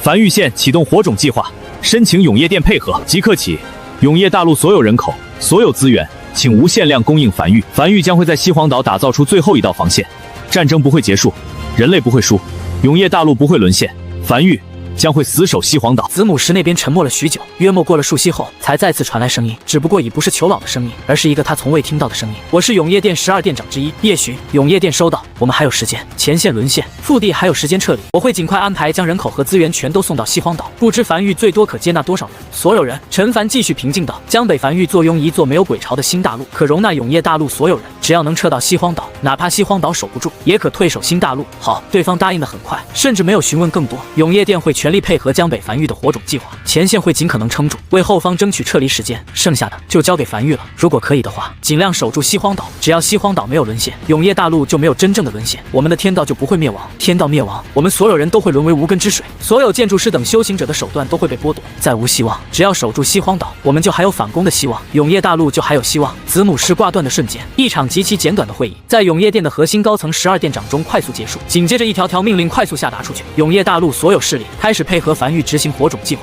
一场史无前例的大撤离行动在天刚刚亮起时快速席卷整个永夜大陆，整个永夜殿的底蕴开始不惜一切代价的调动起来，大批势力快速整理出自己势力的资源，并尽可能的带上足够多的人，一路向西前往江北樊玉。而在人潮中，一个个逆行者极为扎眼，单手拎刀面无表情的朝东走去，那里是前线，需要有人守住前线，后方才有撤离时间，前线每多守一天，就能有更多人和资源撤离至西荒岛。永夜西部玄武7号前线，这道9级防线在昨晚近乎被沦陷，启动了7个守夜人后才堪堪守住。此时城墙一片狼藉，数十个建筑师正在城墙上不断奔波着，快速修复着受损区域。大批人正在防线外疯狂从鬼物尸体内挖出鬼石，这都是今晚的弹药。偌大的一条防线，竟无一人交谈，明明一眼望去全是人，却又显得极其死寂。不回去吗？这里距离江北樊玉虽说有点距离，但也绝对够你撤回去的。回到西荒岛就安全多了。不了，附近已经没有守夜人了，有我们在，这道防线还能再撑一夜，多这一夜就能多活很多人。也是，我还从没见过完全体的火星孙启动后会是什么画面。我也没见过。不过天一，话又说回来了，我俩启动真有那么大的效果吗？说不定杯水车薪呢，总得试试。也是。天一没在讲话，只是望向远处海面，可能没办法回西洋城和奇虫一起种地了。被种在地里的那段时光虽然有些屈辱，但每日和奇虫斗嘴其实也挺有意思的。他真的很喜欢樊玉的气氛，如果战争可以胜利，他是真的想回樊玉种地，过平凡的生活。对了，裘老突然想起什么，坐在城墙边缘上，仰头望向天一，你在樊玉待了那么久，不知道樊玉有传送阵吗？樊玉那边正在用传送阵大批将腹地的人运往西荒岛。真不知道。天一突然有些无奈的笑了起来，他总算知道为何当时陈玉主会问他永夜殿有没有传送阵。他当时还有些懵，问了句难道樊玉有？结果樊玉真有，连传送阵这种存在都掏出来了。或许樊玉真能守住西荒岛吧。樊玉此时彻底运作起来。阵阁这个刚刚成立1年的部门，此时正在无名山后方快速批量制造传送阵，而商阁成员则是四处散去，乘坐非洲前往各个区域开始铺设传送阵。他们要尽可能将传送阵铺设到永夜大陆各个区域。传送阵只能拉人，不能拉资源。一辆辆高铁快速从黄泉口上空驶过，装满各式各样的资源。这是一场史无前例的大撤离行动。樊玉和永夜殿联手，在尽可能的将腹地所有资源和人口全都悉数运往西荒岛。快！王麻子亲自带队，将商阁成员打散，乘坐非洲不断深入永夜大陆腹地。每隔一段距离都会布下一座传送阵，同时不断望向手里的鬼皮地图。他手里的这份鬼皮地图是从永夜殿手里刚获得的，包含了整个永夜大陆的板块。此时一城区域已经彻底变成猩红，这意味着这些区域已经彻底沦陷，而且这些猩红区域因已沦陷，鬼潮可在白天活动，正如病毒般不断朝四周蔓延而去。前线只要破了一个口子，后果就不堪设想。而昨夜所有9级前线近乎全部沦陷，永夜殿完全没有同时收服这些前线的能力。平日里雨季沦陷2-3个前线就已经天大的事情了，这次沦陷的前线何止2-3个，这也代表着永夜大陆正式宣告战败了，剩下的便是撤离。非洲快速降落，数个商阁成员从非洲上快速鱼贯而出，熟练地将传送阵铺设在地面上。这个传送阵很快被点亮，有后勤阁成员传送过来，负责接收附近城池的人口。他们则是继续登上非洲，深入永夜腹地。下一站，王麻子盯着手里的鬼皮地图，去下一站。一众樊玉成员正奔波在永夜西部玄武1号前线，将一根根铜管铺设在城墙上，一座座祭坛和式神炮也被快速安置在城墙上。陈凡站在墙头望向眼前这一幕，沉默着。江北防线只是临时调度过来支援，今夜之前就得返回江北，坐镇江北。今夜所有鬼巢近乎同一时刻夜袭前线，没有袭击次要防线，毕竟前往次要防线还要偷渡损失兵力，前线能攻进去的情况下，打什么次要防线完全是脱裤子放屁没必要的事情。但一旦对方知道西荒岛江北有如此大的缺口，这批鬼巢肯定也不介意偷渡夜袭江北，故江北防线今日便得返程。临走前，他能做的就是尽量加固下永夜西部玄武1号前线，为后方撤离争取足够的多时间。至于剩余的防线，永夜大陆太大了，他顾不过来。也庆幸在鬼巢夜袭之前，永夜殿提前得知了消息，及时通知到各个防线，这才没有被打一个措手不及。而通过永夜殿那边的消息，他也得知那位这些年被鬼族困于一片区域，昨夜得以释放。这些锅碗瓢盆就不要了。玄武平原、玄武城民房内，一个中年男人正大包小包地收拾着家当，将一个个被褥装进包裹里，急促道：去了西荒岛，吃点野草什么的也能饱腹。主要带上棉衣和被子。这么多人去了西荒岛，江北繁育怎么可能给所有人供暖？如今正值冬季，天寒地冻的，还不知道要被冻死多少人。快快，走了走了！当家的身后穿着碎花棉袄的女人眼眶里满是泪花。我们真的要走吗？鬼族真的打到玄武平原吗？我们好不容易扎根在玄武城，这就要走？废话！男人有些焦急的怒骂道：“前线都基本快没了，你说能不能打到玄武平原？人只要活着，就总有希望。快走！”繁育的传送阵已经传走一批又一批人了。这一幕发生在玄武城的各个角落，无论是城内的势力也好，百姓也罢，又或是商贩屠夫，都尽可能的带上自己认为最重要的东西，乌泱泱的在玄武城城主府的人组织下，朝城外的传送阵赶去。一批一批人化作白光消失在原地，通过传送阵多次中转前往西荒岛。人群中，糙汉男人肩膀上扛着大包小包的包裹，手里拉着自己婆娘和孩子，婆娘同样拎着几个包裹，而梳着辫子的半大小孩则是紧紧握着手里的拨浪鼓，有些慌乱的跟在父亲身后。小孩不知道发生了什么，只知道父亲今天好像有些慌乱。城主，我们也该走了。玄武城的城墙上，一个老者登墙，望向站在城墙上的那个中年男人的背影，低声道：“夫人带着孩子和随从在院落里等待，随时可以启程。”中年男人没有讲话，只是站在城墙上静静地望着下方那些逃荒人群。玄武城坐立在玄武平原数十年，他这辈子的心血都在玄武城，让他走，那和让他死没有任何区别。男人双手背负在身后，良久后才轻声道：“你带着他们前往西荒岛吧，我就留在这里了。我要亲眼看着这座城池走向覆灭。”他轻轻抚摸着城墙表面，低声道：“所有人都走了，老朋友会孤单的，我留下来送他一程。”身后有些驼背的老者沉默片刻后才沙哑道：“遵命，按照城主你的命令，城外鬼火已经铺设完毕，老奴定护好夫人安全。”渐渐的，黄昏浮上天际，这座曾经几乎代表着玄武平原的玄武城，人气越来越冷淡，能看见的人也越来越少。而中年男人什么也没做，就这样站在城墙上。他依稀看见年幼时自己拽着父亲的手登上城墙，满脸好奇地询问父亲是怎么打造出来玄武城的。父亲笑呵呵地回答他：“只是打造了出来一个雏形，后面还需要你去完善。”他当时也不知打造一个城池是什么概念，只是奶声奶气地回答着自己肯定要将玄武城打造成天下第一城。不知过了多久，男人突然笑了起来。也罢，城外玄武城唐家家主带着唐月等一众唐家族人大包小包地站在传送阵旁，望向站在城墙上的城主。沉默许久后，唐家主才沙哑道：“走了，我们还能回来吗？”唐月眼里带着泪花，此时他才知道那个曾经说自己是商会会长的人，便是江北繁育陈凡。此时所庇护的西荒岛，便是永业大陆最后一个安全之地。会的，唐家主轻拍了下唐月的肩膀，走了。下一刻，唐家一众人消失在原地，偌大的玄武城再无一人，走得空空如也，只有散落在城门口的一地狼藉，象征着这里曾经有过很多人。夜幕降临，永夜如期而至，近乎在黑暗从天边席卷而来的一瞬间，地动山摇，在玄武平原四周内将整个平原都笼罩起来的连绵山脉开始缓缓崩塌。这意味着玄武平原多年以来未被破坏的阵法显现开始碎裂。玄武平原没有一道防线，只因玄武平原的节点完好无损，但此时伴随着玄武平原所接壤区域纷纷沦陷，被夹在其中的玄武平原节点也开始齐齐碎裂。那矗立不知多少年的连绵山脉开始齐齐倒塌，地面因此震动，无数鬼潮穿过灰尘，面目狰狞地冲入玄武平原。这是海底鬼潮第一次登陆玄武平原。不知过了多久，站在城墙上的中年男人渐渐回过神来，望向玄武城外一个个在永夜降临后被点亮的鬼火，数百座被点亮的鬼火让他能极其清楚地看见远处袭来大批鬼潮。只是那些鬼潮明明在奋力冲锋，却距离城池越来越远，迟迟没有一头鬼物冲至城墙下。嘿，男人笑了起来，下意识快速收敛笑容，保持往日沉稳，但很快又反应过来这里已经没有旁人了，这才再次笑了起来。不过下一刻，鬼潮中突然传来一道刺耳的尖叫声，响彻天际。紧接着，这些鬼潮像是突破了某种限制般，开始加速冲向城墙，距离越来越近。中年男人脸上的笑意缓缓僵住，恶臭近乎凝成实质扑面而来。那无数头鬼潮距离他越来越来近，这是他第一次见过这种场面的鬼潮。紧接着，安置在城墙上的炮塔开始纷纷开火，一头头鬼物被砸成粉碎。只是玄武城毕竟是一座内陆城池，是一个势力打造出来的城池，不是防线，而面前的鬼潮又是突破了前线的鬼潮。那零星炮火宛如小孩打闹般，掀不起一丝海浪，近乎眨眼间，无数鬼潮便以摧枯拉朽的顶着炮塔轰炸冲上城墙。而此时，早已经回到城主府内的城主，双手有些微微发颤的点燃三炷香，站在自家祠堂内，望向父亲的石碑，一鞠躬，城破；二鞠躬，无数鬼潮冲入玄武城，一头眼冒凶光的鬼物冲入祠堂，望向男人那灰暗的背影，狞笑挥起手中镰刀。男人轻叹了一口气，眼中闪过一丝不舍。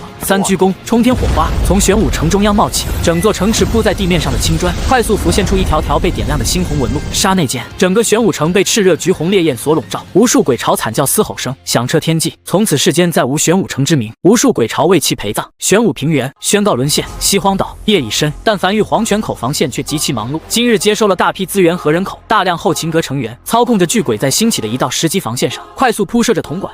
祭坛。是神炮等一众建筑，1到10级的繁育黄泉口防线根本护不住西荒岛，他们需要更多的10级防线，2道、3道乃至4道，越多越好。鬼巢尚未至此，今夜永夜大陆又有不少区域沦陷，留给他们的时间不多了。繁育很多成员从昨夜到现在完全没工夫合眼，忙得根本停不下来。与此同时，陈凡也在来回奔波在3道防线间，1道到10级防线雏形拔地而起，紧跟着的后勤阁成员快速完善。从昨夜到现在，他也未合眼，他打造建筑速度再快也需要时间，他没法在睡梦中打造建筑。而此时，他刚刚在江北打造完一条新的江北2号防线，同样是10级，长达170公里，坐落在江北1号防线后方。2条10级防线够吗？城墙上，绝喉的声音有些微微发颤。这是总攻，新大陆那边7到10级防线都沦陷了，不够。陈凡深吸了一口气后沉声道：“我在江北荒原新打造了100座砖窑，你让后勤阁那边的人迅速接纳好逃亡人口，并挑选出精干人手，快速上手，学会如何操控巨鬼，让这群人用巨鬼在江北垒出1条乃至2条防线来，越多越好。”少爷，绝喉心里微微咯噔一下，少爷是真的忙得有些忘事了。砖窑打造出来的砖块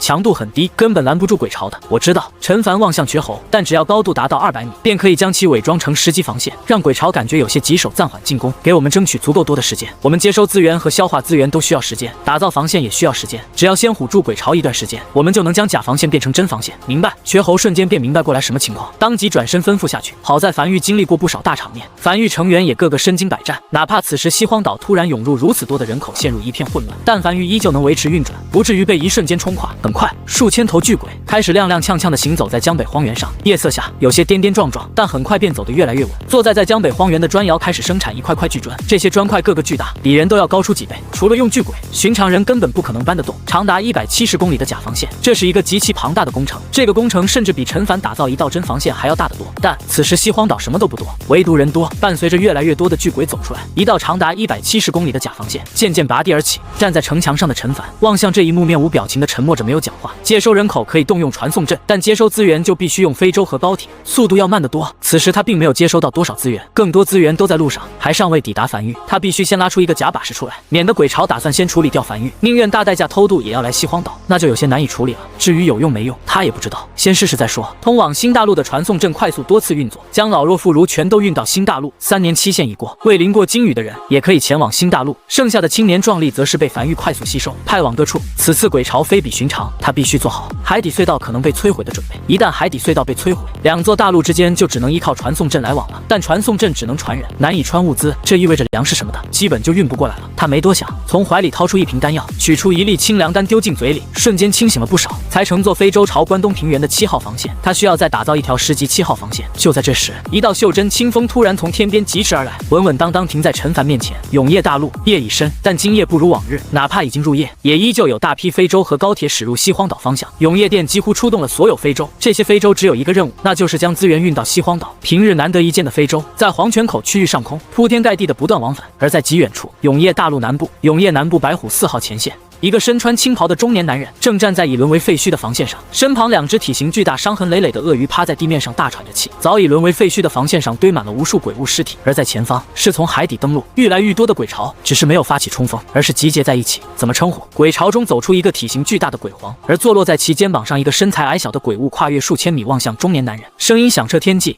给个名号。”就叫我那位吧。中年男人站在废墟防线上，低头望向手里的3尺清风，轻笑着。他没有名字，一直想等找个合适的时机取一个正式点的名字，但一直没等到这个合适的时机。既然大家都叫他那位，索性就叫那位吧，也听顺口了。那位坐在鬼皇肩膀上的这只瘦小鬼物，面色毫无波澜的平静道：“老夫我征战无数，倒是第一次见过陨落的天道还能化为人形，而且还有了自己的情感。你拦住了我们2天1夜，我们杀不了你，你已超脱轮回，沦为不死存在。但我手下还有很多鬼物，你的剑却好像有些不利了。”中年男人没有讲话，只是继续低头望向手里的清风，下意识偏头遥望西北方向，那里是江北，算是他的家吧。永夜南部白虎4号前线，在第一夜鬼族发起总攻之日便已沦陷。他路过此地，见此情景，本想当作什么都没看见，快点赶回江北，回家一趟，顺便让跟着自己受苦这么久的2个家伙见见自己孩子。但跑了一半，又还是回来了。他还是见不得鬼物大肆屠戮人类。他从昨夜杀到今夜，杀了2天1夜，长达78公里的防线，无穷鬼巢，他一个人守住了。只是此时好像身体有些没有力气了，好像回不去了。还没回江北看看，还没再次坐在无名山上发呆，还没无奈地望向这2条家伙比谁挖的粪坑更大更深。唯一一个好消息就是他脱困后看见了那小家伙活得好好的，待在江北，尤其是在得知樊玉镇守江北，永夜大陆开启大撤离计划，所有人类和资源都在撤向西荒岛时，他就更得守住这里了。有意义吗？站在鬼皇肩膀上的那只瘦小鬼物嘴角闪过一丝讥笑道：“就算你拦得我们又如何呢？其他防线你顾及得过来吗？中年男人偏头望向远处鬼巢中那只和他对话的瘦小鬼物，突然笑了起来。你真的好小一只。放肆！这只鬼物瞬间面色阴沉下来。我们皇族以小为尊。是吗？那为何要站在巨兽肩膀上和我对话呢？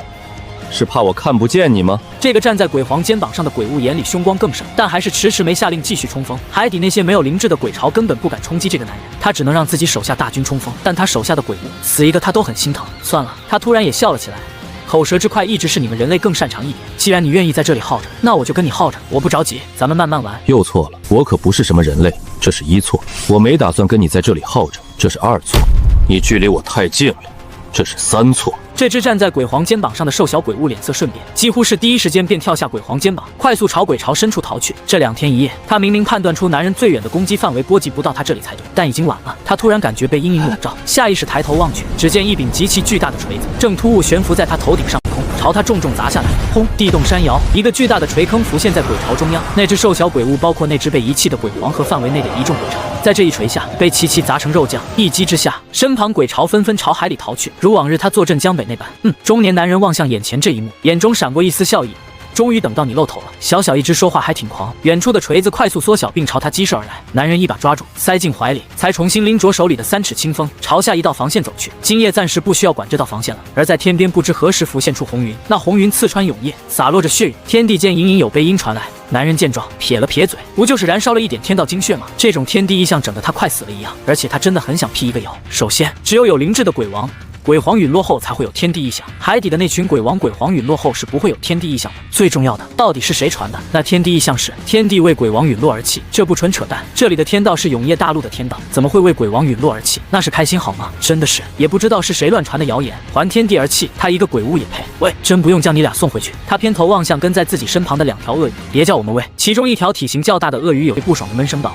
那陈凡到底会不会起名字？凭什么给我孩子起名叫魏魏？这是什么破名字啊！我现在听见这个字就来气。就是。另外一条鳄鱼今日也颇为少见的不反驳，而是颇为认可的点了点头，愤愤不平道：“我取的小花难道不好听吗？其实感觉都一般。”中年男人笑呵呵地朝前走去，每跨一步都是数里远。天道不会被杀死，但天道精血燃烧没了，也就死了。他还剩2滴，还行，够用了。他时常感觉自己是个异类。按理来讲，天道不该有情感，他有了。按理来讲，上次自爆后他就该陨落，但他以一种奇怪的状态活下来。他也不知道自己是什么，但就这么着吧，差不多得了。身旁2条鳄鱼如往常一样斗嘴了半晌后，那条体型较大的鳄鱼沉默许久后，还是忍不住开口道：“老大，陈凡他们找到了一个新大陆，应该就是老大你的那个大陆。你曾经是那座大陆的天道，你要不跟着樊玉一起撤回新大陆吧？那是你家，那不是我家。”男人摇了摇头，漫不经心地轻声道：“那里的天道已经死了，对如今的我来讲，永夜大陆才是家。老大，当天道是种什么感觉？挺无聊的，一睁眼一闭眼就数百年过去了。都身为天道，不能想干啥就干啥。你想多了，天道是没有情感和欲望的，连实质都没有，什么也不会干。那听起来是挺无聊，感觉比我们被困这么多年都要无聊。真要是这样比起来的话，那确实比你们要无聊得多。毕竟你们还有彼此可以玩，我那个时候可是什么玩的都没有。喂，老大，你这样说就很奇怪了，不要叫我喂。老大，你刚才还叫我们喂了呢。一码归一码。永夜西部玄武7号前线，今夜是鬼巢发起总攻的第2夜。永夜大陆已有40%区域彻底沦陷，没有支援，没有后勤，所有防线背水一战。而永夜西部玄武7号防线也到了弹尽粮绝的这一刻。此时距离天亮还有1个时辰，但这道防线所储备的鬼石已经快消耗完毕了。炮塔渐渐熄火，越来越多的鬼巢肆无忌惮地发起冲锋，城破只在一念间。该我们上场了。盘膝坐在城墙上的裘老缓缓起身，动作迟缓地褪去上衣，如同剥落出一片枯死的树皮。当最后一片布料滑落，他枯瘦的上身暴露在永夜的风中。他已经老了，很老了，肋骨根根分明的凸起，随着他沉重呼吸微弱起伏。肌肉虽然干瘪，但如老树根茎般紧紧拧结在皮肤下，在昏暗光线下勾勒出硬朗线条。怎么样？虽然老了，但这体格看可的还行。老师风采依旧，不如以前了。我这一辈子没什么成就，挺失败的。当年你师娘让我瞒着自己孩子是守夜人的事，不想让他加入永夜殿，但我那时有些犯轴，一直想着别人的孩子都能去牺牲，为什么自己的孩子不能牺牲？事后你师娘和我分道扬镳，离世在他乡。有的时候想想，其实也挺蠢的。永夜殿真的差这么一个守夜人吗？算了，寒风中，裘老嘴唇射动着，欲言又止的轻叹了口气，像是给自己这辈子画了一个句号般。虽然不满，但也就这样了。伴随着他缓缓吸气，鱼吕的脊椎一寸寸挺直，骨节爆发出炒豆般的噼啪脆响，紧接着皮肤下快速浮现出金红色的炽热光芒，宛如有岩浆在干涸血管中开始重新奔腾般。走了。裘老就这样丢下了最后一句话，像在和老友告别。他开始奔跑，沿着城墙朝北侧奔跑，起初缓慢，但3步后速度骤然提升。那是一种将毕生生命浓缩为短暂燃烧加速度的决绝。火焰开始渐渐溢出体外，每一步踏出都会在城墙上留下一圈火焰涟漪，直至当速度来到顶峰时，已不见裘老身影，只见一团金红色的太阳悬挂在高空中，宛如一道逆行的金色流星，直直撞入末般的鬼巢深处。所过之处，无数鬼物连惨叫声都来不及发出，便化作灰烬。天一站在原地，一言不发地望向老师离去背影。他依稀自己刚加入永夜店西部行动组的时候，墙上挂着一副对联，只有上半句，没有下半句。纵然浮游入海。他问老师下半句呢？老师说还没想好，等想好了就当做永夜店西部行动组的口号。后来他补上了后半句，他说我依然血焚天如何？老师很开心，笑着说就这句。后来这句话就挂在了永夜店西部行动组总部。再后来他才知道老师也是特殊修行者火星孙，所以老师才会很喜欢后半句。他又再次偏头望向北边西荒岛的方向，嘴角微微上扬。那段日子挺值得回味的，可惜了，他其实挺喜欢种田的。恍惚间，金黄色的火焰在他体内开始快速流淌，一股极其强大的力量充斥着他体内。他最后看了一眼老师离去的背影，低喃着。纵然浮游入海，亦要燃血焚天。伴随着皮肤表面的金光越来越盛，直至将他整个人包裹成一团人形的行走猎人。他的呼吸渐渐破损起来，每一次吐纳都会喷出带着火星的金色雾气。他开始朝防线南侧跑去，速度越来越快，直至同样跃在空中，鹰击长天，撞向鬼巢。这一刻，2颗太阳在永夜西部玄武7号前线战斗。防线上，无数守城的士兵面色沉默地注视着这一幕。他们知道，这种大人物有无数种活下去的机会。如果想要撤离，这些大人物可以在第一天就撤到西荒岛去，但这些大人物没撤，而是留下来和他们一起断后。总得有人断后才行。天亮了，永夜西部玄武7号前线守住了。当一众人走出防线，开始从鬼物尸体里挖出鬼石，准备今夜的防守时，看见了2堆灰烬，看不出人形，但所有人都知道这2堆灰烬的主人。人们只是匆匆扫了一眼，便没过多停留，开始忙碌着挖取鬼石，但却会默默绕开。此后世间再无求一死和天一之名。永夜店西部行动组原组长、永夜店西部行动组代组长战死在鬼族发起总攻的第2夜。永夜西部玄武7号防线的总负责人是一个年事已高的老者，此时正颤颤巍巍地在城墙上堆了2个小土包。他从裘老和天一的临时住所里翻来了一些衣物，弄了2座衣冠冢。他还从裘老的衣裳里翻出一本日记。第1页是兴奋自己加入了永夜店，并成为永夜店行动组成员。第2、3页是成家生子。第3、4页是亡妻王子。第5页较长，亲族尽亡，孑然孤存，余岁何求？唯血洗长夜。老者翻着翻着便笑了出来。裘老在日记里定好了自己的临终遗言，说在临死前一定要高吼一句求一死，但求一死方显霸气和洒脱。只是有些微微遗憾，他昨夜并没听见这句话。走好，老者缓缓起身。今夜就来陪你们了。这座防线的所有人都知道，今夜或许就是最后一夜了，但无人退却。或许是觉得这个时候逃走有些丢人，又或许是了无牵挂，也有可能是妻女先走一步，可能会有各种各样的原因，但也不得而知。他所看见的就是无人退却。他转身望向防线后方，白皑的平原上，密密麻麻的骷髅马车正在连夜北上，赶往西荒岛。一眼望去，极其壮观，在清晨下散发着金黄色的光芒。他们知道防线存在的意义，便是让更多人能撤到西荒岛。不是每个人都能有机会坐上非洲高铁乃至传送阵，更多人还是依靠骷髅马，但哪怕骷髅马也是普通人是买不起的。那些势力也承担了自己的责任，打造了大批辆骷髅马带上沿路能看见的人，从而形成了这壮观的逃荒一幕。动物有迁徙，人类有逃荒，某种意义上来讲，其实没有什么区别。无一人讲话，气氛显得有些压抑。维纳清晨第一束光打下来，永夜大陆撤离西荒岛的消息，鬼族最终还是得知了。梵域，鬼族的原始大陆，原本的鬼族首领此时头颅正悬挂在大殿上空，王座上坐着一个身材瘦小、手持权杖的鬼物，像是侏儒一般坐在巨大的王座上，显得极其不和谐。此时，这只鬼物正面色认真地低头修剪着自己的指甲，不知过了多久后，才满意地轻吹了一口气。一道命令随着指甲粉屑飘出：不用偷渡，浪费兵力，按计划继续推进，先将永夜大陆上的所有人类清除完毕，再去西荒岛将剩下的人一网打尽。一级大陆能诞生出这样的势力，倒是有一番奇遇，但不重要。一级大陆就限制了这个势力的上限，再强也不会对他们造成什么影响，顶多是多苟活一段时间而已。对了，这只身材瘦小的鬼物突然想到了什么。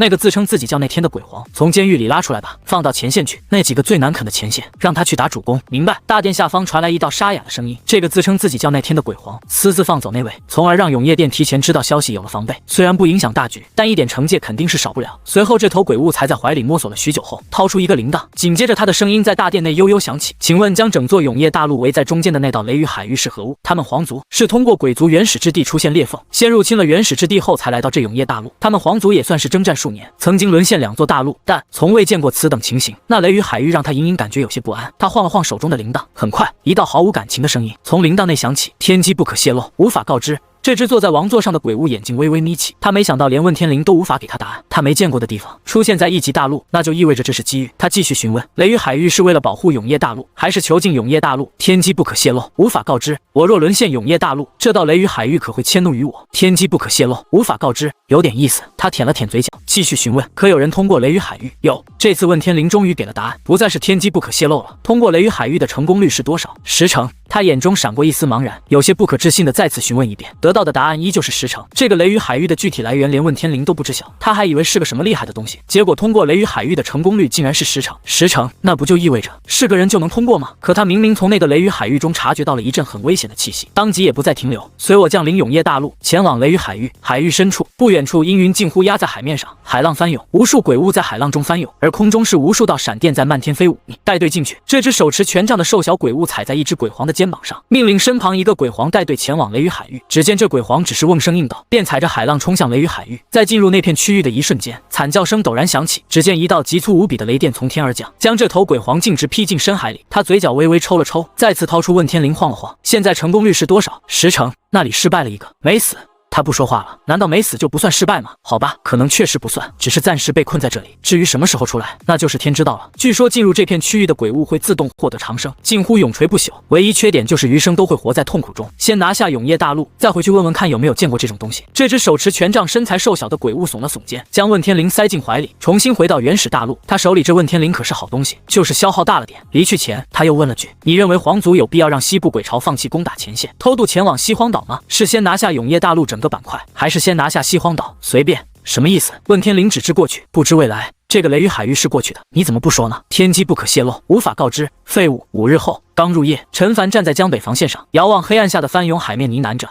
今夜便是鬼族发起总攻的第7夜，剩下的就靠天意了。这7日，永夜大陆近乎彻底沦陷。很遗憾的是，虽然西荒岛接纳了大量逃亡人口，但依旧有大量人在逃荒路上被鬼巢所赶上。此时的西荒岛已经彻底封岛了。他相信，在永夜大陆的很多角落里，肯定还有一些没来得及赶到西荒岛的人。但樊玉尽力了，很多势力人没赶来，但将资源交给了永夜殿派出去的非洲。资源来到了西荒岛，永夜殿的非洲只接资源，不容耐人，运力不够。一开始他还能收到来自永夜殿殿长亲自传来的消息，后来就渐渐收不到了。就在这时，他怀中的子母石久违发烫，里面传来一道陌生的声音，这是来自永夜殿的最后一条消息。永夜殿第12殿长于刚才战死在玄武东部青龙13号前线，永夜殿12位殿长悉数战死前线。如果樊玉能传承下去，请记录此事。子母石那边极其嘈杂，夹杂着无数鬼物的嘶吼声，他还没来得及说什么，子母石便被挂断。入夜，西荒岛正式封岛，一道道灯火通明的防线矗立在3个缺口处，开始了最后的抵抗。还有少数防线没有沦陷，但也差不多了。鬼巢即将袭来，大战即将降临。玄武东部青龙13号前线，一个叫风江书的年轻男子匆匆挂断子母石，满脸血污的紧紧握住手里的匕首，望向面前已经登上防线的鬼皇，咧嘴笑了起来。这道防线已经沦陷。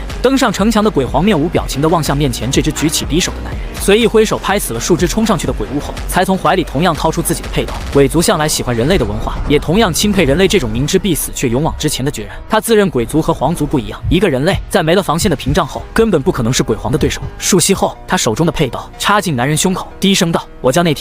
在你们人类文化中，那自是一个比较尊贵的姓氏，虽不知你的姓名，但你配得上这个姓氏。处于濒死边缘的风将书死死抓住那天刺向他胸膛的手臂，用尽全力将一口血沫重重吐在那天脸上。如果带入到永夜大陆天道的视角，便可看见永夜大陆的鬼火在一座座熄灭，直至整座大陆都被永夜笼罩，一片死寂。只有西荒岛尚有鬼火仅存，那一道道防线是永夜大陆的最后希望。下雨了，一场大雨落在西荒岛，所有人都沐浴了这场大雨。他们感受到了自己身体的伤势在缓缓恢复，像是天道赐福般，又像是天道在哭泣。他们从雨水中感受到了一股极强的悲伤。天道在哭泣，天道是最容易感到悲伤的。所有人都知道永夜大陆近乎彻底沦陷，死了很多人，但他们没有亲眼看见那一幕。他们没有看见眼里满是绝望，夹杂着一丝希翼开始逃荒的人潮，被鬼巢所追上，彻底吞噬。他们没看见低喃着我必染血焚天死在前线的天一，他们也没看见明知不敌依旧举刀上前的小卒。而这一切，天道尽收眼底。天道没有感情，或许是对天道的一种保护。夜深了，樊玉黄泉口1号防线迎来了客人，2只伤痕累累、满身血污的巨大鳄鱼而在鳄鱼后背上还背着一个处于昏迷状态的中年男人，手里紧紧拽着一柄3尺清风。开城，魏魏有些不可思议又有些难过的冲了上去，不断舔舐着这2头鳄鱼身上的伤口。几乎第一时间，他便认出了这是他父母。魏魏，左边那头体型巨大的鳄鱼语气中带着笑容。见到爸爸开心不？魏魏先是一愣，没想到自己父亲竟然会口吐人言，眼眶瞬间通红，不断点头，随后才张大嘴巴吐出一大堆东西，有卤煮，有饺子，还有前些年在无名山一个人无聊时收集的稀奇古怪的石头，都是些什么玩意儿？这只体型巨大的鳄鱼有些不舍地深深望向魏魏，刚准备再说些什么，瞳孔突然开始涣散，他艰难地回头望向后背那道巨长的伤口，笑了笑，轰然倒地。身旁另外一只体型较小的鳄鱼只是满眼慈祥地望向魏魏，艰难地将地面上一个卤煮吃进嘴里，挤出一个笑容，好吃，魏魏。紧接着爬了几步，爬到那头轰然倒地的鳄鱼身旁，也缓缓闭上双眼。魏魏不会讲话，只是眼眶通红，有些发狂地冲到远处赶来的陈凡身旁，用头托起陈凡，就快速赶到自己倒地的父母身旁。虽然没有讲话，但意思也极其明确。别着急，魏魏。陈凡先上前一步，将手放在那巨大的鼻孔下，没有感受到鼻息。一旁的繁育成员已经开始浇灌圣水。赶来的药王谷的谷主有些棘手道：“狱主，药王谷对治疗异兽不太精通。药王谷放眼永业大陆不算特别强的势力，此时真是有些赶鸭子上架。”小秋，陈凡面色凝重地从怀里掏出传音符，联系上小秋，准备开始让小秋派几个近些日子赶来繁育的精通医疗的势力。就在这时，陈狱主，让我们来吧。人群中走出一行人，为首人有些眼熟，江南何家。正是，没想到陈狱主还能记住我们。前些日子加入繁育防线，共守西荒岛，救火有功。是一番简短交流下，魏魏的父母被交给了这伙人。他记得这伙人，江南何家，一个隐士家族，对异兽研究颇深，主要业务是为异兽打造灵宝。一开始还在繁育开过店，后来就倒闭了，实在没有那么多人会给异兽买灵宝，异兽数量太少了。这人你们药王谷带下去，小秋那边已经派人支援你们，不惜一切代价救火。陈凡望向鳄鱼后背上那个身穿青袍的中年男人，沉声道：“是这个男人。”他已猜到是谁了，就是曾经居住于无名山的那位，如今已重伤昏迷。做完这一切后，陈凡才走上城墙，站在雨夜内望向城墙外的鬼火范围。黄泉口，他在这里共打造了4座防线，都是10级防线，这里也是打造数量最多的。另外2个缺口都是3到10级防线，这里肯定是主攻方向，毕竟只有攻打黄泉口不用偷渡，要想前往其他2个缺口都需偷渡，偷渡代价可不低，偷渡一次就是10不存1。在有防线堵住缺口的情况下，西荒岛内部是不会被天阵降临的。今夜应该就能见到第一批鬼潮了。他此时深吸了一口气，空气中的冰凉让他稍微清醒一瞬。这7天内他总共睡了不到12个时辰，全靠清凉丹来提神醒脑。他一部分时间用来打造防线，另一部分时间打造建筑，剩下的时间全部用来快速鉴定其他势力带来的医宝，寻找能派上用场的。其中主要鉴定方向是建筑蓝图，他需要时间，只要能撑住1个月、1年，等他把这次的资源全都消化完毕，他有信心发起反攻。时间，此时他最需要的就是时间。今夜就是鬼潮第一次正式黄泉口向繁育发起总攻。夜深了，黄泉口区域的地平线开始蠕动，起初只是视野尽头永夜在不自然起伏，渐渐的隆起一道横贯天际缓慢推进的弧形长墙，先是数亿只飞舞在空中鬼虫，发出阵阵令人头皮发麻的高频嘶鸣，紧接着是在大地上狂奔的无数鬼物集群的集体咆哮。正规军来了，一眼望去，黑压压一片，宛如一座咆哮涌来高达100米的黑暗海啸，空气中夹杂着极其浓郁的恶臭味。黄泉口区域，一座城池内，数百万鬼物双膝跪地，城池外为首的鬼皇95带着一众亲信双膝跪地，望向前方朝他狂奔而来的大批鬼潮，深吸了一口气后大吼道：“鬼皇95在此攻打繁育防线已久，恭候鬼族降临，愿为鬼族冲锋陷阵。”鬼潮从中间分开一阵裂隙，越过他们，化成2股鬼潮，直朝繁育黄泉口1号防线冲去。无数噪音和黑影瞬间将他们笼罩，如同坠入深海般。不知过去多久，一只站在鬼皇肩膀上的瘦小鬼物俯瞰着跪在下方的鬼皇95，眼里闪过一丝轻蔑。鬼族早亡了，你现在看见的是皇族。跪在地面上的鬼皇95微微一愣，他不知道啊，没人跟他说啊，但还是瞬间反应过来。鬼皇95愿为皇族冲锋陷阵，学3声狗叫，汪汪汪！鬼皇95毫无羞耻之心的跪在地上学了3声狗叫，生怕对方不满意一般，又加了3声，有趣，实在有趣。站在巨大鬼皇肩膀上那只瘦小鬼物笑得合不拢嘴，双手鼓掌。跪在你身旁那几个也叫来听听，汪汪汪，汪汪汪！此起彼伏的狗叫声不断响起。不好，我不喜欢老狗。下一刻，一股灰白色光柱突然从这只瘦小鬼物指间猛地射出，将跪在鬼皇95身后的那只老鬼瞬间笼罩进去。那只早已年迈的老鬼几乎瞬间胸口便被洞穿，生机快速流逝。汪！跪在地面上的老鬼嘴里还保持着喊汪的嘴型，低头望向胸口快速流逝出的粘稠液体，仿佛释然一般的伸手拽住鬼皇95的衣裳，颤声道：“大王，我先走了，你别冲动，活下去，要娶婆娘的，你还要。”话音未落，老鬼眼神开始涣散，拽着鬼皇95的右手也渐渐无力脱落下去，倒在荒原上。跪在地面上的鬼皇95有些怔怔地回头望向这一幕，耳边噪音极多，但此时他好像渐渐什么都听不见了。往日的一幕幕重新浮现眼前。大王真厉害，成鬼皇了！大王，你觉得95这个名字怎么样？在人类文化里，95是极其尊贵的意思。大王，万万不可此时进攻繁育防线。大王，等战争结束后。喂，废弃老狗让你这么伤心吗？恍惚间，他又听见了周围那嘈杂的声音，其中夹杂着一道刺耳的调侃声。跪在地上的鬼皇95转头望向不远处站在一尊鬼皇肩膀上的那个眼中带着讥笑望向他的瘦小鬼物，缓缓起身，庞大的身躯在鬼巢中极其扎眼，拍了拍自己膝盖上的灰尘，捡起一旁地面上的重任，呢喃着：“我可不叫威。”下一刻，滔天鬼气宛如实质般，瞬间从他庞大的躯体内炸开，大量灰尘炸起。只见鬼皇95从灰尘内猛地窜出，双手高举屠刀，怒吼着：“老子叫95！鬼皇95！”他从未拼过命，无论是当日攻打前线，还是偷渡到繁育，他都没拼过命，差不多就行了。他很怕死的，他一直幻想的都是战争结束后的生活。他从未想过自己有朝一日会拼命，打不过就跑，跑不掉就投，这是他的宗旨。但在老鬼死去的那一刻，在这个陪伴了他许久的军师就这样在被嘲笑中随手杀死时，他感觉胸腔处有一团前所未有的怒吼在猛烈燃烧。轰！重刃猛地砸下，那只瘦小鬼物身下的那座鬼皇被一分为二。他从没爆发过真正的实力，但这并不意味着他弱，只是那只瘦小的鬼物此时正站在一片血雾中，单指举过头顶，抵住那重刃，眼中带着一丝讥笑。傻大个生气了呢？只是弱小者的愤怒看起来实在是好笑。嘿，眼眶通红的鬼皇95低头望向地面上那个用一根指头就挡住他重刃的瘦小鬼物，突然笑了起来。他发现自己挺失败的，这辈子什么成就也没有，但也还行，好歹过了1年的田园生活。他偏头望向不远处自己这1年来辛辛苦苦种出来的，正被无数鬼巢肆虐践踏。他觉得自己这辈子应该要做一件事，他要让这小玩意儿给老鬼陪葬。手里重刃猛地翻转，将地面上的瘦小鬼物挑在空中，以掩耳不及迅雷之势猛地吞入腹中，随后才深吸一口气，声音响彻天地间：“陈凡，老子是鬼皇95，把你那个手段轰向这里。这里有个大人物，老子帮你困住他了，给我轰击！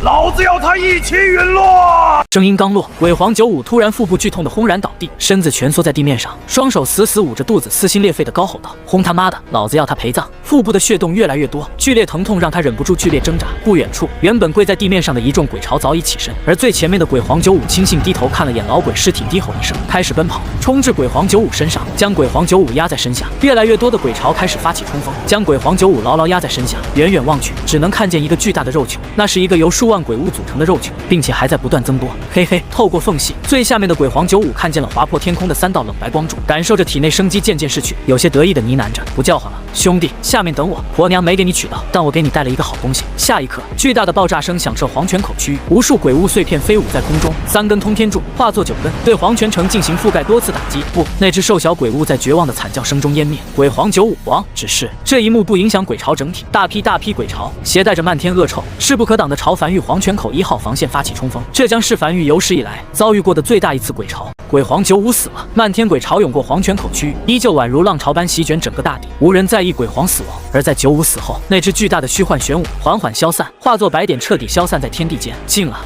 愈加近了。亲自站在繁育黄泉口1号防线城墙上的陈凡，面无表情地望向远处那奔腾而来的鬼巢。下一刻，长达27公里的黄泉口防线，矗立在上面的27000座式神炮上的纹路被齐齐点亮。27000座式神炮在铜管的补给下瞬间点亮，开始咆哮，在狭隘的一个谷口开始不计代价狂轰乱炸，整个世界都为之颤抖。猩红色的炮弹宛如蝗虫般高高抛至空中，染红整片疆场，甚至淹没了鬼巢，重新改写了这个世界的本色。轰轰轰，地面疯狂颤抖，无数血色长蟒在鬼巢中不断涌动，每一次都能带走数只鬼物的性命。陈凡虽一言不发，但双手还是忍不住紧紧按在陡墙上，眼睛直勾勾地望向前方鬼巢。一眼望去，长达27公里的繁育黄泉口1号防线近乎被猩红光芒所笼罩，从高空俯瞰而去，这道猩红防线成为了永夜大陆上的最后一束光。来吧，陈凡站在城墙上呢喃着，望向那在是神炮的狂暴火力下被快速屠戮的鬼巢。他知道这只是开始，鬼巢的攻势不仅仅如此。如今的鬼巢数量虽然极多，但尚未冲击至城墙下，便被漫天猩红炮弹笼罩进去。只要鬼石足够，是神炮不熄火，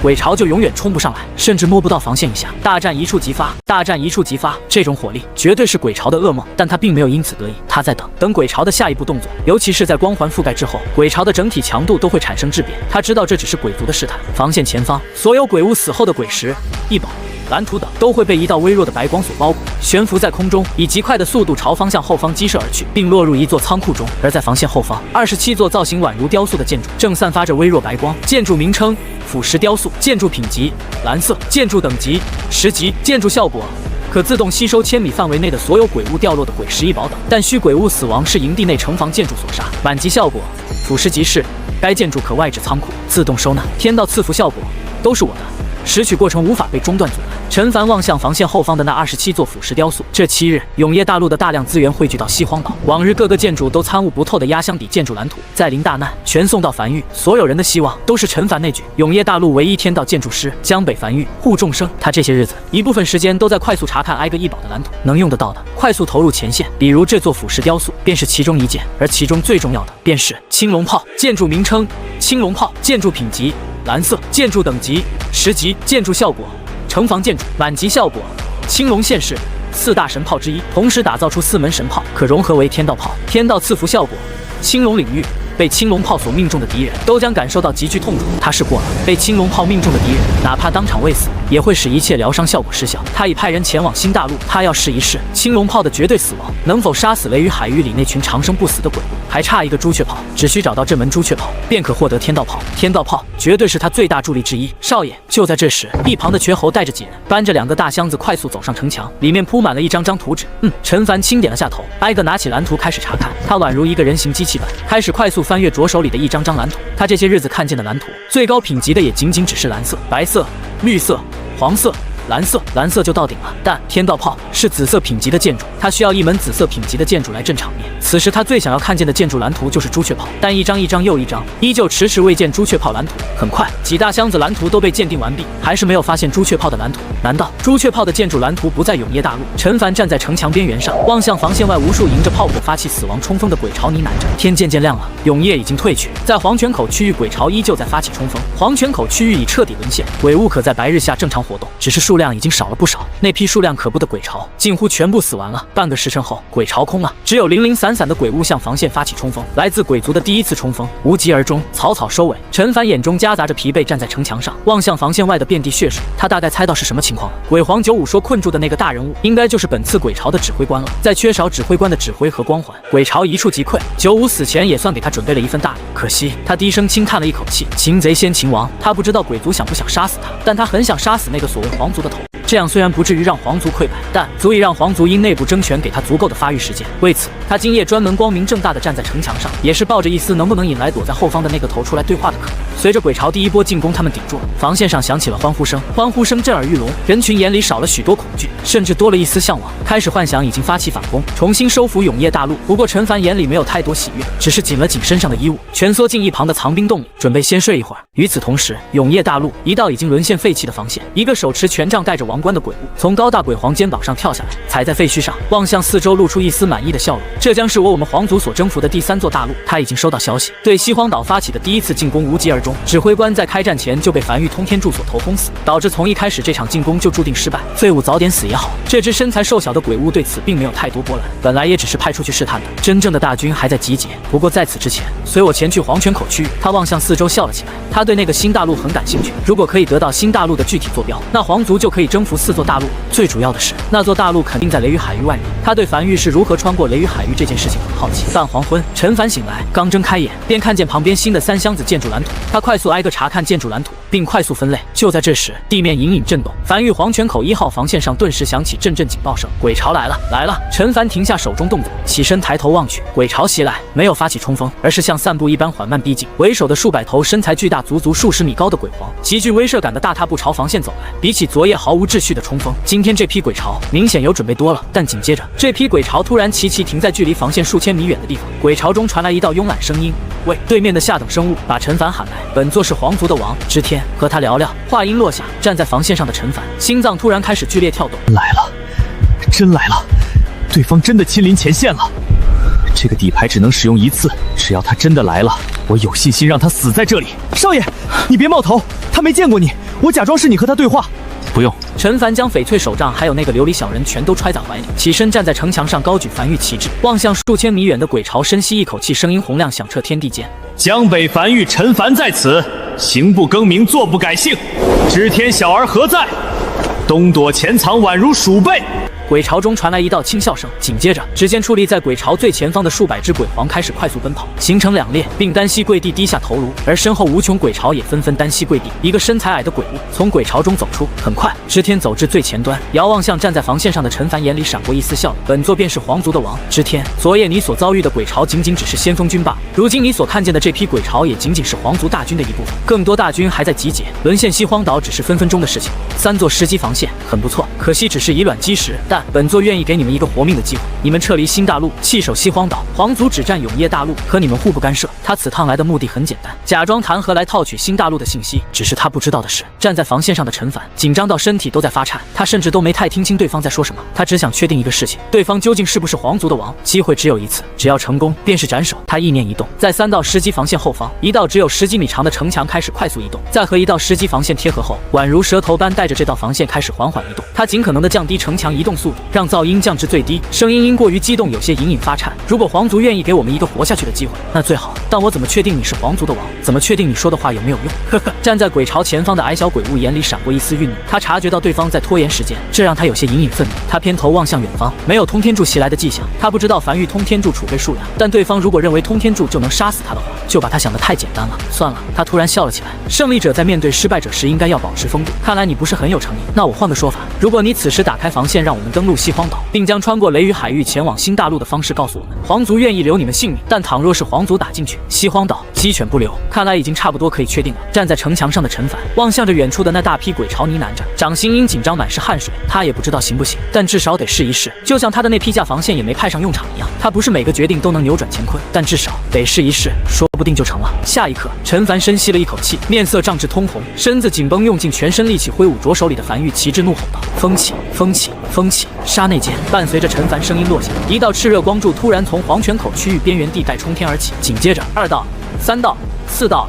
越来越多的炽热光柱从黄泉口区域边缘地带接二连三的不断冲天而去，无数根炽热光柱将黄泉口区域彻底笼罩进去。紧接着，无数纹路快速浮现在黄泉口区域地面上，并被瞬间点亮。下一刻，位于黄泉口区域荒原上的鬼物刹那间齐齐消失在原地，无数道白色光芒随之浮现，那是传送阵启动的迹象。整个黄泉口区域地面上竟然铺设了一个巨大无比的传送阵。此时，传送阵开启强制传送，而传送地点是梵域黄泉口区域。3道10级防线此时已经围绕成一个圆圈，而在防线高空的云层之上，比空轨要更高的地方铺设着大量铜管。此时，一根根铜管被不断点亮，这些铜管组成了一座传送阵，这座传送阵便是落点。当这座距离地面数千米高的传送阵被点亮后，无数鬼物如下饺子一般从空中的传送阵浮现出来，直直坠入地面。然而，3道10级防线已经完全形成了一个圈，当防线头尾相连时，全面净空。从传送阵落下来的鬼物瞬间将在原地无法动弹，只能被传送阵里传出来越来越多的鬼物强行朝下方挤压而去。一眼望去，在黄泉口上空，一个圆柱体的肉柱凭空浮现在高空中，无数只鬼物形成了那根巨粗无比的肉柱，并且这根肉柱还在不断增长延伸。这是阵阁的新作，强制传送。这7日，大量后勤阁成员奔波在黄泉口区域，在无数人加入帮忙。在鬼皇95主动腾空地方后，一座惊天动地的传送阵铺设在整个黄泉口区域，如何让人无法发现？一枚近在咫尺的树叶，够近或者够大，它的传送阵够大。陈凡笑了起来，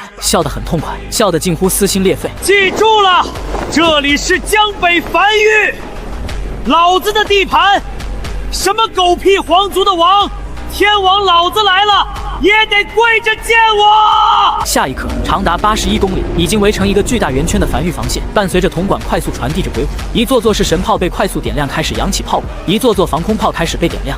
下一刻，地动山摇，81000座式神炮开始疯狂倾泻火力，那一枚枚猩红炮弹如不要钱般轰向天空，其中夹杂着大量防空炮的翡翠光柱，近万根翡翠光柱从头尾相连防线的各个角落直冲苍穹，汇聚一点，仿佛要将苍穹割碎般，无数血雨洒向地面。陈凡有些癫狂的笑声在防线上响起。这些日子里，巨大的压力让他根本睡不着，他做了很多布置，他也不知道有没有用，没人告诉他正确答案，他只能自己去摸索。所有人都期待着能得到梵域庇护，他不知道自己能不能做到，他已经很久没有笑过了。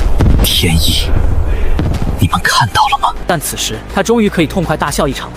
来呀，来呀！大量血液夹杂着绿色粘液和鬼物碎片洒落下来，防线上所有人都呆呆地抬头望向这一幕，这可能是他们这一生所见过最震撼的画面，那足以破开一道防线的鬼皇。此时宛如猪狗般被屠戮。而在高空，那个手持权杖、身材矮小的鬼物，此时身上一件件物品正不断碎裂，王冠、权杖、手镯、吊坠，每个物件碎裂都代表着他已经死过一次，为他挡住一劫而碎裂。该死，该死！此时他眼里再无对未来的憧憬，再无对迎接胜利的喜悦，眼里满是恐惧和慌乱，双手发颤的从怀里掏出问天铃，嘴角发颤的急促道：“快快，我愿付出所有代价，换我活下去，有没有办法？告诉我，快告诉我！天机不可泄露，无法告知。”一道冰冷且熟悉的声音在他耳边响起：“老子去你妈的天机！”气急败坏的他将手里的问天铃重重抛出去，望向下方惨状，眼里闪过一丝绝望。他的注意力全在通天柱上，他根本没想过会有强制传送阵。正常来讲，传送阵都不是1级大陆该有的，而能打造出强制传送阵，那是连2级大陆都很难做到的。他根本就没往这方面去想。血雨依旧在继续，但永夜大陆上，大量正赶去黄泉口区域的鬼潮突然停在原地，感应到王乙陨落的一个个大将眼睛微微眯起。王乙死，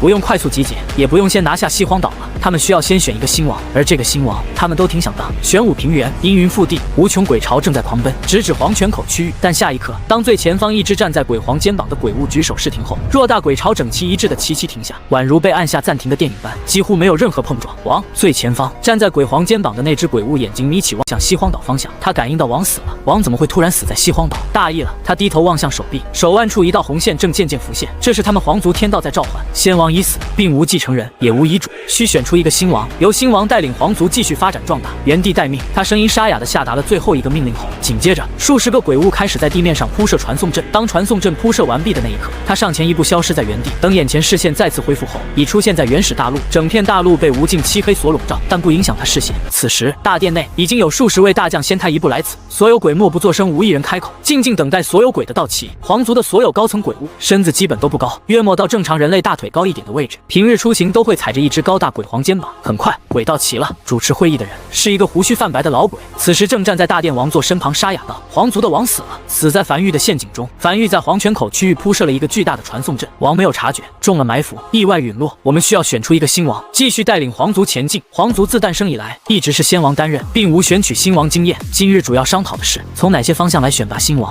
武力坐在大殿左侧椅子上的一头鬼物面色冰冷道：“本座乃鬼尊，王之所以陨落，很大一个原因是他实力不够。倘若他有鬼尊修为，何至于此？你这么厉害，之前怎么不反？”对面椅子上的一头鬼物讥讽道。一开始说话的那头鬼物冷哼了一声，没有再讲话。紧接着，我认为是冷静。倘若先王足够冷静，也不会踏足陷阱，那应该是聪明。我们的王应该足够聪明，不对吧？就在这时，鬼群中传出一道声音，难道不应该是黑暗亲和度吗？不然鬼潮从何而来？话音落下，大殿突然陷入一片安静，但很快便统一了意见。没错，第一个选拔标准应该是黑暗亲和度。好，站在王座旁的老鬼缓缓道：“那就请大家移步黑渊，测试各自的黑暗亲和度。”下一刻，老鬼起身朝大殿走去，很快便来到原始大陆的一道裂隙上。老鬼帅跳了下去，身后一个个鬼物紧跟其后。紧接着，那些加入皇族的鬼族鬼皇彼此对视了一眼，也跳了进去，不断坠落。不知坠落了多久，坠落速度突然渐渐慢了起来。当眼前渐渐清晰后，众人出现在了一片海域上。此地便是黑渊。老鬼缓缓开口介绍道：“在此之前，踏足此地的鬼并不多，此地乃皇族机密。如今黑渊内黑暗存量还有40%，诸位可自己上前尝试，只需靠近黑渊，你们脑海里便可接收到对应消息。”然而片刻后，在连着3个候选鬼皇上前测试后，却没有一个能达到上一任王的亲和度。老鬼默默地注视着眼前这一幕，实际上他心里非常清楚谁黑暗亲和度最高。这里没有任何一只鬼对黑暗的亲和度能比王更高，只是他不经意地望向这几十个大将中间，一个漫不经心的鬼物，那是他孩子。鬼物拥有一个属于自己的孩子并不容易，所以当他有了自己孩子后，并没有第一时间告诉王，而是先偷偷摸摸将孩子带到黑渊测试了下黑暗亲和度，得到的答案是比王更高。兴奋和惶恐两种情绪并存，因为一旦发现对黑暗的亲和度比王更高，会被立刻处死，所以他隐瞒了自己孩子的存在，并将自己孩子丢在鬼巢中，从小兵做起，暗中给予帮助。而如今不到100年时间，他的孩子便已成为鬼皇。他知道是时候了，终于轮到他孩子上前测试黑暗亲和度。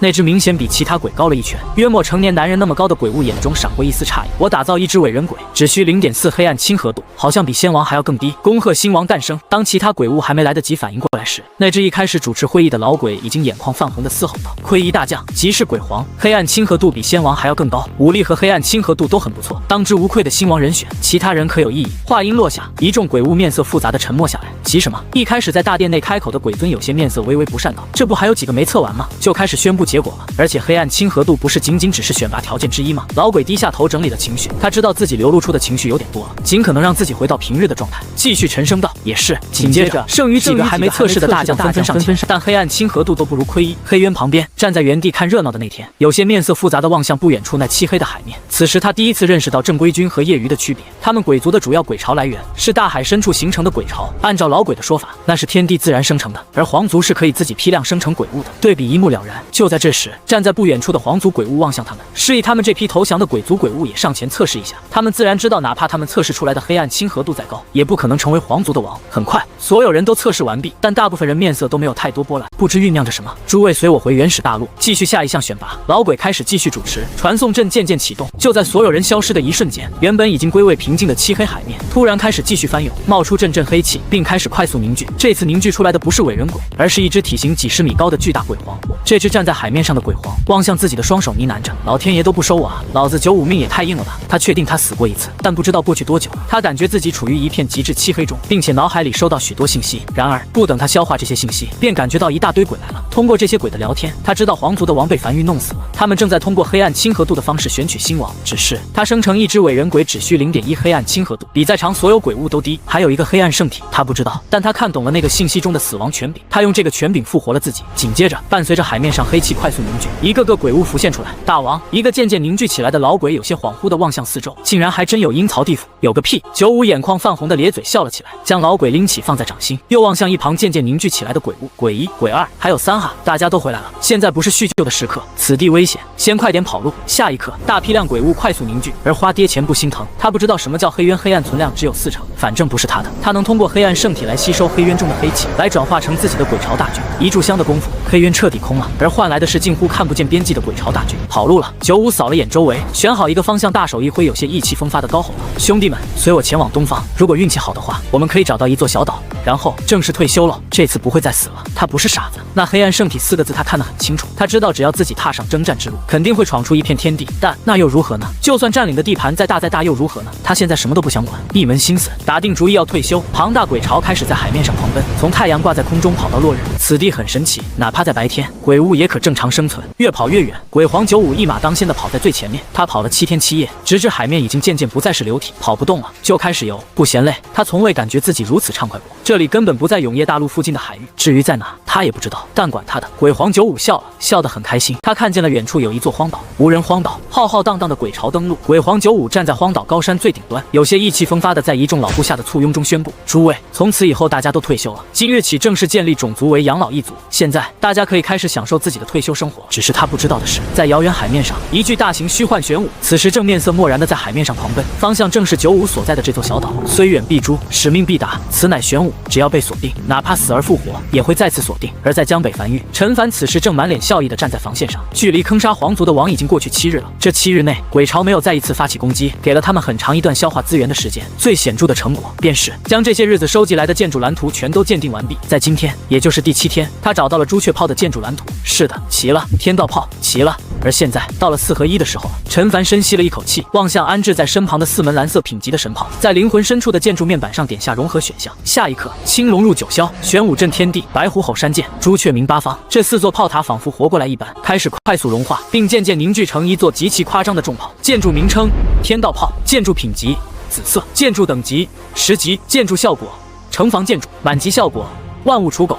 天地同寿。陈凡眼睛微微眯起，望向面前这则面板。老实讲，他确实没看出来有什么厉害的地方，唯一特殊的地方就是这个建筑无需升级，打造出来就是10级。倒是这个满级效果的名字听起来有点狂，万物刍狗，试试效果。他当即转身走到防线下，前往传送阵，准备前往江北沙漠。那里是一片很好的试爆区。江北沙漠，陈凡站在非洲上，望向下方那座临时搭建起来的数十米城墙和安置在城墙上的一座天道炮。下一刻，当铜管被点亮，下方那座安置在城墙上的天道炮身上的纹路被点亮后，他知晓了共有2种攻击方式，一种为点，一种为面。先试试面的。天道炮被点亮，天地上空不知为何快速凝聚出一片片阴云。紧接着，只见天道炮的炮管发射出一枚不起眼的炮弹，轰入阴云中。停顿约数息后，一道雷声陡然响起，刹那间，近乎无穷无尽的雷电从阴云中以一种极其密集的狂暴姿态，对江北沙漠开始狂轰乱炸。整个天地间再无日月之光，入眼所见，只有那形成暴雨般的雷电狂轰，范围之广，几乎覆盖了沙漠1/3。站在非洲上的陈凡望向眼前这一幕，有些微微发愣，他有些看不清了。无数雷电几乎擦着非洲落下。此时他眼里只有那漫天雷电，天道炮是他的，自然不会轰他。如暴雨般的雷电约莫持续了1炷香的时间，这才陡然消散，阴云散去。再次望向下方沙漠，已经多出大片大片晶体状的颗粒，这是面的攻击方式，适合用于对付大批鬼潮时。紧接着，他准备试试另一种点的攻击方式。然而，当他想要平角发射时，面板上的天道炮建筑不断闪红，而手动发射按钮也呈灰色，显示不可发射。而在右下角还有一行灰色的小字：是否强制发射？只有当他仰角时发射，面板才不会闪红。奇怪，非洲上的陈凡眉头微微紧皱，望向下方坐落在沙漠里那道天道炮，这是什么情况？他明明记得在繁育黄泉口1号防线的时候，当时就算炮管平地，也不会面板闪红，为何在这里会闪红？难道是威力太大，会影响繁育？此地坐落于江北，沙漠外面确实有不少繁育建筑。回防线虽然可以强制发射，但面板都闪红了，他也没有必要硬活面板做对。数息后，陈凡又回到了繁育黄泉口1号防线，他望向安置在防线上的那门天道炮，炮口放平，瞄准黄泉口区域。昔日95栖息之地，这回面板没闪红了，可以正常发射，只是弹出3个选项：1.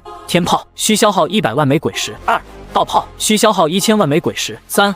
万物刍狗，天地同寿，需消耗1亿枚鬼石。陈凡轻挑，这天道炮的用法还挺多，仅仅是一个点的用法，竟然有3个选项。最贵的天道炮一发需要消耗他1亿枚鬼石，开玩笑呢？他打造一门天道炮也才1000万枚鬼石，先试试100万枚的。下一刻，炮管平地，数道白光突兀浮现在炮管前方，形成了一个天字。紧接着，一道急粗无比的炽热光柱猛地从炮口中喷涌而出，轰向黄泉口区域。这道炽热光柱足足有100米那么粗，所过之处的鬼物几乎被瞬间气化。他能从这道光柱中感受到极其恐怖的气势，鬼皇肯定是挡不住，必死无疑。紧接着，试试1000万枚鬼石一发的道炮。陈凡有些蠢蠢欲动地望向天道炮，100万一发的都这么强了，那1000万一发的？但微微咬牙，索性直接打算试试1亿枚一发的。虽然有些浪费，但他至少得知道威力怎样，才能更好地使用天道炮。在他点下确定发射后，天道炮并没有第一时间被启动，而是弹出来一个类似于核弹的标志，并且不断闪红，威力巨大。请谨慎确认是否启动。确认，不提示还好，一提示更想启动了。下一刻，天道炮开始蓄能，而炮管前方也渐渐凝视出数道白光组成的8个字：万物刍狗，天地同寿。数息后，炮管被点亮，站在天道炮身旁的陈凡视角突然被无限拉高，他感觉自己像是灵魂被抽出般，悬浮在9天之上，俯瞰着整个永夜大陆。这是他第一次如此直观的去看永夜大陆，他第一时间便找到了西荒岛的位置。从这个高度望去，极其显眼。但还没等他反应过来自己为何会处于这种状态时，他看见一道炽热白光突兀浮现在西荒岛的位置，那是一道光柱，而这道光柱正以极快的速度深入永夜大陆腹地。这道炽热光柱一路轰向永夜大陆东部最东方的位置，这道炽热光柱正在横跨整个永夜大陆，沿途所有鬼物瞬间灰烬。数息后，光柱到头了，持续10数息后缓缓消逝，而陈凡的视角也快速回归正常。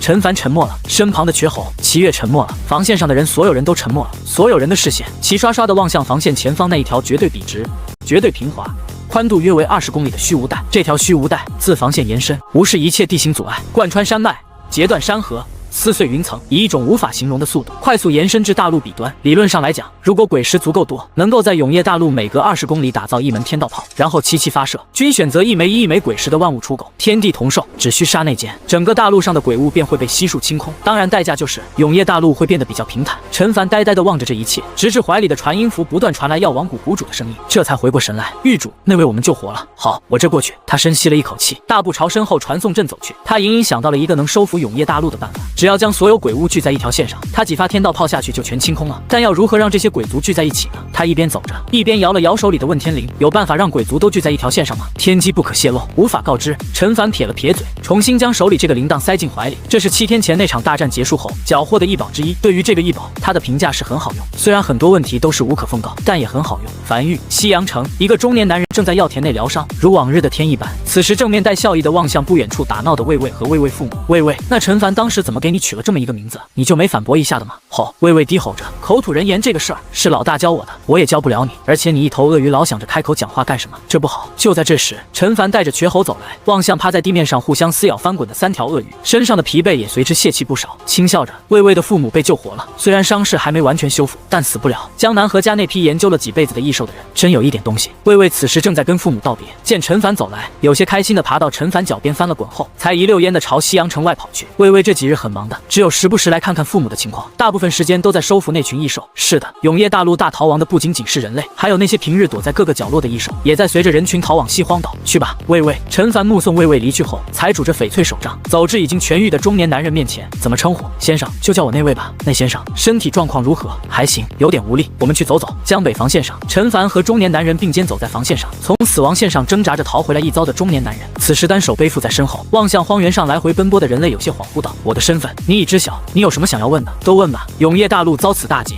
生灵涂炭，满地疮痍，有你樊玉是永夜大陆一幸。陈凡面无表情地走在江北防线上，时不时伸手触摸着石墙上传来的冰冷温度。身旁的这位竟然是新大陆的天道，在新大陆被沦陷前自曝己身，和鬼巢同归于尽，变成了如今这种连他自己也不清楚的一种状态。不是天道，但也不是人类。永夜大陆是一级大陆。是。中年男人缓缓点头。整个天地有多大我并不知晓，但我可以确定，永夜大陆只是偏偶一角。当永夜大陆晋升至2级大陆，建筑的等级上限会得到提升，也会解锁一些限制，会有更多品级更高的建筑蓝图诞生，比如樊玉的通天柱。正常来讲，应该是2级大陆才会解锁的建筑，也不知樊玉是怎么有的。说到这里，中年男人有些古怪的偏头望向陈凡。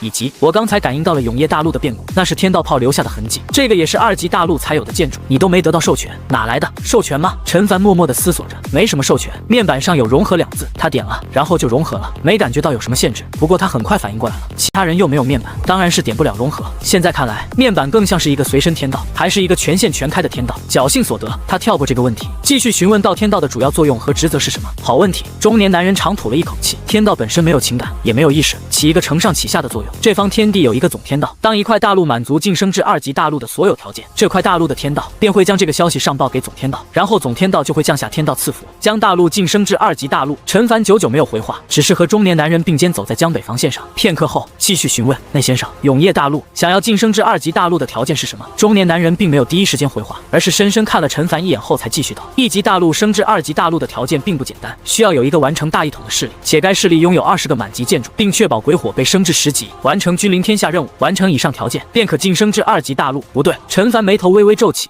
那先生，樊玉抵达了新大陆，并完成了这些条件了，但新大陆并未晋升至2级大陆。是啊，中年男人有些悠悠道，那座大陆曾经有名字的，不叫新大陆，叫天启大陆。正常来讲，天启大陆确实应该晋升至2级大陆，但你是不是忘记我刚才说的了？帮助一座大陆晋升的是总天道，需要天道先将这个事情汇报上去，天启大陆才能晋升至2级大陆，都没人帮你汇报上去，怎么可能晋级至2级大陆？天启大陆是没天道的，曾经的天道现在正站在你面前，有的种族和大陆自身天道因各式原因陨落，这些种族大陆就沦为无根种族大陆，他们的所作所为没人向上汇报，这也是为什么部分失去天道的种族会极其疯狂的要占领大陆，因为他们只有占领了大陆，才能重新诞生出属于他们种族的天道，才会重新被这方天地所容纳。陈凡点了点头，他基本上听明白了。那鬼族也是如此？不，中年男人严肃肃穆的摇头了摇头。你所看见的皇族，他们是职业种族，你可以理解为他们对这个世界有一定基本的认知，虽然大概率是没资格加入战争泥潭中的弱小种族，但在面对一些1级大陆时，还是可以做到碾压。他们很明确的知道自己攻占一座大陆后会得到什么，他们的目标就是四处征战，四处掠夺黑渊。而鬼族不一样，鬼族是在原始大陆被黑暗彻底入侵后自然诞生的鬼物，从生命层级来讲，诞生在原始大陆的鬼物要比那群诞生于黑暗雾气的鬼物，也就是皇族，生命层级更高，当然不代表着实力更强。鬼族几乎对这个世界没什么了解，他们只知道自己的原始大陆快碎裂了，得赶紧攻占一座大陆。对于种族、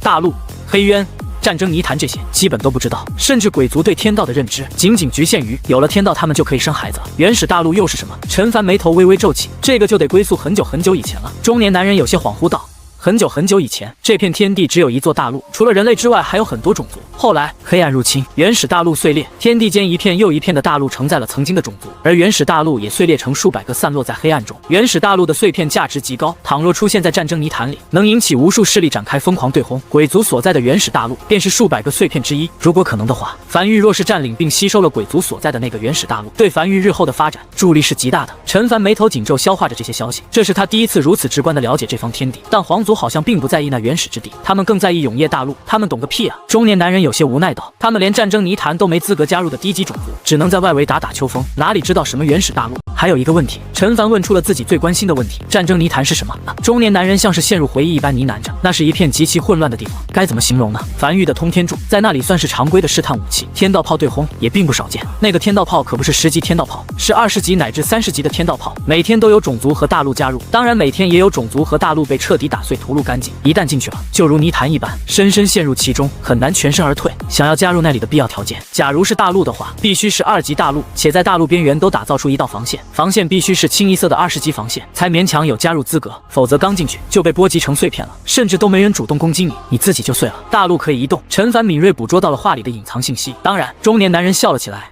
升至2级大陆后，会解锁一种名为玄天推进器的建筑蓝图。此时，这座大陆上的人或建筑杀死鬼物时，便有概率掉落这个蓝图。在大陆边缘安置大量玄天推进器，大陆便可移动。知道了，陈凡点了点头。此时他突然意识到，那先生比他想的要更重要，一个可以及时对话的天道，这是其他种族和大陆都没有的。雷雨海域是什么？这个我真不知道。中年男人无奈地叹了口气，以前没见过，也没听过。最后一个问题，陈凡再次开口：我想将皇族所有鬼巢全都聚集在一条直线上，然后用天道炮一次清空。虽然有些异想天开，但你觉得有这个可能没？中年男人沉默，久久没有讲话，良久后才开口道：这个没可能的，别想了，那鬼物又不是傻子，乖乖站在一排等你轰。两人就这样肩并肩地走在江北防线上，而另一边被黑暗笼罩的原始之地，一座大殿内，数十个皇族大将正面无表情地坐在宫殿内。我们现在需要团结，新王尚未选出，老鬼继续身为主持人主持的会议，眼帘低垂，尽可能不让他人发现他眼里的神采。皇族的黑渊意外失窃，不出意外的话，应该是被其他种族发现，趁机偷窃。以往黑渊都有重兵把守，先王失去，很多布置撤回了，我们必须立刻拿下永业大陆，然后寻找一座新的黑渊。没有黑渊，意味着我们失去了新的兵力来源。按照大家意见，接下来7天内，所有将军集结手下兵力，从黄泉口、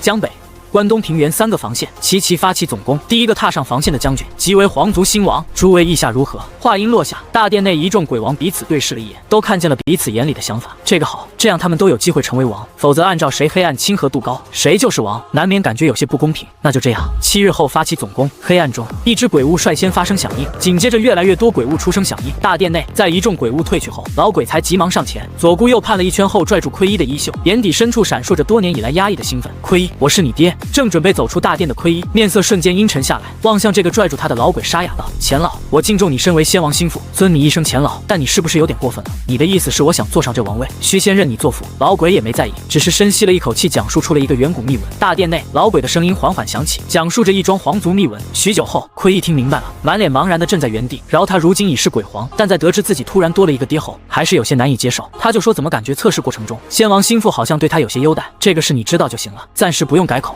老鬼深吸了一口气，现在主要的问题在于皇族黑渊失窃，我会辅佐你，第一个登上樊玉防线。届时其他鬼也无话可说。好，亏一眼神闪烁的点了点头。江北，樊玉、陈凡和那位依旧肩并肩的走在江北防线上。陈凡，中年男人语气平静的轻声道：我对樊玉情况不太了解，但你刚才的提议，我想出了一法，你可以根据樊玉情况来看看这个办法有没有落地性。如果能撤除皇族和鬼族，会迎来数年的和平发育期，未来路途的危险还有很多。樊玉如今还是不够强，皇族并不是原始之地内黑暗诞生的鬼物，原始之地的黑暗对于他们来讲太浓郁了，他们会不舒服，所以他们要不了多久就会发起总攻。我会和永业大陆的天道商量，让他自毁。大陆塌陷，仅余少量陆地，容纳大批鬼物，我会燃尽自己，与天同寿，归于天地，镇压永业大陆附近的所有海域，让鬼物在短时间内无法入海。这样一来，鬼巢就只能待在少量陆地，樊玉可凭借天道炮一扫而空，解决此次危机。不过，这个计划的成功必须有一个先提条件，那就是一座大陆有2个天道，一个自毁崩塌大陆，一个自毁封印海域，如此才可成。巧的是，永业大陆刚好有2个天道，倘若这个计划成功后，君临天下需消耗的鬼火数量也会少很多，且在天道赐福降下金雨后，永业大陆崩塌的地方也会恢复。这个你在新大陆应该也见过了。我不希望你死。陈凡轻摇了下头，只要再守住接下来几波鬼巢的冲击，总有一日我们会反攻的。中年男人眉头轻飘笑了起来，别急，我还没说完。我的3滴天道精血已全部燃尽，此时只是勉强活着，还能活3月。但倘若计划顺利进行，永业大陆会诞生出新的天道，到时凝聚过程中会把我的残魂也吸入进去，成为永业大陆新的天道。陈凡沉默许久后才出声道：要满足什么条件大陆才会凝聚新的天道？樊玉统一了新大陆，却未凝聚出新的天道。中年男人站在城墙上，望向远处在无名城里打闹的2头鳄鱼。大陆想要凝聚天道，需要足够的繁荣度，比如当永业大陆的天道自毁后，樊玉重新收服永业大陆，大量人口重新散落在永业大陆上，让永业大陆渐渐热闹起来。只要当繁荣度达到一定量级，便可重凝天道。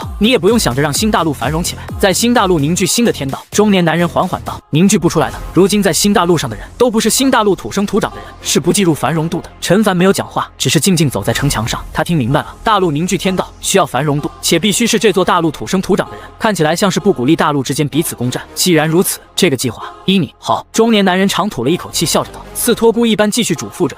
此事已迟，谁也不清楚鬼巢什么时候发起总攻。我先去联系永业大陆的元天道。随后，他望向远处西洋城内打斗的那2头鳄鱼。他骗了陈凡，在重新收服永业大陆后，当繁荣度达到一定程度后，确实可以开始凝聚天道。但他的残魂在自毁后，只能在天地间残留3月。3月，梵域不可能在3月内在永业大陆上打造出能凝聚天道的繁荣度。那对基建速度的要求是极高的。此次一去，便是永别。接下来几日，梵域极其忙碌，大批拥有劳作力的人被整合在一起，开始紧急培训。梵域很擅长大规模基建，其核心竞争力之一便是建筑模块化。虽然那先生没有明讲，但通过对方那托孤师的语气，他就大概猜到对方残魂在自毁后能在天地间残留的时间有限。倘若他不能在这段时间内让永业大陆恢复一定的繁荣度，那先生就回不来了。但那先生对梵域还是不够了解，也该让那先生见识梵域的基建速度。永业大陆极其安静，并无太多动静，直至这一天天刚亮不久，大批鬼巢开始降临在永业大陆上。这是储存在原始之地内的剩余兵力，在没有后续兵力补充下，皇族不打算什么持久战，而是准备总攻，一次性彻底拿下永业大陆。大批鬼巢聚集在永业大陆上，总攻袭来。可就在这时，站在前方的奎一突然身子打了一个趔趄，这才发现地面开始震动，而且震感越来越强，开始地动山摇，地震了。他下意识地开口。而在江北梵域，在鬼巢大规模聚集后，梵域便收到了消息，总攻开启了。我喜欢给一些计划命名，这个计划是你提出来的，你命名吧。陈凡站在江北防线上，望向面前的那先生。也行。中年男人沉思了一会儿后笑着道，那就叫永业重启计划吧。而此时，除了西荒岛之外，整个永业大陆已经开始地动山摇，临海域的大陆已经开始缓缓塌陷，没入海水中，掀起大片海浪。整座大陆已经宛如放入开水中的一块黄油般，开始快速融化。我先走了。中年男人看了眼陈凡，又隔空看了眼身后西洋城的那2条鳄鱼，嘴里挂着一丝笑容。真好啊，梵域真的很有潜力。我走后，帮我照顾好那2条鳄鱼，他俩有名字的，公的那条叫大鳄，母的那条叫小鳄。谁取的？我取的。我大概知道他俩为什么那么快接受自己孩子叫微微了。是的，因为我也是个取名废，我给自己都没取好名字呢。中年男人有些无奈地叹了口气，才向前踏一步，整个人悬浮在江北防线上空，深吸了一口气，张开双臂，没有再说一句话，身子如烛影般开始碎裂，缓缓消散在天地间，而散落出的白光没入大海中。江北防线外的海洋开始快速翻涌，如沸腾起来一般。海里原本的鬼物此时在痛苦挣扎后化作尸体漂浮在海面上，且海面开始浮现出一层淡蓝色的光芒。陈凡默默地望向这一切，随后才转身朝身旁传送阵走去。这里不是他的战场，他的战场在黄泉口区域。什么情况？永业大陆从边缘开始快速崩塌，而原本临海准备偷渡的奎一，此时望向不远处那些伴随着大陆塌陷落入海中的鬼物。只见那些鬼物刚入海，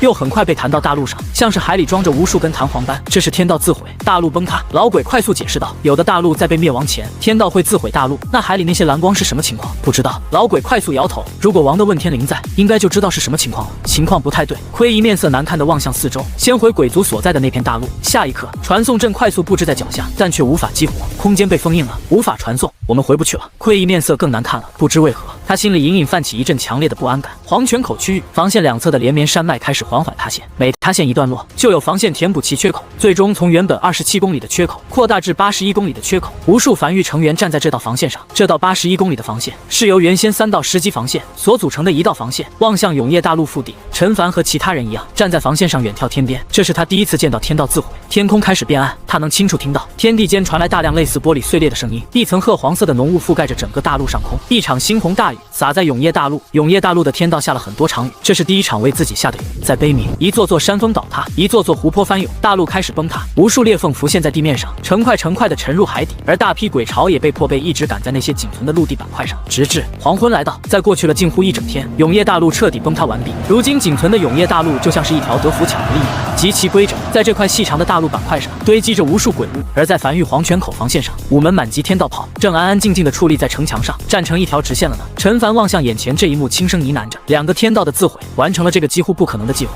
大批鬼巢聚集在这条狭长的大陆板块上。陈凡。就在这时，只见一头样貌有些衰老的老鬼正满眼恐惧地坐在一个鬼皇的肩膀上，在鬼巢内快速狂奔，直至来到防线下，从鬼皇肩膀上跳下来，双膝跪地高吼道：别开火，给个机会，放我们离开，我们此生绝绝不踏入永夜大陆。这些鬼物全部留给你们，我只要我和我儿子撤离作为条件。我告诉你晋升2级大陆的条件，你肯定不知道这个。你难道不想晋升至2级大陆吗？只有晋升至2级大陆，才能真正算是一方霸主。一开始他并不知道发生了什么，但当事情已经发展到这一步，所有鬼物都明白接下来会发生什么。此时他们就像是待在斩首台上，那柄屠刀随时会落下。陈凡站在城墙上，望向这一幕，没有讲话，只是城墙上的铜管在快速流淌着大量冷白液体。天道炮已开始蓄能，越来越多的鬼皇从鬼巢中踏出来求饶，一个比一个靠前，越来越近，直至一头鬼尊距离防线只有300米的时候，双眼凶光顿时绽放，身子爆发出巨大速度，眨眼便来到防线前，举起手中锤子重重抡下，仅此一锤，这道10级防线上无数砖石粉碎，大量缝隙布在防线上，砸出一个近乎30米厚的深坑。再来几锤，这道10级防线便会轰然塌陷。身后一众原本跪地求饶的鬼皇，此时也顿时眼冒凶光，狞笑着快速冲向防线。皇族征战多年，哪怕遇如此危机，也找到了一线生机。天道炮需要蓄能时间，只要在天道炮蓄能完毕之前冲垮防线，便可破此局。在这等危机前，皇族第一次真正彻底团结起来，无数鬼皇开始奋不顾身地冲向防线，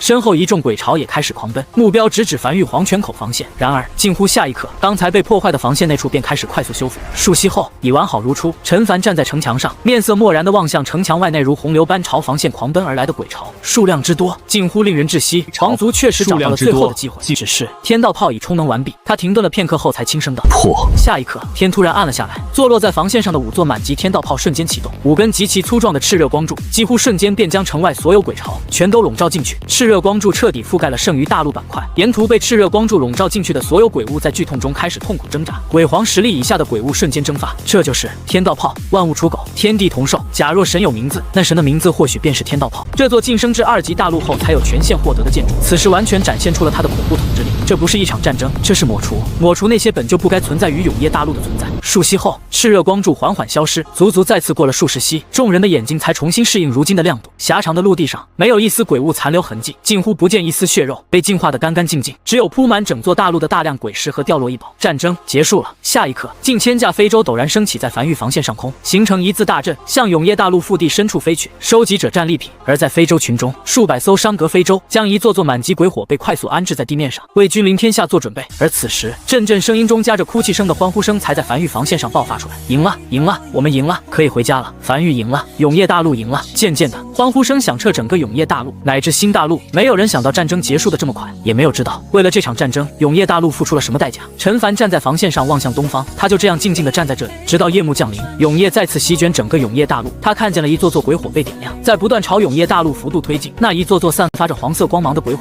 宛如万家灯火般镇压在永夜大陆上，告诉死去的人们可以回家了。不知过去多久，在天还没亮时，最后一座10级鬼火被远在大陆另一边的商格阁主王麻子亲手点亮。下一刻，共计3877座满级鬼火像是受到了感召般，齐齐爆发出刺眼金黄光柱，没入天空。近4000座鬼火笼罩了永夜大陆，整个大陆瞬间亮如白昼。紧接着，只见这些冲天金黄光柱渐渐汇聚在一起，直冲九霄之上。光柱所过之处，黑暗被快速驱散，光柱的速度也越来越快，越来越快，直至人们隐隐听到一声砰的声音，宛如玻璃纸被戳碎。覆盖永夜大陆不知多少年的黑暗被瞬间击碎，漫天繁星第一次出现在了永夜大陆上空。整个永夜大陆上所有还幸存的人，此时都放下手中的工作，怔怔站在原地，抬头望向头顶这一幕，直至那一直冲到九霄之上的金黄光柱突然碎裂。紧接着一场金色大雨从高空落下，覆盖了整个永夜大陆。湖泊重新荡满清澈的湖水，荒原开始泛起青草，而永夜大陆也在快速恢复。原本它陷入海底的大陆板块，此时像是被按下倒退键一般快速复原，一座座露天鬼矿再也在快速成型，整座大陆开始快速复苏。陈凡平静地望向面前灵魂深处弹出来的面板，你已经将一片大陆所有区域点亮鬼火，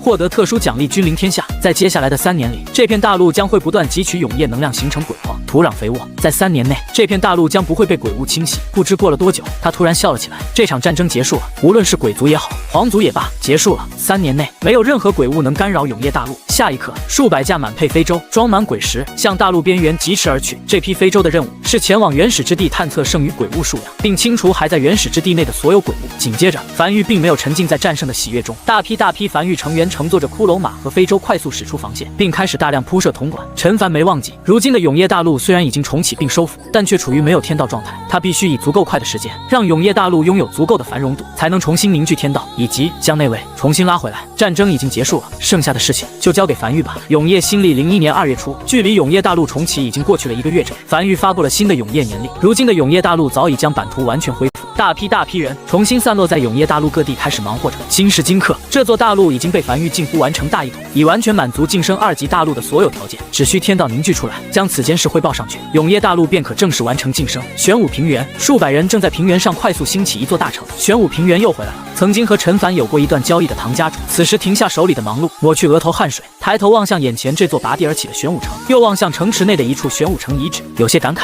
玄武城遗址早已被抹除，连渣渣都不剩。他们在城内复刻出了一个玄武城遗址，用于纪念昔日玄武城城主独自一人死守玄武城。人们需要历史，历史或许不会让人们吸取教训，但历史可以让人们知道先辈的付出，从而更加珍惜现在的生活。唐月没有讲话，只是站在父亲身旁，安静地递上一杯茶水。以前他很贪玩，喜欢四处游玩，但自从经历了永夜大陆鬼潮入侵，所有人背井离乡前往西荒岛，无数人为守护永夜大陆而身亡，他就变得不那么贪玩了，也没往日那么欢快了，像是成长了一般。也不知这种成长是好事还是坏事。原永夜大陆西部玄武7号防线一片空地上矗立着2座数十米高的铜制雕像，一个是光膀老者浑身被烈焰烧至通红的怒吼，一个是一个青年正面色漠然的不断挥剑。此地乃永夜大陆西部玄武7号防线所有守城人之墓，也是求一死和天意之墓。而在这座巨型铜制雕塑完工的一瞬间，在所有人看不见地方，雕塑上空缓缓浮现出一行小字：缅怀先辈，传承历史，繁荣度加1000。很快，这行文字快速消散在天地间，不见踪影。而在一旁，一座城池正在快速拔地而起，无数百姓正在其中忙碌，一座座巨鬼正在不断搬用累积着巨砖搭建城池。这一幕发生在永夜大陆无数个角落。江北平原，陈凡站在无名山后方的一根通天柱上俯瞰着江北。距离战争结束已经过去1个月了，他能清晰感受到繁荣度在不断的增加。而在灵魂深处的永夜领主面板上，他看见了一个新的板块：永夜大陆繁荣度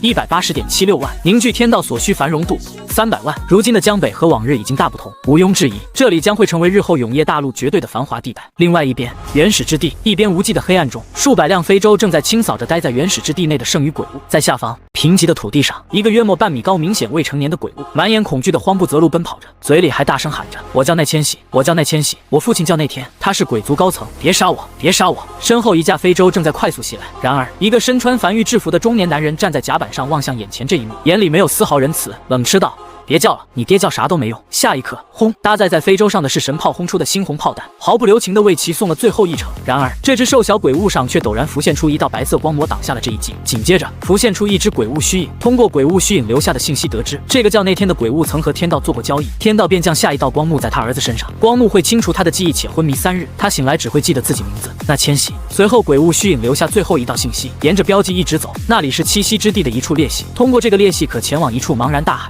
那处茫然大海原本有一座黑渊，总攻前失窃，将他扔进裂隙里吧。此后生死有命。在他衣服口袋里有一枚玉简，玉简里记载着战时所有向鬼族透露过情报的人类，或许对你们有用。这个协议是我和那位签订的君子协议，不是和梵玉所签订的，但看在梵玉因此协议而崛起的份上，希望能放柚子一条生路。紧接着，这只满脸都是恐惧的瘦小鬼物昏迷在地面上，地面上渐渐浮现出一道猩红线条，一路没入黑暗，指引着出路。站在甲板上身穿梵玉制服的中年男人眉头紧皱，不敢耽搁，当即拿起传音符联系上级。很快，传音符里传来上司的答案：狱主有令，根据指引前往原始之地的裂隙，并做好标记，将这只鬼物带回梵域，不得有误。梵域，无名山。陈凡正看着面板上不断增加的繁荣度，就在这时，异兽繁荣度加50。陈凡突然在无名山深处看到了一个提示口，有新异兽诞生了，而且诞生一头异兽能长50繁荣度，倒是不少。无名山深处，陈凡来到这里，无名山深处专门划出了一片区域，安置在大撤离中逃窜而来的异兽，数量不少。整座永夜大陆能跑到西荒岛的异兽都来了，全都收入梵域兽阁，归魏魏管理。魏魏是兽阁阁主，但不得不说，有些异兽实力确实不弱，魏魏打不过，但魏魏爹妈的实力更加不是盖的，有这两护法傍身，这些异兽都被收服的明明白白的。陈凡站在距离一座异兽培养不远处的树梢下，看见了满脸兴奋和期待趴在门外地面等待着的魏魏，旁边还摆放着一个专门为妹妹准备的粉色玩具。是的，魏魏的父母又生了，诞下一头小鳄鱼，是个妹妹，挺好。陈凡倒是乐得如此，轻笑着没多干扰，而是轻悄悄的来，又轻悄悄离开。永夜大陆得以重启，梵域开始轰轰烈烈的大基建工程。陈凡和无数人一起起早贪黑的忙碌着，打造属于他们的家园。就这样，大基建足足持续了2个多月。这天，太阳高照，天空突然传来一声巨响，所有人下意识待在原地，抬头望去，下一刻便看见无数宛如实质的天地灵气在整个永夜大陆上空开始凝聚并旋转，速度越来越快，灵气越来越多，直至一道宛如重鼓的声音响起，所有天地灵气在空中形成了4个大字：永夜大陆。无论位于永夜大陆任何角落、任何位置的人，抬头望去都能看见这遮天蔽地的4个大字。站在无名山后山通天柱上的陈凡俯瞰看着整个江北，望向灵魂深处的永业领主面板，有一个金色面板正在不断闪烁。永业大陆繁荣度已突破300万。永业大陆天道凝聚中，下一刻，覆盖在永业大陆上空的4个大字缓缓消散，整片天地又恢复到了之前，看似没有任何变化，但他却隐隐有一种自己被这方天地所接纳的感觉。现在好多了，内先生。陈凡站在通天柱上，下意识轻声道，他的声音很低，但他相信，如果内先生重新回来了，肯定听得见。第一声没有回应，内先生。他又呼唤了一声，依旧没有回应，直至他准备第3次开口，少量天地灵气在面前快速凝聚，形成一个中年男人的身影，如往常一样。但不同的是，这次内先生眼里满是淡漠，没有丝毫感情，声音极致冰冷的一字一句道：“吾乃永业大陆天道，你可是此地势力繁育之主。只有形貌相似，但无论是言语间，还是瞳孔中流露出的情感，都和往日完全不一样。”陈凡轻叹了口气，转身就朝通天柱边缘走去，准备乘坐吊篮抵达通天柱下方，低头嘟囔着：“看来那先生没回来，这就给大鳄小鳄炖了吧？也不知吞天鳄味道怎么样，想必应该不错。”话音刚落，身后原本面色紧绷的那位，面色瞬间垮了下来：“是我，我跟你开个玩笑嘛。话说你怎么看出来的？”陈凡转身白了眼：“那先生，不你说的吗？天道根本不会联系大陆势力，正常天道哪有像你这样的？”嘿嘿，中年男人笑了笑，望向陈凡的眼底深处浮现出一丝感激，低头掐指算了算，又轻触额头，视角快速拉高，直至将整个永业大陆都收入眼底。随后有些恍惚道：“真没想到，我可以再回到江北，不到3个月，繁育便让永业大陆的繁荣度得以凝聚出天道，简直匪夷所思。先别感慨了，干活吧，干啥活？”陈凡再次长叹了一口气，拍了拍那先生的肩膀：“你老人家是不是太久不当天道了，自己本职工作都忘了？永业大陆已满足所有晋升2级大陆的条件，只待你老人家向上汇报了。”对，中年男人一拍脑袋：“你等着，这就去办。”说罢，便瞬间重新消散在归于天地间。陈凡独自一人站在通天柱顶端，望向头顶的晴空万里，轻笑着：“这种可以沟通的天道也挺好，办起来事来都方便，还能催一催。”就在这时，万里无云的高空之上，突然传来一道震耳欲聋的响雷声，永业大陆所有山脉都在同一时刻发出低沉般的龙吟声，河流泛起无风波纹，森林中的叶子开始轻轻颤抖。紧接着，苍穹万里，数亿万道极细且成淡金的丝线从高空垂了下来。下一刻，数亿万道极细的丝线缓缓组成了一个个立体文字：“永业大陆准予升格。”随后，这行文字快速消散，并化为光雨洒落，融入山河大地。当这几个大字落下的那一刻，宛如一锤定音般，永业大陆微颤，一炷香后，一场温润的光雨洒遍永业大陆。这场大雨不提升任何寿命，但洒在身上却没有丝毫冰冷感觉，极其温暖。陈凡独自一人站在通天柱顶端，俯瞰着江北，停顿许久后，突然笑了起来。他灵魂深处的永业大陆也缓缓浮现出一则面板：永业大陆晋升至2级大陆。他穿越到这个世界已过数年，今日也算有了一点成果。就在这时，他隐隐感觉自己地面上的通天柱也有了变化。只见通天柱表面浮现出地图全貌，灰色区域为超出射程区域，绿色区域为射程内区域。只要小手一点，通天柱就会轰向哪个区域，这便是2级大陆授予通天柱的使用权限。而在领主面板上，通天柱满级10级的等级限制也被解除。很快，陈凡大手一挥，在消耗了300万枚鬼石后，身下这根通天柱被他升至20级，面前再次弹出一则面板：通天柱升至20级，已升至满级，无法再次提升，获取20级满级效果大洋彼岸。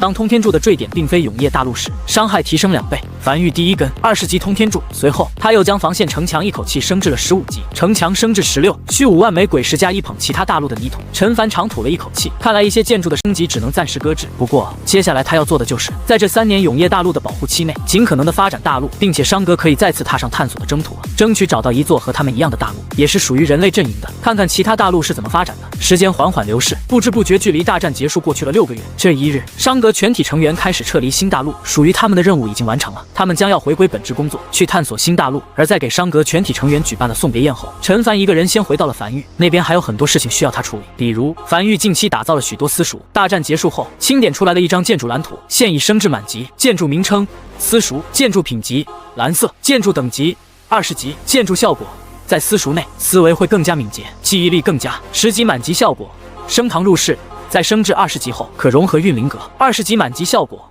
桃李门墙。若为凡人，在第一次激活修行者身份时，可根据学前教育出现3个符合自己天赋的修行者类型，并自由选择。天道赐福效果，天选之人，每年大考魁首可获得特殊奖励，其中最重要的是建造私塾触发的一个1级大陆隐藏天道赐福，桃李满天下。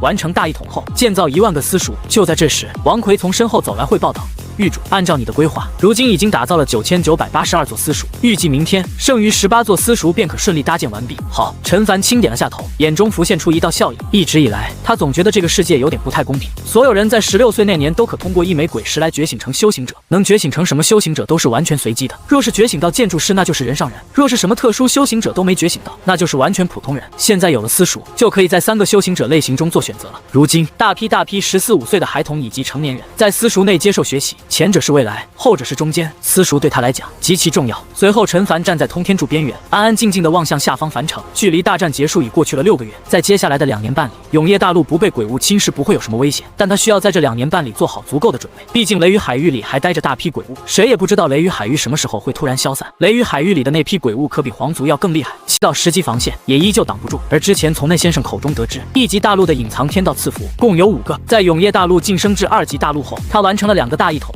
明星所向这2个隐藏天道赐福，而大一统的奖励是一个紫色品级异宝，异宝名称凡玉玉玺，异宝品级紫色，异宝效果1正音龙吟九霄镇世气荡奸图2剑真唯一印章人人可见3城市对喜力盟，若有悲逆则掌中浮现是痕，昼夜灼痛4凝石危机时刻扣喜，3丈之内光阴流速骤降，维持喜者行动如常5护身玉玺护身凡玉不亡，持喜者不死6再得凡玉每传承1年，喜侧生1道微痕，每满81文，多一妙用。陈凡站在通天柱上，低头望向手里的这枚凡玉玉玺。所谓正音，便是他身怀玉玺所说的话。在凡玉成员，在永夜大陆子民耳里，听起来如龙吟般震九霄，很适合演讲。他哪怕说个鸡蛋可以蛋炒饭，凡玉成员也会听得感觉热血沸腾。剑真就是下达的命令，但凡盖章，那所有凡玉成员通过身份令牌便可判断印章真假，确保他下达一些重要命令。城市是管理下属的，任何凡玉成员，但凡对玉玺起誓，一旦违诺，掌心便会浮现出1道是痕，日日夜夜承受其灼烧痛苦。第4个和第5个都是保命的，效果比他的翡翠手杖要强出数倍。第6则是传承，凡玉每发展1年，都会多出1道微痕，每满81年，都可多出一个特殊效果。呼，陈凡深吸一口气，1级大陆的天道隐藏赐福是一种奖励，对这座大陆发展到一定地步后给予的奖励。而接下来他要做的，就是尽可能的守护好这份平静。就在这时，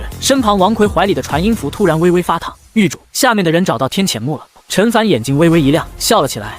走去看看。天潜木乃载具攻防升至10级的必备材料。一座仓库前，陈凡望向手里的天潜木。如今一些普通天才地宝和异宝都是下面的鉴定师在鉴定，虽然速度会慢很多，但数量太多，他一个人肯定是鉴定不过来。这根天潜木便是下面的鉴定师鉴定出来的。狱主，一个头发发白的胡须极长的老者站在仓库前，颤颤巍巍地解释道：“这根天潜木是源于狱主你数月前的命令。数月前，你下令新大陆那边启动青龙炮轰击雷雨海域里的鬼物，想要尝试是否能轰死。现已得出答案，无法轰死。但一片船板碎片被无意卷入雷雨海域，被天雷所劈后，便形成了这个天潜木。”陈凡低头望向手里的天潜木面板，思索着没有讲话。异宝名称：天潜木，异宝品级蓝色，异宝效果：被万年天雷所劈且并未碎裂的木头。行，陈凡点了点头，离开仓库。另外一边，95望向远处海面上再次朝他狂奔而来的虚幻玄武，轻叹了一口气，踏在空中朝海岛外飞去，准备将这头虚幻玄武再次引至大海深处。半年前，当他在海面上再次看见这个老伙计时，他有些懵，他已经忘记自己当时是什么心情了。他不是都死而复活了吗？这玄武为什么还能他妈跟来？算了，和以前一样，每天一遭晨跑，雷打不动，就当锻炼身体了。广袤海洋上，站在非洲甲板上的王麻子面色凝重地望向大海深处。谁也不知道大海深处会有什么，但这正是他们商阁存在的意义。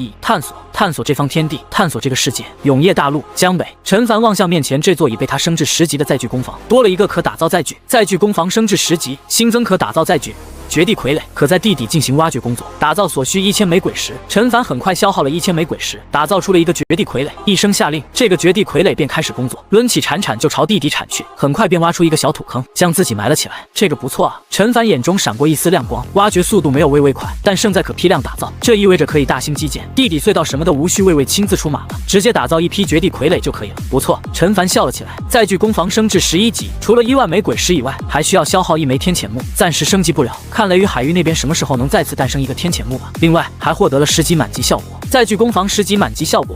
车水马龙，解锁适配黄色品级建筑蓝图马路，在马路上行驶的载具可获得双倍速度加持，且对鬼物拥有一定威慑感。没有图纸，永夜领主面板上直接出现了一个可打造建筑马路，打造1米只需1枚鬼石，可统管一个价格。可惜陈凡有些微微遗憾，这个效果无法加持在高铁上，高铁不算载具，本质上只是一个吊篮而已。不过这个马路造价也极其便宜，倒是可以在永夜大陆上铺开来，这样可以增强各个区域的交流和流通。做完这一切后，陈凡才再次朝无名山走去。有很多建筑要升级的，他很忙的，比如信号塔。凡域至今的所有信号塔均是1级，一是因为升级条件过于苛刻，从1级升至2级需要消耗海苔、山苔、森苔这3种任意一个，以及2000枚鬼石。现在材料都足够了，他一口气将信号塔一次性升至20级。信号塔升至20级，本次升级无可选方向，对传音符的增幅通讯范围达到100万公里，20级满级效果。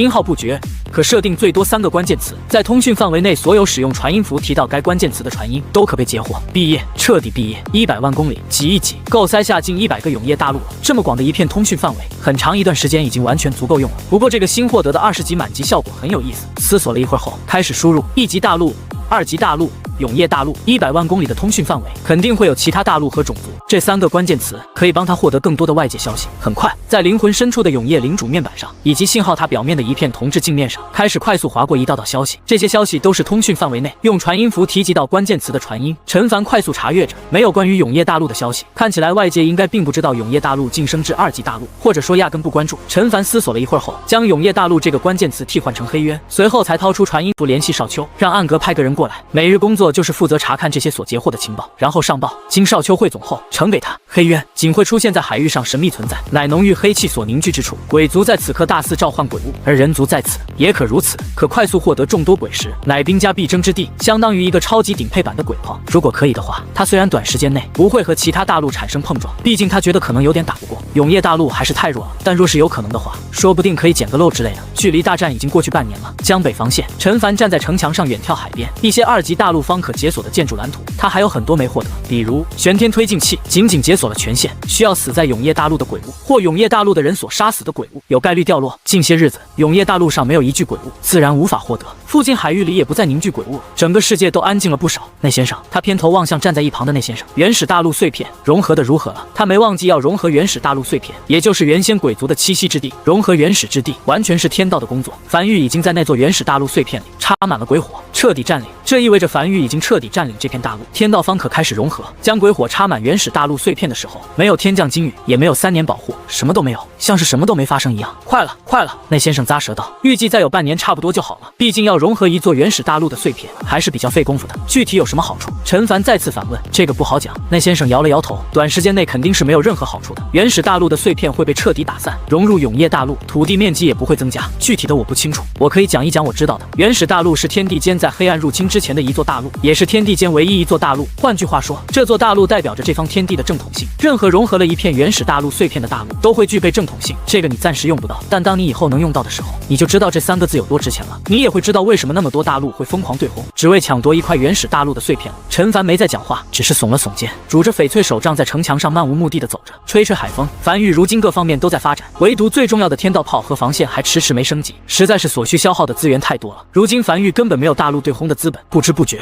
30日过去了，距离大战结束已过去7个月，樊玉依旧在有条不紊的发展中。而距离新大陆足足有1万多公里的一座荒岛上，123455431海滩上，95正活动着筋骨，准备迎接新1日的晨跑。按照惯例，约莫还有半个时辰左右，老伙计就要追上来啃他了。但就在这时，鬼皇95突然僵在原地，他好像隐隐看见一艘非洲出现在天空尽头。那艘非洲看起来极其模糊，根本看不清，但插在非洲上的那个旗帜看起来却如此清晰。凡，单字凡的黑白旗帜，近乎是那么一瞬间，他感觉自己的心脏仿佛停止了跳动一样，强烈的恐惧瞬间充斥了整个眼眶。不是吧？他都不知道自己现在在哪？樊玉还能找到？不对，这应该不是专门奔着他来的，否则就不会只出动一艘非洲了。应该是樊玉在对外探索。他不知道自己所处的这座荒岛距离永夜大陆有多远，但他可以确定一点，绝对在雷雨海域外。樊玉的非洲是怎么穿过雷雨海域飞出来的？完了，他内心突然咯噔一下，他隐隐觉得自己的退休生活可能要结束。而就在这时，他看见那座非洲正在快速逼近，而且好像是已经看见了布满这座荒岛的鬼物一般，已经开始快速掉头，几乎没有任何犹豫。鬼皇95嘴角溢出一丝鲜血，催动秘法，在一瞬间爆发出极其恐怖的速度，以肉眼难以捕捉的速度快速追上非洲。他必须追上去讲明情况，否则当这艘非洲回到樊玉后，那再次袭来的可能就是樊玉的通天主了。一级警报！一级警报！樊玉商格非洲上，一个中年男人正面色煞白地对着手里传音符高吼道：“这里是商格372号非洲，周长王可在距离新大陆东部1.4万公里发现一座大型海岛，海岛上布满大量鬼物。此时，一个疑似鬼皇的鬼物正在快速逼近，速度极快。王阁主！”中年男人停顿了一下后，面色煞白，眼里满是恐惧，咬紧牙关沙哑道：“无法返程，无法返程。327号非洲准备点燃戒子式自爆，麻烦照顾好我妻儿。”紧接着，他望向身旁那一双眼神，都是些年轻小伙，此时眼睛里有恐惧，有绝望，布满红血丝，但却没有一丝退缩之意。眼见那座鬼皇正在快速逼近，只有数百米之远，他深吸了一口气，高吼道：“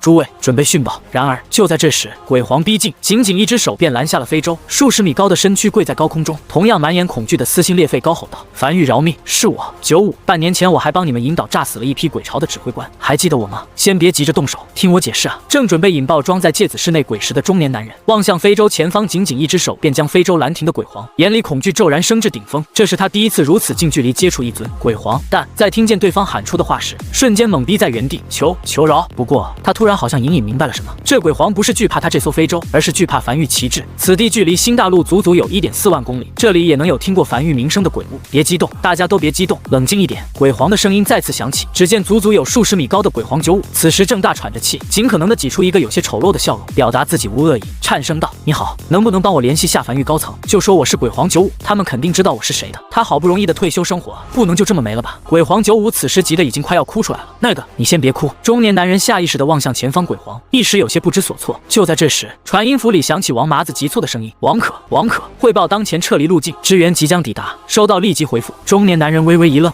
王阁主，那尊鬼皇追上了我们，拦住了非洲，说自己叫鬼皇95，让我联系樊玉高层。”话音落下，传音符那边突然寂静下来，数息后才传来王麻子极其古怪的声音：“鬼皇95不是死了吗？你先问问他是不是昔日栖息在齐天平原和樊玉相处1年的鬼皇95，我去联系狱主。”中年男人抬头望向非洲外满眼泪水的鬼皇，深吸一口气，高吼道：“你昔日是栖息在齐天平原和樊玉相处1年的鬼皇95吗？”“不是，是黄泉口区域那个。”95有些着急的扣着脑袋：“95这名这么大众吗？你们认识几个95啊？我是在黄泉口区域给你们引路的那个95。”中年男人再次低头：“不是，他说他是黄泉口区域那个，那就对了。”传音符里传来王麻子的一道叹气声：“已经联系上狱主了。”扔出去一枚传音符，一张传音符从非洲里轻飘飘的飞出来。鬼皇95也不敢怠慢，急忙用双指甲小心翼翼地将这张传音符夹在指缝间。片刻后，传音符里传来一道不夹杂任何感情的熟悉声音：“我叫陈凡，樊玉之主，听说你扣了我的人，说什么条件放人。”熟悉的声音，这些日子偶尔做梦，这道声音都会在他脑海里响起，正是樊玉狱主陈凡的声音。鬼皇95身子微微一震，下意识道：“我的条件是希望。”不对，他猛然反应过来，声音中带着哭腔，颤声道：“陈狱主啊，我没扣你的人啊，我是看见他们路过，想着他们可能渴了，过来给他们送点水喝，他们随时都可以走。我是95，半年多前我帮你指引用樊玉那个大家伙轰死了一个指挥官，你还记得吗？”“记得，通天柱轰不死你，轰得死。”鬼皇95咬牙迟疑许久，索性直接摊牌了，将自己在黑渊复活，随后占领了一座岛屿后凝聚出自己种族天道的事情详细说出。传音符沉默了一会，过了足足有数十息后，传音符里才传来声音：“我记得鬼族需要占领一座大陆才能凝聚自己的种族天道，什么时候占领一座荒岛也能凝聚天道了？那我不知道。”鬼皇95坚定地摇了摇头：“这我真不知道，反正我占领了这座无人荒岛后，种族天道就凝聚了。天帝好像认为这个荒岛是一座大陆，那你这岛够大的，确实不算小。”鬼皇95有些自得点了点头，但很快又反应过来现在不是拉家常的时候，又有些忐忑道：“行吗？你给个准话，不行我现在就跑，你的人我给你放回去。”传音符又没了动静，又过了半晌后，才再次传来那家伙的声音：“你们种族叫什么名字？”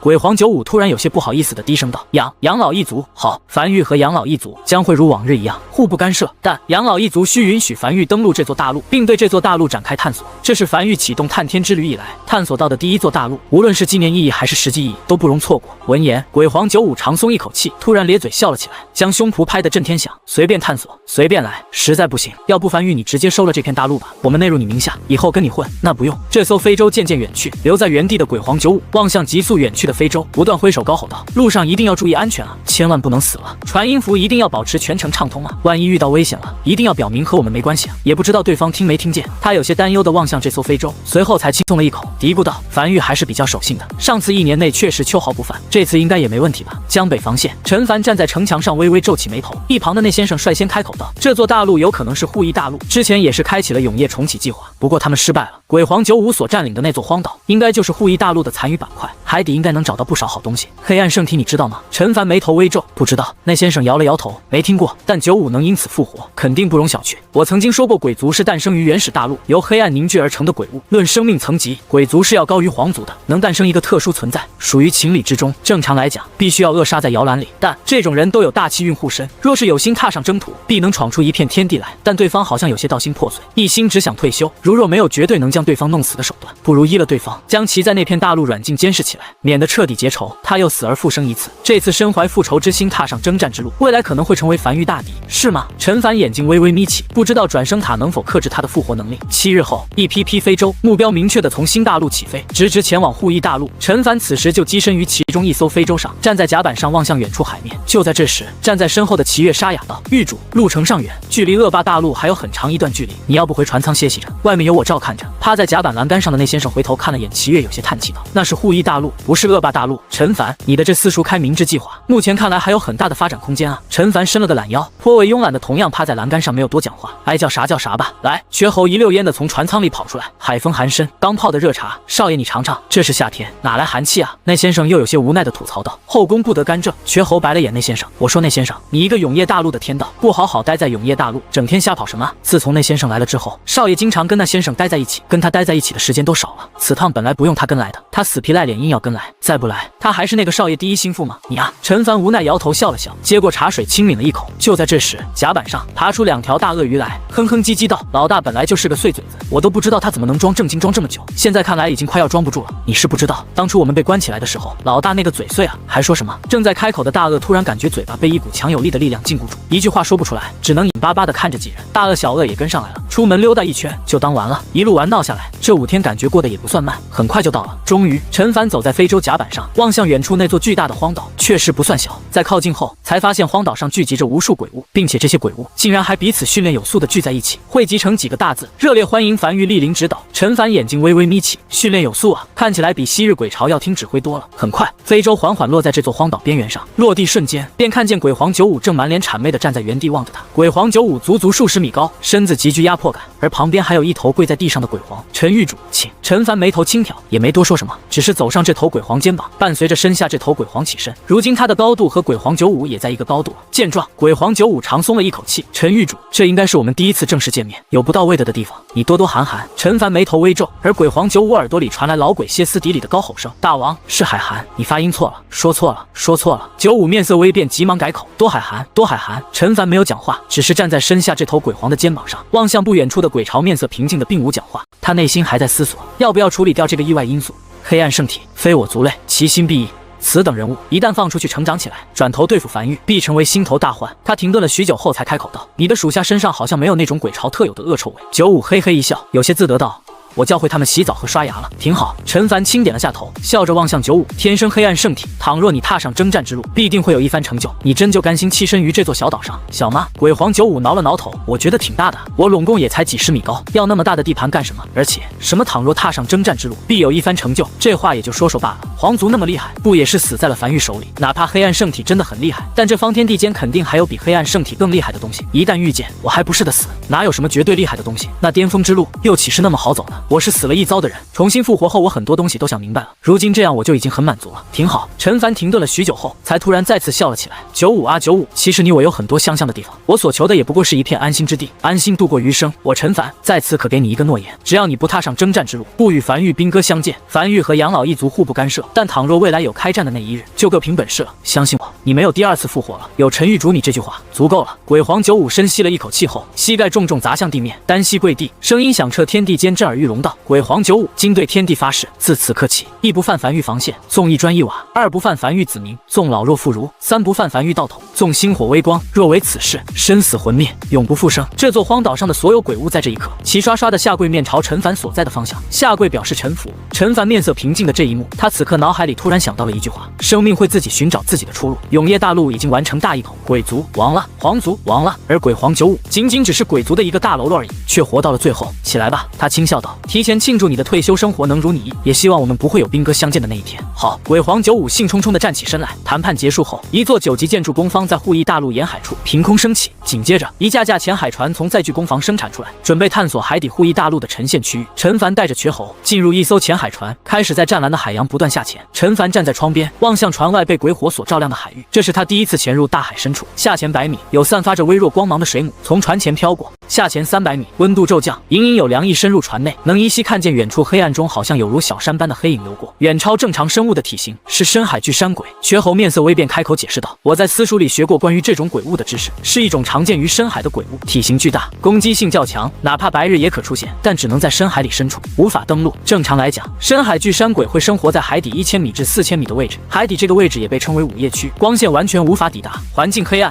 高压。”低温，此时仅仅是海底300米的深度，不是一个适宜深海巨山鬼生存的环境。上前，陈凡没有丝毫犹豫，快速下达返航命令。潜海船自带的炮塔根本无法对抗这种鬼物。很快，潜海船快速浮出水面，那隐隐惊鸿一瞥的深海巨山鬼也并未追上来，好像只是目送他们离去一样。护翼大陆上，陈凡偏头望向一旁的95，轻声道：“你家里养鬼了，你知道吗？护翼大陆周边海域里全是鬼，你不管的吗？”95正琢磨着护翼大陆这几个字，这是给他改名了。他这大陆有名字，他给起的养老大陆来着。但听见后面的话，才有些摸不着头脑，迟疑道：“那个陈狱主可能会有，但都在海底深处数百米、上千米的位置，我们也下不去那么深的地方啊。倒是想管，也无能为力。”陈凡面无表情地沉默着，没有讲话。他只见到了一头深海巨山鬼，其他鬼物并未看见。但一个常年活动于深海的鬼物，为何会出现在300米的深度？最大的可能就是被人赶出来了。原来的老家有人占了，这就意味着在海底1000米负4000米这个深度，肯定有一个或一批比深海巨山鬼实力要更强的鬼物。护翼大陆，这是他探索到的第一个大陆板块。沦陷进海底的大陆板块，说不定就有不少宝藏。他还亲自上阵，就这样无功而返，着实有些不甘心啊！少爷，陈凡正站在沙滩边缘思考解决方案的时候，瘸猴大步走来，急促道：“刚才随我们一同下潜的一艘潜海船，中途没有见到什么鬼物，一路下潜到了1000米，他们在海底看见了一个体型巨大的鬼物，甚至比整座无名山都要大的鬼物。私塾里完全没有这种鬼物的记载。那头鬼物要在海底更深处的位置，之所以能清晰看见，是因为这头鬼物浑身散发着刺眼的光芒，宛如太阳一般，周围没有一头鬼物。以前这片区域的大部分鬼物都逃走了，至于我们看见的那尊深海巨山鬼，已经近距离探测过了，已经死了，是从海底飘上来的。以及在这头体型巨大的鬼物下方，是一个还保持着陆地起伏轮廓的大陆板块，能依稀看见曾经的山脉和建筑废墟等。预估最深区域在2300米，这个深度已经远超潜海船的最大下潜深度。潜海船的最大下潜深度是1000米。陈凡眼睛微微眯起，答案找到了，那头深海巨山鬼是被赶出来的。至于那个未知的巨大鬼物生物，或许可以问一下问天灵。站在海边的陈凡摇了摇手里的问天灵，轻声道：“可知有一种鬼物，体型巨大，比整座无名山都要大，生活在海底2300米深的海域，浑身会散发刺眼光芒，且是独居生物，会驱赶附近鬼物。”下一刻，耳边响起了问天灵熟悉的沙哑声音，这次不是天机不可泄露了。有一种鬼物符合所有条件，名为天道鬼。当一个鬼物种族灭亡时，其种族天道死亡后，有一定概率形成天道鬼。该鬼物体型巨大，可无视永夜白昼存活，但无法登陆，需靠汲取大陆气运维持生命。被天道鬼吮吸的大陆，天灾变多，福瑞变少。陈凡轻松了一口气，只要问题明确，总有解决办法。沉陷进海底的大陆板块在2300米的深度，这是一个已经超出潜海船最大下潜深度的位置。但先解决了这头天道鬼再说。天道鬼不死，这片沉陷进海底的大陆是不可能去探索的。片刻后，一座10级鬼火安置在沙滩上，紧接着一座10级哨塔凭空升起。很快，伴随着哨塔滴滴作响，灵魂深处的永夜领主面板上浮现出一则面板，检测到在距离所在大陆板块4.7公里处，东北方向海底2300米深度，有一只未知巨型鬼物，等级为19级，生命状态为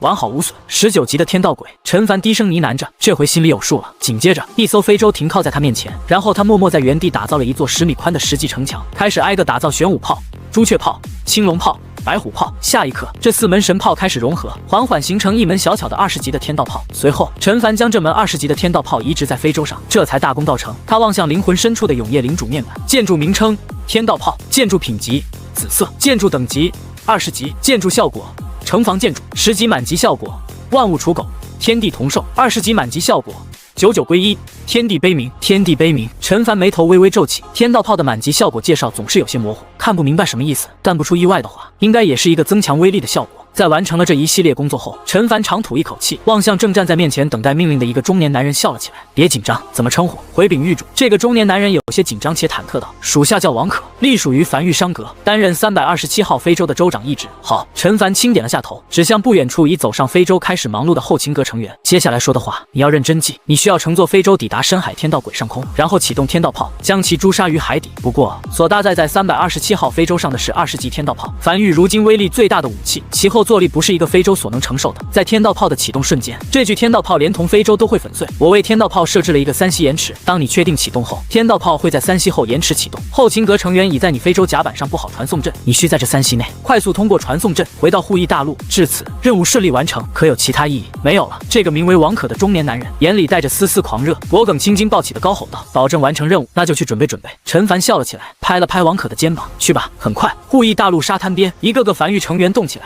与此同时，一座连接着仓库腐蚀雕塑正在不断闪烁着微弱白光，全力催动着，在天道鬼身亡的第一时间，将掉落物品吸上来，免得被海底深处暗流不知道卷哪去了。或许是繁育的动作有点大了，鬼皇95有些按捺不住好奇心，找到瘸猴，试探性的询问道：“繁育这是有大动作？”他不敢打扰陈凡，就只好来问问瘸猴了。瘸猴转头望向身旁已经尽力弯下身子但依旧极高的鬼皇，随口道：“海里有个鬼物，影响繁育探索海底，繁育准备清除掉这个鬼物。”明白。鬼皇95面色严肃的点了点头，这种不识好歹的鬼物确实应该被清除。那你们先忙，我回岛中央歇着去了。别歇了，恰好乘坐非洲路过的陈凡降低非洲高度摆了摆手，一起去看看。那就恭敬不如从命了。鬼皇95面色一正，屁颠的跟在陈凡身后朝岸边走去。很快，编号372号非洲在万众瞩目下缓缓升空，随后在既定位置准备就绪。而在岸边站在非洲甲板上的陈凡听见传音符里传来的道汇报后，轻声道：“开始准备，3、2、1，发射。”下一刻，先是隐隐看见一道白光从远处的非洲上隐隐闪过，紧接着刺眼且炽热的白光突然在天边浮现出来，天地仿佛瞬间凝固一般，没有声音，耳边一切声音全都消失，像是进入宇宙真空一般的绝对寂静。只见一道直径约1000米的暗蓝光柱从非洲底部以绝对笔直的轨迹刺入大海，光柱所触及的海水瞬间蒸发。这道蕴含着恐怖能量的光柱正以极其恐怖的速度抵达海底2300米的深度，瞬间没入那巨大天道鬼的身体内。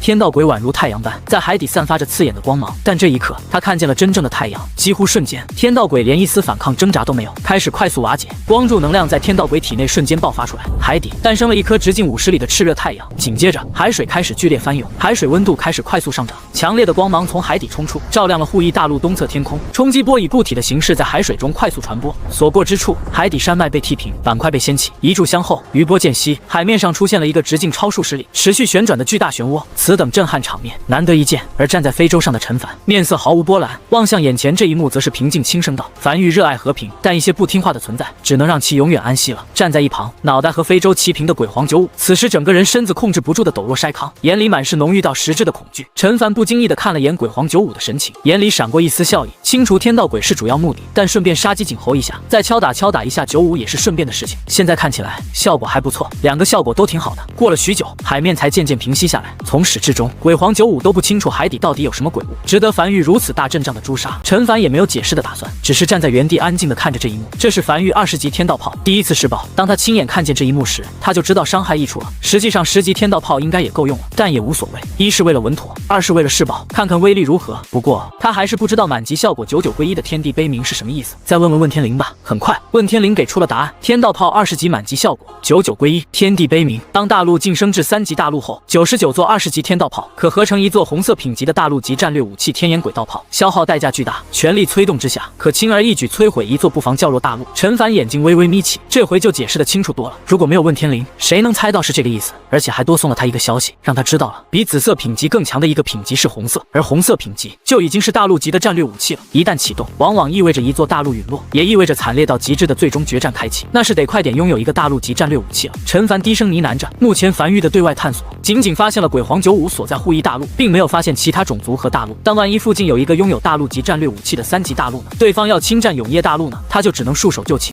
少爷，怀里传音符里响起瘸猴的声音，海底那头天道鬼的掉落物品已通过腐蚀雕塑收了回来，你要来看看吗？好。当即，陈凡身下这艘非洲开始启动，落在不远处岸边的一座仓库旁。站在仓库旁的瘸猴见陈凡走来，急忙将手里的3个东西递了上去。少爷，就是这3个，共3样。第一样，薄如蝉翼的建筑蓝图，一宝名称单兵攻防，一宝品级紫色，一宝效果可批量打造，供单人使用，且对使用者无修为限制，并威力巨大的单兵武器。紫色，繁育第2个紫色品级的建筑。呼，陈凡缓缓吸了一口气，咧嘴笑了起来，捏碎手里这张薄如蝉翼的蓝图，顿时永业领主面板可打造建筑里便出现了一座新建筑。回去后打造在永业大陆上看看效果。第2个异宝是一枚类似于鹅卵石的东西，他在手里掂了掂，还没看面板就已经笑了起来。这枚鹅卵石内部流淌着紫色丝线，看起来极其美艳，不出意外应该也是紫色品级的。异宝名称大陆核心，异宝品级紫色，异宝效果特殊材料。陈凡眉头微微皱起，从名字来看这东西很屌，但一宝效果又看不出来有什么用，应该也是类似于天才地宝那种某个建筑升级所需的吧。陈凡，难道你真有大气运加身？跟来看热闹的那位看见这一幕后，已经愣在原地，眼里满是骇然。大陆核心就这么轻飘飘的到手了？你知道？陈凡挑眉，他刚准备从怀里掏出问天绫来着，当然知道。那位深吸了一口气后，才面色严肃道：2级大陆晋升至3级大陆有3个条件，其中之一便是消耗大陆核心1个，而这3个条件里最难的就是大陆核心这个条件，而如今这条件已经被你完成了。陈凡有些面色古怪的低头望向手里这颗鹅卵石，晋升至3级大陆所必需材料之一，就这么轻松得到了。随后他望向最后一个掉落物品，是枚金黄的半透明果子，异宝名称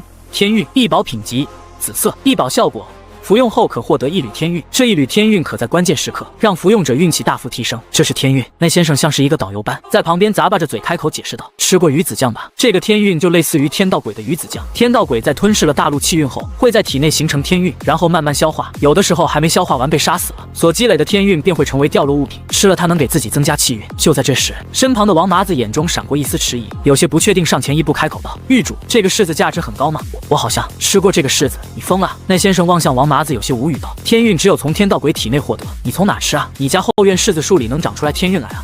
陈凡眼睛微微眯起，你仔细说说。好，王麻子深吸了一口气，陷入回忆，仔细斟酌道：“那是很久很久以前了，永业就立的时候，那个时候樊玉还没创建，在江北陈家36号站点的站长之前，我还担任过江北陈家47号站点的站长。那是一个临海站点。有一天我闲来无事，正在站点内溜达着，突然发现荒原上多出来4、5个柿子，我瞅着挺好看的，拿回来搬开仔细闻了闻，是清甜的。刚好有个运输货物的商队离开，我琢磨着应该是从马车里掉下来的。这种事情时有发生，一般来讲不是特别值钱的东西，就默认是我的了。然后我就给那几个柿子都吃了，那柿子样子就和狱主你手里的这个柿子样子差不多。”陈凡和那先生纷纷面无表情，沉默在原地，久久不语。王麻子说的有鼻子有眼的，不像假的。既然不像假的，那这个事情就有些离奇了。瘸猴更是满脸懵逼的望向王麻子：“你的意思是，少爷辛辛苦苦将永业大陆升至2级大陆，并探索到护翼大陆，用20级天道炮轰死了一个天道鬼，才获得了一个柿子。你老人家在江北荒原时期就将这玩意儿当糖豆吃呢？那个我是不浪费了。”站在原地的王麻子有些忐忑地望向狱主，他感觉自己好像犯了一个大错。他当时也不知道这玩意儿这么值钱啊。良久后，那先生才再次开口：“你当时吃的时候就没发现这玩意儿和正常柿子不一样吗？正常柿子哪有半透明的，里面还有液体缓缓流淌的。我只是听过柿子，知道柿子大概长什么样子，以前也没见过柿子，江北以前也种不出来柿子，我还以为柿子就长这样呢。琢磨了一会儿后，就给咽进肚里了。”呼，那先生沉默良久后，才长吐了一口气：“我终于知道你是怎么穿过雷雨海域了。大道50，天眼49，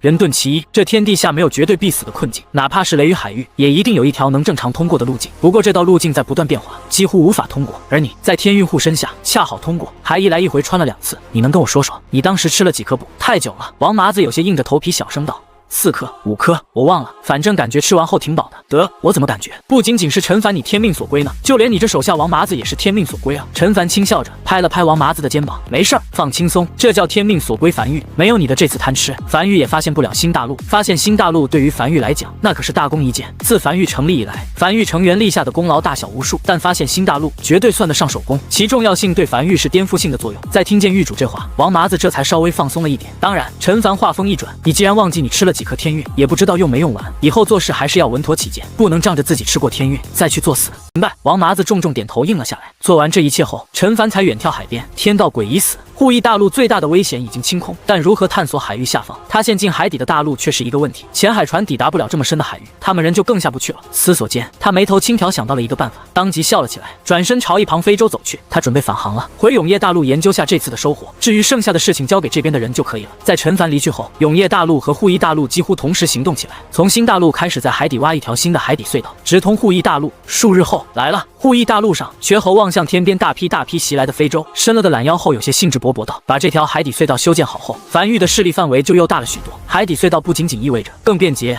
更安全的交通方式，还意味着要铺设铜管，这是正儿八经的将樊玉领域延伸到了这里。怎么了？”瘸猴偏头望向一旁的王麻子，挑眉道：“眉头怎么皱得这么深？谁又招惹你了？”外出探索的一艘非洲失联了。王麻子面色有些严肃的沉声道：“编号22的外出非洲已经失联6个时辰了，根本联系不到。上次汇报位置是在距离新大陆西北方向1.4万公里的位置，我已经让附近非洲前去查看了，但距离较远，需要一定时间。死了？”瘸猴眉头皱起：“没死，我问过樊玉那边看守命牌的人了，几人命牌完好无损，我有些怀疑，可能能是跑了。王麻子有些迟疑道：“222号非洲的州长是原先关西平原屠仙圣地的圣主，在梵域完成大一统后，屠仙圣地的圣主解散屠仙圣地，携所有门人加入梵域，其圣主并成为了梵域商阁的州长。对方上缴了不少天才地宝和资源，唯一要求就是想要商阁州长的位置。现在看来，或许可能就是为了方便逃跑一事。”瘸猴嘴角抽了抽，坚定摇头否定道：“不可能是跑了，永业大陆正安全的呢，外面全是鬼屋，哪有往外跑的道理？那不是脑子进水了，肯定是出事了，快点派人去看看吧。”已经派了，还没结果。与此同时，屠仙圣地圣主此时正伤痕累累的被铁链悬挂在空中，一个嘴里叼着狗尾巴草的男人似笑非笑的靠在椅子上望向他，旁边还有2个手持鞭子的男人，手里的鞭子满是倒刺。未等屠仙圣地圣主开口讲话，其中一个男人便面色狠厉的将手中鞭子重重抽在圣主后背，顿时皮开肉绽。最后1日，再不说，老子有的是办法撬你嘴！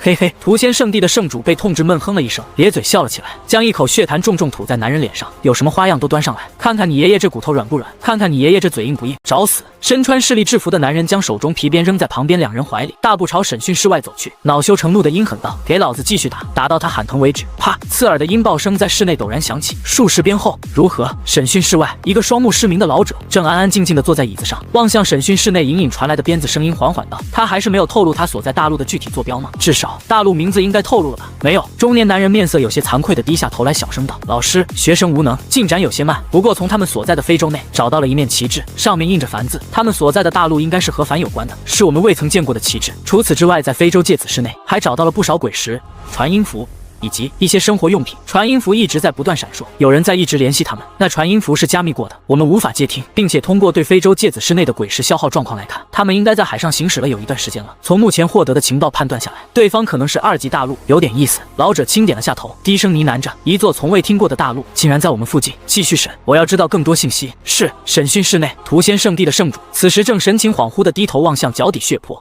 旁边2个男人气喘吁吁地歇息着。陈凡啊，快来吧，快点来看看我多么硬气，老子可是一个字没吐啊，再不来真要疼死了。另外一边，此时陈凡正在江北欣赏自己的单兵工坊，也是梵域第2个紫色品级的建筑。如载具工坊一般，每升至1级都会多一种可制造的单兵武器，其中最重要的武器便是袖珍火炮。袖珍火炮黄色品级，无使用修为限制，每激活一次需消耗500枚鬼石，威力相当于1级绿色品级炮塔的威力。没有弹匣，只有在尾部拥有一个鹅卵石大小的缺口，可填充鬼石进去。只要填充的鬼石等级足够高，完全可以当做无需填充弹药的一柄左冲火枪，威力相当于1级式神炮的威力。陈凡眼睛微微眯起，将手中的袖珍火炮举起，瞄准不远处的一棵大树，缓缓扣动扳机。下一刻，轰！一团火球从枪口激射而出，瞬间命中那棵大树，燃起熊熊烈火，还是火属性的。陈凡挑眉有些惊讶，颇为满意的咧嘴笑了起来，将这玩意儿塞进怀里。这是个好东西，完全可以批量适配给梵域成员，成为制式武器之一。就在这时，陈凡怀里的传音符突然微微发烫，紧接着传来了王麻子的急促声音：“狱主，出事了！商阁222号非洲突然失联，派出去查看情况的3艘非洲在靠近后突然齐齐失联，没有任何信息传回。初步判断，应该不是发现了一座全新大陆被捕，否则不可能一个消息都传不回来。一座大陆完全可以远远看见，也不是遇见了强大鬼物，命牌无疑碎裂。我怀疑可能是遇到了高等级大陆的哨站，靠近后被捕。”陈凡面无表情的沉默在原地。敌人来了。片刻后，他才轻声道：“让其他商阁非洲外出探索的时候，收起旗帜，不要对外展示梵域旗帜。召集附近最近的非洲在附近集合，等我。”通过王麻子所阐述的信息，他已经大概判断出来有哪些可能了，需要他亲自前往。招了。黑暗无光的审讯室内，中年男人面无表情地望向伤痕累累的屠仙圣地圣主，轻声道：“你背后的势力派非洲来找你了，被我们拦下了。他们招了。我已经知道你背后的势力叫梵域，来自永业大陆，占有2座大陆，一座为永业大陆，永业大陆为2级大陆，刚晋升不久；另外一座为新大陆，新大陆距离我们直线距离是1.4万公里。我说的对吗？”嘿嘿，屠仙圣地圣主有些奄奄一息的咧嘴笑了起来。他们招了关我屁事，不过你的语气听起来温柔不少，好像有些害怕了呢。中年男人没有讲话，只是沉默许久后，转身朝审讯室外走去。审讯室外，那个瞎眼老头正坐在走廊椅子上等着他。见他出来后，脸上的皱褶毫无波澜，声音沙哑的缓缓道：“上面已经评估过了，永业大陆的实力要强于我们，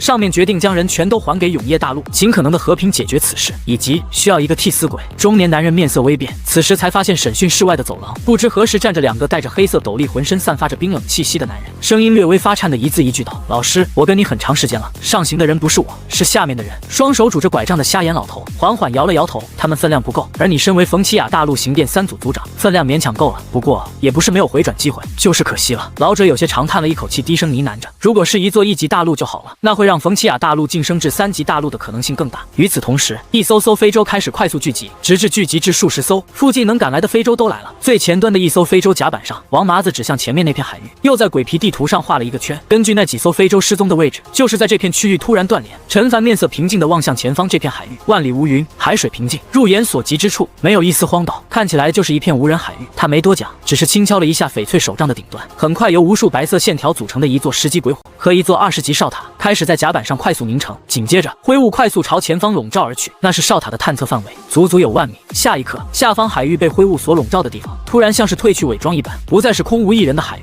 而是变成了一座巨大的荒岛，不见尽头。王麻子有些震撼地望向下方那浮现在灰雾中的荒岛板块，不准确地说，应该是一座大陆板块。他在那可看见的荒岛板块里看到了大量建筑以及大量的炮塔，而在建筑中间还站着不少人。此时就那样抬头望向他们一众非洲，此时这些人好像意识到自己被发现了，开始有些慌乱地四处奔跑。这赫然是一座完全隐形的大陆，想要将这么一块大陆彻底隐形，所付出的代价可想之大。他大概猜到那些非洲是怎么突然失联的，在完全不知晓的情况下驶入大陆上空，净空受控，应该还有其他阵法或者建筑效果，切断了传音符的通讯，或者是阻止开口之类的，瞬间制服，从而导致没有一条信息传回来。狱主王麻子有些面色难看道，接下来我们怎么做？先跟对方打个招呼，去客人家了，要先敲门，这是梵域的基本礼仪。陈凡面色平静地摆了摆手。下一刻，舟群散开，一艘搭载着20级天道炮的非洲从舟群内驶出来，停在最前方。伴随着击扩声传来，一门银白色的20级天道炮从舟底伸出，并将炮口缓缓瞄准前方这座隐匿于天地间的大陆——冯奇亚大陆其中一角。智囊阁中的7、8个人亲自来此，面色严肃地抬头望向悬停在距离大陆不远处的数十辆非洲，思索着接下来的应对之策。一个老者面色毫无波澜的沙哑缓缓道：“刑殿那边仅仅是对第一批被捕的人下手重了点，后面的人下手都不重，而且无一人死亡，有不少缓冲空间。先看看这梵域的态度，倘若对方愿意提出条件交换人质，第一时间答应，尽可能的和平解决此事。没有哪座大陆愿意轻易开启一场战争，对方肯定也不想轻易开启战争。”话音落下，剩余几个智囊团也纷纷点头。到了2级大陆这个级别，已经不是1级大陆未统一的那个时候了。只要开启一场战争，轻轻松松消耗数百亿乃至上千亿枚鬼石是很正常的，而基本上大部分战争都不可能回本，就算打赢，对方大陆的底蕴也早已经消耗一空，不会有太多收获。因此，除了疯子以外，没有哪座大陆会愿意轻易开启一场战争。然而，就在他们正耐心等待梵域主动开口的时候，其中老者面色瞬变，只见悬停在空中的非洲四处散开，紧接着一艘非洲从舟群中驶出，一门银白色看起来极不起眼的小巧炮塔缓缓伸了出来。操，是20级天道炮，可以安置在非洲上，但在非洲上只能发射一炮，一炮过后舟毁人亡，无论是使用代价还是一炮消耗都极其巨大，这是在大陆之间的战争进行到极致的时候才会动用的手段。而梵域没给他们过多思考时间，那门银白色的小巧炮塔已经开始缓缓散发白光，那是已经在蓄能了。对方在识破了他们的大陆伪装后，没有放任何一句狠话，直接开启战争，而且是跳过了试探阶段，动用天道炮，这意味着战争会立即进入白热化的阶段。这一炮一旦射出，冯奇亚大陆的3级大陆梦几乎瞬间碎裂，再无晋升至3级大陆的机会。住手！来不及过多思考，这个鬓角发白的老者紧握手里的可以将声音响彻在天地间的一宝，高吼道：“你的人没有死，都活着呢！冷静一下，梵域，别动手！”然而，那天道炮的蓄能没有任何中断的趋势，反而蓄能速度越来越快。完了！负责审讯屠仙圣地圣主的那个中年男人望向这一幕，面色瞬间煞白。他知道完了，不是他完了，而是整个冯奇亚大陆都完了。这一炮下去，双方大陆必将开启一场血战，不死不休的那种。两个大陆都会被巨大的战争压力彻底拖垮。而那个独眼老者坐在审讯室的走廊里，虽然看不见发生了什么，但还是能听见，只是低声轻叹一口气，呢喃着：“也罢，至少不用让我的学生当替罪羊了。现在无需替罪羊了。”这一炮下来，冯奇亚大陆无数人会因此死亡，彻底没有了缓和的空间。双方必须不死不休。这个时候自然也不用替罪羊了。下一刻，轰！一道几乎点亮了整座天空的炽热光柱，猛地从非洲船舱地部的天道炮中激射而出，带着极其恐怖的危险气息，轰向冯奇亚大陆。只是并未直直命中冯奇亚大陆，而是从冯奇亚大陆上空划过，落入海域中。大量海水因此沸腾并狂涌。这一炮像是轰碎了冯奇亚大陆的伪装一般，冯奇亚大陆不再是仅仅只能被哨塔看见冰山一角，而是彻底显露出来。紧接着，一道平静且毫无波澜的声音缓缓在天地间响起：“我叫陈凡，江北梵域之主。10息内将我的人带出来，否则将视为贵大陆对梵域的正式宣战。”言罢，陈凡站在非洲甲板上耐心等待着，指关节在栏杆上轻扣着。他不想开启一场战争。虽然永业大陆如今发展很快，但他所需的是继续发展的时间，而不是一场拖垮永业大陆的战争。不过，不想开启战争，不意味着形势要软。真要打起来，他用天道炮乱轰也能轰沉一座2级大陆。紧接着，他看见了一艘非洲从大陆上快速升空，快速驶到几人面前。甲板上站着屠仙圣地圣主和被捕的其他人。除此之外，一个鬓角发白的老者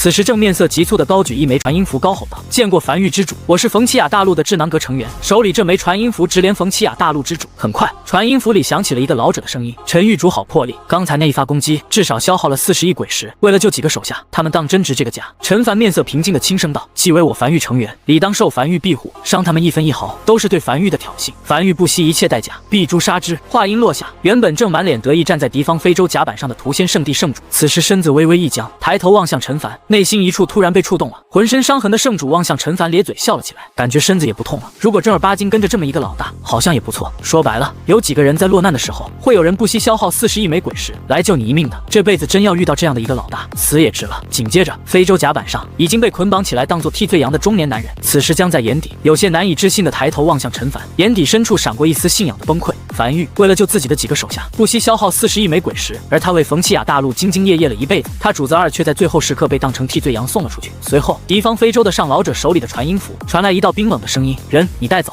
另外一个人是刑殿3组组长，他负责主要审讯，人交给你，任意处置。此事了，我希望日后永业大陆和冯奇亚大陆互不相反。只是陈凡在看见最后一个被捕梵域成员成功回家后，却不紧不慢的道：“把我的人折磨这么久。”轻飘飘的一句两清就想了这事儿，50亿枚鬼石和任意一张紫色品级建筑蓝图，1天内我要看见，若未看见，直接开战。他不做亏本买卖，一发20级天道炮那么贵，能让他白轰了？你有点过分了。传音符那边响起一道恼羞成怒的怒斥声：“他们又没死，就他们身上那点伤，配得上50亿枚鬼石吗？配得上？”陈凡面色平静的轻声道：“他们如今的身价已经是40亿枚鬼石了，1天后我会派人来接收，如果没凑齐，我不介意让他们的身价上升到80亿枚鬼石，这回肯定不会丢进海里，大可放心。”陈凡，传音符对面的声音变得阴冷起来：“莫要欺人太甚，不是仅仅你有20级天道炮，我们也有，你能这样轰我们？你以为我们不能这样轰你？挺好。”陈凡笑了起来：“那就对轰吧，谁怂谁孙子。”说罢，数十艘非洲当即便掉头开始返航。冯奇亚大陆核心一处，看似气急败坏的冯奇亚大陆之主，此时看着智囊团快速商议过后递来的纸条，可得到的结果是，无论输赢，他们晋升3级大陆的概率为0%。冯奇亚大陆之主低头看了一会儿手里的纸条，良久后才轻声道：“先别走，条件答应了你了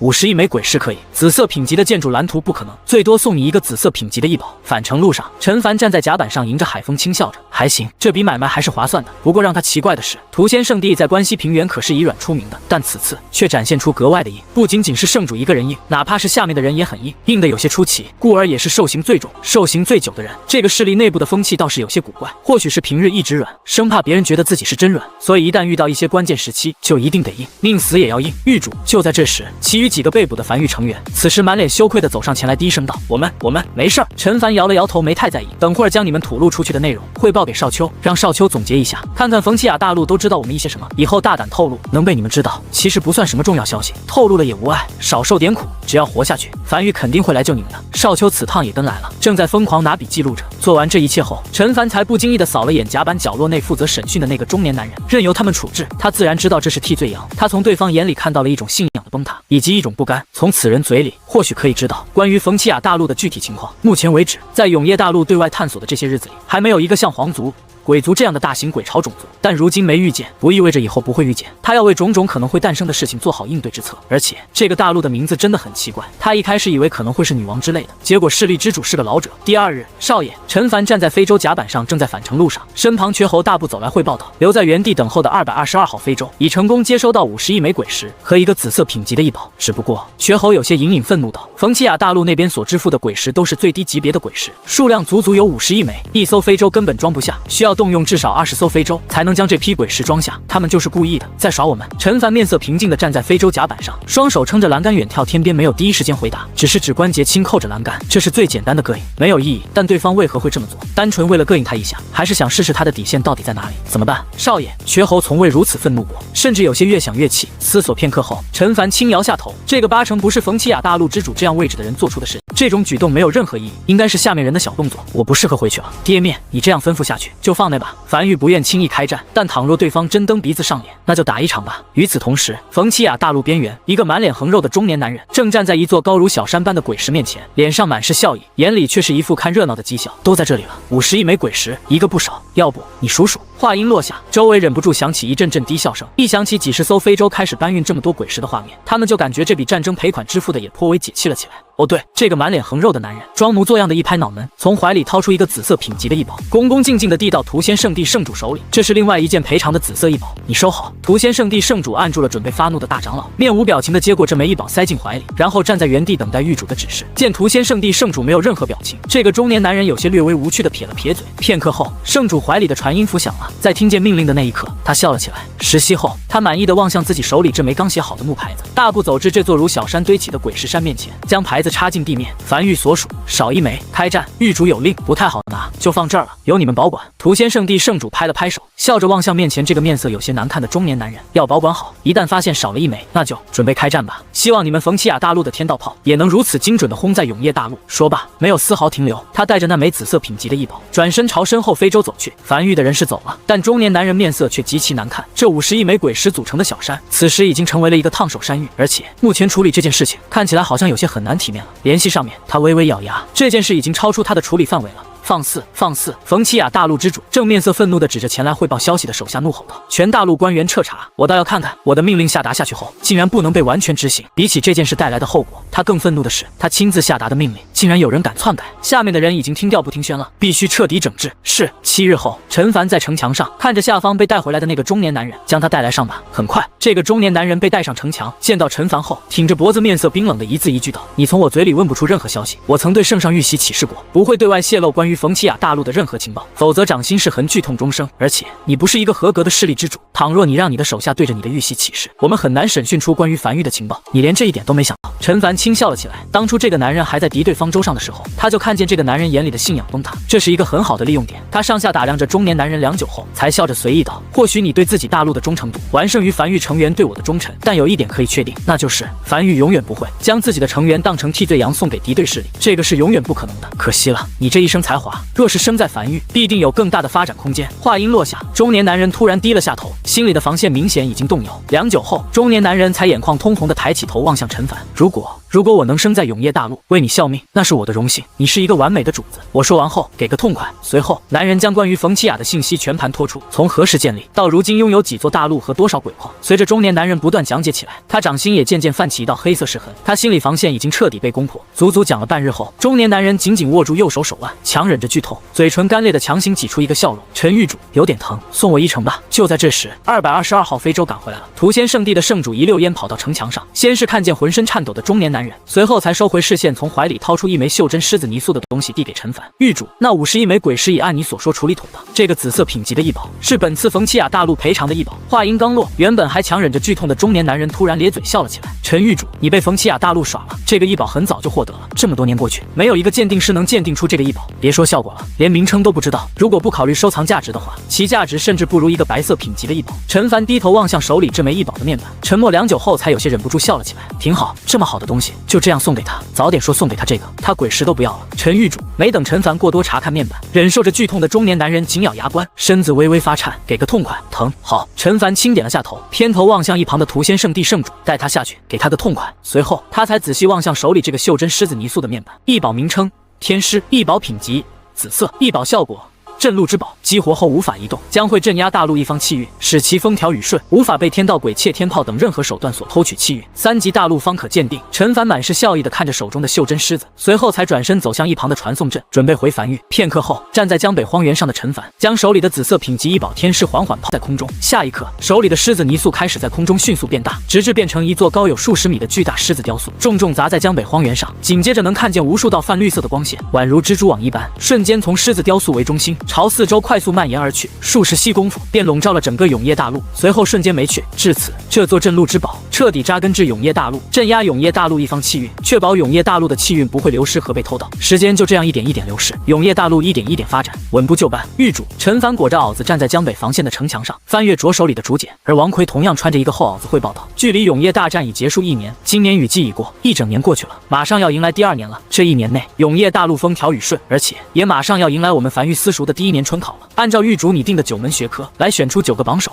陈凡翻阅着手里的竹简，私塾其天道赐福效果就是榜首可获得特殊奖励，这个事情要重视一下。如今梵域正在对外探索的阶段，我们需要更多的人才加入梵域。明白？王奎认真点了点头，随后才继续汇报梵域的鬼石收入和支出。陈凡站在城墙上，沉默着远眺天边。如今梵域的进账根本不够开启一场大型战争的底蕴，他需要一条新的且稳定的鬼石来源渠道。就在这时，在王奎口干舌燥的汇报中，陈凡怀里的传音符突然微微发烫，紧接着对面传来缺喉警惕且急促的声音：“少爷，有其他大陆的人在靠近新大陆，我们的非洲已将其拦下，对方目标很明确，但看起来没恶意，正在尝试与我们沟通，说想打通2座大陆的贸易网络，请求下一步指示，我去看看。”陈凡当即先打断了王奎的汇报，前往港口通过传送阵快速抵达新大陆。很快，陈凡在距离新大陆18.9公里的海域上，站在非洲甲板上看见了一艘被梵域非洲围起来，显得孤零零的非洲。对方甲板上站着一个穿着皮袄的老者，此时正双眼炯炯有神地望向他们。少爷，瘸猴从怀里掏出一个异宝递了上来，低声道：“这是对方的见面礼。”对方已经表达过了意思，说想和永业大陆建立起贸易关系。这座大陆不是永业大陆，但对方却明显知道永业大陆和梵域的名字。我怀疑是冯奇亚大陆泄露的情报。陈凡没有表态，只是先接过异宝。异宝名称：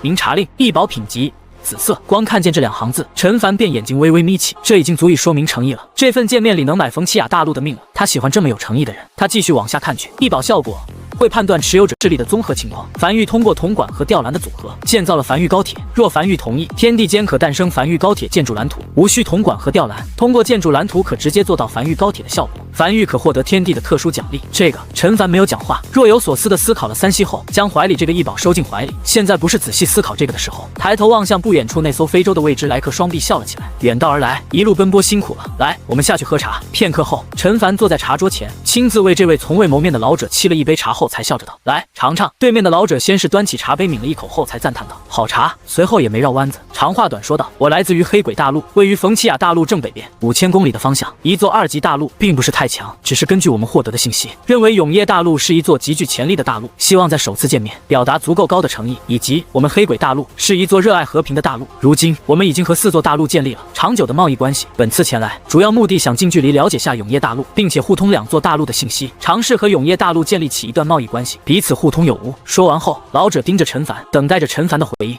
陈凡眉头轻挑，倒是没想到对方是来自黑鬼大陆的。虽然已经从那个冯奇亚大陆的族长嘴里听说过，但暂时不想去接触。倒是没想到对方主动来了，而且出手还这么阔绰。如果方便的话，你可以讲讲你们和其他大陆的主要贸易商品是什么？我大概有个概念。没问题。这个骨瘦嶙峋、披着皮袄的老者点了点头，洋洋洒洒的说了一大堆，其中让陈凡印象深刻的便是他们贸易的蓝色品级异宝芬奇亚令，一种特殊的异宝。比如你升级一座建筑需要花费20亿枚鬼石，但你如今又没有这么多鬼石，便可以使用芬奇亚令，消耗30%的鬼石升级这座建筑，剩下的70%鬼石在一定期限内还清即可。陈凡眼睛微微眯起，他突然意识到冯奇亚大陆这个大陆的名字来源了，明显就是芬奇亚大陆的谐音。现在看来得重新评估一下冯奇亚大陆的危险性了。能分期就意味着能透支未来的力量，可以在短时间内爆发出强大的战力。如今距离和冯奇亚大陆接触已经过去半年左右了，双方基本上没有任何接触了，但通过他渗透入冯奇亚大陆的暗格成员可得知，冯奇亚大陆正准备早日晋升至3级大陆，然后灭了梵域，双方必有一战。巧了，他也是这样想的，不过他不打算等到晋升至3级大陆再动手。随后陈凡沉默了许久后才试探道：“你们大陆有挖掘地底的需求吗？”自然，老者下意识开口道：“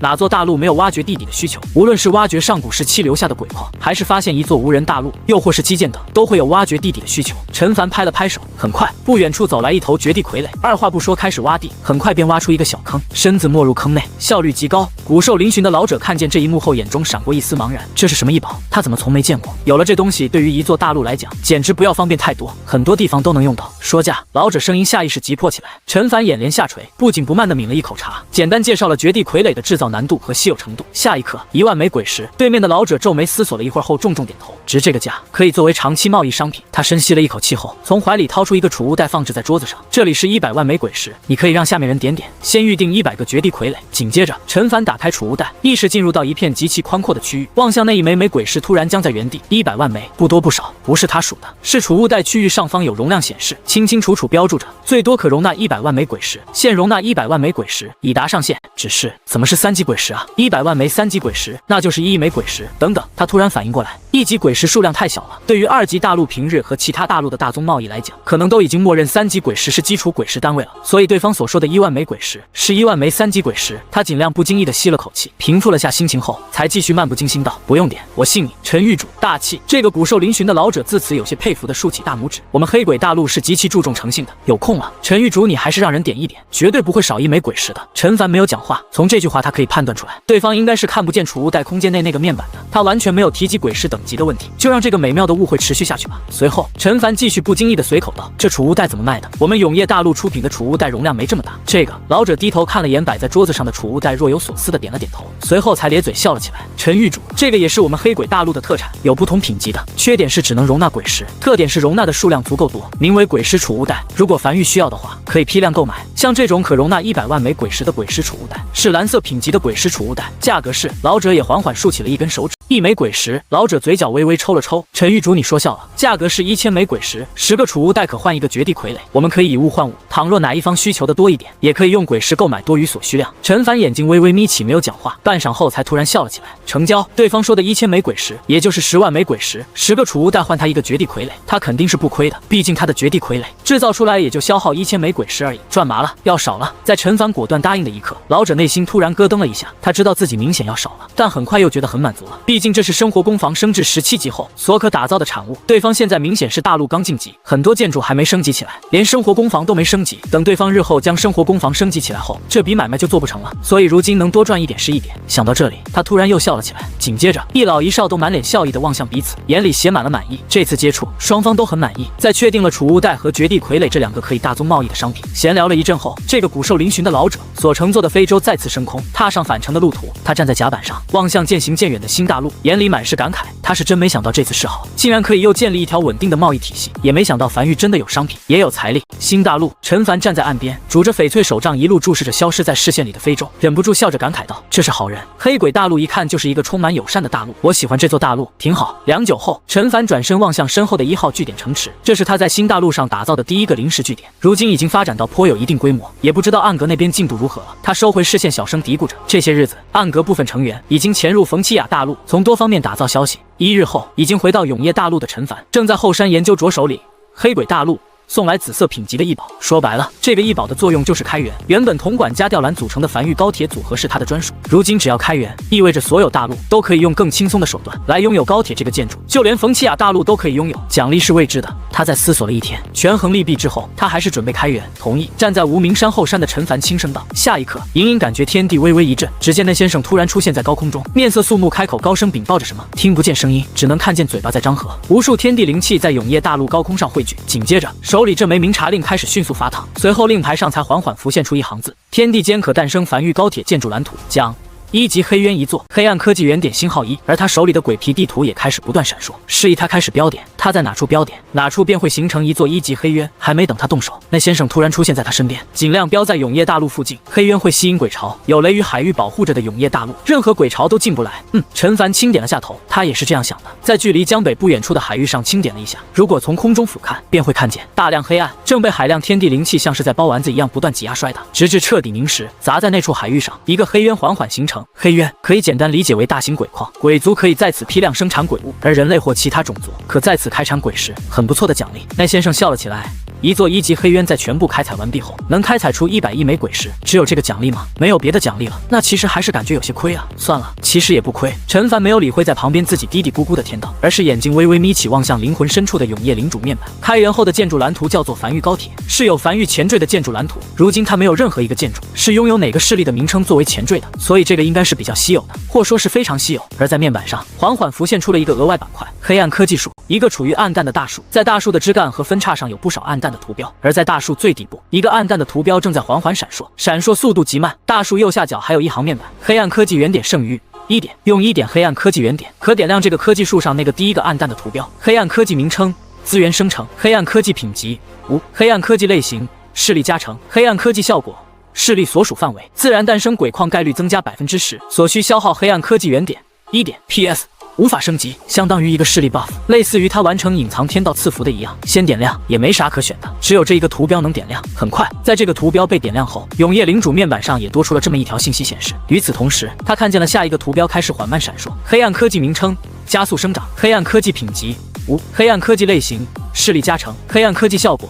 可圈定一块区域，在该区域内所有种植物的生长速度为100倍，所需消耗黑暗科技原点1点。陈凡面无表情地望向永夜领主面板深处的这个黑暗科技树，他看懂了，这是一个极其稀有分支，这里面所点亮的任何一个图标，对一个势力的加持都是极大的。不仅仅有这种势力加持，也就是 buff 类的黑暗科技，比如在第4个可点亮的图标，他虽然看不见其具体信息，却能看见图标是一个巨大的炮弹，这个肯定是和军事有关的，说不定就是个黑暗科技建筑，这里面全是好东西，还是那种大幅度提升一个势力强度的东西。只是他嘴角微微抽了抽，必须用黑暗科技原点才能解锁，而如今他只获取了1点黑暗科技原点，获取方式可不轻松，这以后想要获得第2个不知道得什么时候去了，而且只能点亮前6个，从第7个开始就需要3级大陆才能开始点亮了。同为2级大陆，一个解锁了6个黑暗科技，另外一个压根不知道有这个东西，两方打起来，谁会获得胜利已经不需要过多思考，这便是终极底蕴。内先生，他望向一旁的内先生轻声道：“你可知道黑暗科技原点？”知道啊。内先生古怪地看了眼陈凡，刚才除了奖励了一座黑渊之外，还奖励了一个黑暗科技原点吗？原始大陆碎片已经基本上快完全吞噬完毕了，等吞噬完后就会奖励一个黑暗科技原点，只是黑暗科技原点极其稀有，而且只有那些拥有黑暗科技树的岛屿才能消耗黑暗科技原点。陈凡轻点了下头，他听明白了，他无需遇见这种岛屿，他只要获取到黑暗科技原点，随时可以使用。这个黑暗科技树是一种独立于建筑体系之外的存在，没有品级之外，但随便一项，对于一座大陆来讲都是加成极高的。很快30日过去了，梵域有条不紊地发展着，而从梵域暗格带回来的消息，他知晓冯契亚大陆正举全力晋级3级大陆，和他们在拼发育，和梵域拼发育吗？那只能祝你好运了。黑鬼大陆那个曾经和陈凡接触过兽骨嶙峋的老者，对着身旁一个身高较低的男人问道：“绝地傀儡的售卖情况如何？供不应求啊！”身旁属下有些感慨道：“已经加急和梵域下了10万具绝地傀儡的订单了。”那就好。老者眼睛眯起笑了起来，已经开始盘算这笔生意自己能赚多少钱了。绝地傀儡他们大陆也需要，但主要是卖给一个名为鼹鼠大陆的大陆。顾名思义，这座大陆没有人，已经98%的区域已经被鬼物所沦陷，仅有2%的区域未被沦陷，被鼹鼠大陆死守，以免失去拥有这座大陆的归属权。鼹鼠是一种类似于地精的特殊种族，平日里主要在地底活动生存，而绝地傀儡的存在大幅度提高了鼹鼠族的工作效率。其实一开始这项生意他也是有些迟疑的，毕竟鼹鼠族本就擅长挖洞，会购买绝地傀儡吗？感觉像是多此一举，所以一开始才试探性的下了一小批订单。但通过和鼹鼠族的交谈后才知晓，对方很喜欢这个商品，并且下了大批订单，那就没事了。这个骨瘦嶙峋的老者笑呵呵的整个身子突然朝后倒去，露出一个坐在椅子上的小老鼠，手里抱着一个权杖，此时正笑眯眯的轻捻着胡须。是的，他的本体是一只黑老鼠，他们所谓的黑鬼大陆就是由一批大黑鼠所占据的大陆。身为老鼠，和大部分都是人族所占据的大陆进行贸易的时候，自然要伪装成一个人类的外表，毕竟应该也很少有人类愿意和一只老鼠去交易乃至贸易。他们发展大陆的政策只有一个，那就是贸易，尽可能认识更多的大陆，在确保和平不起冲突的情况下，将各个大陆的特产卖到最需要的那个大陆，从中赚取一定差价，好来发展自己的大陆。就是可惜他们大黑鼠繁殖速度不快，不如鼹鼠那般繁殖速度极快。另外一边，新大陆负责和黑鬼大陆进行贸易的商阁成员确定性的询问道：“异兽培养屋你们也要采购？你等我问下价格。”这个黑鬼大陆的老者此时正面色严肃的点了点头，但却难压心中的激动，先买一座回去，看下能不能解决大黑鼠的繁殖问题。毕竟也不清楚他们算不算异兽，如果可以解决的话，那就真是太好了。会说话的老鼠算异兽吗？吞噬完毕了，永夜大陆江北防线，那先生站在城墙上拍了拍自己圆滚滚的肚子。原始大陆的碎片已经彻底吞噬完毕了，当然具体作用得晋升至3级大陆后才能发挥出来。吞噬原始大陆碎片，这是个大事情，我已经向上汇报了，只待永夜大陆晋升至3级大陆，便会拥有正统性。陈凡没有讲话，只是抬头望向从高空中洒下来的丝丝金光，落在他身上。而在灵魂深处的永夜领主面板上，则是再次缓缓浮出一则信息：吞噬原始大陆碎片，奖黑暗科技原点星号1。他又再次望向黑暗科技树，此时科技树已被他点亮3个图标，分别是增加鬼矿诞生概率增加10%，种植物的生长速度为100倍，和所有弹药消耗降低10%。这3个分别代表了经济、民生、军事，而想点亮第4个图标，必须将这3个图片的分支线路点满。只是看着密密麻麻的图标，陈凡低声呢喃着：“黑暗科技原点获取极其稀有，这是可以提升一个势力底蕴的 buff 加成，大部分大陆能获得1点就不得了了，可能终其一生都无法全部点亮，甚至还有更大的可能根本就无法获得，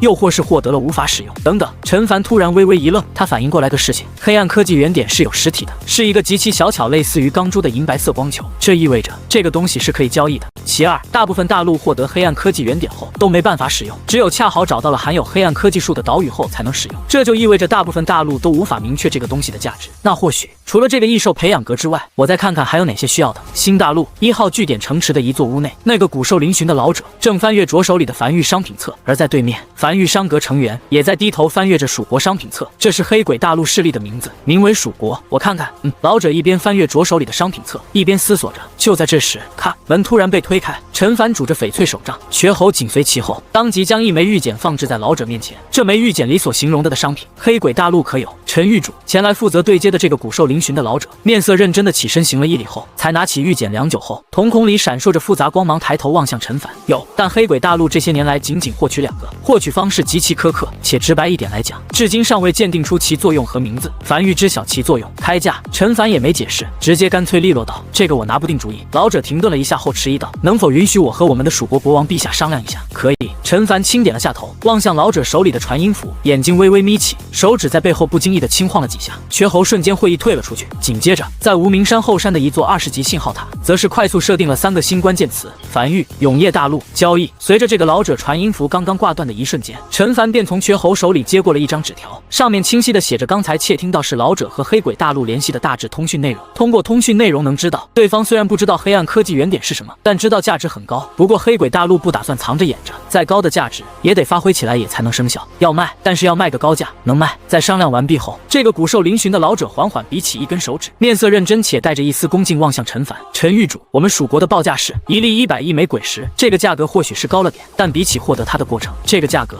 我相信并不贵。陈凡没有讲话。2粒黑暗科技原点，如果都给他的话，不但可以解锁第3个暗淡图标，还能点亮一条分支线路。他自然是想要的，只是这个价格得再谈谈，价格太贵了。除非如果用100年灵米来交易呢？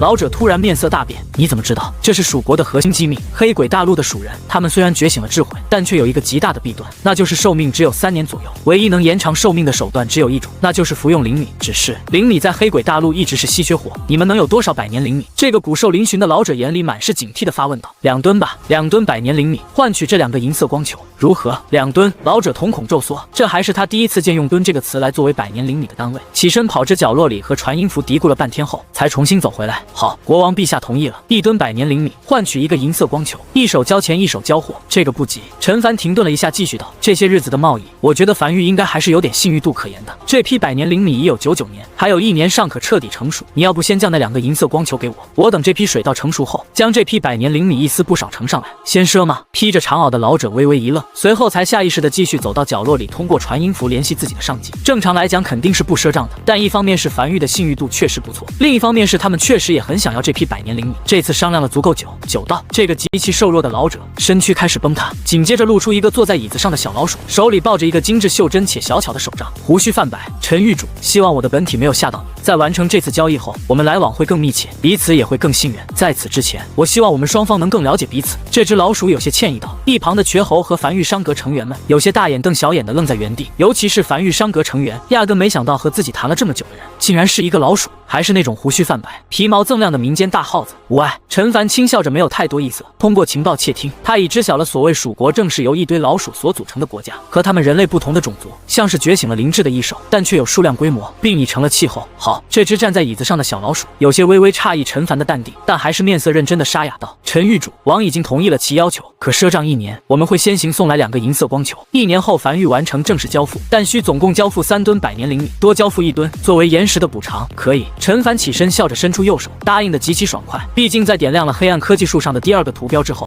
所谓需要100年才能诞生的100年灵米，其实1年就足够了。这次交易结束，双方都很满意。半月后，陈凡低头望向手里的这2枚银白色光球，正是黑暗科技原点，终于到他手里了。毫不犹豫地点亮了第3个暗淡图标之后，他终于看到了黑暗科技树的3条分支，而分支中的一个通天柱图标吸引了他的注意。黑暗科技名称：通天柱射程加持，黑暗科技品级5，黑暗科技类型：军事加成，黑暗科技效果：射程延长至信号塔范围内，所需消耗黑暗科技原点1点。陈凡眼睛微微眯起的望向面板上这行字，如今他的信号塔最高范围可达100万公里，也就是说，通天柱不再是一个大陆内的武器了，这绝对是史诗级的加强。随后他看向了民生和经济2条分支，虽然都挺想点亮，但他看见了军事这条支线上的第2个暗淡图标面板，是一个蘑菇云。天老爷，没有谁能拒绝得了一个蘑菇云。虽然他猜测这个蘑菇云可能和他认知的蘑菇云不是一个东西，但他还是想看看。在取舍了一下后，他最终点亮了通天柱射程加持这个黑暗科技，而他也终于如愿以偿的看见了第5个图标：黑暗科技名称：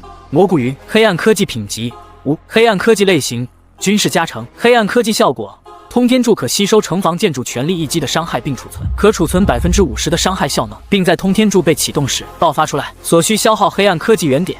1点，陈凡的呼吸在看见这个黑暗科技后，都不由缓缓变得急促了起来。简单来讲，他用20级天道炮对着通天柱轰一炮，通天柱可将50%的威力储存起来，然后再在拥有超长射程距离加持后，轰向100公里之处。这他妈是什么黑科技？简直是军事霸权了！而且也很好的弥补了想要天道炮轰对方大陆必须装在非洲上，却只能一次使用变周毁炮王的弊端。不行，陈凡牙关紧咬，必须想办法再获得一个黑暗科技原点。这个黑暗科技虽好，但他现在没有多余黑暗科技原点用于点亮了，必须尽快再来一个。而刚启程不久后的老者正准备回黑鬼大陆，在路上便收到了来到梵域希望购买更多那种银色光球的消息，若有所思的点了点头。对方显得很急迫，这足以证明那个银色小光球真的是好东西，至少对对方极其重要。但没办法，他们不知道该如何利用这个东西，也无法鉴定。与其一直放在手里，不如高价交易出去。他们大陆已经没有了，只能去其他大陆问一问了。他们也乐得如此交易，毕竟这对他们来讲也算是一个大买卖。永业大陆玄武城内，一个男童抓着爷爷的手，指向不远处矗立在平原上一个直通天空的柱子，奶声奶气道：“爷爷，我想去天上看看。”好，好，爷爷带你去。身旁老者满脸宠溺笑着，牵起孩子朝那根柱子走去。这是梵域打造的一个玄武天柱，直触天穹，没入云层，停留在柱子两侧延伸出来的平台，俯瞰整个玄武平原。只是今日不知为何，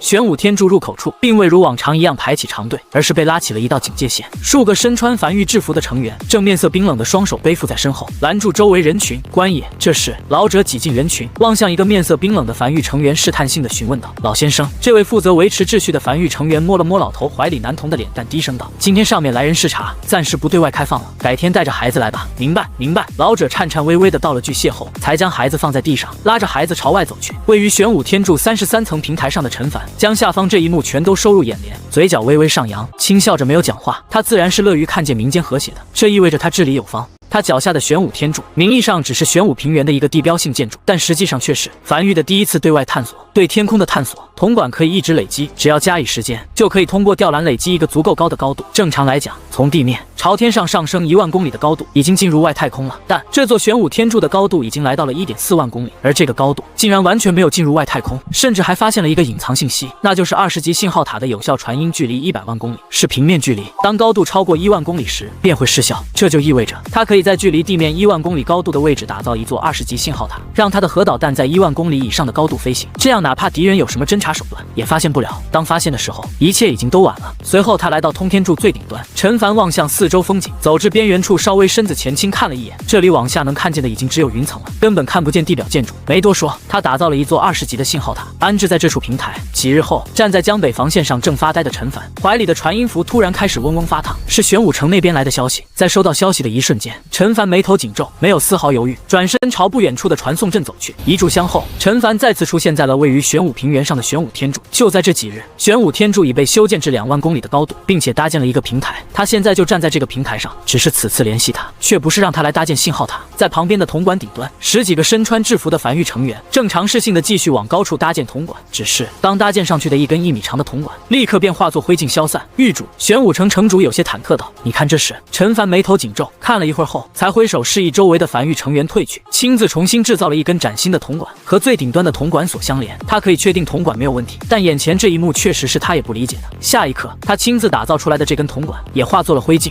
他有些不信邪，再次打造了一根崭新铜管，并且快速将其转换为虚幻铜管，但还是同样情况。那先生，陈凡停顿了一会儿后，才刚开口，那先生便缓缓凝聚在身旁，面色有些凝重的沙哑道：“陈凡，你好像发现了一些了不得的事情，你再试试，能不能在这里打造信号塔？”陈凡眼睛微微眯起，在这处距离地面2万公里的平台处，再次打造了一座信号塔。然而下一刻，这座信号塔近乎上半截全部化作灰烬消散在空中。他看明白了，距离地面2万公里的高度是个限制，超过这个限制，一切建筑无法打造。他有些不信邪，当即挥手，再次原地打造了一门20级天道炮，安置在平台上，消耗了9000万枚鬼石，一发轰入高空中。下一刻，轰！炽热光柱如同神罚般从平台上轰向高空。这回他看清楚了，他看清楚头顶上空在如此攻击之下，缓缓浮现出一层淡金金色的七边形光幕。当光柱消散的一瞬间，附近头顶上空的光幕同样缓缓散去，像是什么都没发生一样。2万公里，这是天地的限制，可以随意发展，但唯独不能超过距离地面2万公里的高度。这一旁的瘸猴和玄武城城主眼中浮现出一丝震撼，纷纷愣在原地，感觉自己的世界观有些受到了冲击。他们想过很多种原因，唯独没想过是天地限制了他们继续向上探索。少爷，有没有可能是雷雨海域？没可能。陈凡摇了摇头，他可以很确定不是雷雨海域，只因他这一炮轰出去后，灵魂深处的永夜领主面板上浮现出了一则面板：丁，你成为第一个接触到陨落天穹的玩家，成功触发成就直达天穹，奖励黑暗科技原点星号1。很久违的面板，至少玩家这个字眼很少见，这是第2次见，第1次见还是很久很久之前，他打造了第1座满级建筑，触发了成就快人1步，这是第2次，在距离2万公里的高度，是陨落天穹，仅仅只是接触，便获得了黑暗科技原点，这足以证明此地的稀有性。内先生，陈凡眼睛微微眯起，轻声道：“你可听说过2万公里的限制？”完全没有。内先生摇了摇头，坚定道：“这个我可以确定。或许等永夜大陆晋升至3级大陆后，我接收到更多隐秘消息后，会知晓这件事情。但现在我完全不知道。不过这个限制好像压根完全没有用，毕竟没有哪座大陆的建筑会超过这个高度。当然。”内先生停顿了一下，看了看脚下的玄武天柱，永夜大陆的除外。永夜大陆实在是太爱探索了，轰碎了上去看看。陈凡轻声道：“咋可能？”内先生无奈道：“刚才不是试了吗？一发20级的天道炮，也仅仅只能让那光幕掀起一丝波澜而已，这就够了。”陈凡笑了起来，没再说什么，而是转身朝一旁电梯走去，准备回梵域。玄武天柱短时间内没有来的必要了，他已经得到了他想要的全部信息。这个光幕固然是他见过最强的防御，但毕竟还是掀起了波澜，能掀起波澜就意味着能受损，能受损就意味着肯定能击破。江北防线重新站在城墙上的将刚获得的一个黑暗科技原点砸在了军事支线上的蘑菇云科技，随后他才朝无名山后方走去。最近几日，通过冯奇亚大陆那边窃听来的消息，对方晋升3级大陆还有很长一段时间，至少3-5年内没戏，短时间内不会开战。他在想用天道炮轰开陨落天穹的得失，他不知道轰开后有没有好处，也不知道上面有什么，也不知道要不要应该轰开。如果有具体信息告诉他上面有什么就好了。他从怀里掏出问天铃，不抱希望的随意摇了摇，又塞回怀里。但很快，一则消息让他突然僵在原地。陨落天穹是原始大陆的天穹，在原始大陆碎裂后，天穹陨落，形成无尽天幕。倘若能破开陨落天穹，便可吸收原始大陆一部分的天穹，使无尽原始灵气顺着缺口洒在大陆，形成一批黑渊。陈凡停住了前进的步伐，看来轰碎陨落天穹只有好处没有坏处，而且看回答他应该只能轰出一个短暂的缺口，缺口不会一直持久。那么接下来需要考虑的就是需要多少门20级天道炮才能轰出一个缺口。不知不觉在思索着，陈凡已经走至无名山后山，先将脑海里的这些想法放在脑后，试试核弹头版的通天柱。很快，一根由无数白色线条所形成的一根1级通天柱缓缓凝视，下一刻，轰！旁边一座20级的天道炮，在经过短暂酝酿后，快速启动，一道炽热光柱携带着不可抵挡之势，轰向这根1级通天柱。黑暗科技蘑菇云没有限制通天柱等级，他想看看1级通天柱能否承受柱其伤害。这一道足以在大陆上留下满地疮痍的炽热光柱，在遇到通天柱时，宛如遇到天敌一般，被通天柱全部吸收进去，直至一滴不漏。陈凡默默地望向这根矗立在原地的1级通天柱，此时宛如太阳一般，散发着炽热的光芒，温度极高。1级通天柱也完全可以容纳20级天道炮全力一击。这是梵域第一根携带核弹头的通天柱，要不是此时还没正式开战，他都想得冯奇亚大陆上扔一发看看效果。随后他又打造了一根20级的通天柱，并充能完毕。20级通天柱的满级效果是对非永夜大陆目标伤害提升2倍。至此，梵域拥有了2个携带核弹头的巡航导弹。然而，正当他准备开始在海域里试爆时，怀里的传音符响了，是来自冯奇亚大陆那边的急报：狱主，冯奇亚大陆的人刚才抓到了我们在城内的人，按上了一个打探情报的罪名，执行鞭刑后送了回来，请问如何处置？有点意思。陈凡眼睛微微眯起，上次冯奇亚大陆赔付他的50亿枚鬼石，他没收，就放在了冯奇亚大陆，时不时派人过去清点鬼石数量的同时，打探冯奇亚大陆情报，一直相安无事，哪怕所有人都知道他的人在干什么，也无人敢动他的人。但此次突然试探，是发生了什么？冯奇亚大陆想主动开战，先治伤，然后谴责对面的做法，让对方给一个说法出来，并明确告知一炷香后不给梵域一个说法，梵域便会给冯奇亚大陆一个说法，每隔一炷香给一个说法，直到冯奇亚大陆给出说法为止。传音符对面明显愣了一下，但还是沉声道：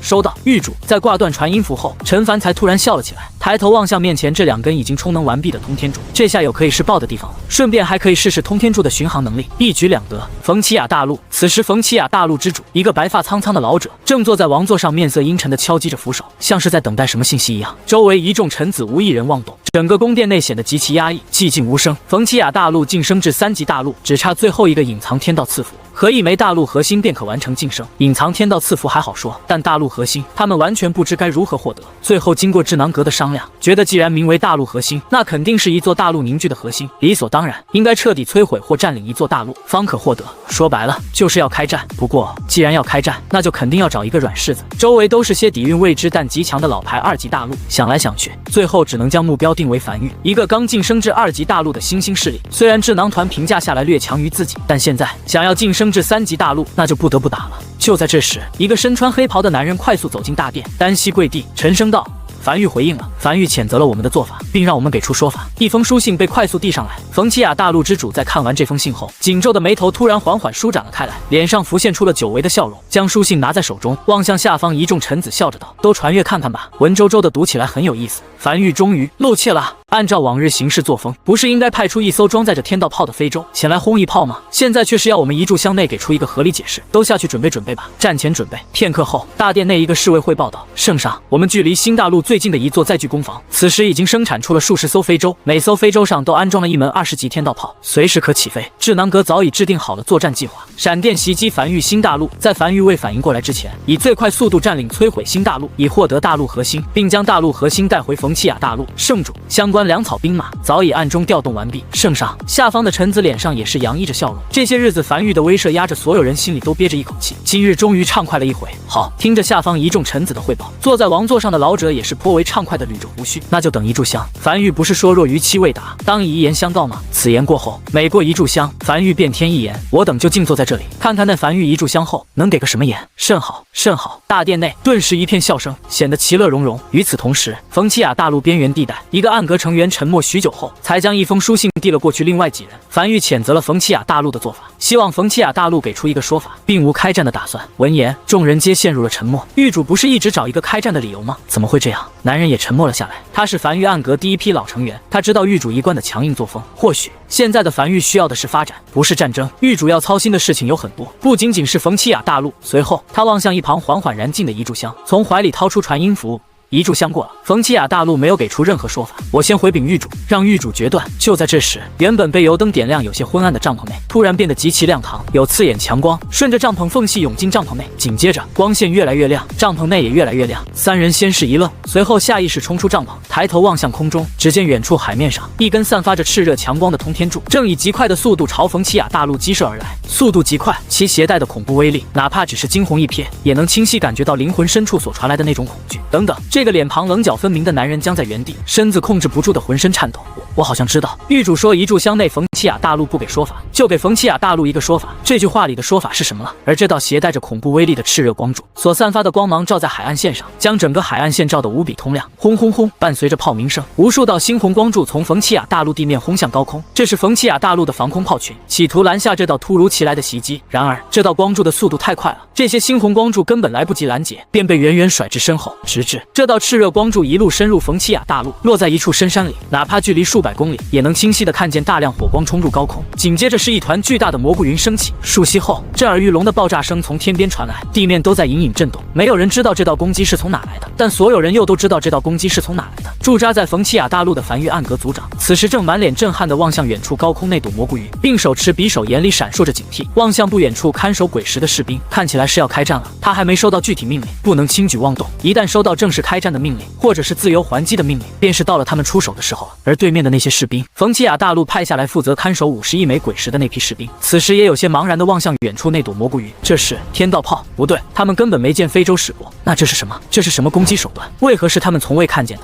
开战了！冯奇亚大陆核心处，一道急促的声音从殿外响起，打破了殿内谈笑风生的气息。只见一个身穿黑衣的男人面色焦急地冲了进来，如此慌张，成何体统？正坐在王座上的老者此时面色微微有些不满，有什么消息呈上来便是。天塌下来也有我顶着，急什么？说什么事儿？距离梵域驻扎大陆区域278公里的深山载具工坊，在刚才遭到不明势力的打击，2座9级载具工坊被毁，刚生产出来的非洲尽数被毁，那些已经安置了20级天道炮的非洲也尽数被毁，驻扎在该工坊的数万余人全部蒸发，方圆近100里沦为废墟。话音落下，大殿内顿时一片鸦雀无声，变得极其寂静。空气冰冷的像是能滴出来水来。冯奇亚大陆之主坐在王座上，面色渐渐难看起来，双手不自觉地握紧扶手。他此时自然已经知道给他们一个说法是什么意思了，是什么攻击手段可以跨越如此之远的距离，轰到他的秘密载具攻防。通天柱不对，通天柱没有这么远的攻击范围。天道炮也不对，没有非洲深入腹地。根据情报，是一道速度极快的炽热光柱，散发出强烈的光芒，比白昼都亮。布防在岸边的防空炮根本没有起到作用。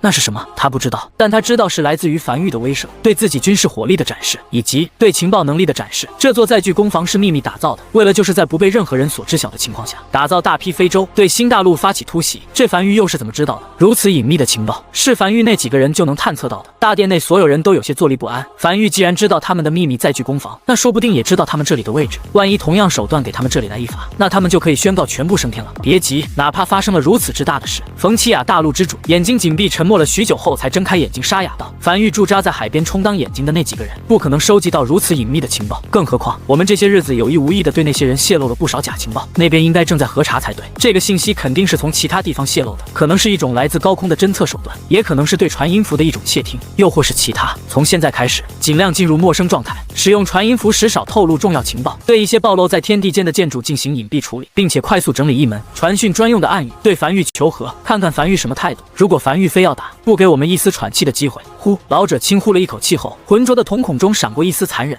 那就打，和梵域拼了！老子倒要看看梵域是不是真的那么难打。是，台下一众臣子纷纷响应，随后快速退去。在所有臣子都退去后，老者才突然软了下来，靠在王座上，眼里闪过一丝无助。当着一众臣子面，他不能显得太软弱，但真要彻底打起来，结果是什么？真的不可知。至少梵域这种手段，他就从未见过。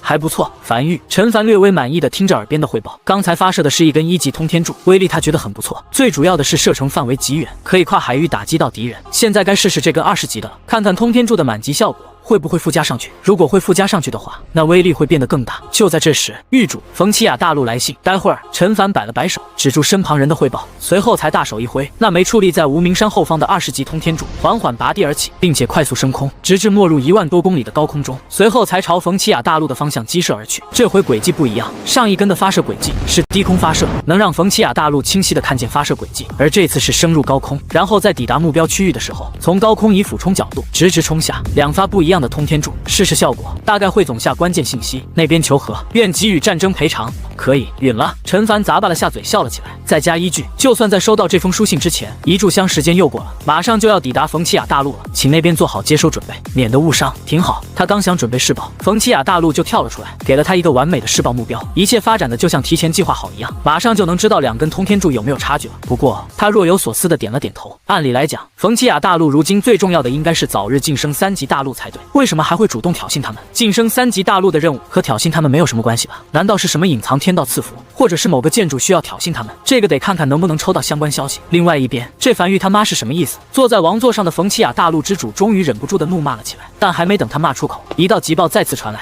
西部大型粮仓被毁，里面所储备的粮食和相关种子，供整个大陆的人生活10年，刚才遭到不明攻击，死亡人近万人。知道了。冯奇亚大陆之主有些疲惫的沉默了许久后，无力道再次给梵域发起一阵求和信，并且派人去慰问梵域驻扎人员，给予看望和赔偿，并且让智囊阁的人尽快分析出这种攻击手段如何抵御，以及我们如何才能拥有。再吩咐下去，短时间内和梵域以和为贵，不要招惹梵域。竟然是一座粮仓吗？站在江北防线上的陈凡有些感慨的抬头望向前方海域，战争真是亏本啊！他一个携带了核弹头的20级通天柱，需要大概5亿枚鬼石的消耗，竟然仅只是轰没了一座粮仓。不过从这一次从实验也见识到了20级核弹头的威力。而与此同时，在不为人知的地方，消失许久的魏魏正趴在玄武天柱距离地面2万公里的平台上，抬头望向头顶什么都没有的一片虚无，又偏头望向自己身旁那2头巨大的鳄鱼，灯笼大小的眼睛里散发着茫然，像是在说：真的可以吗？他真的可以吗？魏魏旁边那头体型较大的雄性鳄鱼此时一本正经地瓮声道：你要相信你自己，你可是万里挑一的吞天鳄，天生具有破阵天赋。这个所谓的什么陨落天穹听起来很牛逼的样子，但只要是阵都归魏魏你管。梵域不是准备用天道炮轰开这个陨落天穹吗？你这个时候要是能率先破开这个，那就是一大功。工了，快，爹已经给你算好良辰吉日了，就是现在，现在一找下去必能破阵。光宗耀祖时刻就在此时。听着老爹的一番长篇大论，魏魏有些不确定的偏头望向一旁体型较小的鳄鱼，也就是他妈妈。只见这头鳄鱼颇为人性化的点了点头，听你爹的。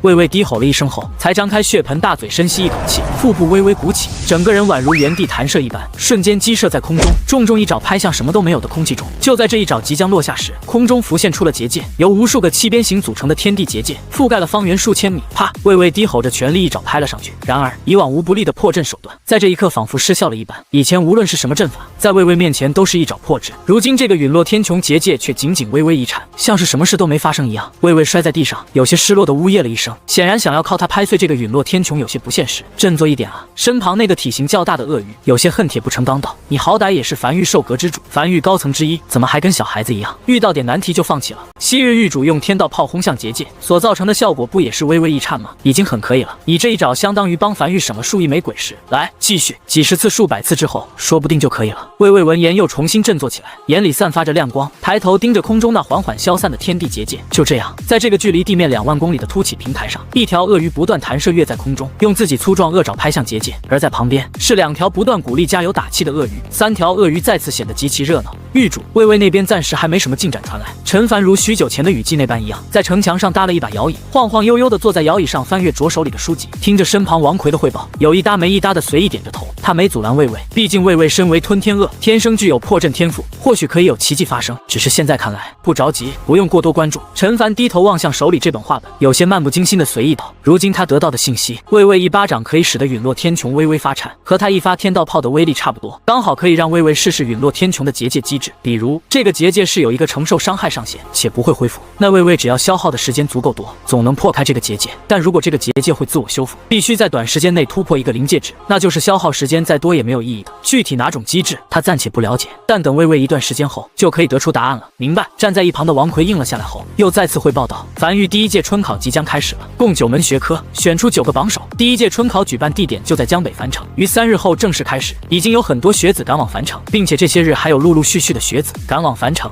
陈凡点了点头，轻声道：“梵域春考是选拔人才的大事，决定着梵域的中层根基，必须重视。第1届的9个榜首要让其位居高位，除了榜首，那些名次靠前的人也要给一个不错的岗位，提高春考的地位，让所有人都清楚，只要参加春考并取得一定的名次，便有一个足够广阔的未来等着他们去大展拳脚。明白。”随后，陈凡才伸了个懒腰，有些慵懒地从摇椅上起身，来到无名山，准备朝1号洞穴走去。然而就在这时，他突然心中感到一阵异动，抬头望去，便看见头顶有祥云在凝聚，一道由无数金色光点组成的瀑布正缓缓将他笼罩进去。下一刻，他看见灵魂深处浮现了一则面板：梵域完成2级大陆隐藏天道赐福之一，文化诞生。文化诞生，有一部文学作品或音乐作品诞生于民间，并流传整个大陆，被一定人所知晓。讲黑暗科技原点星号1，50亿枚鬼石。陈凡微微愣在原地，这倒纯属意外之喜了。得益于私塾的普及，一些文人写的画本在民间流传，这也让永业大陆开启了新的文化新时代。而且他压根不知道2级大陆的隐藏天道赐福是什么，这完全就是无意间完成的。几日后，永业大陆上的所有人都在关注着一件事情，那就是梵域的第1届春考。告示牌下，一众人讨论着滔滔不绝，各有各的想法。而乔装打扮的陈凡在瘸猴的陪同下，站在人群外围，单手拄着手杖，眼里带着笑意望向眼前这一幕。少爷。站在陈凡身后的瘸猴低声道：“目前来看，百姓对这次梵域春考热情还是挺高涨的，应该能筛到不少人才。”陈凡轻点了下头，没有多说什么。人才储备是必要的，不过在永业大陆，在筹备第1届梵域春考之际，一艘非洲正在毫无边际的海洋上空缓缓飞行。非洲甲板上，一个身穿梵域商阁制服的男人，此时正面色凝重地望向手里的鬼皮地图。身为商阁州长，承担对外探索的任务，但此时他却遇到一场危机。所在非洲芥子市内鬼石储备充足的情况下，非洲速度突然骤降，直至降至一动不动。他第一时间便尝试联系梵域，但传音符无法使用，通讯被强制切断。毫无疑问，他被困在1000米高空中了，一个看不见摸不着但却实际存在的虚空沼泽里，无论是上升下降都无动于衷。此时留给他的就只有一条路，那就是继续探索。就在众人商讨如何应对时，前方云雾渐渐散去，他看见了一座面积不算大的岛屿。走，寻巴，你负责留在非洲，我们在天黑前赶回来，你负责接应，若看见魂雷爆炸，立刻逃离。周长深吸了一口气后，下令非洲降落在这座岛屿上，并快速绘制着手里的鬼皮地图上，标注了一个点。示意这里有一座未知岛屿，这样哪怕他死了，等樊玉其他人来到这里捡到他的鬼皮地图后，也可补上这一片海域的未知缺口。他不知道这座岛屿里有什么，但显然非洲在下降至这座岛屿时可以正常下降了，没有那种被阻拦的感觉。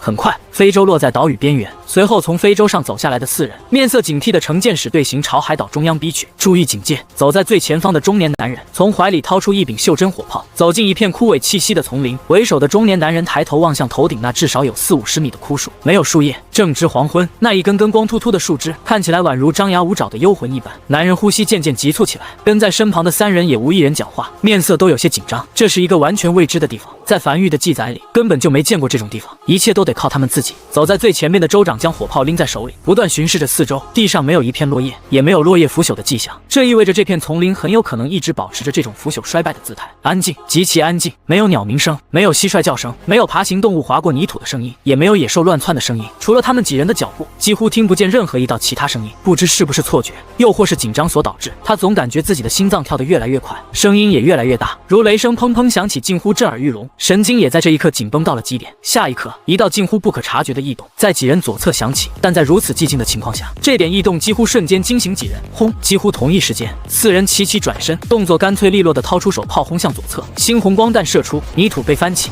附近的几棵枯树也轰然倒地。谁？州长嘴唇微微发颤地低吼道：“一发手炮就需要消耗500枚鬼石，但此时也无人在意这个消耗，无人回应。在确定没有动静后，几人才小心翼翼地朝左侧移动而去。除了看见几个被轰出来的弹坑后，并无异动，就仿佛他们产生了幻听一样。带队的州长没有放下警惕，这肯定不是幻觉。不知不觉，天色变得更暗了，永夜马上降临了。糟糕的是，这已经超过了他们预定返回非洲的时间。不知为何，时间流速感觉快了许多。这个时候肯定回不去了，需要原地驻扎。原地驻扎！州长面色警惕地下令道。身后一个手下闻言，下意识摸向身后，那里有用绳索所捆着的鬼火。但当他手摸到后背时，突然面色大变，声音开始发颤。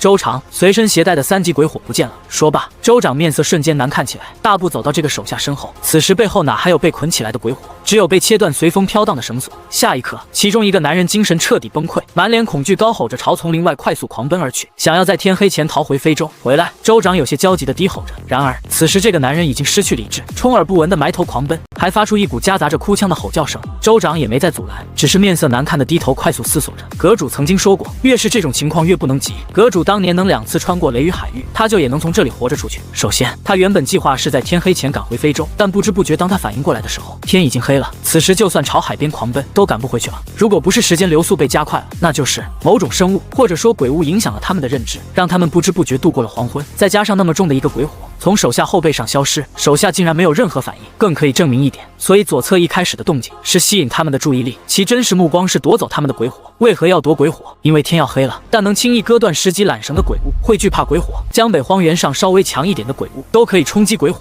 雨季里更是几乎只要是个鬼物都敢冲击鬼火。那么可以得出一个结论，只有2个可能：要不是一个实力极强大的鬼物有某种恶趣味，准备慢慢在永夜里折磨死他们，让他们死在极致漆黑中；要不就是这个鬼物攻击性极强，但防御性极弱，且无法靠近被点亮的鬼火。如果是前者，他们认了；如果是后者，那他们就还有一线生机。只是他看了眼身旁的2个手下，此时不能将他的推测讲给2人听。那个鬼物此时大概率就藏在暗中，直勾勾地盯着他们。他只能尽量安抚，望向周围快速暗下来的光线，尽可能的平静道：从现在开始，我们3个人背靠背吗？没有我的命令，不要轻举妄动，听我的。我会像狱主当初带着阁主离开江北雨季，和阁主当初带我穿过雷雨海域一样，带你们离开这里。他的视线紧紧望向丛林深处。既然老姚跑了，他在等老姚的魂雷响起。如果真如他所猜测的那样，这个鬼物防御力极弱，或许会直接被老姚的魂雷炸死。只是久久都没听见有爆炸声响起，难道那个鬼物没去追落单的老姚，又或是并没有第一时间杀死？魂雷只有在死亡后才可引爆，无法主动引爆。他其实不聪明，不算是个聪明人。最开始他是江北城野狼帮的，但此时他身为州长，他必须强迫自己想出一个办法来。就在这时，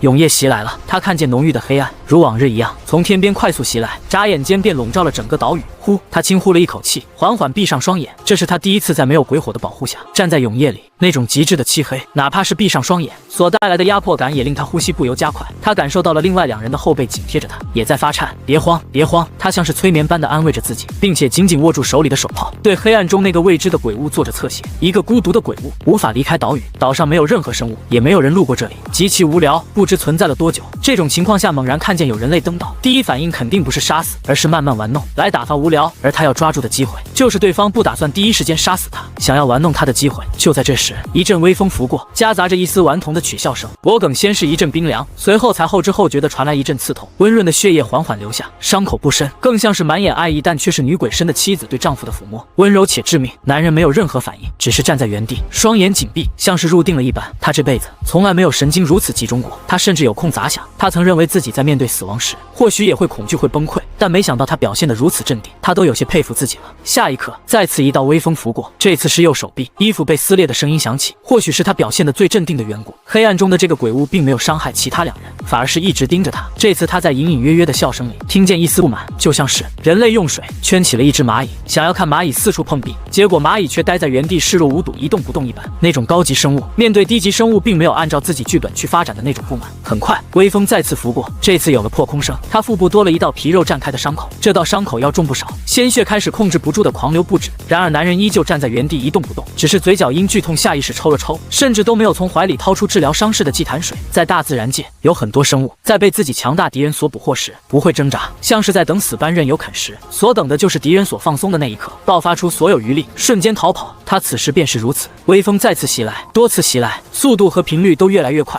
然而他依旧站在原地一动不动。从一开始的隐隐笑声，直到现在已经能嗅到一丝愤怒的意味了。显然这个鬼物并不满意他的猎物这个反应，终于不再是微风袭来，而是实体。他感受到了实体触感，几乎一瞬间，双眼紧闭的男人手臂快如闪电般猛地刺出，伸向前方握住了一个黏糊糊的东西，大脑没有任何思考，右手握着手炮对向前方，扣动扳机开火，轰，爆炸声响起，他感觉到手里握着的东西突然软了下来，还有粘稠的液体溅射在他身上，来不及过多反应，再次扣动扳机，直至手里握着的东西彻底软下来，男人这才松开手，继续站在原地耐心等待着。数十息后才从怀里掏出一个瓷瓶，将其中的祭坛水喝进肚子里。老大，你还好吗？身旁一个手下有些声音发颤的开口问道。虽然因为黑暗看不见发生了什么，但通过声音他们能大概猜到发生了什么。还好，男人声音沙哑的缓缓道，继续警惕，黑暗里不一定只有这一只鬼物，他甚至都不知道自己杀死了一头什么鬼物，但可以确定的是防御确实很弱，和他所猜测的一样，只要手炮正面命中，几乎可以一击毙命。而对方攻击力极强的同时，速度也是极快。极致的漆黑中，只有三人微弱的喘气声。不知过了多久，四周的黑暗如潮水退去般快速退去，取而代之的是远处缓缓升起的朝阳。下一刻，除了周长之外，剩余两人几乎是瞬间瘫痪在地。这是精神高度紧张了一个晚上后，彻底来到了极限的征兆。此时，这个为首的男人才看清楚在面前弹坑里的那个鬼物，像章鱼一样的存在，软绵绵的一滩，地面上散落着粘稠的液体，有数十根触手，旁边还跌落了数枚鬼石和一件他看不懂的异宝，是令牌状的。他快速将地面上的所有东西全都捡起来，快速收进怀里。令牌状的异宝往往价值不菲。与此同时，高空隐隐传来一道闷雷响声，紧接着，只见一场绿色大雨突然笼罩了整个荒岛。紧接着，那些不知枯萎了多少年的树木，在这绿油油的翠雨下，像是被灌溉了生命源泉一般，稀稀疏疏的快速长出大片大片绿叶。眨眼功夫，整个森林布满绿色气息。不仅仅如此，高空之上，这场翠雨在空中形成了一串文字，是他们看不懂的文字，但却能清晰看到其表达的意思。他曾经见过这种文字，那是永夜大陆晋升至2级大陆时所出现过。崎岖岛成功被占领，占领势力永夜大陆繁育，占领人永夜大陆繁育商阁17组州长张太平。男人呆呆地抬头望向眼前这一幕，还没等他来得及反应过来，便听见一阵地动山摇。只见一座高达数十米的石碑，宛如小山一般，在满是鹅卵石的海滩处从地底缓缓升起。耳边的手下也传来夹杂着喜悦的急促声：“老大，传音符恢复正常了，已联系上繁育，立刻汇报我们所经历的和当前坐标。”是永夜大陆。陈凡正站在樊城的城墙上，望向不远处荒原上那个拔地而起的巨大石碑，足足有数百米之高，碑名开辟榜，其上只有一行字，记录着岛屿名字、占领岛屿的势力和领队的州长。此时距离繁育第1届春考还有2日，他正留在樊城，大部分精力放在春考上。正忙碌时，灵魂深处的永夜领主面板在不断闪烁。成功探索到第1座稀有岛屿，完成了探索世界第1步，将一枚天道石。紧接着，他便感觉到樊城外在地动山摇。当登上城墙时，便看见一座巨大的石碑拔地而起。身旁王奎已汇报完了消息，他已知道了缘由。昨夜，商阁一队外出探索人员发现了一座稀有岛屿，并成功占领，为樊玉占领了第一座稀有岛屿，在位于新大陆0.6万公里的地方，名为崎岖岛。狱主王奎又收到了新的消息，从怀里掏出一张牛皮纸，快速递了上来。这是商阁17州州长传回来的信息，在那座崎岖岛上也升起了一座石碑，这里是石碑上所刻录的信息。陈凡接过，低头望去，稀有岛屿崎岖岛，岛屿品级绿色，岛屿效果被樊玉亲手埋葬在这座岛屿的所有生灵，在经过漫长时间后，都有较低可能重新复活，需保持尸首至少30%完整。该品类稀有岛屿只会在大雾天有概率显现，且只对10人以下开放。登陆岛屿并杀死驻岛鬼物，便可占领该岛屿。岛屿可转让、攻陷等。人生之路多崎岖，唯有自度方成佛。他眼睛微微眯起，一座绿色品级的岛屿，绿色品级不算太高，放在异宝里已经跟不上樊玉的发展了。但如果是一座稀有岛屿的话，这个品级就另说，至少这个效果他很喜欢。鬼皇95拥有复活自己手下的手段，这个手段他一直很羡慕，如今他也有了。哪怕概率较低，但只要有一定的概率，便意味着哪怕死后也拥有了希望。那些为樊玉战死的人，在临死前也不会特别绝望，也会有希望有朝一日重返樊玉。这是一座目的岛屿，也是樊玉探索到的第一座稀有岛屿。天空响起闷雷，他抬头望去，一场范围极小，仅仅将他一人笼罩进去的金色大雨洒落了下来。灵魂深处的永夜领主面板再次浮现出了一道信息：樊玉完成2级大陆隐藏天道赐福之一，探索世界，探索世界，探索到任意一个稀有岛屿或特殊地形。将黑暗科技原点星号1，51枚鬼石。又一个隐藏天道赐福完成了。他原本是等春考结束之后去开辟陨落天穹来完成这个隐藏天道赐福的，没想到下面的人提前完成了这个隐藏天道赐福，又获得了一个黑暗科技原点。如今看来，应该是2级大陆的5个隐藏天道赐福，每个完成后都能获得一个黑暗科技原点。他已经有了2个黑暗科技原点，还未使用，可以升一升经济了。陈凡那先生不知何时缓缓凝聚在身旁，望向不远处那座数百米高的巨大石碑，恍惚道：“这是开辟榜，天地自然形成。当这座石碑形成，就意味着所属势力已经成功探索到了第一个稀有岛屿，算是正式迈向这个世界了。接下来你会遇到各式各样的存在，希望你已做好了准备。”这段时间里，他一直默默观察着樊玉的发展状况，最大的感触就是快，太快了，几乎每时每刻樊玉都在快速发展，每时每刻都在变化，和他以前所在的那座大陆完全不同，没有任何死气沉沉的感觉，是一种哪怕生于黑暗中亦生机勃勃的感觉，是好事，但也不是好事。这种速度发挥再下去，迟早会遇到各式各样的存在，大战一触即发不可免。他害怕樊玉战败，害怕看见永夜大陆重新生灵涂炭的那一天。陈凡没有讲话，只是默默地站在原地，望向下方的一切。无数百姓正拿着传音符将开辟榜上的信息传到永夜大陆各个角落。那个叫做张太平的樊玉商阁17组的州长一夜成名，很多人都知道了这个名字，并且这个名字会永久被刻在这座开辟榜上，所携带的荣誉那更是无法估值。待张太平归来，他肯定会给予一笔钱财奖励，有荣誉，有名声，有权财，这就是商阁的魅力。只要你运气足够好，实力足够强，能探索到一座新大陆或新岛屿，就什么都有了。从原本的默默无名之辈，一夜之内名彻天下。一时间，他甚至听见了城内无数年轻人的喘气声，那是一种激动向往的喘气声。有什么吸引力比一夜成名对年轻人吸引力还大吗？有谁不想鲜花簇拥，人尽皆知？原本很多准备参考的年轻人心中都有所想加入的部门，但此时在经过这件事情，不少人都在开始琢磨着要不要加入商阁了。目前来看，要想建功立业，还是得去商阁啊。崎岖岛上的张太平已在返程路上，但路途遥远，短时间内还回不来。陈凡此时已回到无名山后方，独自一人坐在一棵大树的树杈上，望向手里的鬼皮地图，规划着樊玉领土。目前樊玉所占领的领土已经有永夜大陆、护翼大陆、新大陆这3座大陆以及崎岖岛屿这4个地盘，相距都较远。就在这时，耳边里的传音符突然响起少秋的声音：“狱主。”樊玉暗格捕捉到，在永夜大陆百姓中流传着一个对狱主你可能不利的信息，说你是傅氏母，是个屠夫昏君。目前传播范围主要在永夜大陆东部，传播范围不广，相关人员已控制起来，已经在审讯了。正独自一人坐在树杈上躲了个清静的陈凡眉头微微皱起。每个人都会有一些黑历史，他也不例外。这都多少年前的事情，怎么会突然翻出来？而且他没弑父弑母，父是齐越亲手杀的，而弑母更是无稽之谈了。但这种事情不能解释，越描越黑，任何事情都不可能突然冒出来，必有源头。就像这些流言蜚语，也必有背后人在操控。只是永夜大陆还在保护期，其他大陆的人不可能穿过雷雨海域，就算穿过雷雨海域，也在保护期内无法登陆。也就是说，传播谣言蜚语的人是永夜大陆上的自己人。有答案了，再来找我。明白。然而，意外这种事情不会一件一件的来，等你解决好了一件，再来一件，而是接踵而至，令人反应不过来。高空中再次传来一道闷雷炸响，紧接着无数云朵在空中开始不断扭动，并形成一行字：永夜大陆已突破封锁，寻到一处稀有岛屿，保护解除，